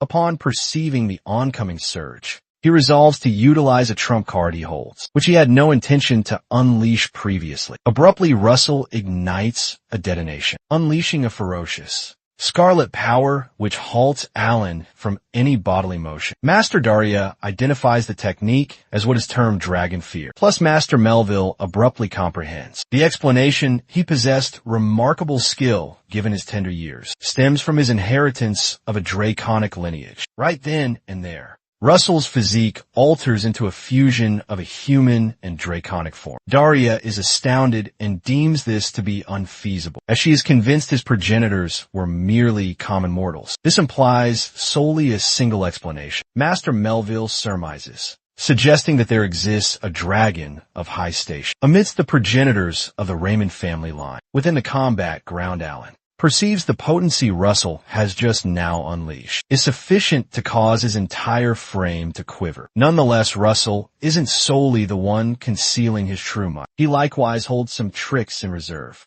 allen abruptly unleashed an expansive enchantment that could congeal a whole army at the intensity he conjures. Our champion swiftly invokes the gay bulk enveloping spear and fuses a sextet of them for amplified might. His strategy aims to triumph by shattering Alan's formidable sorcery. Concurrently, Alan resolves to conclude the battle forthwith, and he discharges an ocean of glacial force, which greatly startles Russell, for it is intensely chilling enough to congeal more than mere mana, nay, even temporality itself yet. He succeeds in rending through it with his armament. Plus he concedes that it would have proven most challenging to achieve such, were it not for his harrowing combat experience with McCrae Hughes. The reality he could penetrate the barrier greatly astounds Alan, and Russell springs towards him to deliver a decisive blow. His velocity is truly exceptional. Thus Alan perceives there is insufficient opportunity for him to employ blow. So Russell strikes ere Alan can mount a defense. He is struck by Russell's lance and tumbles to the earth, as Russell aims the lance at his visage towering above his form. Then Alan offers a grin, and he comprehends that defeat is his. Abruptly, the interface proclaims that the objective has been fulfilled, and Russell shall obtain a paramount quality mana crystal, in addition to a sacred artifact from the Epic of Divinities. Master Darius presently moves toward Melville and inquires of the elder gentleman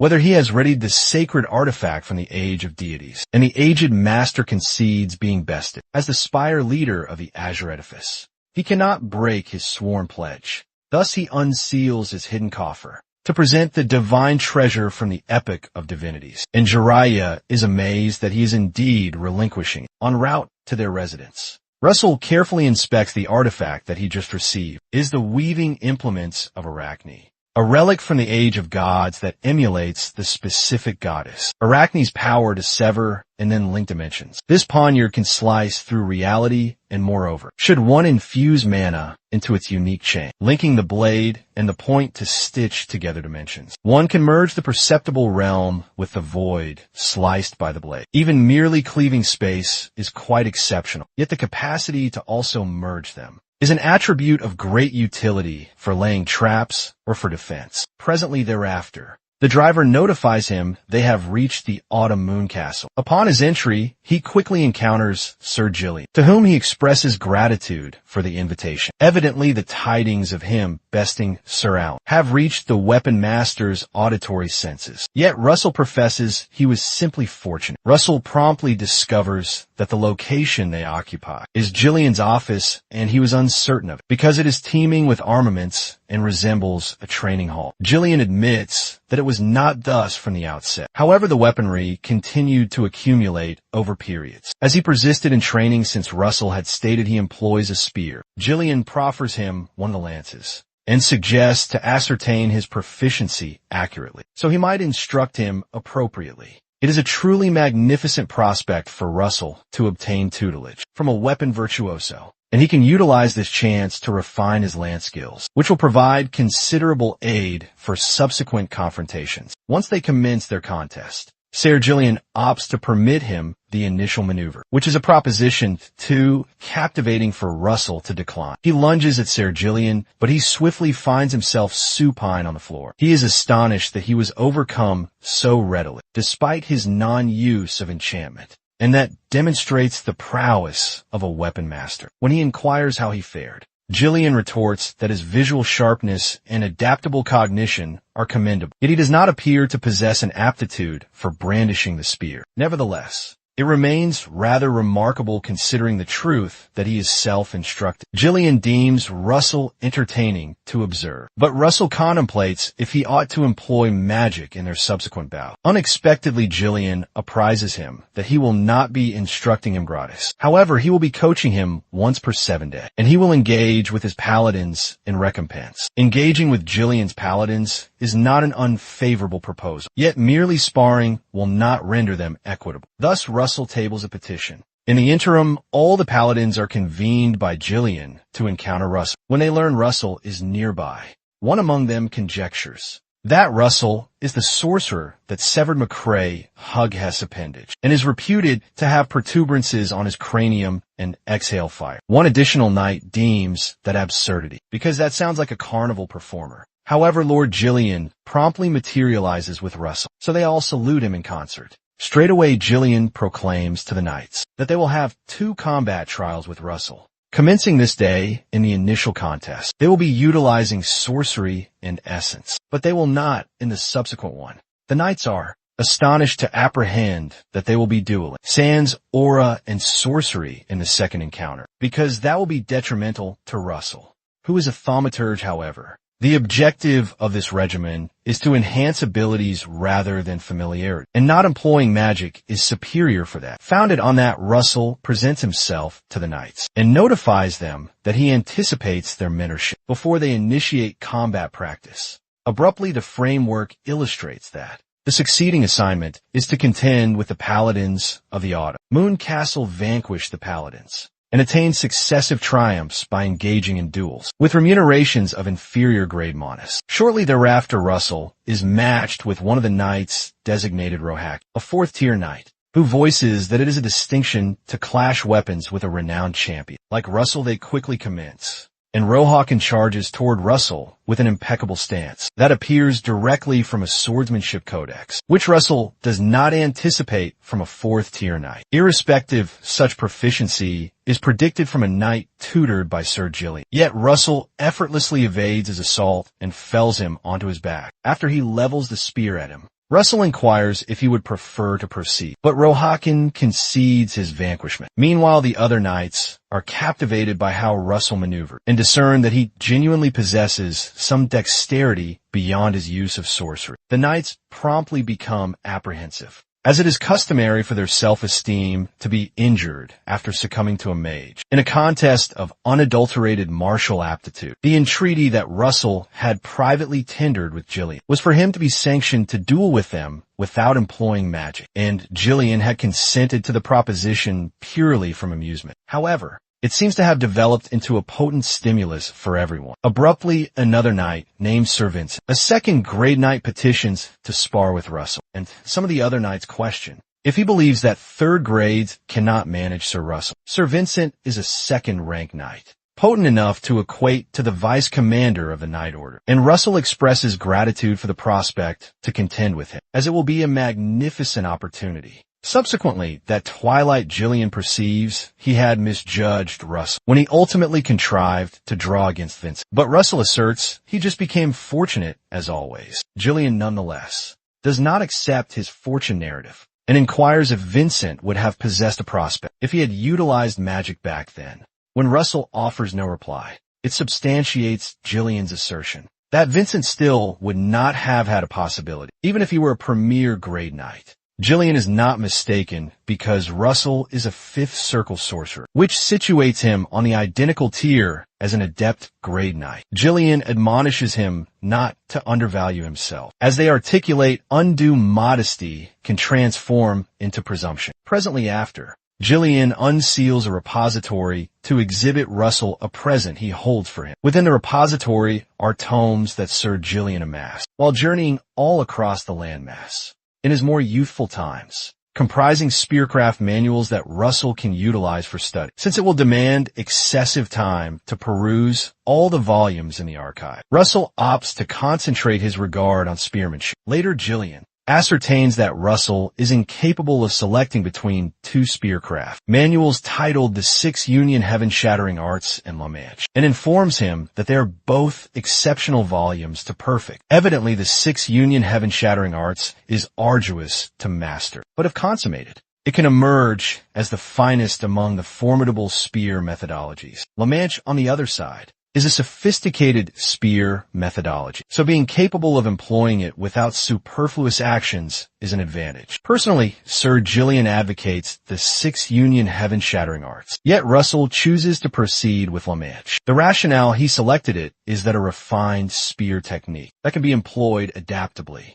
contingent on the circumstances, is more congruous for him as a mage than a potent spear technique. Jillian observes that he picked the logical preference over something that is merely powerful, which indicates that he cogitates like a mage. He resolves to honor his determination and notifies him to advance with mastering La Manche. It captivates Russell, that Jillian would bestow such volumes without a second thought. And it strikes a chord with him how magnanimous Sir Jillian is. Unexpectedly, Jillian reminds him not to disregard that he must contend with the knights. So he is reminded that it is not complimentary after all. Some period later, while Russell is being conveyed in a carriage, he rehearses the progression of the La Manche movements. The elementary motions coalesce to constitute a sequence, but he persistently becomes impeded. At one juncture, it has been a year and a half since he obtained La Manche from Sir Jillian. And just committing the forms to memory is already a feat in itself. However, to consummate the spear technique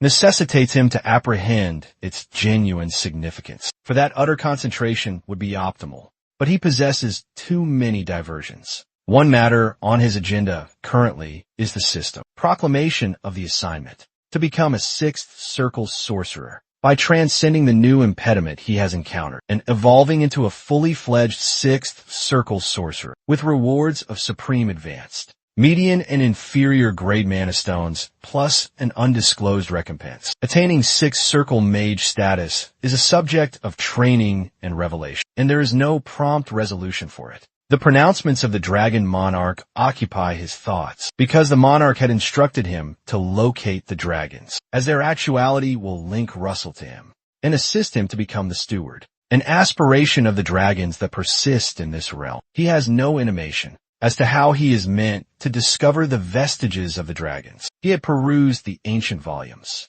and identified 4 locations where he might find the remnants of dragons. Thus far, he has investigated 2 of them, but to no success. That leaves the Red Mountain Belt Canyon and Coral Island. Coral Island appears to be more probable of the 2, but reconnoitering it at his present level is excessively perilous. He opts to defer exploring Coral Island until subsequent to his becoming a sixth circle, and venture to the Red Mountain Belt Canyon for the present to investigate the netherworld within its chasms. In a confidential dialogue with Master Doria, she ascertains that he is journeying to the netherworld this instance. The netherworld is a domain of dwarves, and mortals cannot access that territory readily. Russell concurs, so the master advises him to consult the White Magic Tower Master if he must proceed, because she is half lineage of the Fey folk and surely knows something that can assist him. Later that eve, Russell proceeds toward the White Tower. Evidently, dwarves are a component of the Fey folk, so Master Doria had a valid point. As he nears the edifice, he is unexpectedly waylaid by an individual that Master Doria had neglected to apprise him would be present brother Olsen. Olsen enfolds his arms around his nape and remarks that it has been some duration. Apparently, Olsen had also applied to the foreign research expedition in the netherworld. He had presumed it would be solitary, since it is not a favored research destination. Yet it seems he will not be listless with Russell present. When Russell questions him if he has encountered the White Tower Master previously, Olsen concedes to having met her and portrays her as an individual who is like a charm, yet quirky damsel shortly thereafter. They are guided into the edifice, and Russell is fascinated by the endearing quality of the chamber. When they enter into the primary hall, they are greeted by a youthful lady embracing a plush bear. Olsen swiftly bows, but Russell gazes disbelievingly, while the White Tower Master acknowledges both of them. Her designation is Amelia Merwin, and she is the White Tower Master. The White Tower Master is one who can command zephyrs and sprites, conceivably because she is also part human and part sylph. She also emanates unadulterated mana, which can solely be perceived from elves. Brother Olsen is astounded that she recollects their appellations and infers that it is owing to Russell's renown. But Master Amelia remarks that it is due to the distinctive mana that Russell possesses. She levitates towards him and inhales his scent, discerning that he has formed a pact with a phantasm. Russell gladly corroborates that, particularly because no one else has observed that before. The master inquires if he can materialize the phantasm he is covenanted with, because he cannot venture to the netherworld utilizing conventional methods. He would need to either be fortunate enough to locate a concealed gateway, discover a chart with a gateway indicated upon, or possess an artifact that uncovers a gateway. Since they lack any of those 3 items, they necessitate a phantom to venture there. Unexpectedly, Russell materializes Pepper, and Amelia adores. Regarding how adorable he appears, She additionally observes he is a mid-tier phantom plus an anomaly. Concurrently, Archduke Bismarck is occupied by an individual, communicating via the bewitched cranium, designated Karen,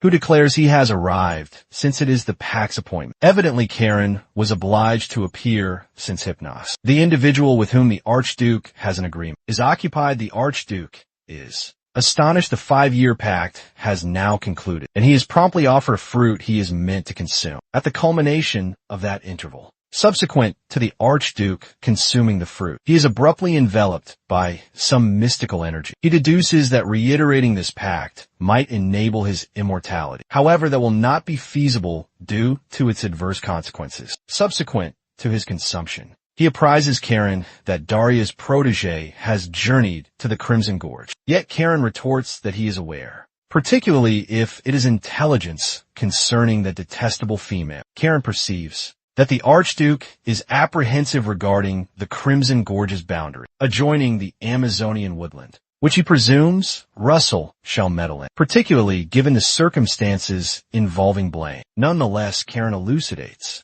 that their clandestine mission is underway far within the woods, distant from the gorge, rendering it unfeasible for their discovery, except if they arrive purposely seeking it. Unexpectedly, Karen sharply departs, declaring other individuals await aside from the Archduke. The impudence of the base zealot vexes the Grand Duke, and he intends to address him after he claims the monarchy. Abruptly, he perceives his cherished Flora has desiccated, discerning he needs to hasten affairs along. The subsequent dawn within a coach. Amelia appreciates Russell for simplifying their quest for the Netherrealm, since they ought to be capable of tracing the terrestrial entity's existence, know and navigate their path to the Netherworld via Pepper's aid. Presently thereafter, they reach the Crimson Gorge. Even from some distance, Russell can perceive an enigmatic force radiating from the stones, and he aspires that he could perhaps discover hints regarding dragons. At this location, Olsen proposes they proceed directly to the gorge, sans squandering moments in the urban area, to which Russell concurs presently thereafter. They dismount, and Pepper is unleashed to pursue Gnome's aroma. As Pepper attains a considerable altitude, he is promptly waylaid by monocerous raptors. As Olsen attempts to manage them, Russell halts him since Pepper had instructed otherwise. Abruptly, Pepper unleashes flame that chars the raptors and exults afterward. Presently thereafter, he perceives Gnome's being and guides the individuals yonder. The location appears to be teeming with above 300 caverns superficially, and it could consume their entire duration to investigate, and they yet shall not reach the Netherrealm.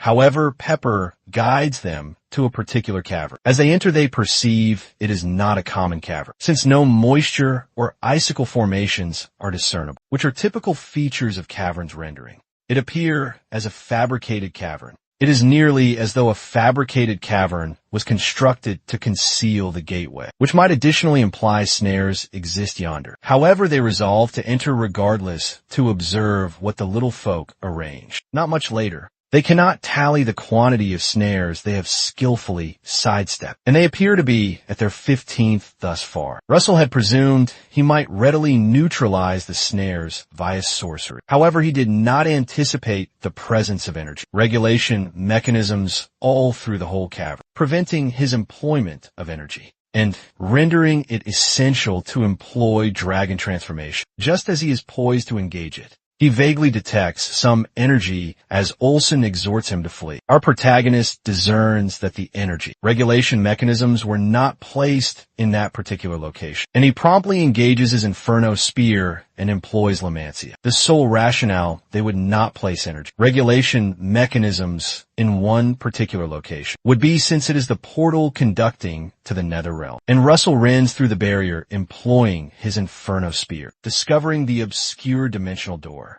Irrespective of the deep dweller's technological prowess, traversing dimensions is unfeasible sans energy. And for that reason, no energy regulation mechanisms exist at the dimensional door's location. His discovery astounds Olsen, and they jointly pass through the portal. Upon stepping inside, they arrive at the Netherrealm, which Russell had anticipated would be diminutive, as it is a subterranean metropolis. However, it appears as vast as Endymion's regal sea. As they descend a flight of steps, they are promptly met by some little folk, who remark it has been an extended period since mortals arrived yonder, since it is not simple to locate the portal. One of them queries if they secured some tribal chart, or if they are entity binders. However, they opt to regard them as their invitees nonetheless. The little folk gesture for them to trail if they are venturing cityward, thus they might guide them about, since the nether realm is far more captivating within. Russell observes the little folk disbelievingly, as he has not encountered them previously.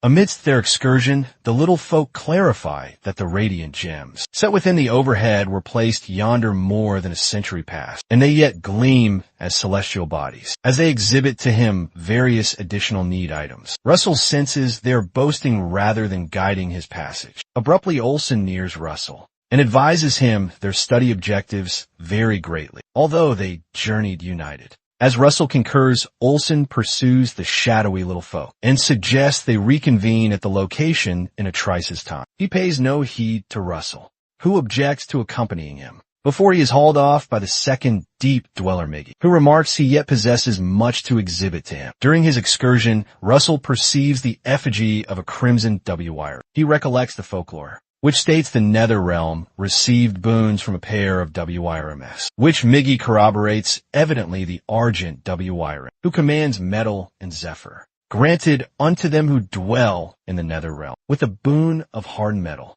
whereas the flame WYRM, who commands conflagration, granted them the boon of inferno. The location bearing the effigy was constructed as the flame WYRM, granted them the boon of conflagrations, and lore recounts the WYRM indeed sometimes resided yonder, some thousands of annums prior on learning this. Russell contemplates that there might yet remain some vestiges, should a WYRM have lodged yonder. He promptly queries Miggy if non-initiates may access the shrine. Thus Miggy resolves to escort him within. As they proceed toward the shrine, Miggy clarifies that the armaments vended in the nether realm are far superior to those marketed in common forges. Therefore, additional peoples besides little folk inhabit the nether realm, particularly from the Amazonian woodland fae lineage, who arrive to barter or to procure gear.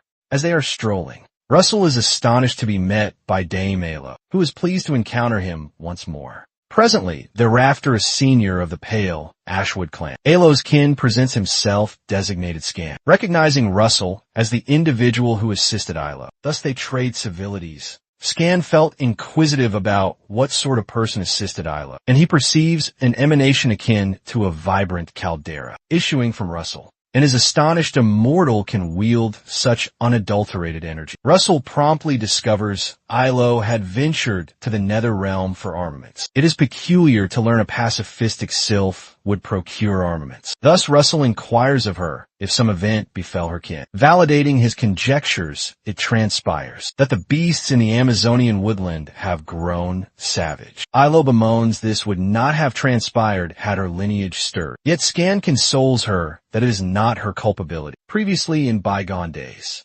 Yahello had apprised Russell she possessed the lineage of the verdant W-wire, and this prompts him to question if the Pale Ashwood clan holds any chronicles or folklore pertaining to WYRMS. Nonetheless, she attests she is ignorant regarding that, aside from possessing a WYRMS lineage. However, she vows to investigate for any chronicle from her kin, should she locate any during his sojourn in the nether realm. Presently, thereafter they arrive at the flame WYRMS shrine. However, Russell perceives nothing extraordinary. He contemplates visiting the Argent WYRMS shrine, yet promptly discovers the Argent WYRMS shrine is identical to the Flame WYRMS shrine regarding placement and structure. While he mulls if truly nothing is apparent here, Miggy withdraws to await him while he investigates it fully. Abruptly, Russell rests a palm on the effigy and a verdant luminescence manifests, ultimately illuminating the argent effigy's orbs. Abruptly, the Argent WYRM declares he has tarried for an extensive duration and is pleased he has at last arrived, prior to the conclusion of his residual existence. As the verdant luminescence intensifies, the WYRM instructs him to trace the way and approach him. Thus he may reveal to him their sovereign, the origin of all wormkind. Abruptly, a verdant navigator with a pointer materializes above his palms, and the WIRM's utterance requests him to proceed with celerity. Our protagonist promptly sprints toward that bear, particularly since the utterance addressing him resembles an utterance at the precipice of demise. As he is sprinting, he perceives the indicator is diminishing, signifying he is nearing the WIRM that guided him. Presently thereafter, he soars into the firmament and discerns the location the navigator is guiding him toward. Upon nearing the location, the dwelling appears excessively compact to shelter a WIRM, and it appears to be some manner of veil to conceal the conduit. Upon his ingress, he perceives a portal within. That validates his conjectures. On nearing the portal, an utterance greets him as the prospective sovereign of all wormkind. Abruptly, the immense portal pivots ajar, revealing the veritable Argent WIRM Silvator, who salutes him. Silvator clarifies that he desires to converse with him to the fullest extent, however possesses little duration remaining. Russell ponders what he signifies by that, and Silvator clarifies his physique and essence have matured, and it is nearly occasion for his perpetual repose. As Russell ponders if Silvator can confront demise so serenely, since their lineage endures for 10 millennia, Silvator advances to restore the might granted him unto Russell, and presents him an argent cornel. The might is undergoing conveyance from the erstwhile sovereign, Silvator, unto the succeeding sovereign. Upon Russell obtaining the cornel, the interface apprises him he has gained a novel might from the Argent WIRM with the sacred WIRM Monarch's cornet. Zephyr essence he initially acquired Inferno and Fulmination, and presently is a cornu possessing the potency of Zephyr. Curiously, this instance, it is designated the sacred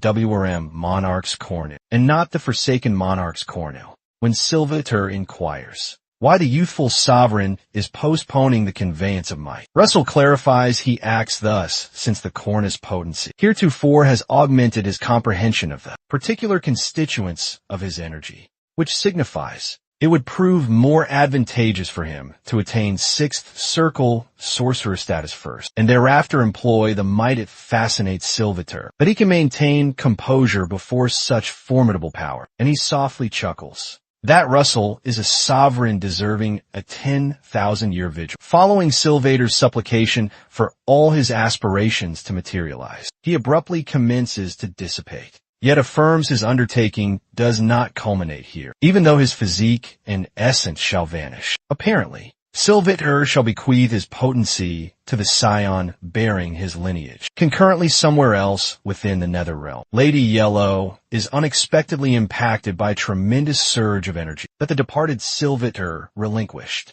Inside the cavern, Russell exits disheartened as he possessed numerous inquiries to pose, and he had just forfeited his very first genuine lead when it was directly before his very gaze. As he departs, he unexpectedly encounters Yahello, who reveals her cranium to display 2 protuberances and a radiant luminescence when Russell queries her what adorns her head. She genuflects and addresses him as the WIRM sovereign, yet shortly succumbs ere she can articulate her full statement. Russell swiftly hastens to her position to render aid, and subsequently transports her away to receive ministration, while he remains by her presence. He is astonished to ascertain that Yahello is the inheritor of the Argent WIRM. Nevertheless, it does not appear her draconic abilities have entirely manifested yet. Abruptly, she awakens and addresses him as she perpetually does. Unexpectedly, the interface informs Russell that Yahello has commenced her awakening as a succeeding generation WIRM. It has not completely grasped her true calling. When she becomes cognizant of her true calling, she will be compelled to determine for her own self if she shall awaken as a celestial WIRM or persist as a sylph. The message provides some solace to Russell, because if she were compelled to awaken as a celestial WIRM, she would have been indentured to him as the WIRM sovereign. Still bewildered, Yahello queries him why she occupies his chamber. So he clarifies she collapsed before the entrance, and he was obliged to convey her to his dwelling swiftly. Upon learning what transpired, she is gladdened he was the one who discovered her, and ponders if this occurred due to the protuberances. Evidently, an argent luminescence assailed her ere she lost awareness, and it appears the draconic essence within her has now awakened. When she realizes her companions must be greatly concerned, she resolves to depart to go visit them, and she supplicates that the woodland's benedictions accompany his journey. Before she departs the following day, it transpires that Russell possesses more leisure on his hands than he had foreseen, as he imagined it would require 20 days to locate the WYRMS vestiges. He resolved to utilize the chance to visit Miggy and his comrade at their smithy.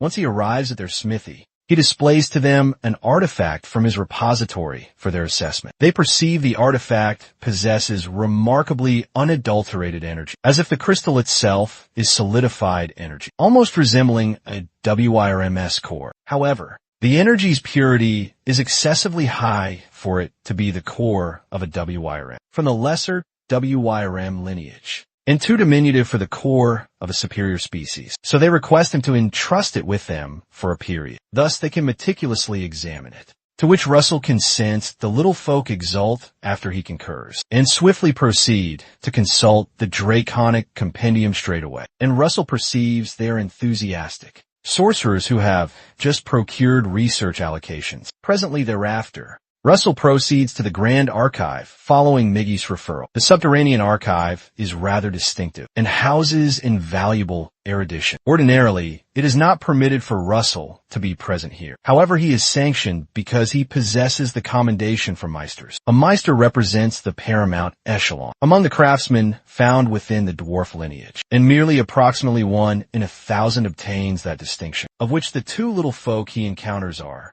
which is rather unforeseen. The subterranean archive is quite capacious, and it appears rather divergent from the doctrines of the surface realm. At this juncture, he possesses 19 days to return to the Inferno Spire. Thus, he intends to endeavor to transcend the 6th circle impediment. Within that time frame, however, after 19 days, our protagonist ascertains his objective is not so simple, and it may just be too premature for him. He proceeds to the smithy to reclaim the artifact, since he must depart that very day and bid them farewell. They are astounded he must depart shortly, and attempt to convince him to remain for some few days, as they have not managed to uncover anything exceptional concerning the artifact. Even though they have achieved some headway thus far, they have discovered that the energy crystal did not materialize naturally, and it is a fabricated item, fashioned for a specific intention by some individual. When Russell queries what led them to that inference, they clarify that the alchemic phenomena were analogous to something they have observed previously. They present him a volume that seems to elucidate that. The artifact is a variety of magnum opus, fashioned by deconstructing and refining a fragment of something. Magnum opus is an alchemic term signifying masterwork. They appear to believe this energy crystal holds worth comparable to the alchemist's stone, but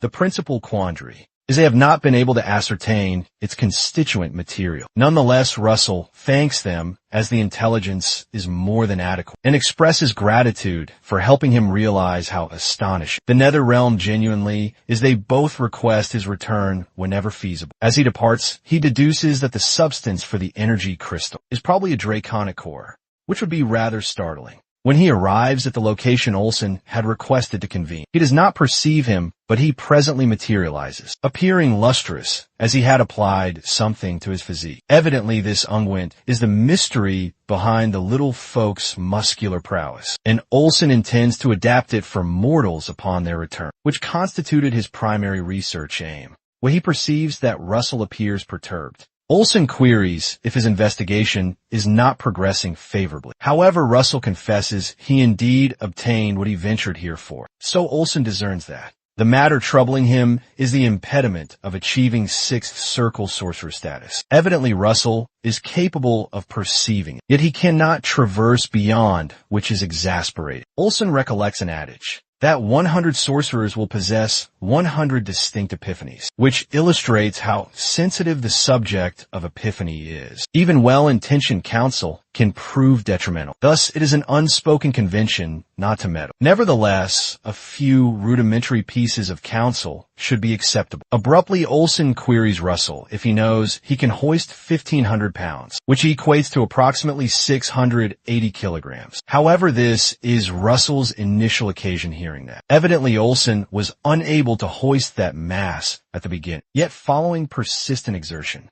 atop of even greater exertion, it became feasible one particular day. He counsels that epiphany, when regarding sorcery, is analogous. Since if one labors assiduously each and every day, it unexpectedly arrives to you, those utterances echo in Russell's psyche, and he ascertains he must exercise forbearance. As he has progressed considerably compared to a lunar cycle past, as they ambulate, Olsen indicates the crepuscule, and how resplendent the crepuscule over the crimson gorge is. The crepuscular light obscures the demarcation of firmament and terra, and everything Russell has assimilated and the ramparts he has constructed, stone upon stone, feel as if a profounder epiphany awaits just further on. Abruptly, our protagonist undergoes a psychic envisioning into his intellect, and he ascertains that everything he has assimilated and undergone is articulated in algorithms upon perceiving the blazing crimson crepuscule. He resolves to append the algorithms he comprehends to the vista of the blazing crimson crepuscule,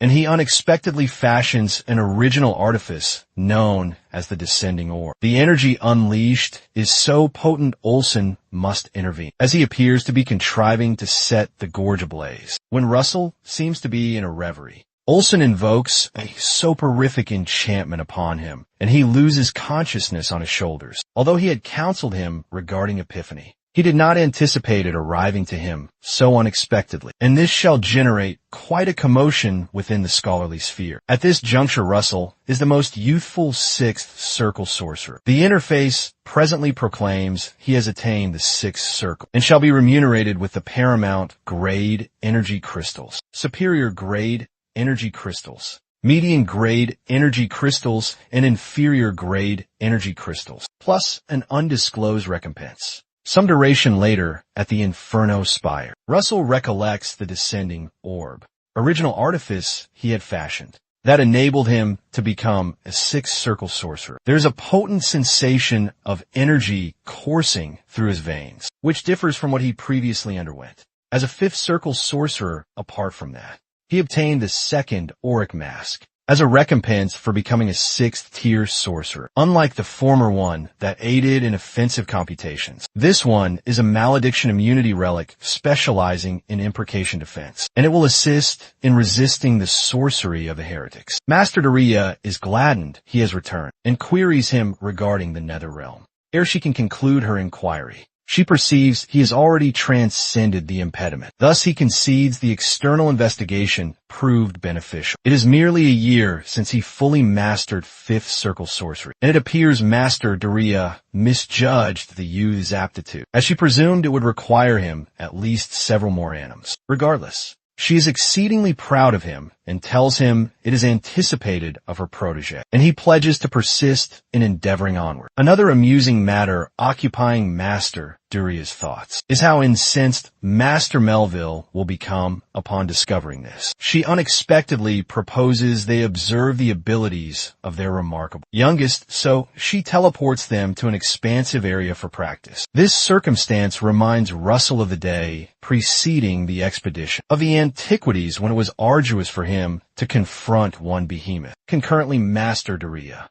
surmises that the trial against those behemoths must be considerably simpler for him presently. Thus she resolves to elevate the challenge to match his proficiency, employing one of her original artifices known as the kindling dwarfs. The entire vicinity is promptly blanketed by several hundred of the fire elementals. Yet the master reminds him it is too soon to be astounded. Ere he can react to that, she invokes another original transmutation of hers. Thus she materializes a colossal kindling monarch in their midst. At this juncture, Russell wonders if she is proceeding too excessively. However, he ascertains she merely desires to get directly to the essence. In that circumstance, he resolves he must reciprocate in measure by employing his descending orb artifice, a grand strategic enchantment that excites Master Daria. He also exuberantly unleashes the potency to exhibit his master his epiphany, and reduces all the elementals to ash, employing the descending orb's power. After he obliterates everything,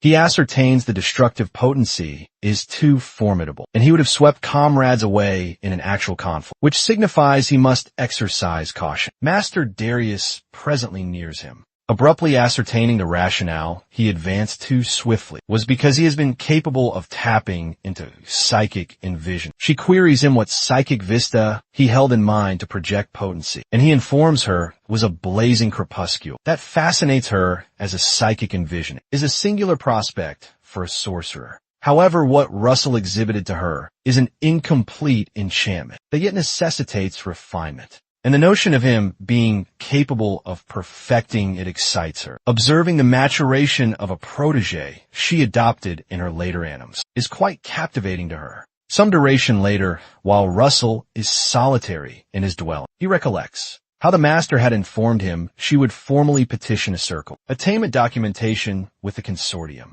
as he excelled in invocation celerity, potency, and singularity as an original sorcerer. The master acknowledging him signifies considerably. So, the subsequent undertaking on his agenda is to assimilate the energy in the Zephyr essence, Cornu that Sylvester bestowed upon him, and the energy crystals he obtained as recompenses. There is so much that it would demand considerable duration for him to assimilate them entirely. Thus, he commences by impaling himself with the cornet, following assimilation from Aurora till Vesper. The interface informs him he has assimilated the sacred WI Monarch's Cornu with Zephyr essence to its capacity, and energy surpassing the assimilable capacity shall be assimilated by his dormant potency. The dormant potency shall become accessible at the juncture of awakening, and bestow upon him formidable might. And his advanced Zephyr attribute comprehension has considerably augmented. Although his comprehension has augmented,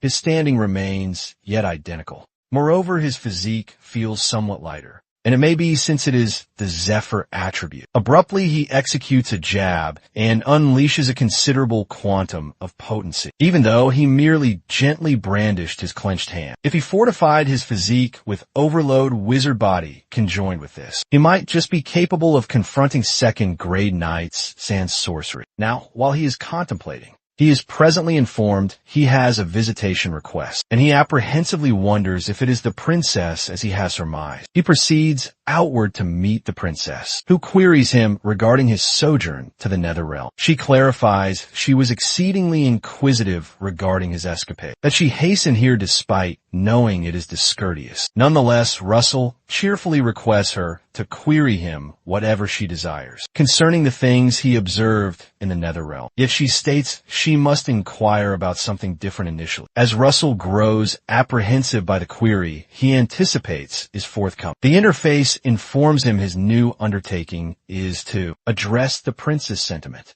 since Princess Hikati Rathmos has awaited an extended duration for his reply, and it is his occasion to provide her response. Some of the recompenses for this undertaking comprise a median-grade energy crystal and a duo of Eros and Psyche's circlets. The query she poses him is if he contemplated her while he was absent, and Russell is driven to a predicament when he ascertains this is an undertaking. Following her posing the query, Russell becomes flushed and retorts her jest is too excessive. His rejoinder puts her at composure as she believes teasing him is amusing, since he is perpetually so reserved. She ultimately declares it appears her endeavors have not been futile. After all, notwithstanding, she clarifies she is not soliciting a reply at this moment, yet she merely aspires he will contemplate. By endeavors she is alluding to the reality she has been nearing Russell perpetually since the preceding gala, yet he consistently repelled her, with the pretext of being occupied with retribution, which makes him feel like a craven.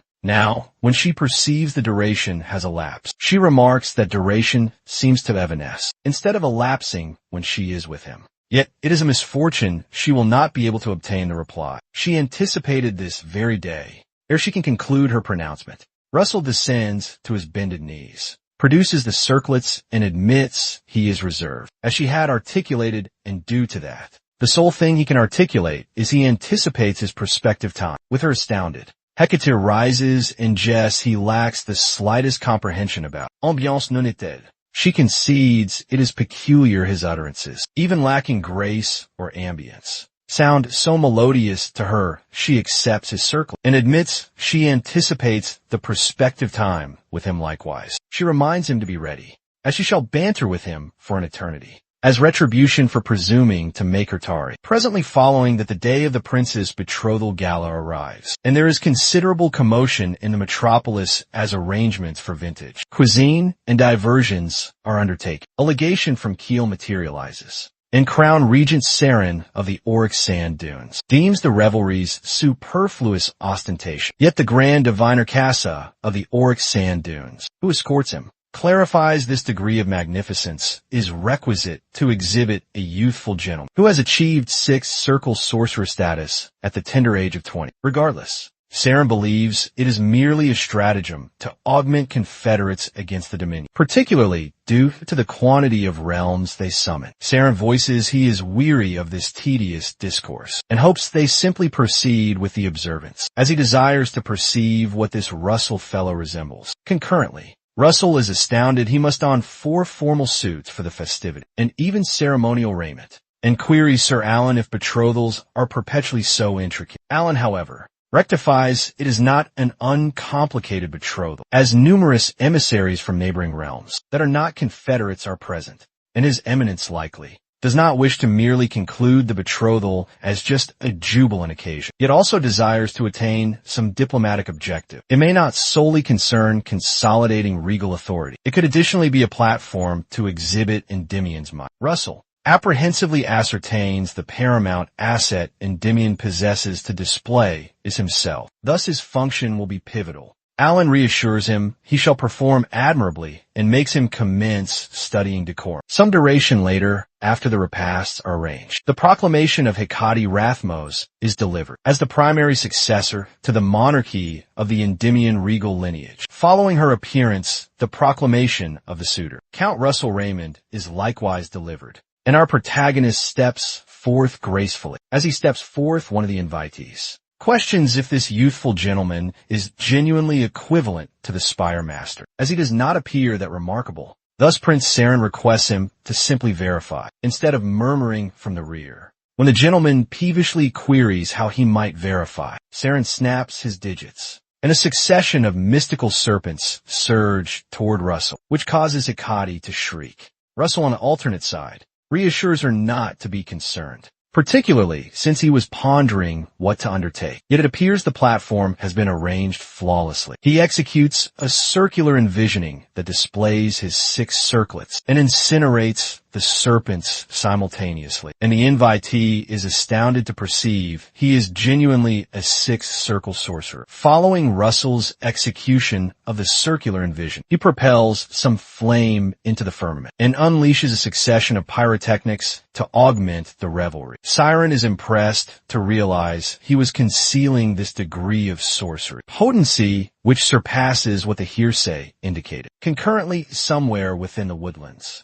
one of the heretics converses with Archduke Bismarck via the cranium and learns of the betrothal of the protege of their inveterate adversary, Doria, with a scion of the regal lineage of Endymion. The Archduke concedes that an individual, essentially equivalent to the Spire Masters, has become a scion of the regal lineage. While the heretical zealot is conversing with the Archduke, he is waylaid by a beast within the woodland. Yet he promptly subjugates it under dominion and reassures Bismarck that it was merely a rodent that presumed to expose its fangs. When the beast's bellow is audible regardless, the heretic derisively felicitates the Archduke for incorporating such a proficient individual into his regal lineage. Yet Bismarck rectifies he has never regarded any of them as his kin, but as sullied usurpers who seized his station. When Bismarck queries regarding the excavation progressing in the woodland, the heretic admits it appears it will require several more annums, and then they cannot assure how many keystones will remain unimpaired. The Archduke confirms if their efficacy is assured, and the heretic attests they are the Tartano's keystones, employed to confine the behemoths. who once contended for dominion over this landmass, and even a scant few suffice to constrain even an eighth circle sorcerer. The quandary is that the seal of Tartaros, which they merely trifled with somewhat,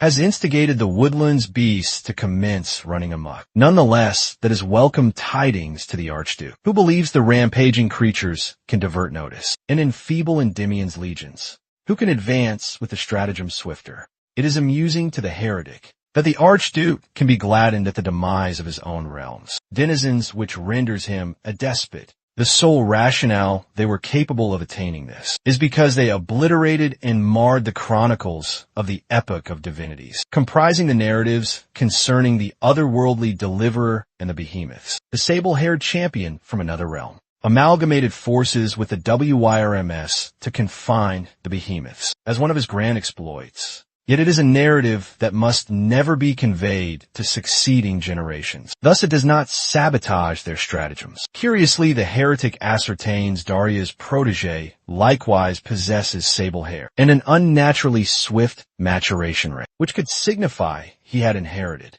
the lineage of the otherworldly deliverer. Even if that is the circumstance, he deduces a transpired millennia past, and he would not have been capable of fully inheriting the deliverer's lineage. Regardless, he intends to elevate the degree of the perils to him merely for precaution. Following the observance, Count Russell is waylaid by several individuals who attempt to converse with him. At once they are aristocrats from the hinterlands, provincial, domain sovereigns, and even from other realms, which signifies he shall be detained here for some duration. While he is engaging with them, he is unexpectedly approached by Saren, the regent of the Auric Dunes, who arrives to felicitate him on the betrothal of the Aeon. Russell recollects this was the gentleman who materialized the serpents. Thus he facetiously thanks him for the present, yet requests he bestow him something different subsequently. Russell queries him if he was contented with his rejoinders, and it impresses Saren that Russell did not become vexed by being scrutinized. Thus he proposes a confederacy with him.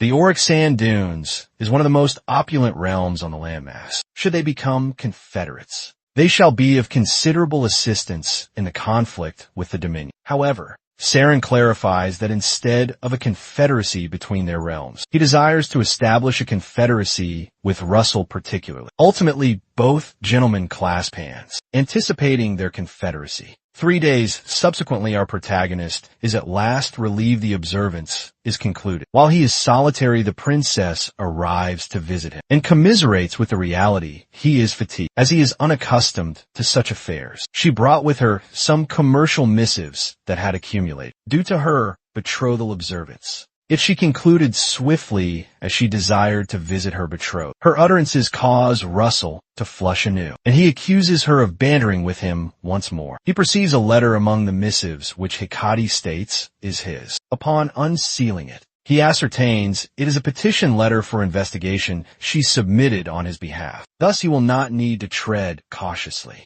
when he desires to venture out by himself. She queries if it was superfluous. Yet Russell embraces her from behind and thanks her for considering it. It amuses her he is so gladdened about something she ought to do, and she unexpectedly says she is fatigued. Ultimately, she pivots to him alluringly and proposes they extinguish the luminaries, and Russell concurs. They presently retire to bed and ardently make love. Some duration later, at the city-state confederacy in a locale named Nasal, an official who manages unattached sorcerers clarifies to a gentleman they do not possess what he seeks. Solely third circle sorcerers, the gentleman protests that only a fourth circle sorcerer can repel a marauder vessel, and one sorcerer unexpectedly enters upon hearing the petition. When the gentleman queries who he is, he presents his identification emblem. His designation is Ridman Lewis. He is 38 annums of age and an unattached fourth circle sorcerer. He presently introduces himself ceremoniously and states he is seeking employment petitions that will be journeying to Kulil Island.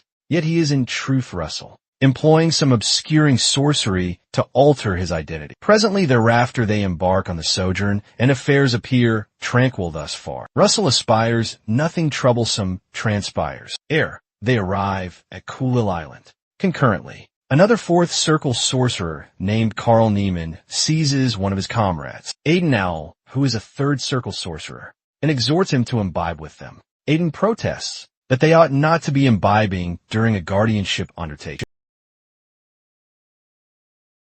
as this is an ale he personally tempered, employing his tempering sorcery ultimately. Aiden capitulates, and Carl proffers Ridman some ale likewise, which he grudgingly accepts. Ridman did not anticipate encountering Aiden out yonder in the prospective time. He shall become the individual to generate great disturbances within the scholarly sphere, as he triumphs in his investigation to augment a concoction's efficacy by approximately 20%, yet, as he was patronized by Archduke Bismarck, he possessed no alternative but to relinquish it to the Dominion. Nonetheless, this instance, Russell intends to guarantee Endymion acquires it, as they persist in imbibing. Ridman indicates he can perceive a current of energy from Carl's armlet, and queries if it is a relic, to which Carl attests it is a relic employed to clarify one's intellect. While they are reveling, marauders unexpectedly materialize in approximately 5 vessels. The gentleman who engaged them promptly emerges to convene the sorcerers. Yet Carl grins as he had adulterated the Alesh he provided to the sorcerers, which has rendered them unconscious.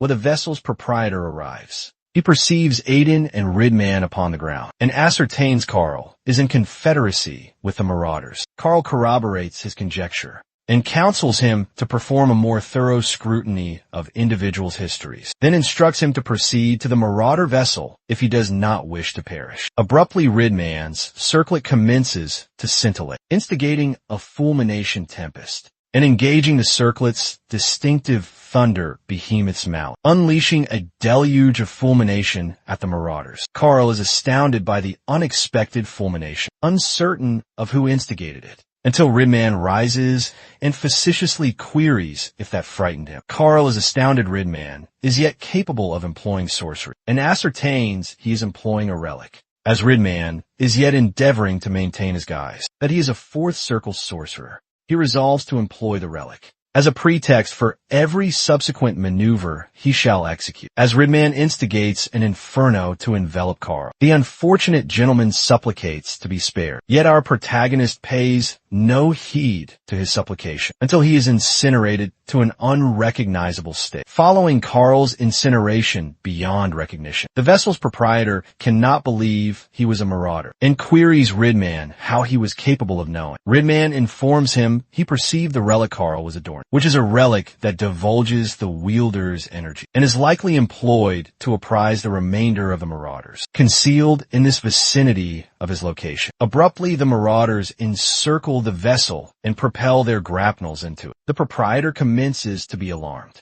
particularly since Ridman, who is a fourth circle sorcerer, cannot manage this multitude of marauders. Thus he commences to contemplate disbursing a ransom fee to induce their departure. Nonetheless, Redman instructs him to tend to Aiden, while he proceeds to nourish the aquatic creatures. Astonishingly, Redman levitates some few feet above the vessel, and resolves to conclude this instantaneously by unleashing an inferno deluge over the marauder vessels. Some duration later, after the marauder vessels have been obliterated upon the ocean, Aiden awakens, pondering what had transpired to the marauders. Ridman offers no reply, yet encourages him to repose for the present, and informs him he has infused some inferno energy into his energy, conduit to dispel the narcotic's consequence. Aiden presently reclines and apologizes for not exercising greater vigilance. Ridman tells him it is inconsequential, and queries him if he authored the research document he had discovered on it. Aiden is astounded to perceive him with the document, and Ridman clarifies he retrieved it when it descended to the ground, while he was relocating him into the chamber.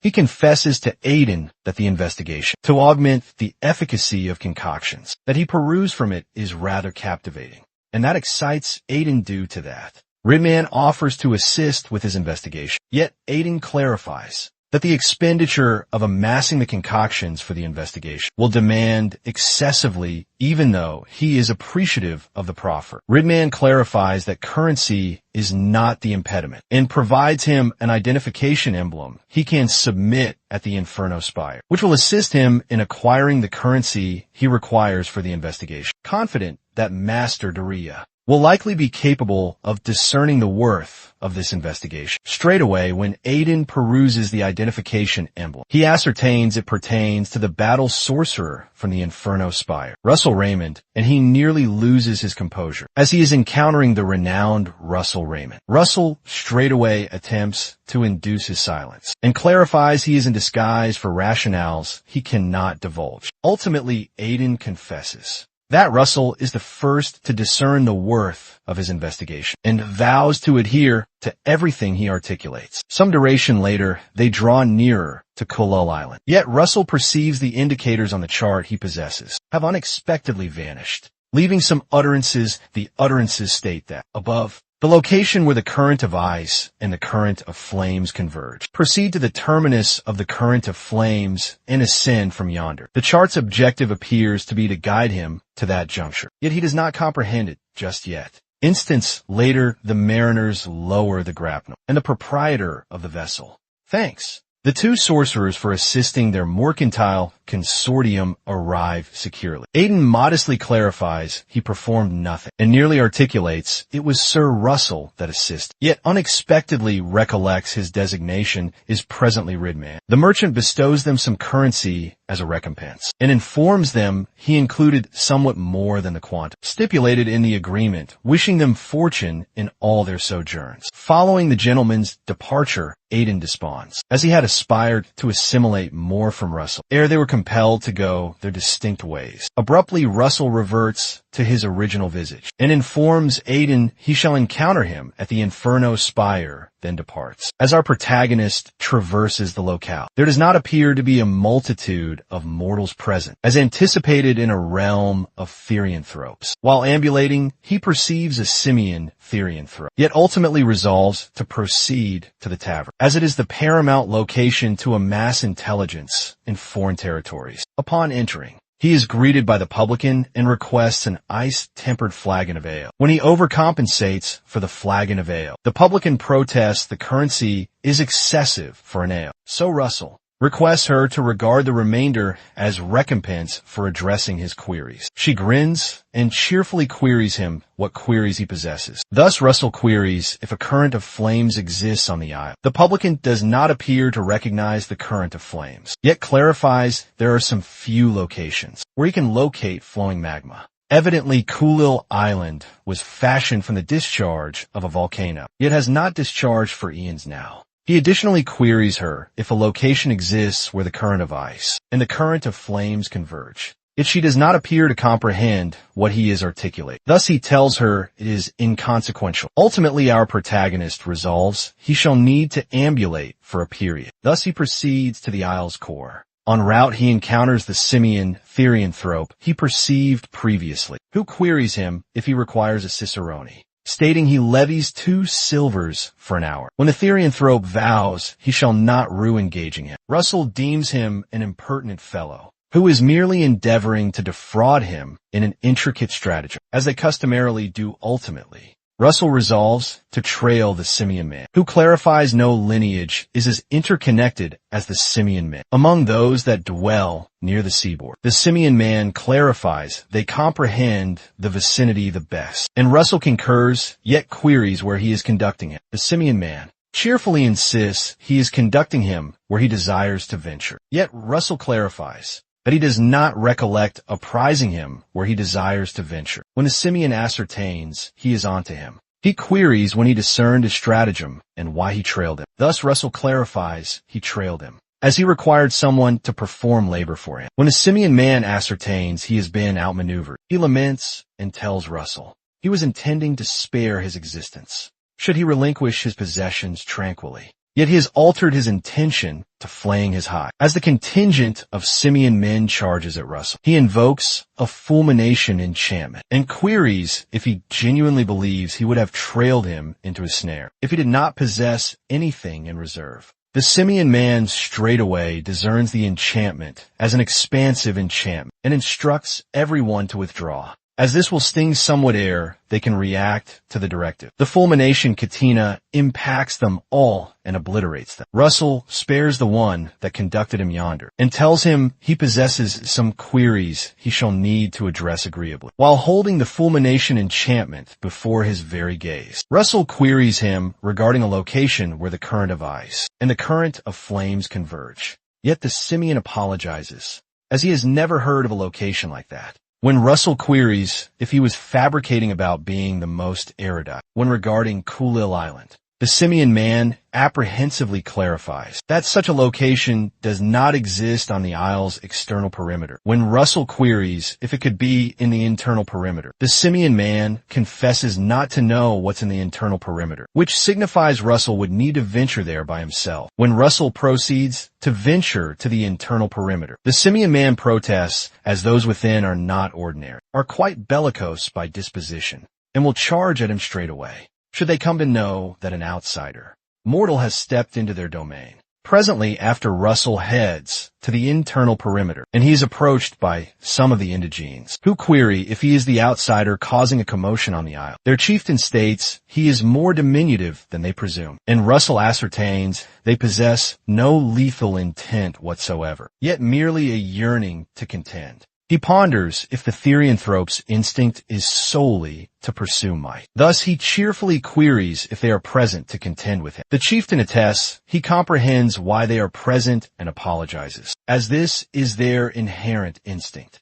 The chieftain requests him to articulate when he is prepared. Thus Russell cheerfully articulates they can commence. The chieftain appreciates his disposition and lunges at it, aspiring to perceive if he possesses abilities to match his utterances, as the therianthrope charges at him. Our protagonist ascertains he will not be capable of halting that charge with a half-hearted enchantment. Thus he must condense his energy as much as feasible, infusing greater impact into the assault. Our protagonist unleashes a concussion wave, which the Therian man commends, yet states he yet cannot repel him with that degree of might, as this degree of sorcery is inconsequential. As the Therian man endeavors to charge through employing unadulterated might, he is promptly knocked rearward and hurled several feet distant. The other individuals observe in astonishment, as their superior was hurled distant with a solitary impact. Ascertaining this sorcerer must be formidable, the remainder swiftly run to Russell to implore him to contend with them next. Yet their superior promptly arrives to chase them away, directing them to stand aside,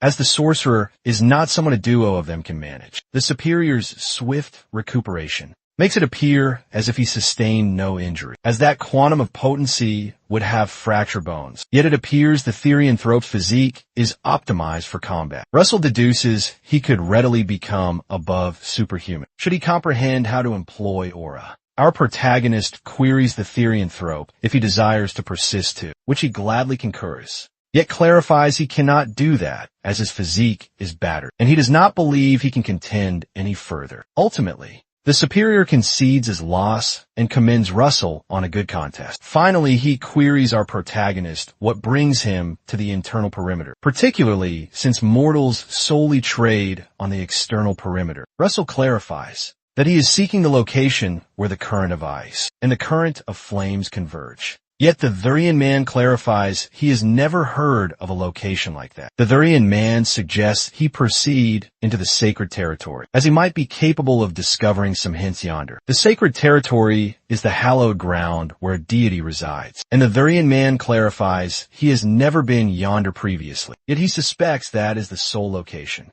The thing he mentioned could be located. Russell recollects there were chronicles of the initial Therian monarch Fenrir being a mixed WRM, and he possesses no alternative but to investigate this, as he obtained the hint from a shrine in the nether realm. Days subsequently, Russell vanquishes another therianthrope in the inner circle, and it appears to be his 17th contest. Just that day, the superior therianthrope he contended with had informed him he requires the acknowledgement of the grand combatants and grand seniors in order to enter this sacred territory. Yet he must demonstrate his might to obtain their acknowledgement. Thus far, he's been contending for 15 days consecutively, yet no one has materialized to acknowledge him. Not long after, another Therianthrope from the jaguar lineage materializes and queries him if he is the rumored outsider mortal. When he confirms, the Therian man requests him to trail him, as someone is seeking him. Russell discerns the knot around his midsection and identifies it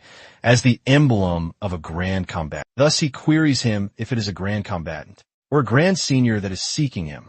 The Therian man tells him that it is Muya, the Therian monarch. Our protagonist was anticipating a grand combatant or grand senior to seek him, yet he never anticipated encountering the Therian monarch, which is a greater acquisition than he could ever imagine. Some time ago, Muya had summoned some Therianthropes from the jaguar lineage to query if they knew about the outsider, who was causing an uproar on the Isle recently. They confirmed they know about it, particularly since the custodians of several lineages are said to have been vanquished. The Therian monarch appears surprised that individuals who are nearly at the level of a grand combat were vanquished, and requests the Therianthropes to assist in bringing the individual who did it. They vowed to bring the individual to genuflect before the monarch. Yet Muya requests they merely bring him in tranquilly as the monarch's invitee. In the present, while the Therianthropes from the jaguar lineage are conveying the intelligence to Russell, who is eager to depart straight away,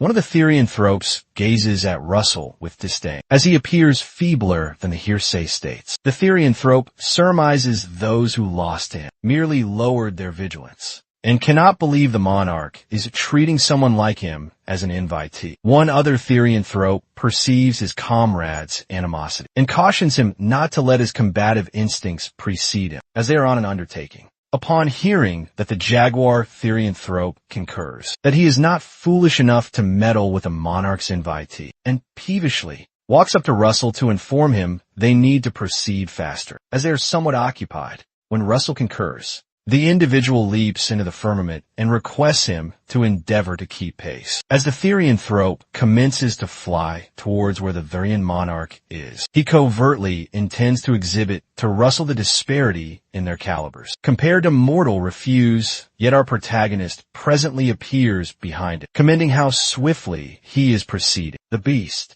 Therian man is astonished to see our protagonist could overtake him at his swiftest velocity. Yet he is even more astounded when Russell requests he not restrain himself, due to him, as he can proceed swifter than this. When they arrive at their objective, the Therian man commends Russell's celerity, as he did not anticipate a mortal being capable of overtaking him. Ultimately, he queries Russell if he is the paramount sprinter among mortals. Yet Russell confesses at least 30 individuals in his realm exist, who can perform what he does, and perhaps around 100 in the entire landmass, which shatters the Therianman's pride. Concentrating on the vista, Russell is astonished such a vast metropolis would exist within the woodland, yet surmises it is anticipated of the Therian monarch's denizens. As they advance, he discerns the grand combatants of Kulil, who are at minimum 4th circle and above. There is such an incredibly potent combative essence that our protagonist feels as if he is ambulating into a morass, and this corroborates his notion of solely venturing here. Following his attainment of 6th circle sorcerer status, concurrently one of the combatants is astonished that Russell is capable of repelling the combative essence emanated by 100 grand combatants.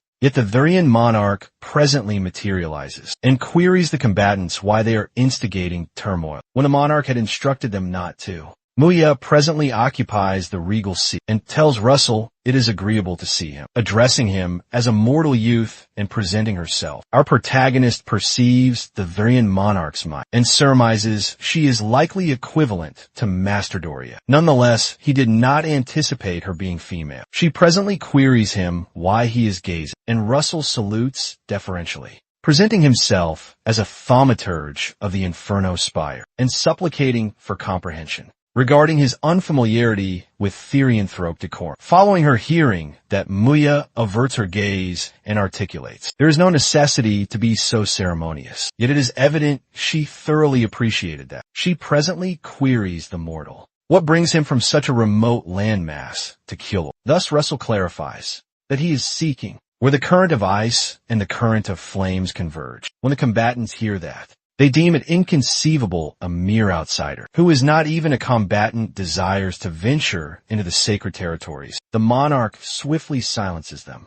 and Russell queries if no outsider has ever ventured into the sacred territories, or if a regulation exists, rendering it unfeasible for outsiders to enter. Muya perceives how Russell comprehends how to discern circumstances for what they genuinely are, along with his combative capabilities that are at minimum equivalent to grand combatants, and profound discernment, which can assist in stimulating the therianthrope's maturation, which had been quiescent. She requests him to persist in articulating, and Russell queries anew if those acknowledged as combatants can enter the sacred territory. Upon hearing that, Muya queries him if he is stating immortal desires to attempt the combatant's trial. Thus Russell admits he shall be willing to attempt the trial, should that be the sole legitimate method to venture into the sacred territory. Presently, after he is informed the trial's regulations are uncomplicated, remain alive within a gorge for 10 days. He will not be furnished any sustenance.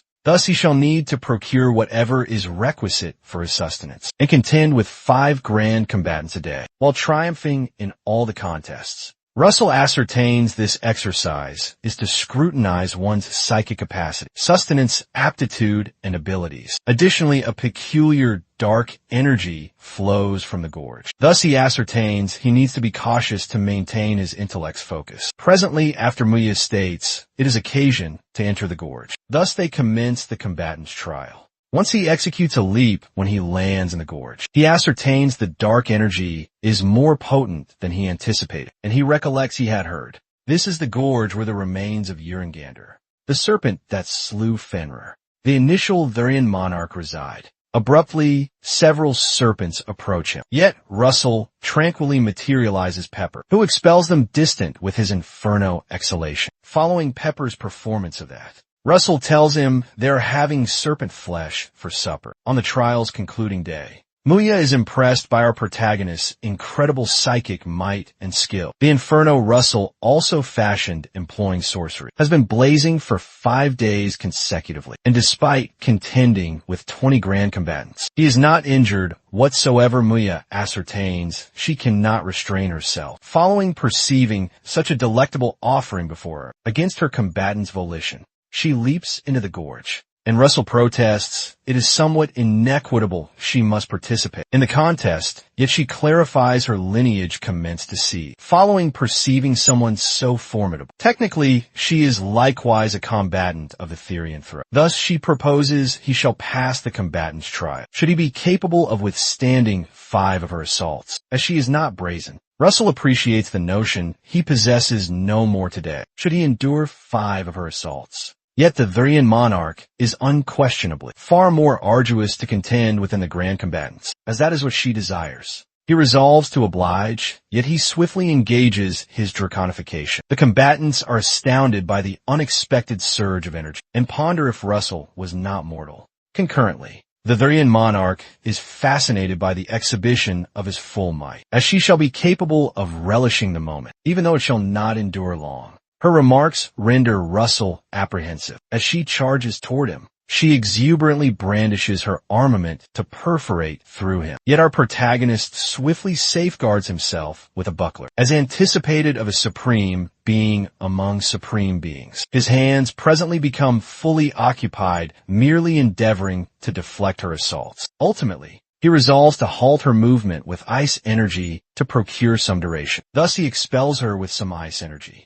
Yet she merely holds on and exuberantly chuckles, although Muya deems it captivating. She delves into the ground and extracts a stone to obstruct his assault. When the ice expulsion ceases, she confesses she deemed his assault captivating and resolves to tally it as 2 confrontations, where he withstood her assault. Our protagonist ascertains he merely needs to perform this thrice more. Yet Muya leaps toward him with her unadorned hands and strikes him. Yet he manages to obstruct with his spear. He swiftly summons Pepper, who impacts her with an inferno expulsion. Regardless, Muya charges through the inferno and propels Russell several feet into a stone. Russell swiftly regains his footing and employs his fulmination circlet to materialize the fulmination mallet. When Muya perceives that she deflects the mallet with a clenched hand, propelling it rearward ultimately, she seizes the mallet and employs it as an armament to crush Russell into the ground. He swiftly invokes another enchantment akin to the descending orb, which compels her to halt in her progression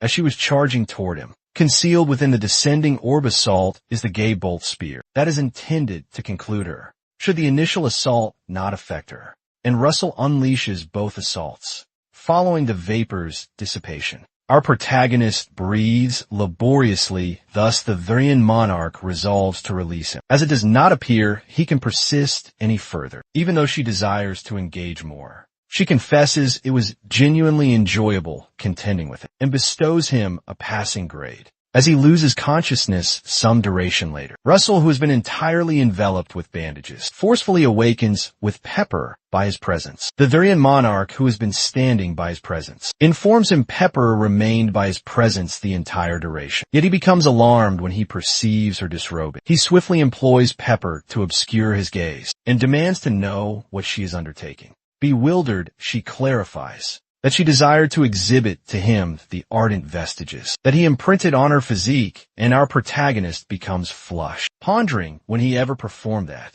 She unexpectedly hurls Pepper out of the way and exhibits to him the mark on her shoulder.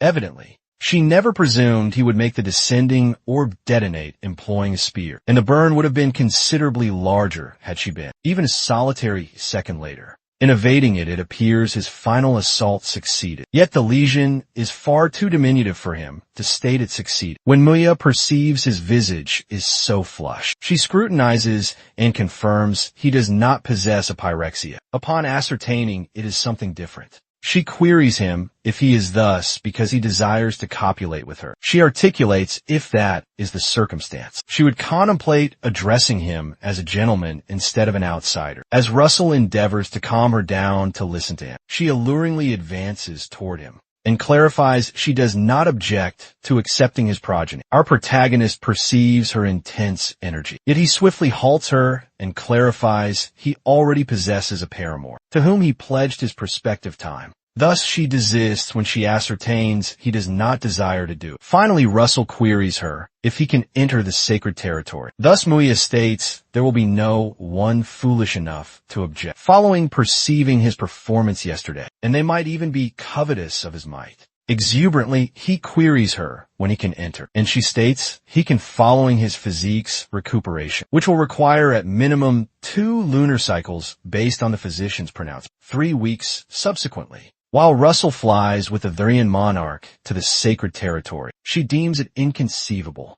that Russell was capable of recuperating in merely 3 weeks. Yet she does not know he was capable of doing so, due to overload and his thaumaturge physique. Although he is appreciative, she is personally guiding him to the sacred territory. He ponders if she does not possess other affairs to attend to, as she is the monarch, but Muya clarifies that the mortal conception of a monarch differs from theirs when they approach the sacred territory. She gestures to him to proceed to the chasm's nadir and remain just above the aquatic surface. Ultimately, he discerns an aperture and she requests him to enter it. Russell deems it astonishing such a space exists within a cavern. When they get inside, she indicates an aquatic current in the cavern and clarifies it is what fashions the lakes within and without the territory.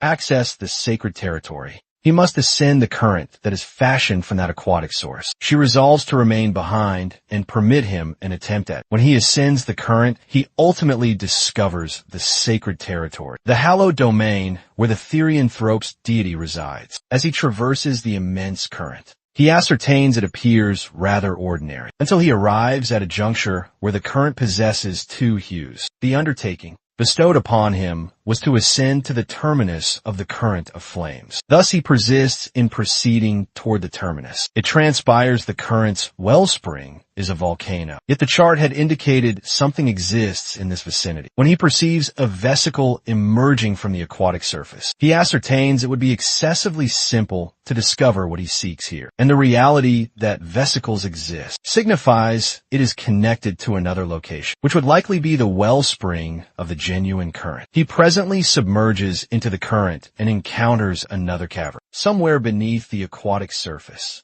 This ought to be the location, and Russell materializes Pepper to trace any mystical energy that might be within the cavern, as it is rather tenebrous. Pepper swiftly trails a spore until they encounter Ignir, the Inferno WYRM, who is deceased, yet whose essence salutes the diminutive sovereign and apologizes for not being capable of tarrying until the sovereign arrived. The WYRM displays the sacred armament Brahmastra and clarifies he remained in this location in order to convey this grand sorcery. Russell is capable of perceiving the sorcery's potency, even without contacting it, and ponders if he shall be capable of managing a potency this grand at his present proficiency abruptly. The interface informs him the sullied volition of the initial variant. Monarch Fenrir is reacting to the sacred armament Brahmastra. He is informed Fenrir's volition is manifested, and he is requested to purify Fenrir's volition. Presently, after Fenrir veritably materializes, and Russell is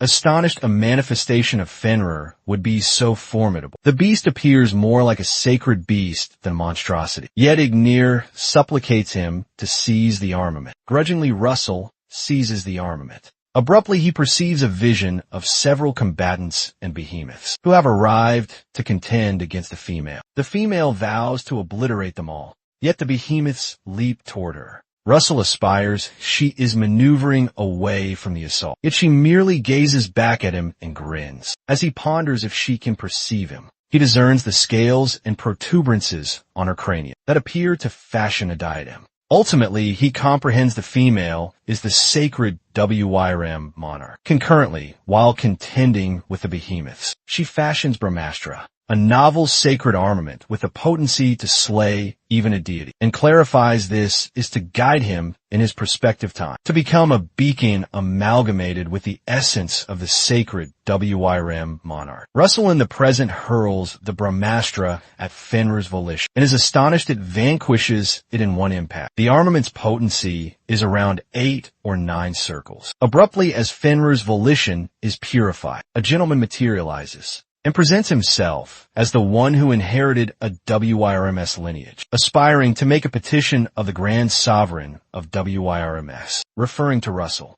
the gentleman bestows him something and requests him to convey it to his progeny, and Russell discerns it as the Therianthrope's treasure. And what binds them? The gentleman aspires Russell will remove the fetters that bind them. Presently, after the interface informs our protagonist Fenrir's sully volition, manifestation has been purified, and he shall be bestowed Brahmastra as a recompense. As the armament moves toward him, our protagonist cannot manage the intense inferno energy, and it feels as if the energy conduits throughout his physique are blazing. With his degree of comprehension of the inferno constituent, he ought not to be in this much discomfort.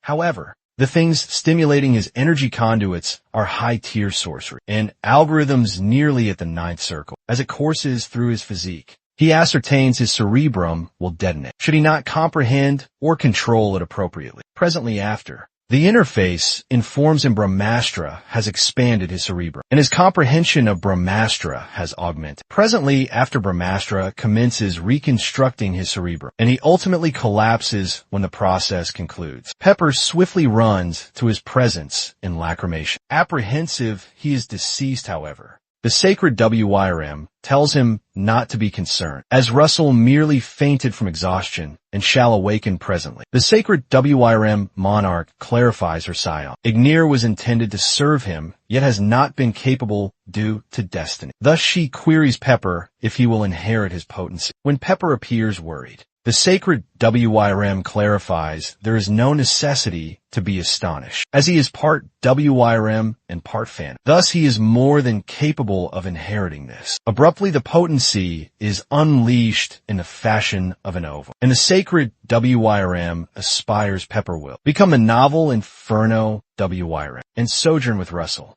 The sacred WYRM additionally voices she aspires he shall perpetuate the WYRMS lineage. Presently after, Russell awakens and perceives Pepper consuming something palatable. Russell does not comprehend what is transpiring, yet the interface presently informs him Pepper has inherited the Inferno WYRMS essence. Pepper's presently envelopes him, and the interface clarifies That considerable duration will be requisite for Pepper to assimilate the absorbed potency and become a succeeding generation WIRM. Presently after, Pepper enters into a state of quiescence and collapses to the ground. Russell swiftly conveys him out. Apprehensive, he had not engaged with Pepper more frequently previously. He had descended into this state of quiescence, uncertain of what shall become of her. When he gets outside, he encounters Moya, who suspects he has discovered something incredible from his expression. He bestows her the artifact Fenrir provided him, and in astonishment,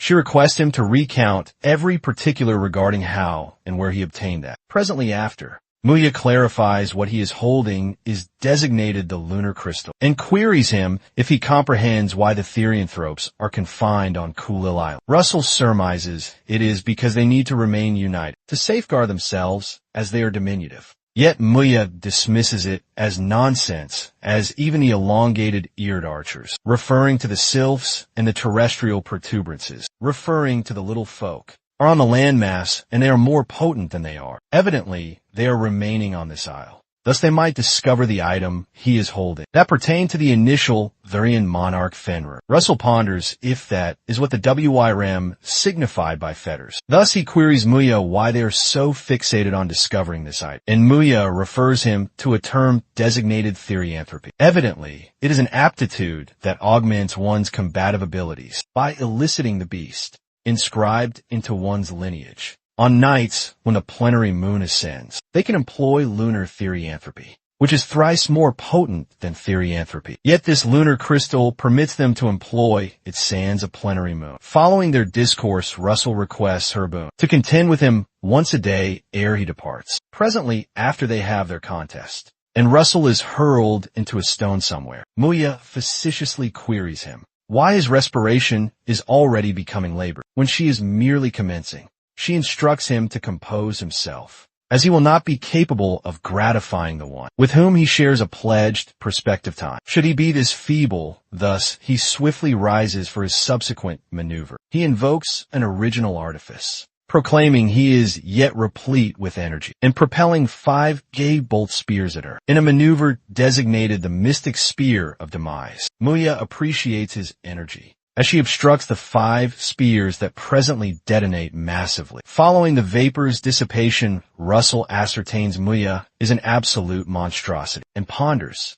if it is unfeasible to contend against her sans employing draconification. Presently after, Muya approaches him and queries if he has already concluded, suggesting he transmute as he performed previously. Nonetheless, Russell clarifies he is training to practice his fundamentals, which would be futile should he employ draconification. Yet Muya does not care, as it is not enjoyable for her. Abruptly, she tells the mortal male, referring to Russell, she desires to petition he become their conduit to the realm, as she is intending to depart the isle with the Therianthropes within the succeeding few annums, as they have discovered the crystal moon. Russell does not comprehend precisely what she is requesting him to undertake, as he does not possess the prerogative to bestow them a portion of the Endymion domain. Yet she irately clarifies that she merely desires a diminutive parcel of the land that would be adequate for them to inhabit. Upon ascertaining something, Russell exuberantly queries the Therian monarch if she intends to join Endymion, which she attests, even stating she is willing to bow to his monarch, and proposing to assist them during territorial conflicts and wars likewise. It is fascinating she would articulate that,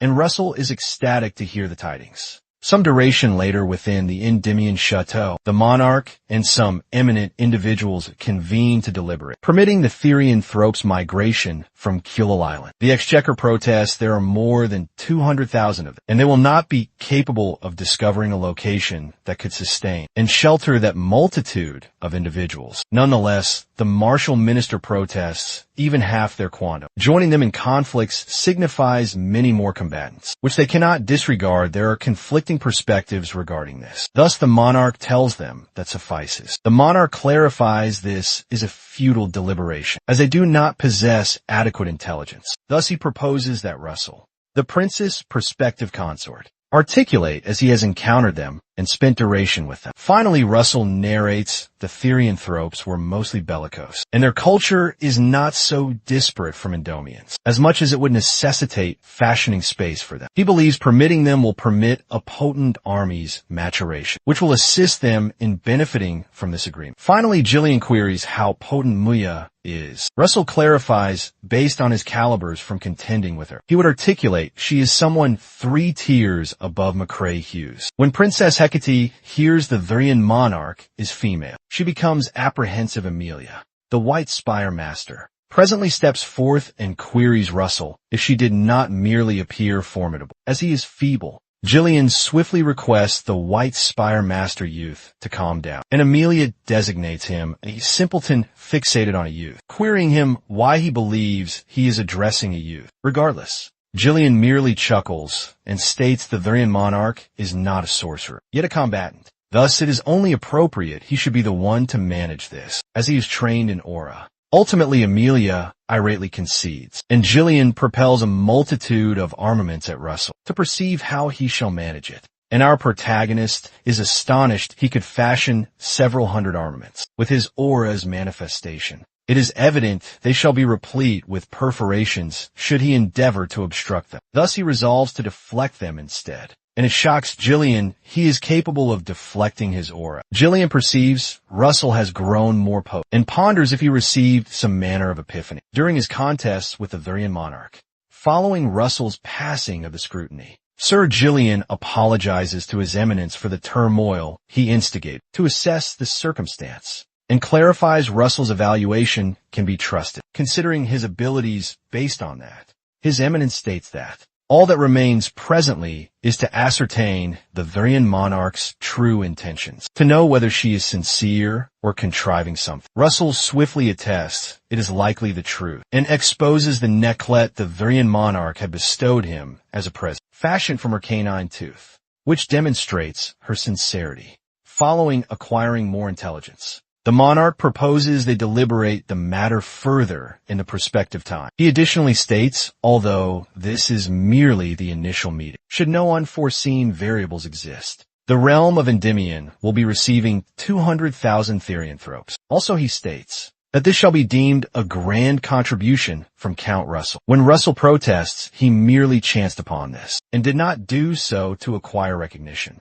The monarch insists it is a contribution, and he herewith bestows the distinction of Count Morningstar upon Russell, and also grants him the prerogative to select one item from the regal repository. Finally, he aspires Russell will persist in being a star that shines for Endymion, as his distinction suggests. Incidentally, an item from the regal repository is worth at minimum billions of aura, and Russell deems it too grand a recompense, yet also ponders if some other intention exists to the eminences, bestowing him this recompense while he is deep in contemplation. Master Daria requests him to come to the reception chamber following the meeting's conclusion, as the eminence possesses something urgent to deliberate. With the duo of them some duration later, Russell exhibits to Hecate a jade bodkin he heard females employ to secure their tresses in place when they bind them up. Hecate attests she has likewise heard about the bodkin, yet queries him why he procured it. And our protagonist confesses he presumed it would appear agreeable on her. She likewise confesses that hearing those utterances renders her happier than the present.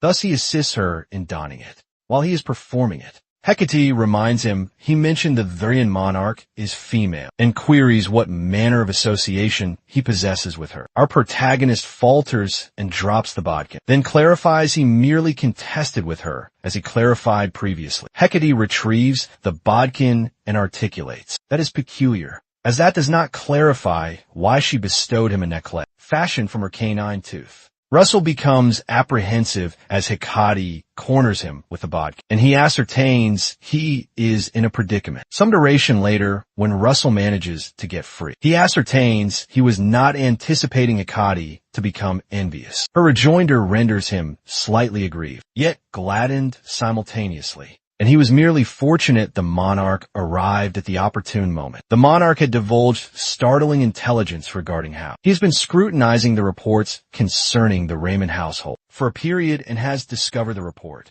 claiming the Raymond household's domain was reverted to the National Exchequer was falsified, it is more precise to articulate it was reclaimed. And that is what drove Russell from his domain. The monarch apologizes for his oversight and bows to apologize to him and his household. Yet Russell implores his eminence to raise his head. Abruptly, our protagonist recollect how Hughes had designated him as simpleton for presuming it was the Dominion that slew his progenitor. If the report document submitted to the monarch was manipulated, then that signifies someone in Endymion is the perpetrator behind his progenitor's demise. Hecate rests her palm on his in an endeavor to console him, and that renders Russell feeling better, even though he concedes it cannot compensate for what he has undergone. The monarch bestows him a warrant to access the repository, Louvre's 6th tier sublevel. Russell presently proceeds yonder and intends to visit the regal repository. After he presently arrives at the repository, Louvre's 5th tier sublevel,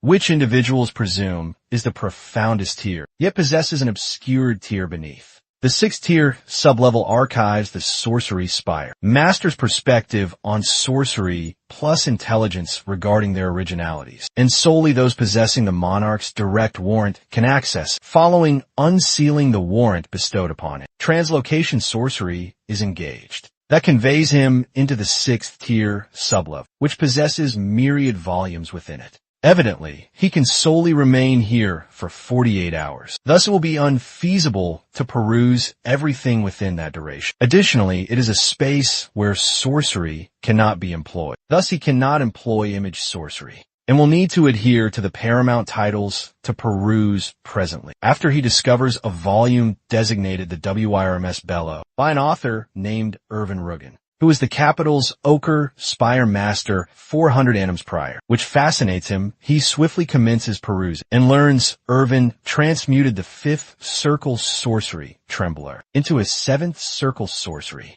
He performed this by amassing energy dispersed deep subterranean, concentrating it upon the surface, and then unleashing it with an impact undulation in a fan's fashion, while studying the interface. Presently, informs him his comprehension of advanced earth constituent sorcery has somewhat augmented and has reached the capacity. Another screen materializes with an undertaking to augment his comprehension of advanced tier earth sorcery beyond its capacity into mastery tier earth sorcery, with recompenses of advanced tier energy, crystals, and 2 vestiges of the earth WIRM. He is astonished to perceive the WIRMS vestige as a recompense, as he was bewildered on how to discover other WIRMS vestiges. Following his encounter with the Argent and Inferno WIRM, the sole quandary presently is he does not comprehend how to augment his comprehension of earth constituents to mastery tier, and he resolves to merely endeavor memorizing the intelligence in the volumes. Following perusing several volumes, it is evident memorizing is not assistant, and he unexpectedly recollects that he was informed he could convey 1 volume from this location. Following these 48 hours expiration, after contemplating which to convey with him, he perceives a volume held by a proximate effigy and ponders why it is not placed upon the shelves. He presently proceeds up to scrutinize it and discovers it is a volume designated the Transcendent Reverie, authored by the progenitor sorcerer. The progenitor sorcerer refers to the Raymond's progenitor, household Luther Raymond. Moreover, Transcendent Reverie is a sorcery that symbolizes Luther, and the stone effigy is evidently modeled after him. Russell ponders if Luther had prearranged for him to discover this, and Master Doria unexpectedly teleports into the chamber. She presently commences to chide about how his visage appears, following not slumbering for 48 hours, particularly when she had perpetually informed him how crucial repose is for his physique. Following her concluding articulation, she discerns the volume with him. She clarifies Transcendent Reverie surpasses the mortal form and reenacts sorcery in its essence. It is sorcery that surpasses the realm's boundaries. Based on the narratives conveyed, the progenitor sorcerer transmuted into a vast tidal wave amidst the ocean, with a huge tempest occurring, and was likewise said to have become fulmination itself in the copious precipitation, to possess such novel notions and to transmute them into actuality, alone renders transcendent reverie a highly esteemed sorcery. Russell is impressed by how highly the master articulates it. Thus, she informs him she will not impede him from endeavoring to learn, yet counsels him to be cautious, as transcendent reverie is 8th circle sorcery, yet it likewise surpasses it. Should something go awry, he could be consumed by it. Thus Russell takes the admonition. Presently, after they both proceed to the regal repository on the periphery.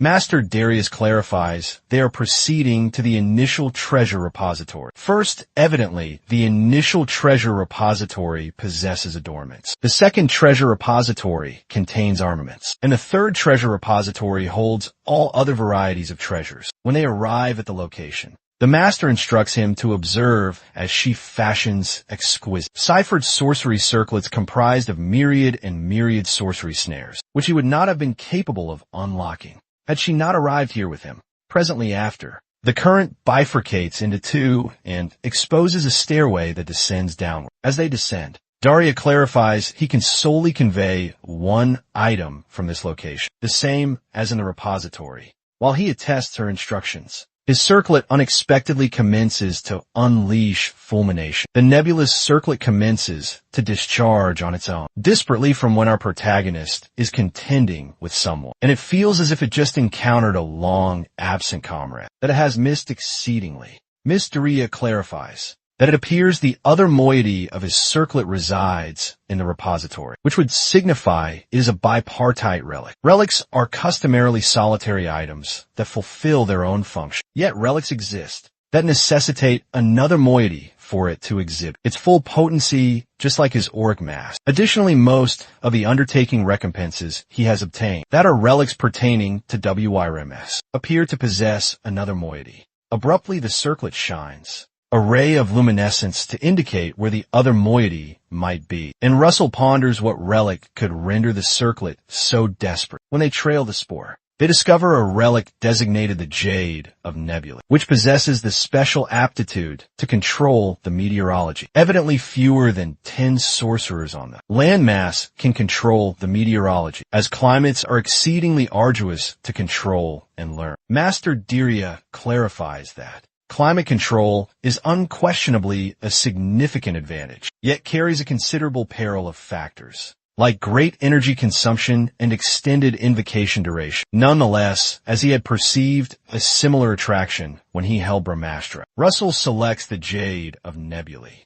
even though something might be superior to select regarding efficacy. Once he retrieves the relic, it unexpectedly disintegrates and is assimilated by the circle. Presently, after the interface informs him he has obtained a fragment of the nebula WIRM. Evidently, the nebula WIRM controls the climate in the nebula and is an anomalous fulmination WIRM that is born with exceedingly rare aptitudes. Russell is astounded to learn of an anomalous fulmination WIRM, as the fulmination constituent is known to be an offshoot of the inferno, constituent in the scholarly sphere, as it is a constituent outside the typical 5 constituents. Therefore, fulmination sorcerers are rare and more acknowledged, which renders this worth incomparable to anything extant. Actually, the Jade of Nebulae's true potency is more than meteorology control. Ultimately, Daria grows restless to perceive him attempt the relic's potencies that has encountered its other moiety. Thus they proceed out when they get out. Russell employs the nebulous circlet's somersault fashion and leaps into the firmament. It is capable of leaping exceedingly high, more than is ordinarily feasible with merely one leap. It is more than just uncomplicated flight sorcery, as it is swifter, and he does not need to reduce his celerity when altering directions. Nonetheless, it possesses great energy consumption. Thus he presently commences to become fatigued. The subsequent maneuver he attempts is the nebulous circlet meteorology fashion, to materialize a fulmination nebula. As the master observes, she remarks he would be capable of obliterating a diminutive chateau readily, with that quantum of potency. Yet when he unexpectedly loses consciousness in midair and descends into the aquatic surface, she ascertains he does not possess adequate energy for that. Some duration later, Russell ultimately awakens and proceeds to the Sorcerer Academy Consortium. Everywhere aches. Thus he resolves he shall solely employ the nebulous circlet when requisite. For the present, as he prepares to persist with his undertaking, to augment his advanced Earth Tier sorcery's capacity into Mastery Tier Earth Sorcery, as the Ochre Spire is the most well-versed location in Indium regarding Earth Sorcery. He commences by seeking Sixth Circle Sorcerers and above of the Ochre Spire. Presently, after he discovers the perfect individual and swiftly proceeds to see him, he presently arrives at Elder Spiegelman's office and apologizes for not coming to visit frequently. Yet the Elder retorts it is inconsequential. The Elder detects he is presently a Sixth Circle Sorcerer when he was merely a Fifth Circle Sorcerer during their undertaking in the Temple of Speculums. Presently after, Russell clarifies he desires to obtain counsel regarding Earth Sorcery that he perused about in the 6th tier sublevel, and Spiegelman is gladdened to assist him with it. Later at Vesper, at his dwelling, the Archduke authors a letter to inform a confederate regarding how they have won over a multitude of individuals, and the armament manufacturing is likewise progressing smoothly. Evidently, they will not need to be concerned about the martial provisions either, and all that remains is to await the opportune moment, and the Endymion monarchy will become his. Presently after he receives an unforeseen visitor, who apologizes for visiting at a tardy hour. From the individual's verdant orbs, the Archduke suspects it is Karen, and ultimately confirms it is genuinely him, as this is their initial occasion meeting in person. Karen presently clarifies he has arrived to exhibit to the Archduke the specimen of the time he has desired so greatly. The Keystone of Sorcery Apex. The Keystone of Sorcery Apex is a seal that obstructed Tartarus portals for an extended duration. Nonetheless, the Archduke is not impressed by the conveyed stone's magnitude, as it will not be capable of halting Endymion's masters. Somewhere near the Archduke, as he argues that he wasn't assured such a paltry stone like this, and Karen perceives that the Archduke yet retains the violet aura of the regal lineage, despite being banished away to the frontiers. Sharon clarifies that in the ancient clash that transpired between the deities and titans, the gigantomachy, the divinities that emerged triumphant after a prolonged, protracted battle imprisoned myriads of titans and beasts in Tartarus, and numerous stakes were essential in order to confine them. Many behemoths who command transcendental might, if they can unearth even 2 of those spikes, they'll be capable to incapacitate the lords of the Blue Tower and the Crimson Spire. Sharon vouches that the caliber of excavation is superior and swift, so they'll manage to discover an authentic stake presently enough. It quickly dawns upon the Archduke that Karen had merely presented a specimen to exhibit their advancement, and this is not the ultimate creation. He vows to Sharon that Hell undoubtedly aid them slay Daria once he secures the sovereignty, but they'll be the ones who will confront his fury if they don't uphold their pledge. Sharon confirms the conditions and departs, and the Archduke ponders that it's a fabrication, that these heathens allied with him solely to eliminate Daria. It appears to him that they plan to execute a maneuver, but it won't signify because a hound that has finished its chase only anticipates being discarded. Concurrently, Spiegelman is inundated by the reality. Russell amassed countless queries for him. Once more, after only 2 days have elapsed since he responded to 40 of his inquiries. Each of the questions is perceptive, and it demonstrates that Russell is a diligent individual and not merely a prodigy. After receiving his answers addressed, our protagonist returns dwelling to organize the intelligence. He comprehends the bellow of the earthen drake isn't as elementary as expelling mana, because its foundation rests in utilizing the warmth of the earth. In an endeavor to employ it, he maintains it rooted in the terrestrial element, but also doesn't impose constraints on any offshoots that extend in a blaze zephyr and lightning constituents to unlock greater potentialities. Abruptly, a psychic vision of an immense luminous tree materializes, astonishing Russell, and the mechanism notifies him that a segment of his grasp of terrestrial magic has augmented and is metamorphosing into mastery tier earth sorcery. Founded on his exertions, he's shortly apprised that he's fulfilled the assignment and has acquired 2 superior tier mana crystals and the imprints of the Terra Dragon, which resembles a diminutive conduit. The configuration fascinates Russell, but he doesn't discern how to utilize it, particularly since he had been anticipating a chart like the prior occasion, when it doesn't function as an armament. Our protagonist observes the unique design upon it and swiftly decants some pigment onto it. When he ascertains it's not an ordinary rod, there are specks on the paper astral pattern, which indicates it's likely a celestial map. Once he deciphers it, the mechanism informs him of his new undertaking: to locate the position marked on the celestial chart and penetrate the sanctuary of the Earth Dragon. Seemingly, the luminescence will reveal to him the passage when he reaches its proximity. The recompense for the mission are the hallowed dragon's monarch's horn, Terra Essence, 5 superior grade mana crystals and 7 inferior grade mana crystals. Being gratified that he's obtained a mission,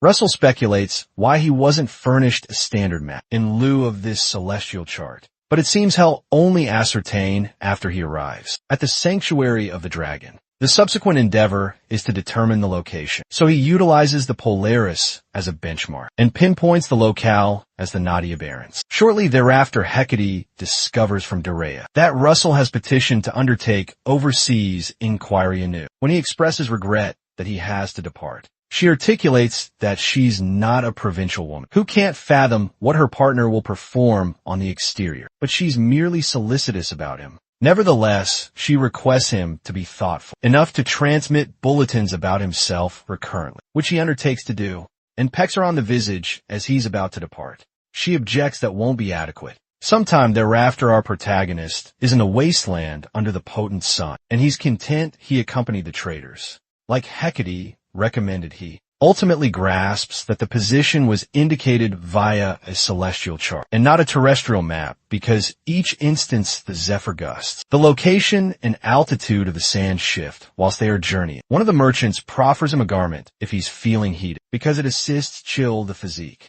Even though it's lengthy, but Russell courteously refuses. He abruptly perceives a vibration that didn't emanate from the exterior of the sand, which makes it appear as if something colossal is navigating subterraneanly. Suddenly, an enormous fiend, identified as Korko, surfaces, and the traders rapidly disperse to preserve their existences, since they'll perish if they confront it. Russell, on the contrary, just observes it, and the merchant woman implores him to flee swiftly. But he solely requests her to remain by his flank, so shall be shielded. In Russell's cognition, this is the quintessential juncture to evaluate his novel sorcery, which he assimilated from the 6th-tier catacomb, from a document by a fellow named Aniclimax, who had penned it 2 centuries prior. He rapidly conjures an incandescent vortex, employing a stratagem recognized as the desert bloom. As the desert bloom envelopes the Korko, it incinerates it until it's annihilated, and the traders are astounded, wondering who the sorcerer that aided them is. Abruptly, the venom from the expired Korko's ichor strikes the camel Russell was utilizing, so he swiftly submerges the camel with quicksand ere it taints them. After he contrives to settle the predicament, the woman who had conversed with him previously advances toward him and presents herself as in Mashin of the Kurtworth Merchant Guild, expressing gratitude to him for rescuing them. Russell introduces himself as Richard and petitions her for a camel when she proposes that he request anything he covets so she can remunerate him for his assistance. Since he's journeying in a divergent trajectory, he'll have to diverge there, so he'll require the camel for his expedition. Late at nightfall, Russell discerns a star pattern in the firmament, and his celestial chart abruptly emits a brilliant ray of radiance that steers him towards a particular locale. He swiftly dismounts the camel and trails the radiance to where it ceases, but all he can perceive around the vicinity is sand. Suddenly comprehending it might be subterranean, he descends into the earth and excavates his passage through, employing a magical stratagem eventually. He burrows past all the sand and arrives at a chamber with a marble surface. Since it's obscure, our protagonist summons Pepper to generate some flame, but he soon recollects that Pepper is still slumbering and commences to ponder when he'll be able to encounter his companion anew. In any event, he seems to have discovered the correct spot, but he soon encounters some scorpion-like abominations. Regardless,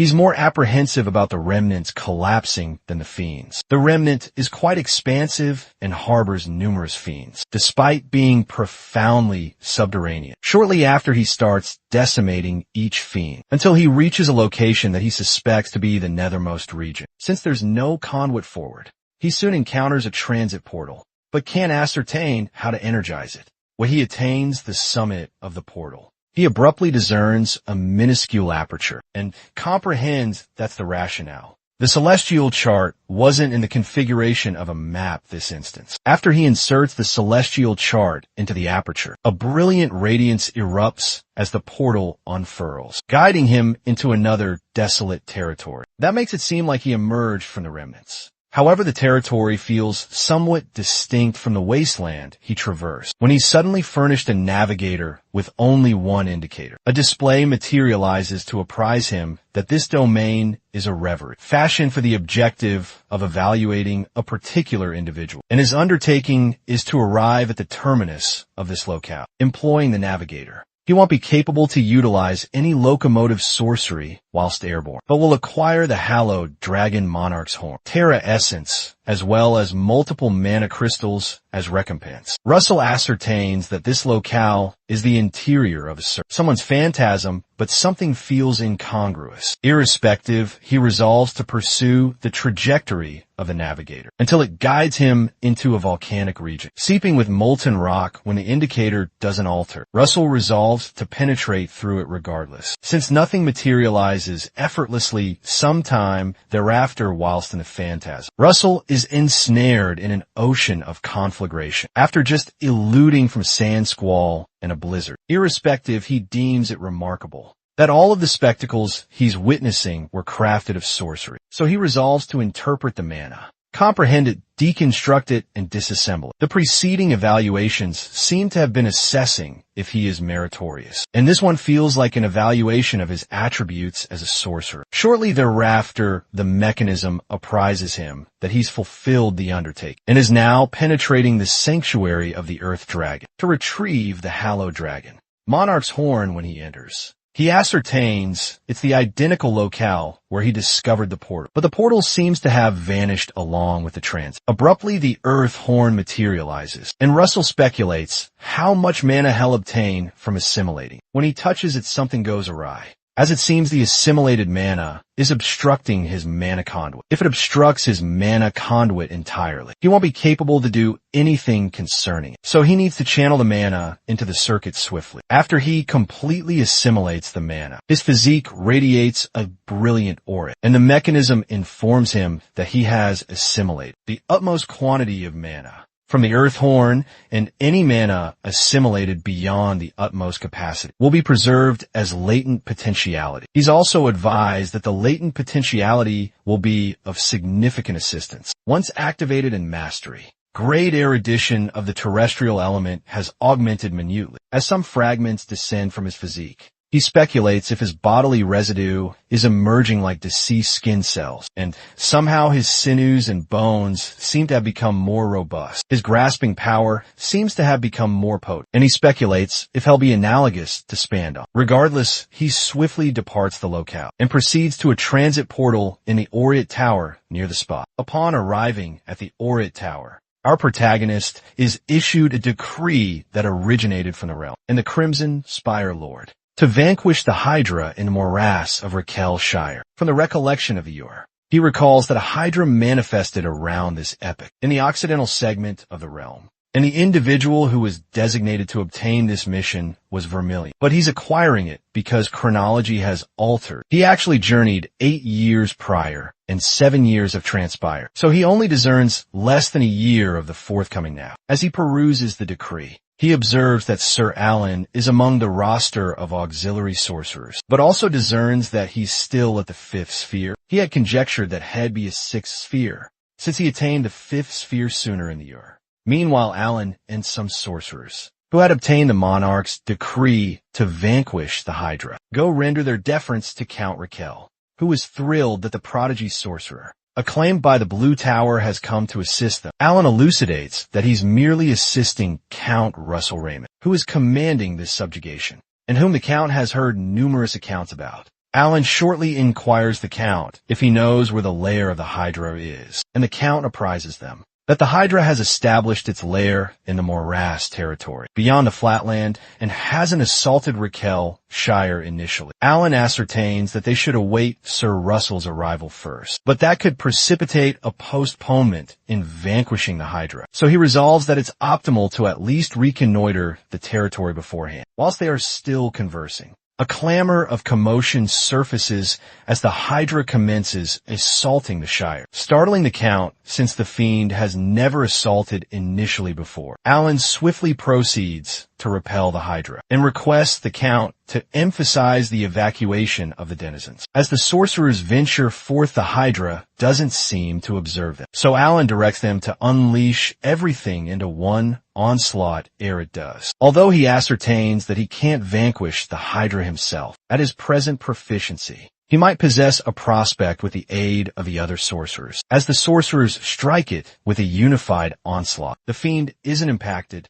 and they swiftly hasten to escape with the fiend's perilous, ruinous might. All the denizens within the fortress could be in jeopardy if this goes amiss, so they must guarantee they avert any fatalities. A short while later, Russell is on a precipice near to the Shire and detects Alan is in predicament. Meanwhile, the Count requests to know what befell the Hydra, which hasn't displayed any motion since it retreated to the morass territory. He's advised that Sir Alan sustained grave harm from its onslaught and has been subjected to the Hydra's venom when safeguarding the fortress rampart, leaving him in dire condition. Count Raquel commands that they must undertake everything to rescue him, and he's shortly advised that Count Morningstar is present. Before he can respond, Russell ascends the rampart and leaps to where the individuals are, saluting them and presenting himself. When he penetrates the antechambers where Alan is confined, he discovers that this is the subsequent day he's been in this plight. He had been placed in this plight merely by inhaling the venom, and would have perished if he were an ordinary individual. Russell inquires if the Hydra possessed 8 or 9 craniums, but he's advised that it possessed 5 craniums. A 5-craniumed Hydra signifies it's a neonate, and it doesn't cohere that it commanded such virulent venom. So Russell endeavors to touch Alan to scrutinize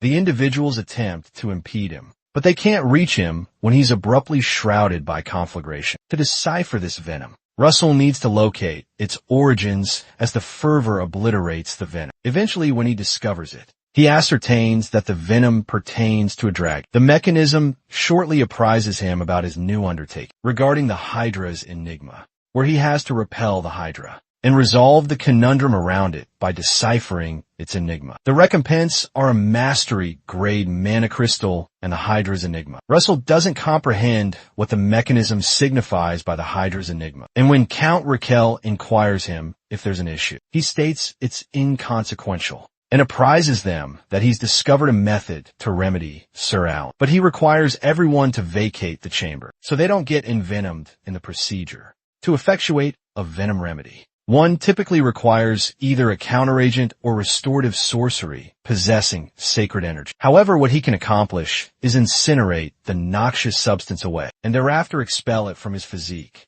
There will be substantial opposition when attempting to expel it out, and even if he succeeds in doing so, there's a possibility of him being envenomed anew due to its virulence. Nevertheless, irrespective of how much duration it consumes, he must guarantee that the venom is entirely eradicated. After drawing out the impure material, he assists with his mana circulation and reiterates the procedure until the venom is fully depleted out. Russell abruptly perceva distant aura from the one he had formerly sensed from Alan, and speculates if he attained illumination in the course of eliminating the venom. Shortly thereafter, Alan rises to his feet, and Russell felicitates him on becoming a 6th sphere sorcerer. Alan expresses gratitude to him for preserving his existence anew. As customary, our protagonist diverts the commendation, affirming that the denizens of Raquel Shire are solely secure. Owing to him shortly thereafter, Alan and Russell venture out to converse with the individuals, and Alan expresses remorse for instigating any apprehension. However, the Count is merely gratified that he's living. Nevertheless, Russell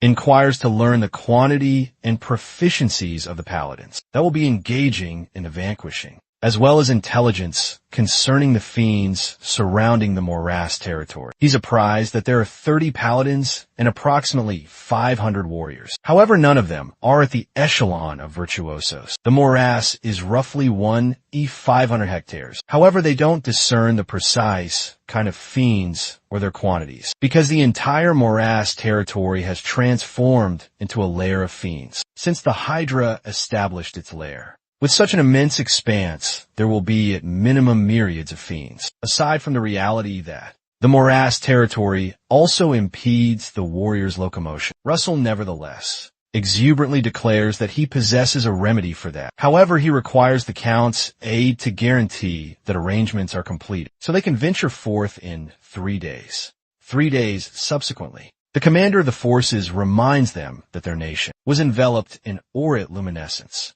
and tranquility last fall. However, they can no more possess that due to the incursion of the Hydra. The individuals become invigorated to combat the one that pilfered their serenity. After their morale is elevated, Russell elucidates how the vanquishing will advance. Initially, the paladins will be partitioned into 2 contingents and are to safeguard the 3rd and 4th sphere sorcerers, whilst furnishing assistance from the rear guard by thwarting the fiends from absconding. Additionally, they'll collaborate with the 5th sphere sorcerers and higher to forge a passage through the fiends. When one of the warriors inquires if there's a method to handle the fiends in the vanguard, since they can't navigate through, Russell reassures them that they don't need to be apprehensive about that. When they ultimately arrive at the boggy territory teeming with fiends, the fiends perceive the luminescence and traverse to the opposite flank. When Russell employs his descending soul primeval fabrication, the whole morass is shortly engulfed in conflagration, and the warriors observe incredulously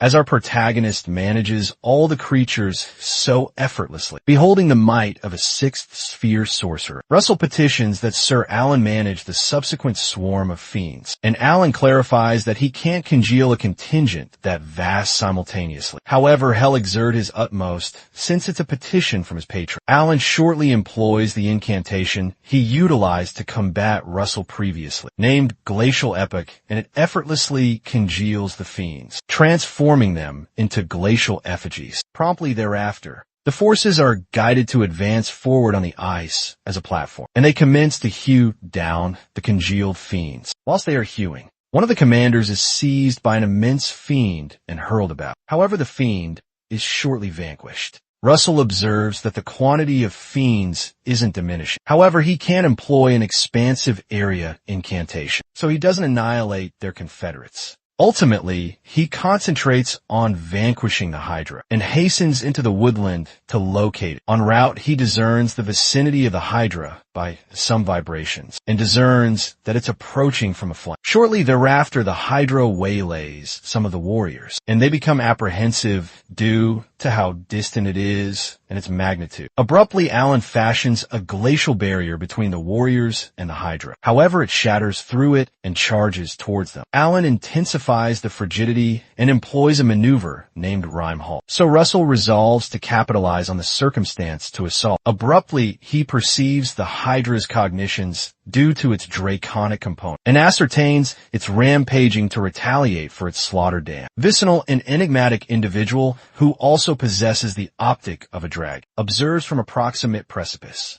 as Russell endeavors to employ the draconic dominion ability to command the Hydra. However, it doesn't function. The Hydra doesn't even recoil, and it's as though Russell never attempted to command. So it appears like something is impeding his dominion. Ere it attains the Hydra, ultimately Russell is bereft of options, save to obliterate it by showering down conflagration upon it, as well as employing the Fulgur Band's most potent 5th sphere, incantation Thunder Titan's Mallet, into a singular maneuver named Karavnos. The whole spectacle is astounding to Al, who ascertains that there's yet a significant disparity between Russell's mind and his own, even though he's a contemporary 6th sphere sorcerer. The onslaught leaves the Hydra grievously injured. However, the enigmatic fellow observing them combat declines to conclude the confrontation like this, because the draconic ichor he partakes with the Hydra is vastly superior to that abruptly. A brilliant violet luminescence shrouds the dragon, and the individual commands his minion, the Hydra, to ascend. as the brilliant aura strikes the Hydra. Russell ascertains they're in peril if he permits the Hydra to restore itself. So he launches multiple Gi bulg lances at it, culminating in a detonation that grievously harms the Hydra additionally. He resolves to assault it once more to bring this to a cessation. However, is astounded when a particular dark mana seeps out from an unknown source. The mana appears analogous to what the heathens formerly employed, yet is more somber. The recognizability of the mana causes him to suspect it's a particular individual he discerns right in their vicinity. The colossal orb of mana blankets an expansive territory before them. Concurrently, the Hydra's craniums reanimate, and now, behold, an additional head forms. So it's a 6-craniumed Hydra now. Russell perceives its cognitions to contend with and consume the squalid mortals that impede his path of retaliating for his damned. As the Hydra advances to assault Russell and Alan, they swiftly fashion a sorcerous aegis to safeguard themselves. Russell swiftly petitions Alan to withdraw the contingents to the rearguard, the Hydra that Vermilion Olsen vanquished in your possessed 5 craniums. So a 6-craniumed Hydra signifies that chronology has altered, owing to some manner of meddling,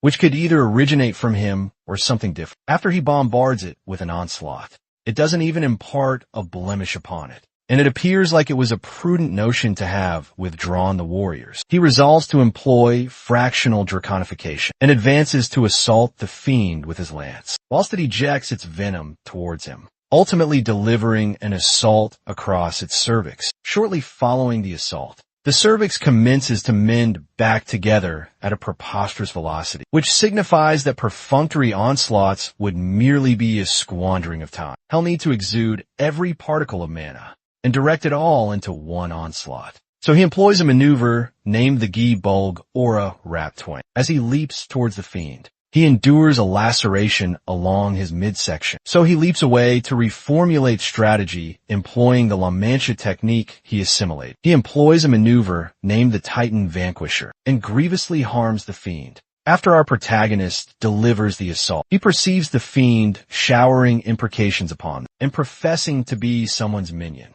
purposing to make them all confront their demises. On the day, his sovereign elevates. Upon perceiving that, Russell is convinced that someone is orchestrating the manifestation of the Hydra. Concurrently, the enigmatic fellow that was commanding the Hydra ascertains that the rationale he found Russell's might recognizable is because he's the dragon sovereign, following the triumph over the Hydra. Raquel Shire hosts an immense celebratory feast when Russell observes some ladies gazing in the trajectory of where he and Sir Alan are situated. He swiftly apprises him that he's shortly going to be in some predicament. Alan doesn't comprehend, however, when he's shortly waylaid by multiple ladies who present themselves and their lineages. Alan exclaims out to Russell, imploring him not to abandon him. Juvenile sorcerers all must endure that predicament. However, Russell is betrothed, so no one will be captivated by him, as he recollects that it's been some duration since he's communicated with his betrothed. He intends to communicate with her the morrow when he perceives an enigmatic aura. He gazes upwards and observes the fellow who is commanding the Hydra, and beholds his dragon-esque optics. As the enigmatic individual exits from a portal, Russell is fascinated by the perception he experienced from it. So he trails him out and inquires him if he's a dragon. The aura he perceives from the individual is the identical one he sensed during the confrontation, and he conjectures that this is what coercively expedited the maturation of the Hydra. Abruptly, the individual sprouts pinions and soars off the veranda, proclaiming that there was an epoch when he was designated that. Russell doesn't even discern what he implies by that, and merely gazes at him fixedly. Shortly thereafter, the individual perceives something proximate and commences to depart, even though had desire to persist the dialogue, because an interloper has materialized, proclaiming that they'll encounter anew. Shortly thereafter, the individual soars away. Russell speculates if he was implying that he's no more a dragon, since he was formally designated that. Abruptly, the mechanism apprises him that he's fulfilled his undertaking to vanquish the Hydra and has acquired 5 paramount sorcery crystals and unveiled the enigma and the verity behind the Hydra. That intimation causes him to affirm that the enigmatic fellow was orchestrating the Hydra. However, it doesn't elucidate why he's perpetrating this. Concurrently, the enigmatic individual materializes in another location within the nation via gateway, and he detects the individual he seeks amid the shadows. When the individual disregards him, he seizes him by the throat and yanks him forth, causing the fellow to hack violently. He admonishes him that he had cautioned him against appearing if he desired not to perish, and designates him as Hypnosis, the identical Hypnosis that had forged a pact with the Grand Duke. Hypnos, who is currently perspiring heavily, clarifies that little time remains and inquires when he will execute what they had covenanted. However, the individual deems it preposterous that an upstart like Hypnos would presume he can dictate to him. This enigmatic individual's appellation is Jillian Register, and he's recognized as the descended Drake. Hypnos queries him if he's contemplating treachery against their confederate, yet Jillian furiously hurls him aside, proclaiming that he's unconcerned with his machinations, and apprising him that him pledging part of his being to their associate does not signify they are his overlords. As Hypnos furiously proclaims that hell rue this action, he swiftly absconds, and Jillian ponders if Russell Raymond can genuinely liberate him from this confining enchantment. Presently thereafter, Russell ventures back to the Guinevere Palace to visit the royalty, and Hecate is apprised that Count Raymond has arrived for an audience. When she commands that they grant him entry, she joyfully welcomes him, and he reciprocates the salutation, yet commences to flush when he observes her perusing the Gazette, with his visage featured there. She jests that it's a finely rendered depiction of him, however opines the genuine article is superior, and her attendant jovially concurs. She eventually inquires why he had sought her presence. Thus he apprises her that he intends to depart the metropolis for a brief period. The tidings astonish Hecate, who grows despondent because he's perpetually seeking to depart, particularly since he had only lately come back. Russell promptly elucidates that he's not departing on an assignment, yet merely wished to survey the Raymond Shire, the trio of settlements that the sovereign bestowed upon him. When Hecate perceives this, she grows flustered and remarks that he has no need to announce it, if it's so proximate. Yet he abruptly petitions that she accompany his journey. Shortly thereafter, they both journey towards the metropolis of Westell, one of the urban centers in the Raymond Shire, and Russell convenes a parley with the marketplace leaders to ascertain how they function. When Hecate discovers the conference nears its conclusion, she suggests that they tour the urban expanse unchaperoned and personally. When Russell pivots about to embrace her, the regal sentinels on alert for clandestine safeguard all spring into motion from amidst the populace, presuming she was in some manner of peril, and Russell must indicate that all is well. When Hecate inquires to what place they proceed, Russell proposes that they proceed to the Westell Academy, if that is acceptable to her, and she concurs if that is his preference. Concurrently, within some part of the vast woodland where the heathens are laboring, a commander of a contingent of Fae observes that the beasts of the wood have become increasingly hostile of late, and it is more dire this day. A youthful sprite presently arrives to apprise him that a dense mist has enveloped, which is a spectacle they've not witnessed prior, and they've beseeched the elementals, yet they cannot ascertain the rationale. The notion of a mist that instills fear in elementals seems foreboding to the commander. Thus he directs the contingent to withdraw. Yet they're abruptly assaulted by several fiends. As numerous fiends assail the Fae encampment, they endeavor to swiftly remove the younglings towards the back initially, and beseech that the boreal gust safeguards them, as a number of them perish and others wail for aid. Hypnos is observed clutching 2 pillars from the archstone of mystical vault. Elated at the splendid spectacle, he pivots about, and is exultant at the reality that the underworld shall shortly unseal, because the fiendish legion is merely commencing, and the residual wards shall prove insufficient to sustain the bulwark. Upon their surfacing the figure formerly venerated as the deity of ruin, the colossi shall ascend. When this transpires, the whole realm of Endymion will be consumed by conflagration, and the prospect exhilarates Hypnos, Concurrently, in the urban center of West Tell, Russell comprehends that the moment his journey to your commence is nearing, and the piecemeal understanding of the foresight he possessed, along with its advantages, is reaching its conclusion. Now he must be sure of his course of action henceforth, to traverse an uncharted tomorrow. When Hecate queries him what he's so profoundly contemplative regarding, he is startled, and informs her he was simply pondering on the journey he has undertaken, and contemplating if he can prosper in the times ahead. Abruptly, Hecate queries him if he understands the reason the sovereign bestowed this municipality upon him. Yet Russell had not truly pondered it. Hecate proceeds to elucidate that wealth and authority are significant. However, the core of authority resides within individuals. She apprises him that the sovereign desires for Russell's lineage to ascend anew and shall stand with him if he's apprehensive of what's to come. Moved by her sentiments, the pair share an embrace of lips. However, they're abruptly disturbed by one of the protectors, who swiftly delivers a pressing dispatch from the regal lineage. When Russell peruses the substance of the missive, he's astounded to discover that even Spire, Master Tier sorcerers and Master Tier aura specialists, are to present themselves at the Citadel forthwith, and he speculates if conflict has erupted. He apprises Hecate that a grave matter has transpired, and they must go back to the Citadel. Yet she requests he depart without her and set out at once. Russell is uneasy at the notion of abandoning her. However, she maintains that the realm's security holds precedence over romantic sentiment, so he at last departs. As Russell soars off from the location, Hecate reflects inwardly that beyond the moments shared beside it is predominantly the hours she passes in anticipation and anxiety for him. Yet she comprehends it is unavoidable, and it is the destiny of an individual enamored of a champion. Presently thereafter, Russell arrives at the Citadel, and each consummate adept is assembled and prepared. However, our protagonist is unaware what in the world transpires. Presently thereafter, the sovereign appears, and promptly bypasses pleasantries to confront the current predicament. Seemingly the convocation was summoned due to an unparalleled circumstance, and the sovereign requests the concerned individuals to provide elucidation, when he commands that they usher them forth.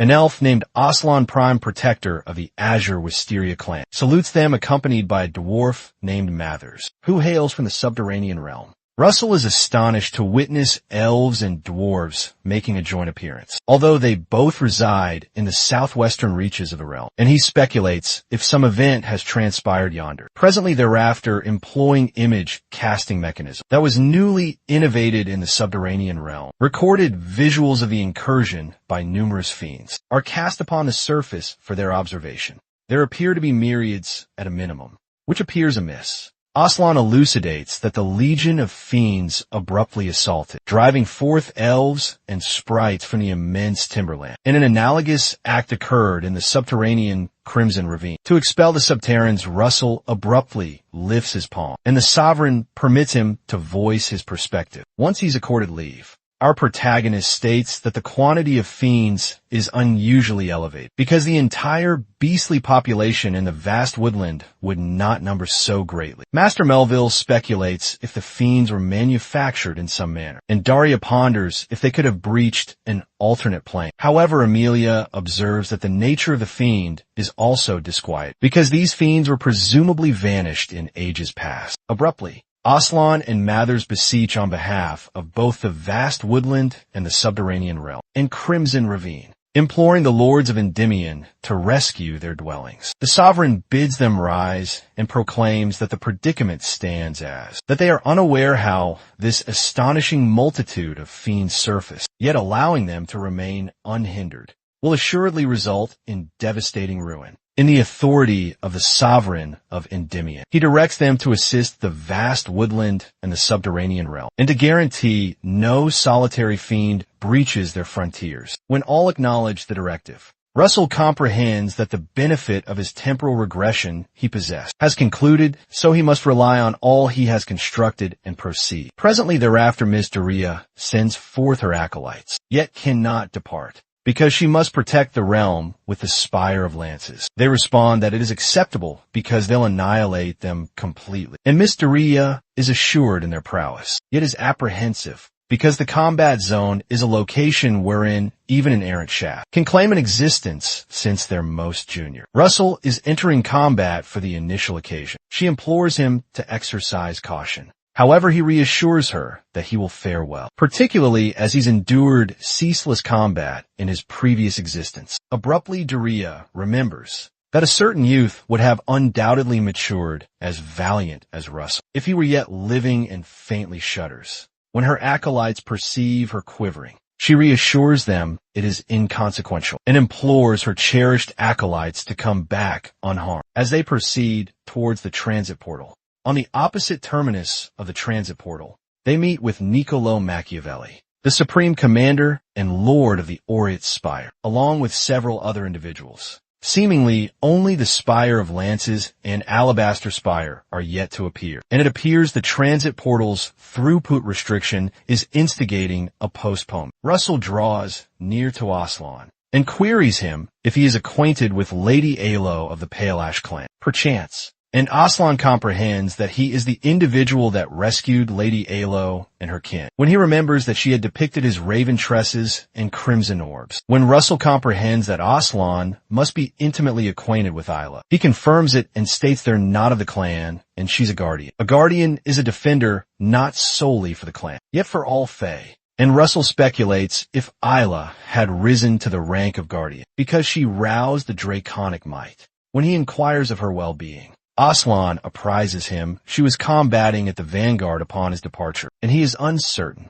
This verifies that she was unharmed a minimum of 5 sunrises prior, and Russell comprehends they must swiftly render aid. As they converse, Alan and a female called Olive, a sorcerer of the Alabaster Spire, along with Amelia, emerge via the transit port, presently thereafter Lord. Niccolò elucidates that the Fae headquarters Nexus has been verified as having moved from the vast woodland, perhaps because they were driven by the fiends. And Amelia contributes that the 5th and 7th legions will reach here in no less than 10 sunrises, because it requires duration to deploy so vast an army. Their objective is to herd them into the vast woodland before the foot soldiers appear, and their expedition will last 3 sunrises. After Niccolò elucidates the objective, they all surge towards the headquarters, resolute to annihilate the fiends, and persist on their expedition into the deep nocturnal hours. Whilst they yet advance, Amelia detects an anomaly and commands all to halt, because she detects the scent of ichor, and it's intensifying with each advance. An issue appears to exist,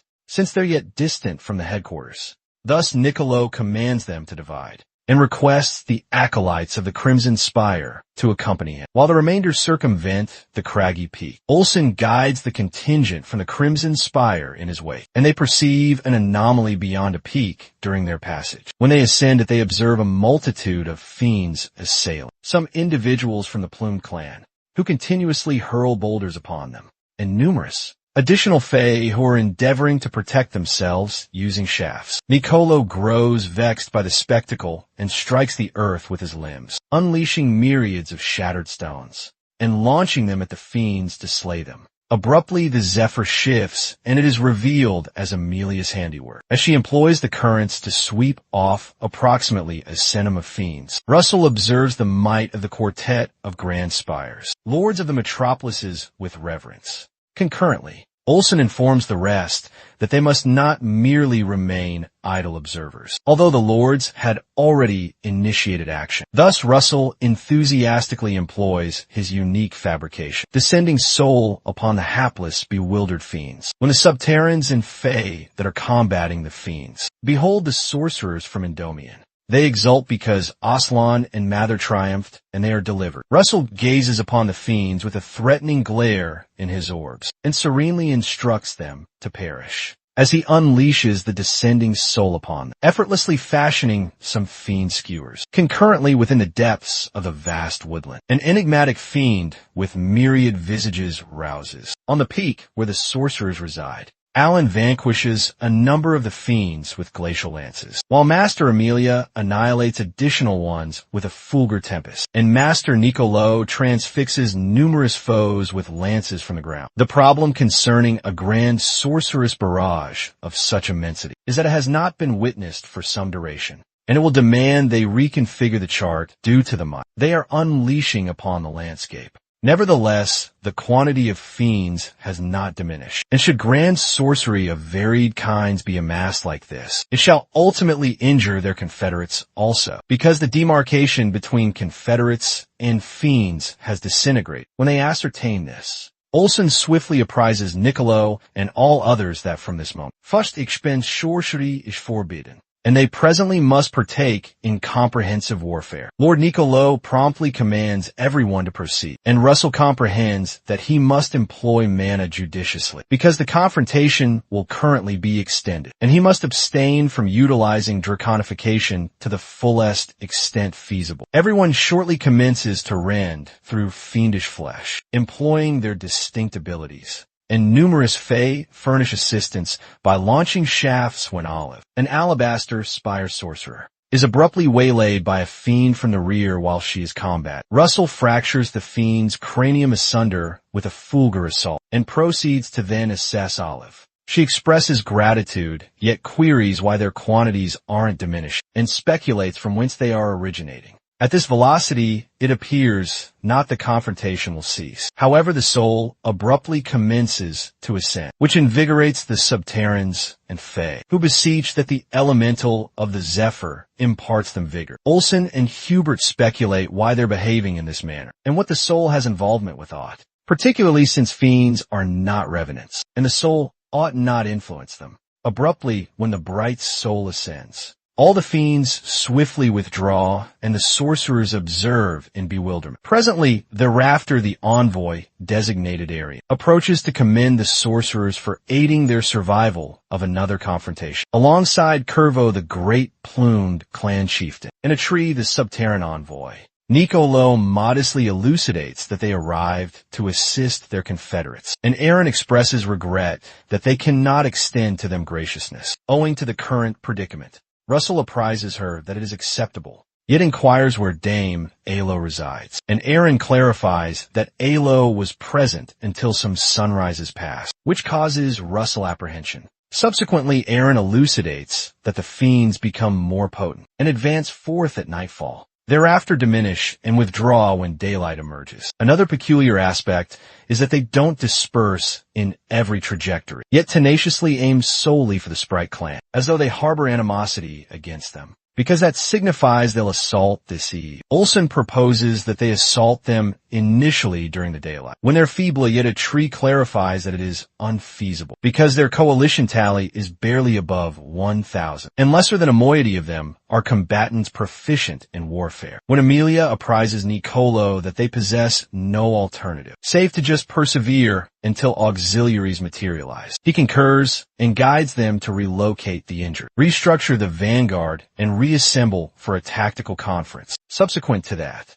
Irene advances toward Russell and queries if he's Lord Russell Raymond. Peradventure, he speculates how she recognizes him. She swiftly presents herself as Irene, chieftain of the Pale Ash clan and one of the famed Menuir, and additionally Ilos, matriarch seemingly. Yahello learned regarding the secluded Sprite clan and departed to rescue them. Numerous sprites were unable to join owing to an abrupt fiend assault, and many became dispersed amidst the withdrawal. Concurrently, Russell desires that they remain unharmed, and Irene reassures him that her progeny is formidable. Presently, thereafter the others are astonished to discover that Aaron is the Menuir. The Menuir is the paramount sovereign of all Fae clans, supplanting the position of the currently vanished Elder Fae, and it is reputed there exist merely 5 within a centennial. Niccolo is astounded to ascertain he was capable to encounter the Menuir of the Fae within his existence, and Amelia conveys her distinction to encounter Irene, uncertain of which salutation to bestow upon her. Irene chuckles, comprehending that Amelia is bewildered concerning which salutations to employ, because she matured within the mortal domain. Despite being a fae, she shortly inclines to salute Amelia, advising her not to fret concerning it excessively. Promptly thereafter, Niccolo elucidates the stratagem conceived in Endymion. The initial phase is establishing an encirclement. The advancing legion tallies almost 60,000, which ought to be adequate to encompass the fiends. Amelia clarifies that The subsequent phase is annihilating the fiends within the encirclement, compelling them rearward into the vast woodland. Thus the combat zone will transition from the Crimson Gorge to the vast woodland. Those tidings startle the Fey chieftain and the plumed clan chieftain, because the vast woodland is not merely a dwelling, yet a hallowed sanctuary consecrated by deities for the Sprite clan, and will endure substantial detriment should the combat zone alter. And it shall require eras to completely rejuvenate one lone woodland. For a woodland the magnitude of the vast woodland, it will consume a minimum of 1 centennium. Nicolo elucidates that whilst it's arduous to foresee the scope of detriment, Endymion will diligently aid in its rejuvenation, and shall furnish sanctuary for the Sprite clan. Upon perceiving that Aaron and Curvo acquiesce to the unavoidable ruin, and Nicolo expresses gratitude for their collaboration, vowing to exert their utmost to lessen the detriment to the vast woodland. Abruptly, one of the combatants apprises the leader that an entity is soaring their trajectory, and they speculate if it is a fiend. When Curvo closely scrutinizes, it appears it is not a fiend, yet a confederate, and a combatant who departed to deliver the Sprite clan some sunrises past. When the grievously injured combatant plummets onto the terrain, Curvo commands that they swiftly summon the chirurgeons. As Curvo endeavors to assist the combatant, he murmurs that the argent-haired guardian is in peril, which galvanizes Russell and Aaron. When Nicolo ascertains that Russell recognizes the individual that's in peril, he petitions him to venture forth as a segment of the deliverance contingent. Olsen proposes to accompany him, and that comforts Russell, because the alabaster spire scrying sorcery will prove advantageous. Amelia requests Olive to journey with them. Aaron additionally dispatches Aslan and several Fey combatants alongside them, because she can depend upon him, and he solemnly vows to return her unharmed. Thus she beseeches that the elemental's benedictions accompany him. The deliverance contingent shortly ventures forth, and not much later, Olive discerns some motion forward that resembles a soaring fiend. Olsen commands her to press onward, because they will manage them, and they shortly encounter symptoms of raptor-esque fiends, designated the Grand Crag, which are fiends reputed to inhabit the Occident. The brave Fae swiftly assume combat stances, and Russell employs an ability designated Crimson Fulgur, and a Fulgur concatenation detonation to vanquish numerous of them. As Olive proceeds onward, she ascertains she and Russell are both Spire's sovereign tier, yet is astounded by their disparity in proficiency. As they persist, they observe a resonant impact rearward of them that reveals itself to be Olsen, targeting an immense quantity of fiends rearward of them, because he cannot entrust everything unto Russell, as the fiends detonate ferociously. Russell enthusiastically speculates if Olsen is a sorcerer or a pugilist. The magnitude of ruin compels the remainder of them to swiftly withdraw, and Olsen jests that he must have been excessively conspicuous, as they're poised to engage the remainder. Aslan instructs them to entrust the residue of the fiends to them, and they shall pursue after they conclude. Upon perceiving that Olsen and Russell sprint after Olive at maximum velocity, and Russell desires that Ilo is unharmed, concurrently within the vast woodland, Ilo and fellow Fae are observed fashioning a bulwark to restrain several fiends from traversing through. Every once mystical energy shortly commences to deplete, causing Ilo to speculate if they can persevere until Aurora, as she beseeches for auxiliaries to materialize. Not much later, one fiend breaches through the bulwark, yet ere they can thwart it, an additional one does so as Ilo launches her shaft. She invokes Ura's the elemental of the Zephyr to bestow her vigor, then launches the squall shaft, subsequently that twilight. Olive discerns several auras colliding past the peaks, and apprises the others they must indeed accelerate. They swiftly hasten thither, and Russell desires that they're not tardy. Past the great peak, following the fiends' triumphant breach of the initial bulwark, Dame Ilo showers an onslaught designated the Squall deluge upon them, and she petitions one of the fellow Fae to seize the opportunity to establish the bulwark ere the Fae can retort. The combatants rearward of them wail for assistance. As the fiends additionally breach the bulwark rearward of them, Yahello swiftly retorts by targeting the fiends with her shafts. Yet the notion of Russell abruptly permeates her cognition, and she is chagrined that she's abruptly contemplating him. From an unknown origin, Russell materializes upon the vista and conjures an inferno wall before her that incinerates the advancing fiends.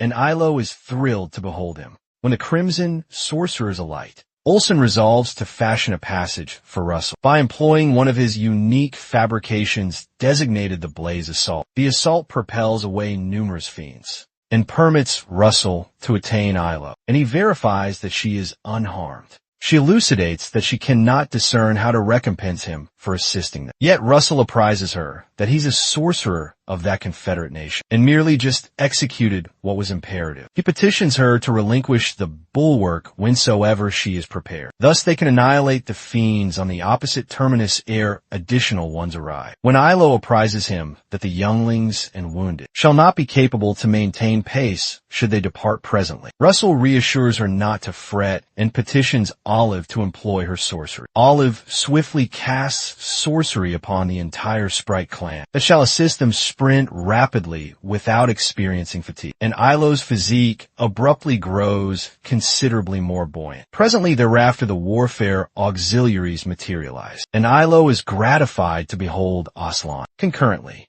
Olsen elucidates that Olive and the Sprite clan shall occupy the nucleus. Russell shall be upon the sinister flank, and Yahello shall be upon the dexter flank with Aslan, whilst he assumes the vanguard and hews down all the fiends. When directives are issued, Yahello swiftly commands the fellow Fae to relinquish the bulwark. Thus they can depart, and they commence their sprint. Not much later, they draw nearer to the Crimson Gorge, and Olsen apprises Russell to conserve his mystical energy, despite the fact he's fatigued, because they yet must penetrate through the fiends to effectuate a rendezvous with their confederates. When they approach near to the gorge, they observe Nicolo and the remainder enveloped by an ocean of fiends, being restrained by a citadel that Nicolo fashioned nocturnally. When Huber perceives the deliverance contingent, he joyfully apprises leader Nicolo that the deliverance unit and the Sprite clan have returned, and Aaron is gratified to behold Yahello amidst them. Nicolo suggests that they forge a conduit for their confederates. Thus he fashions a protective bulwark,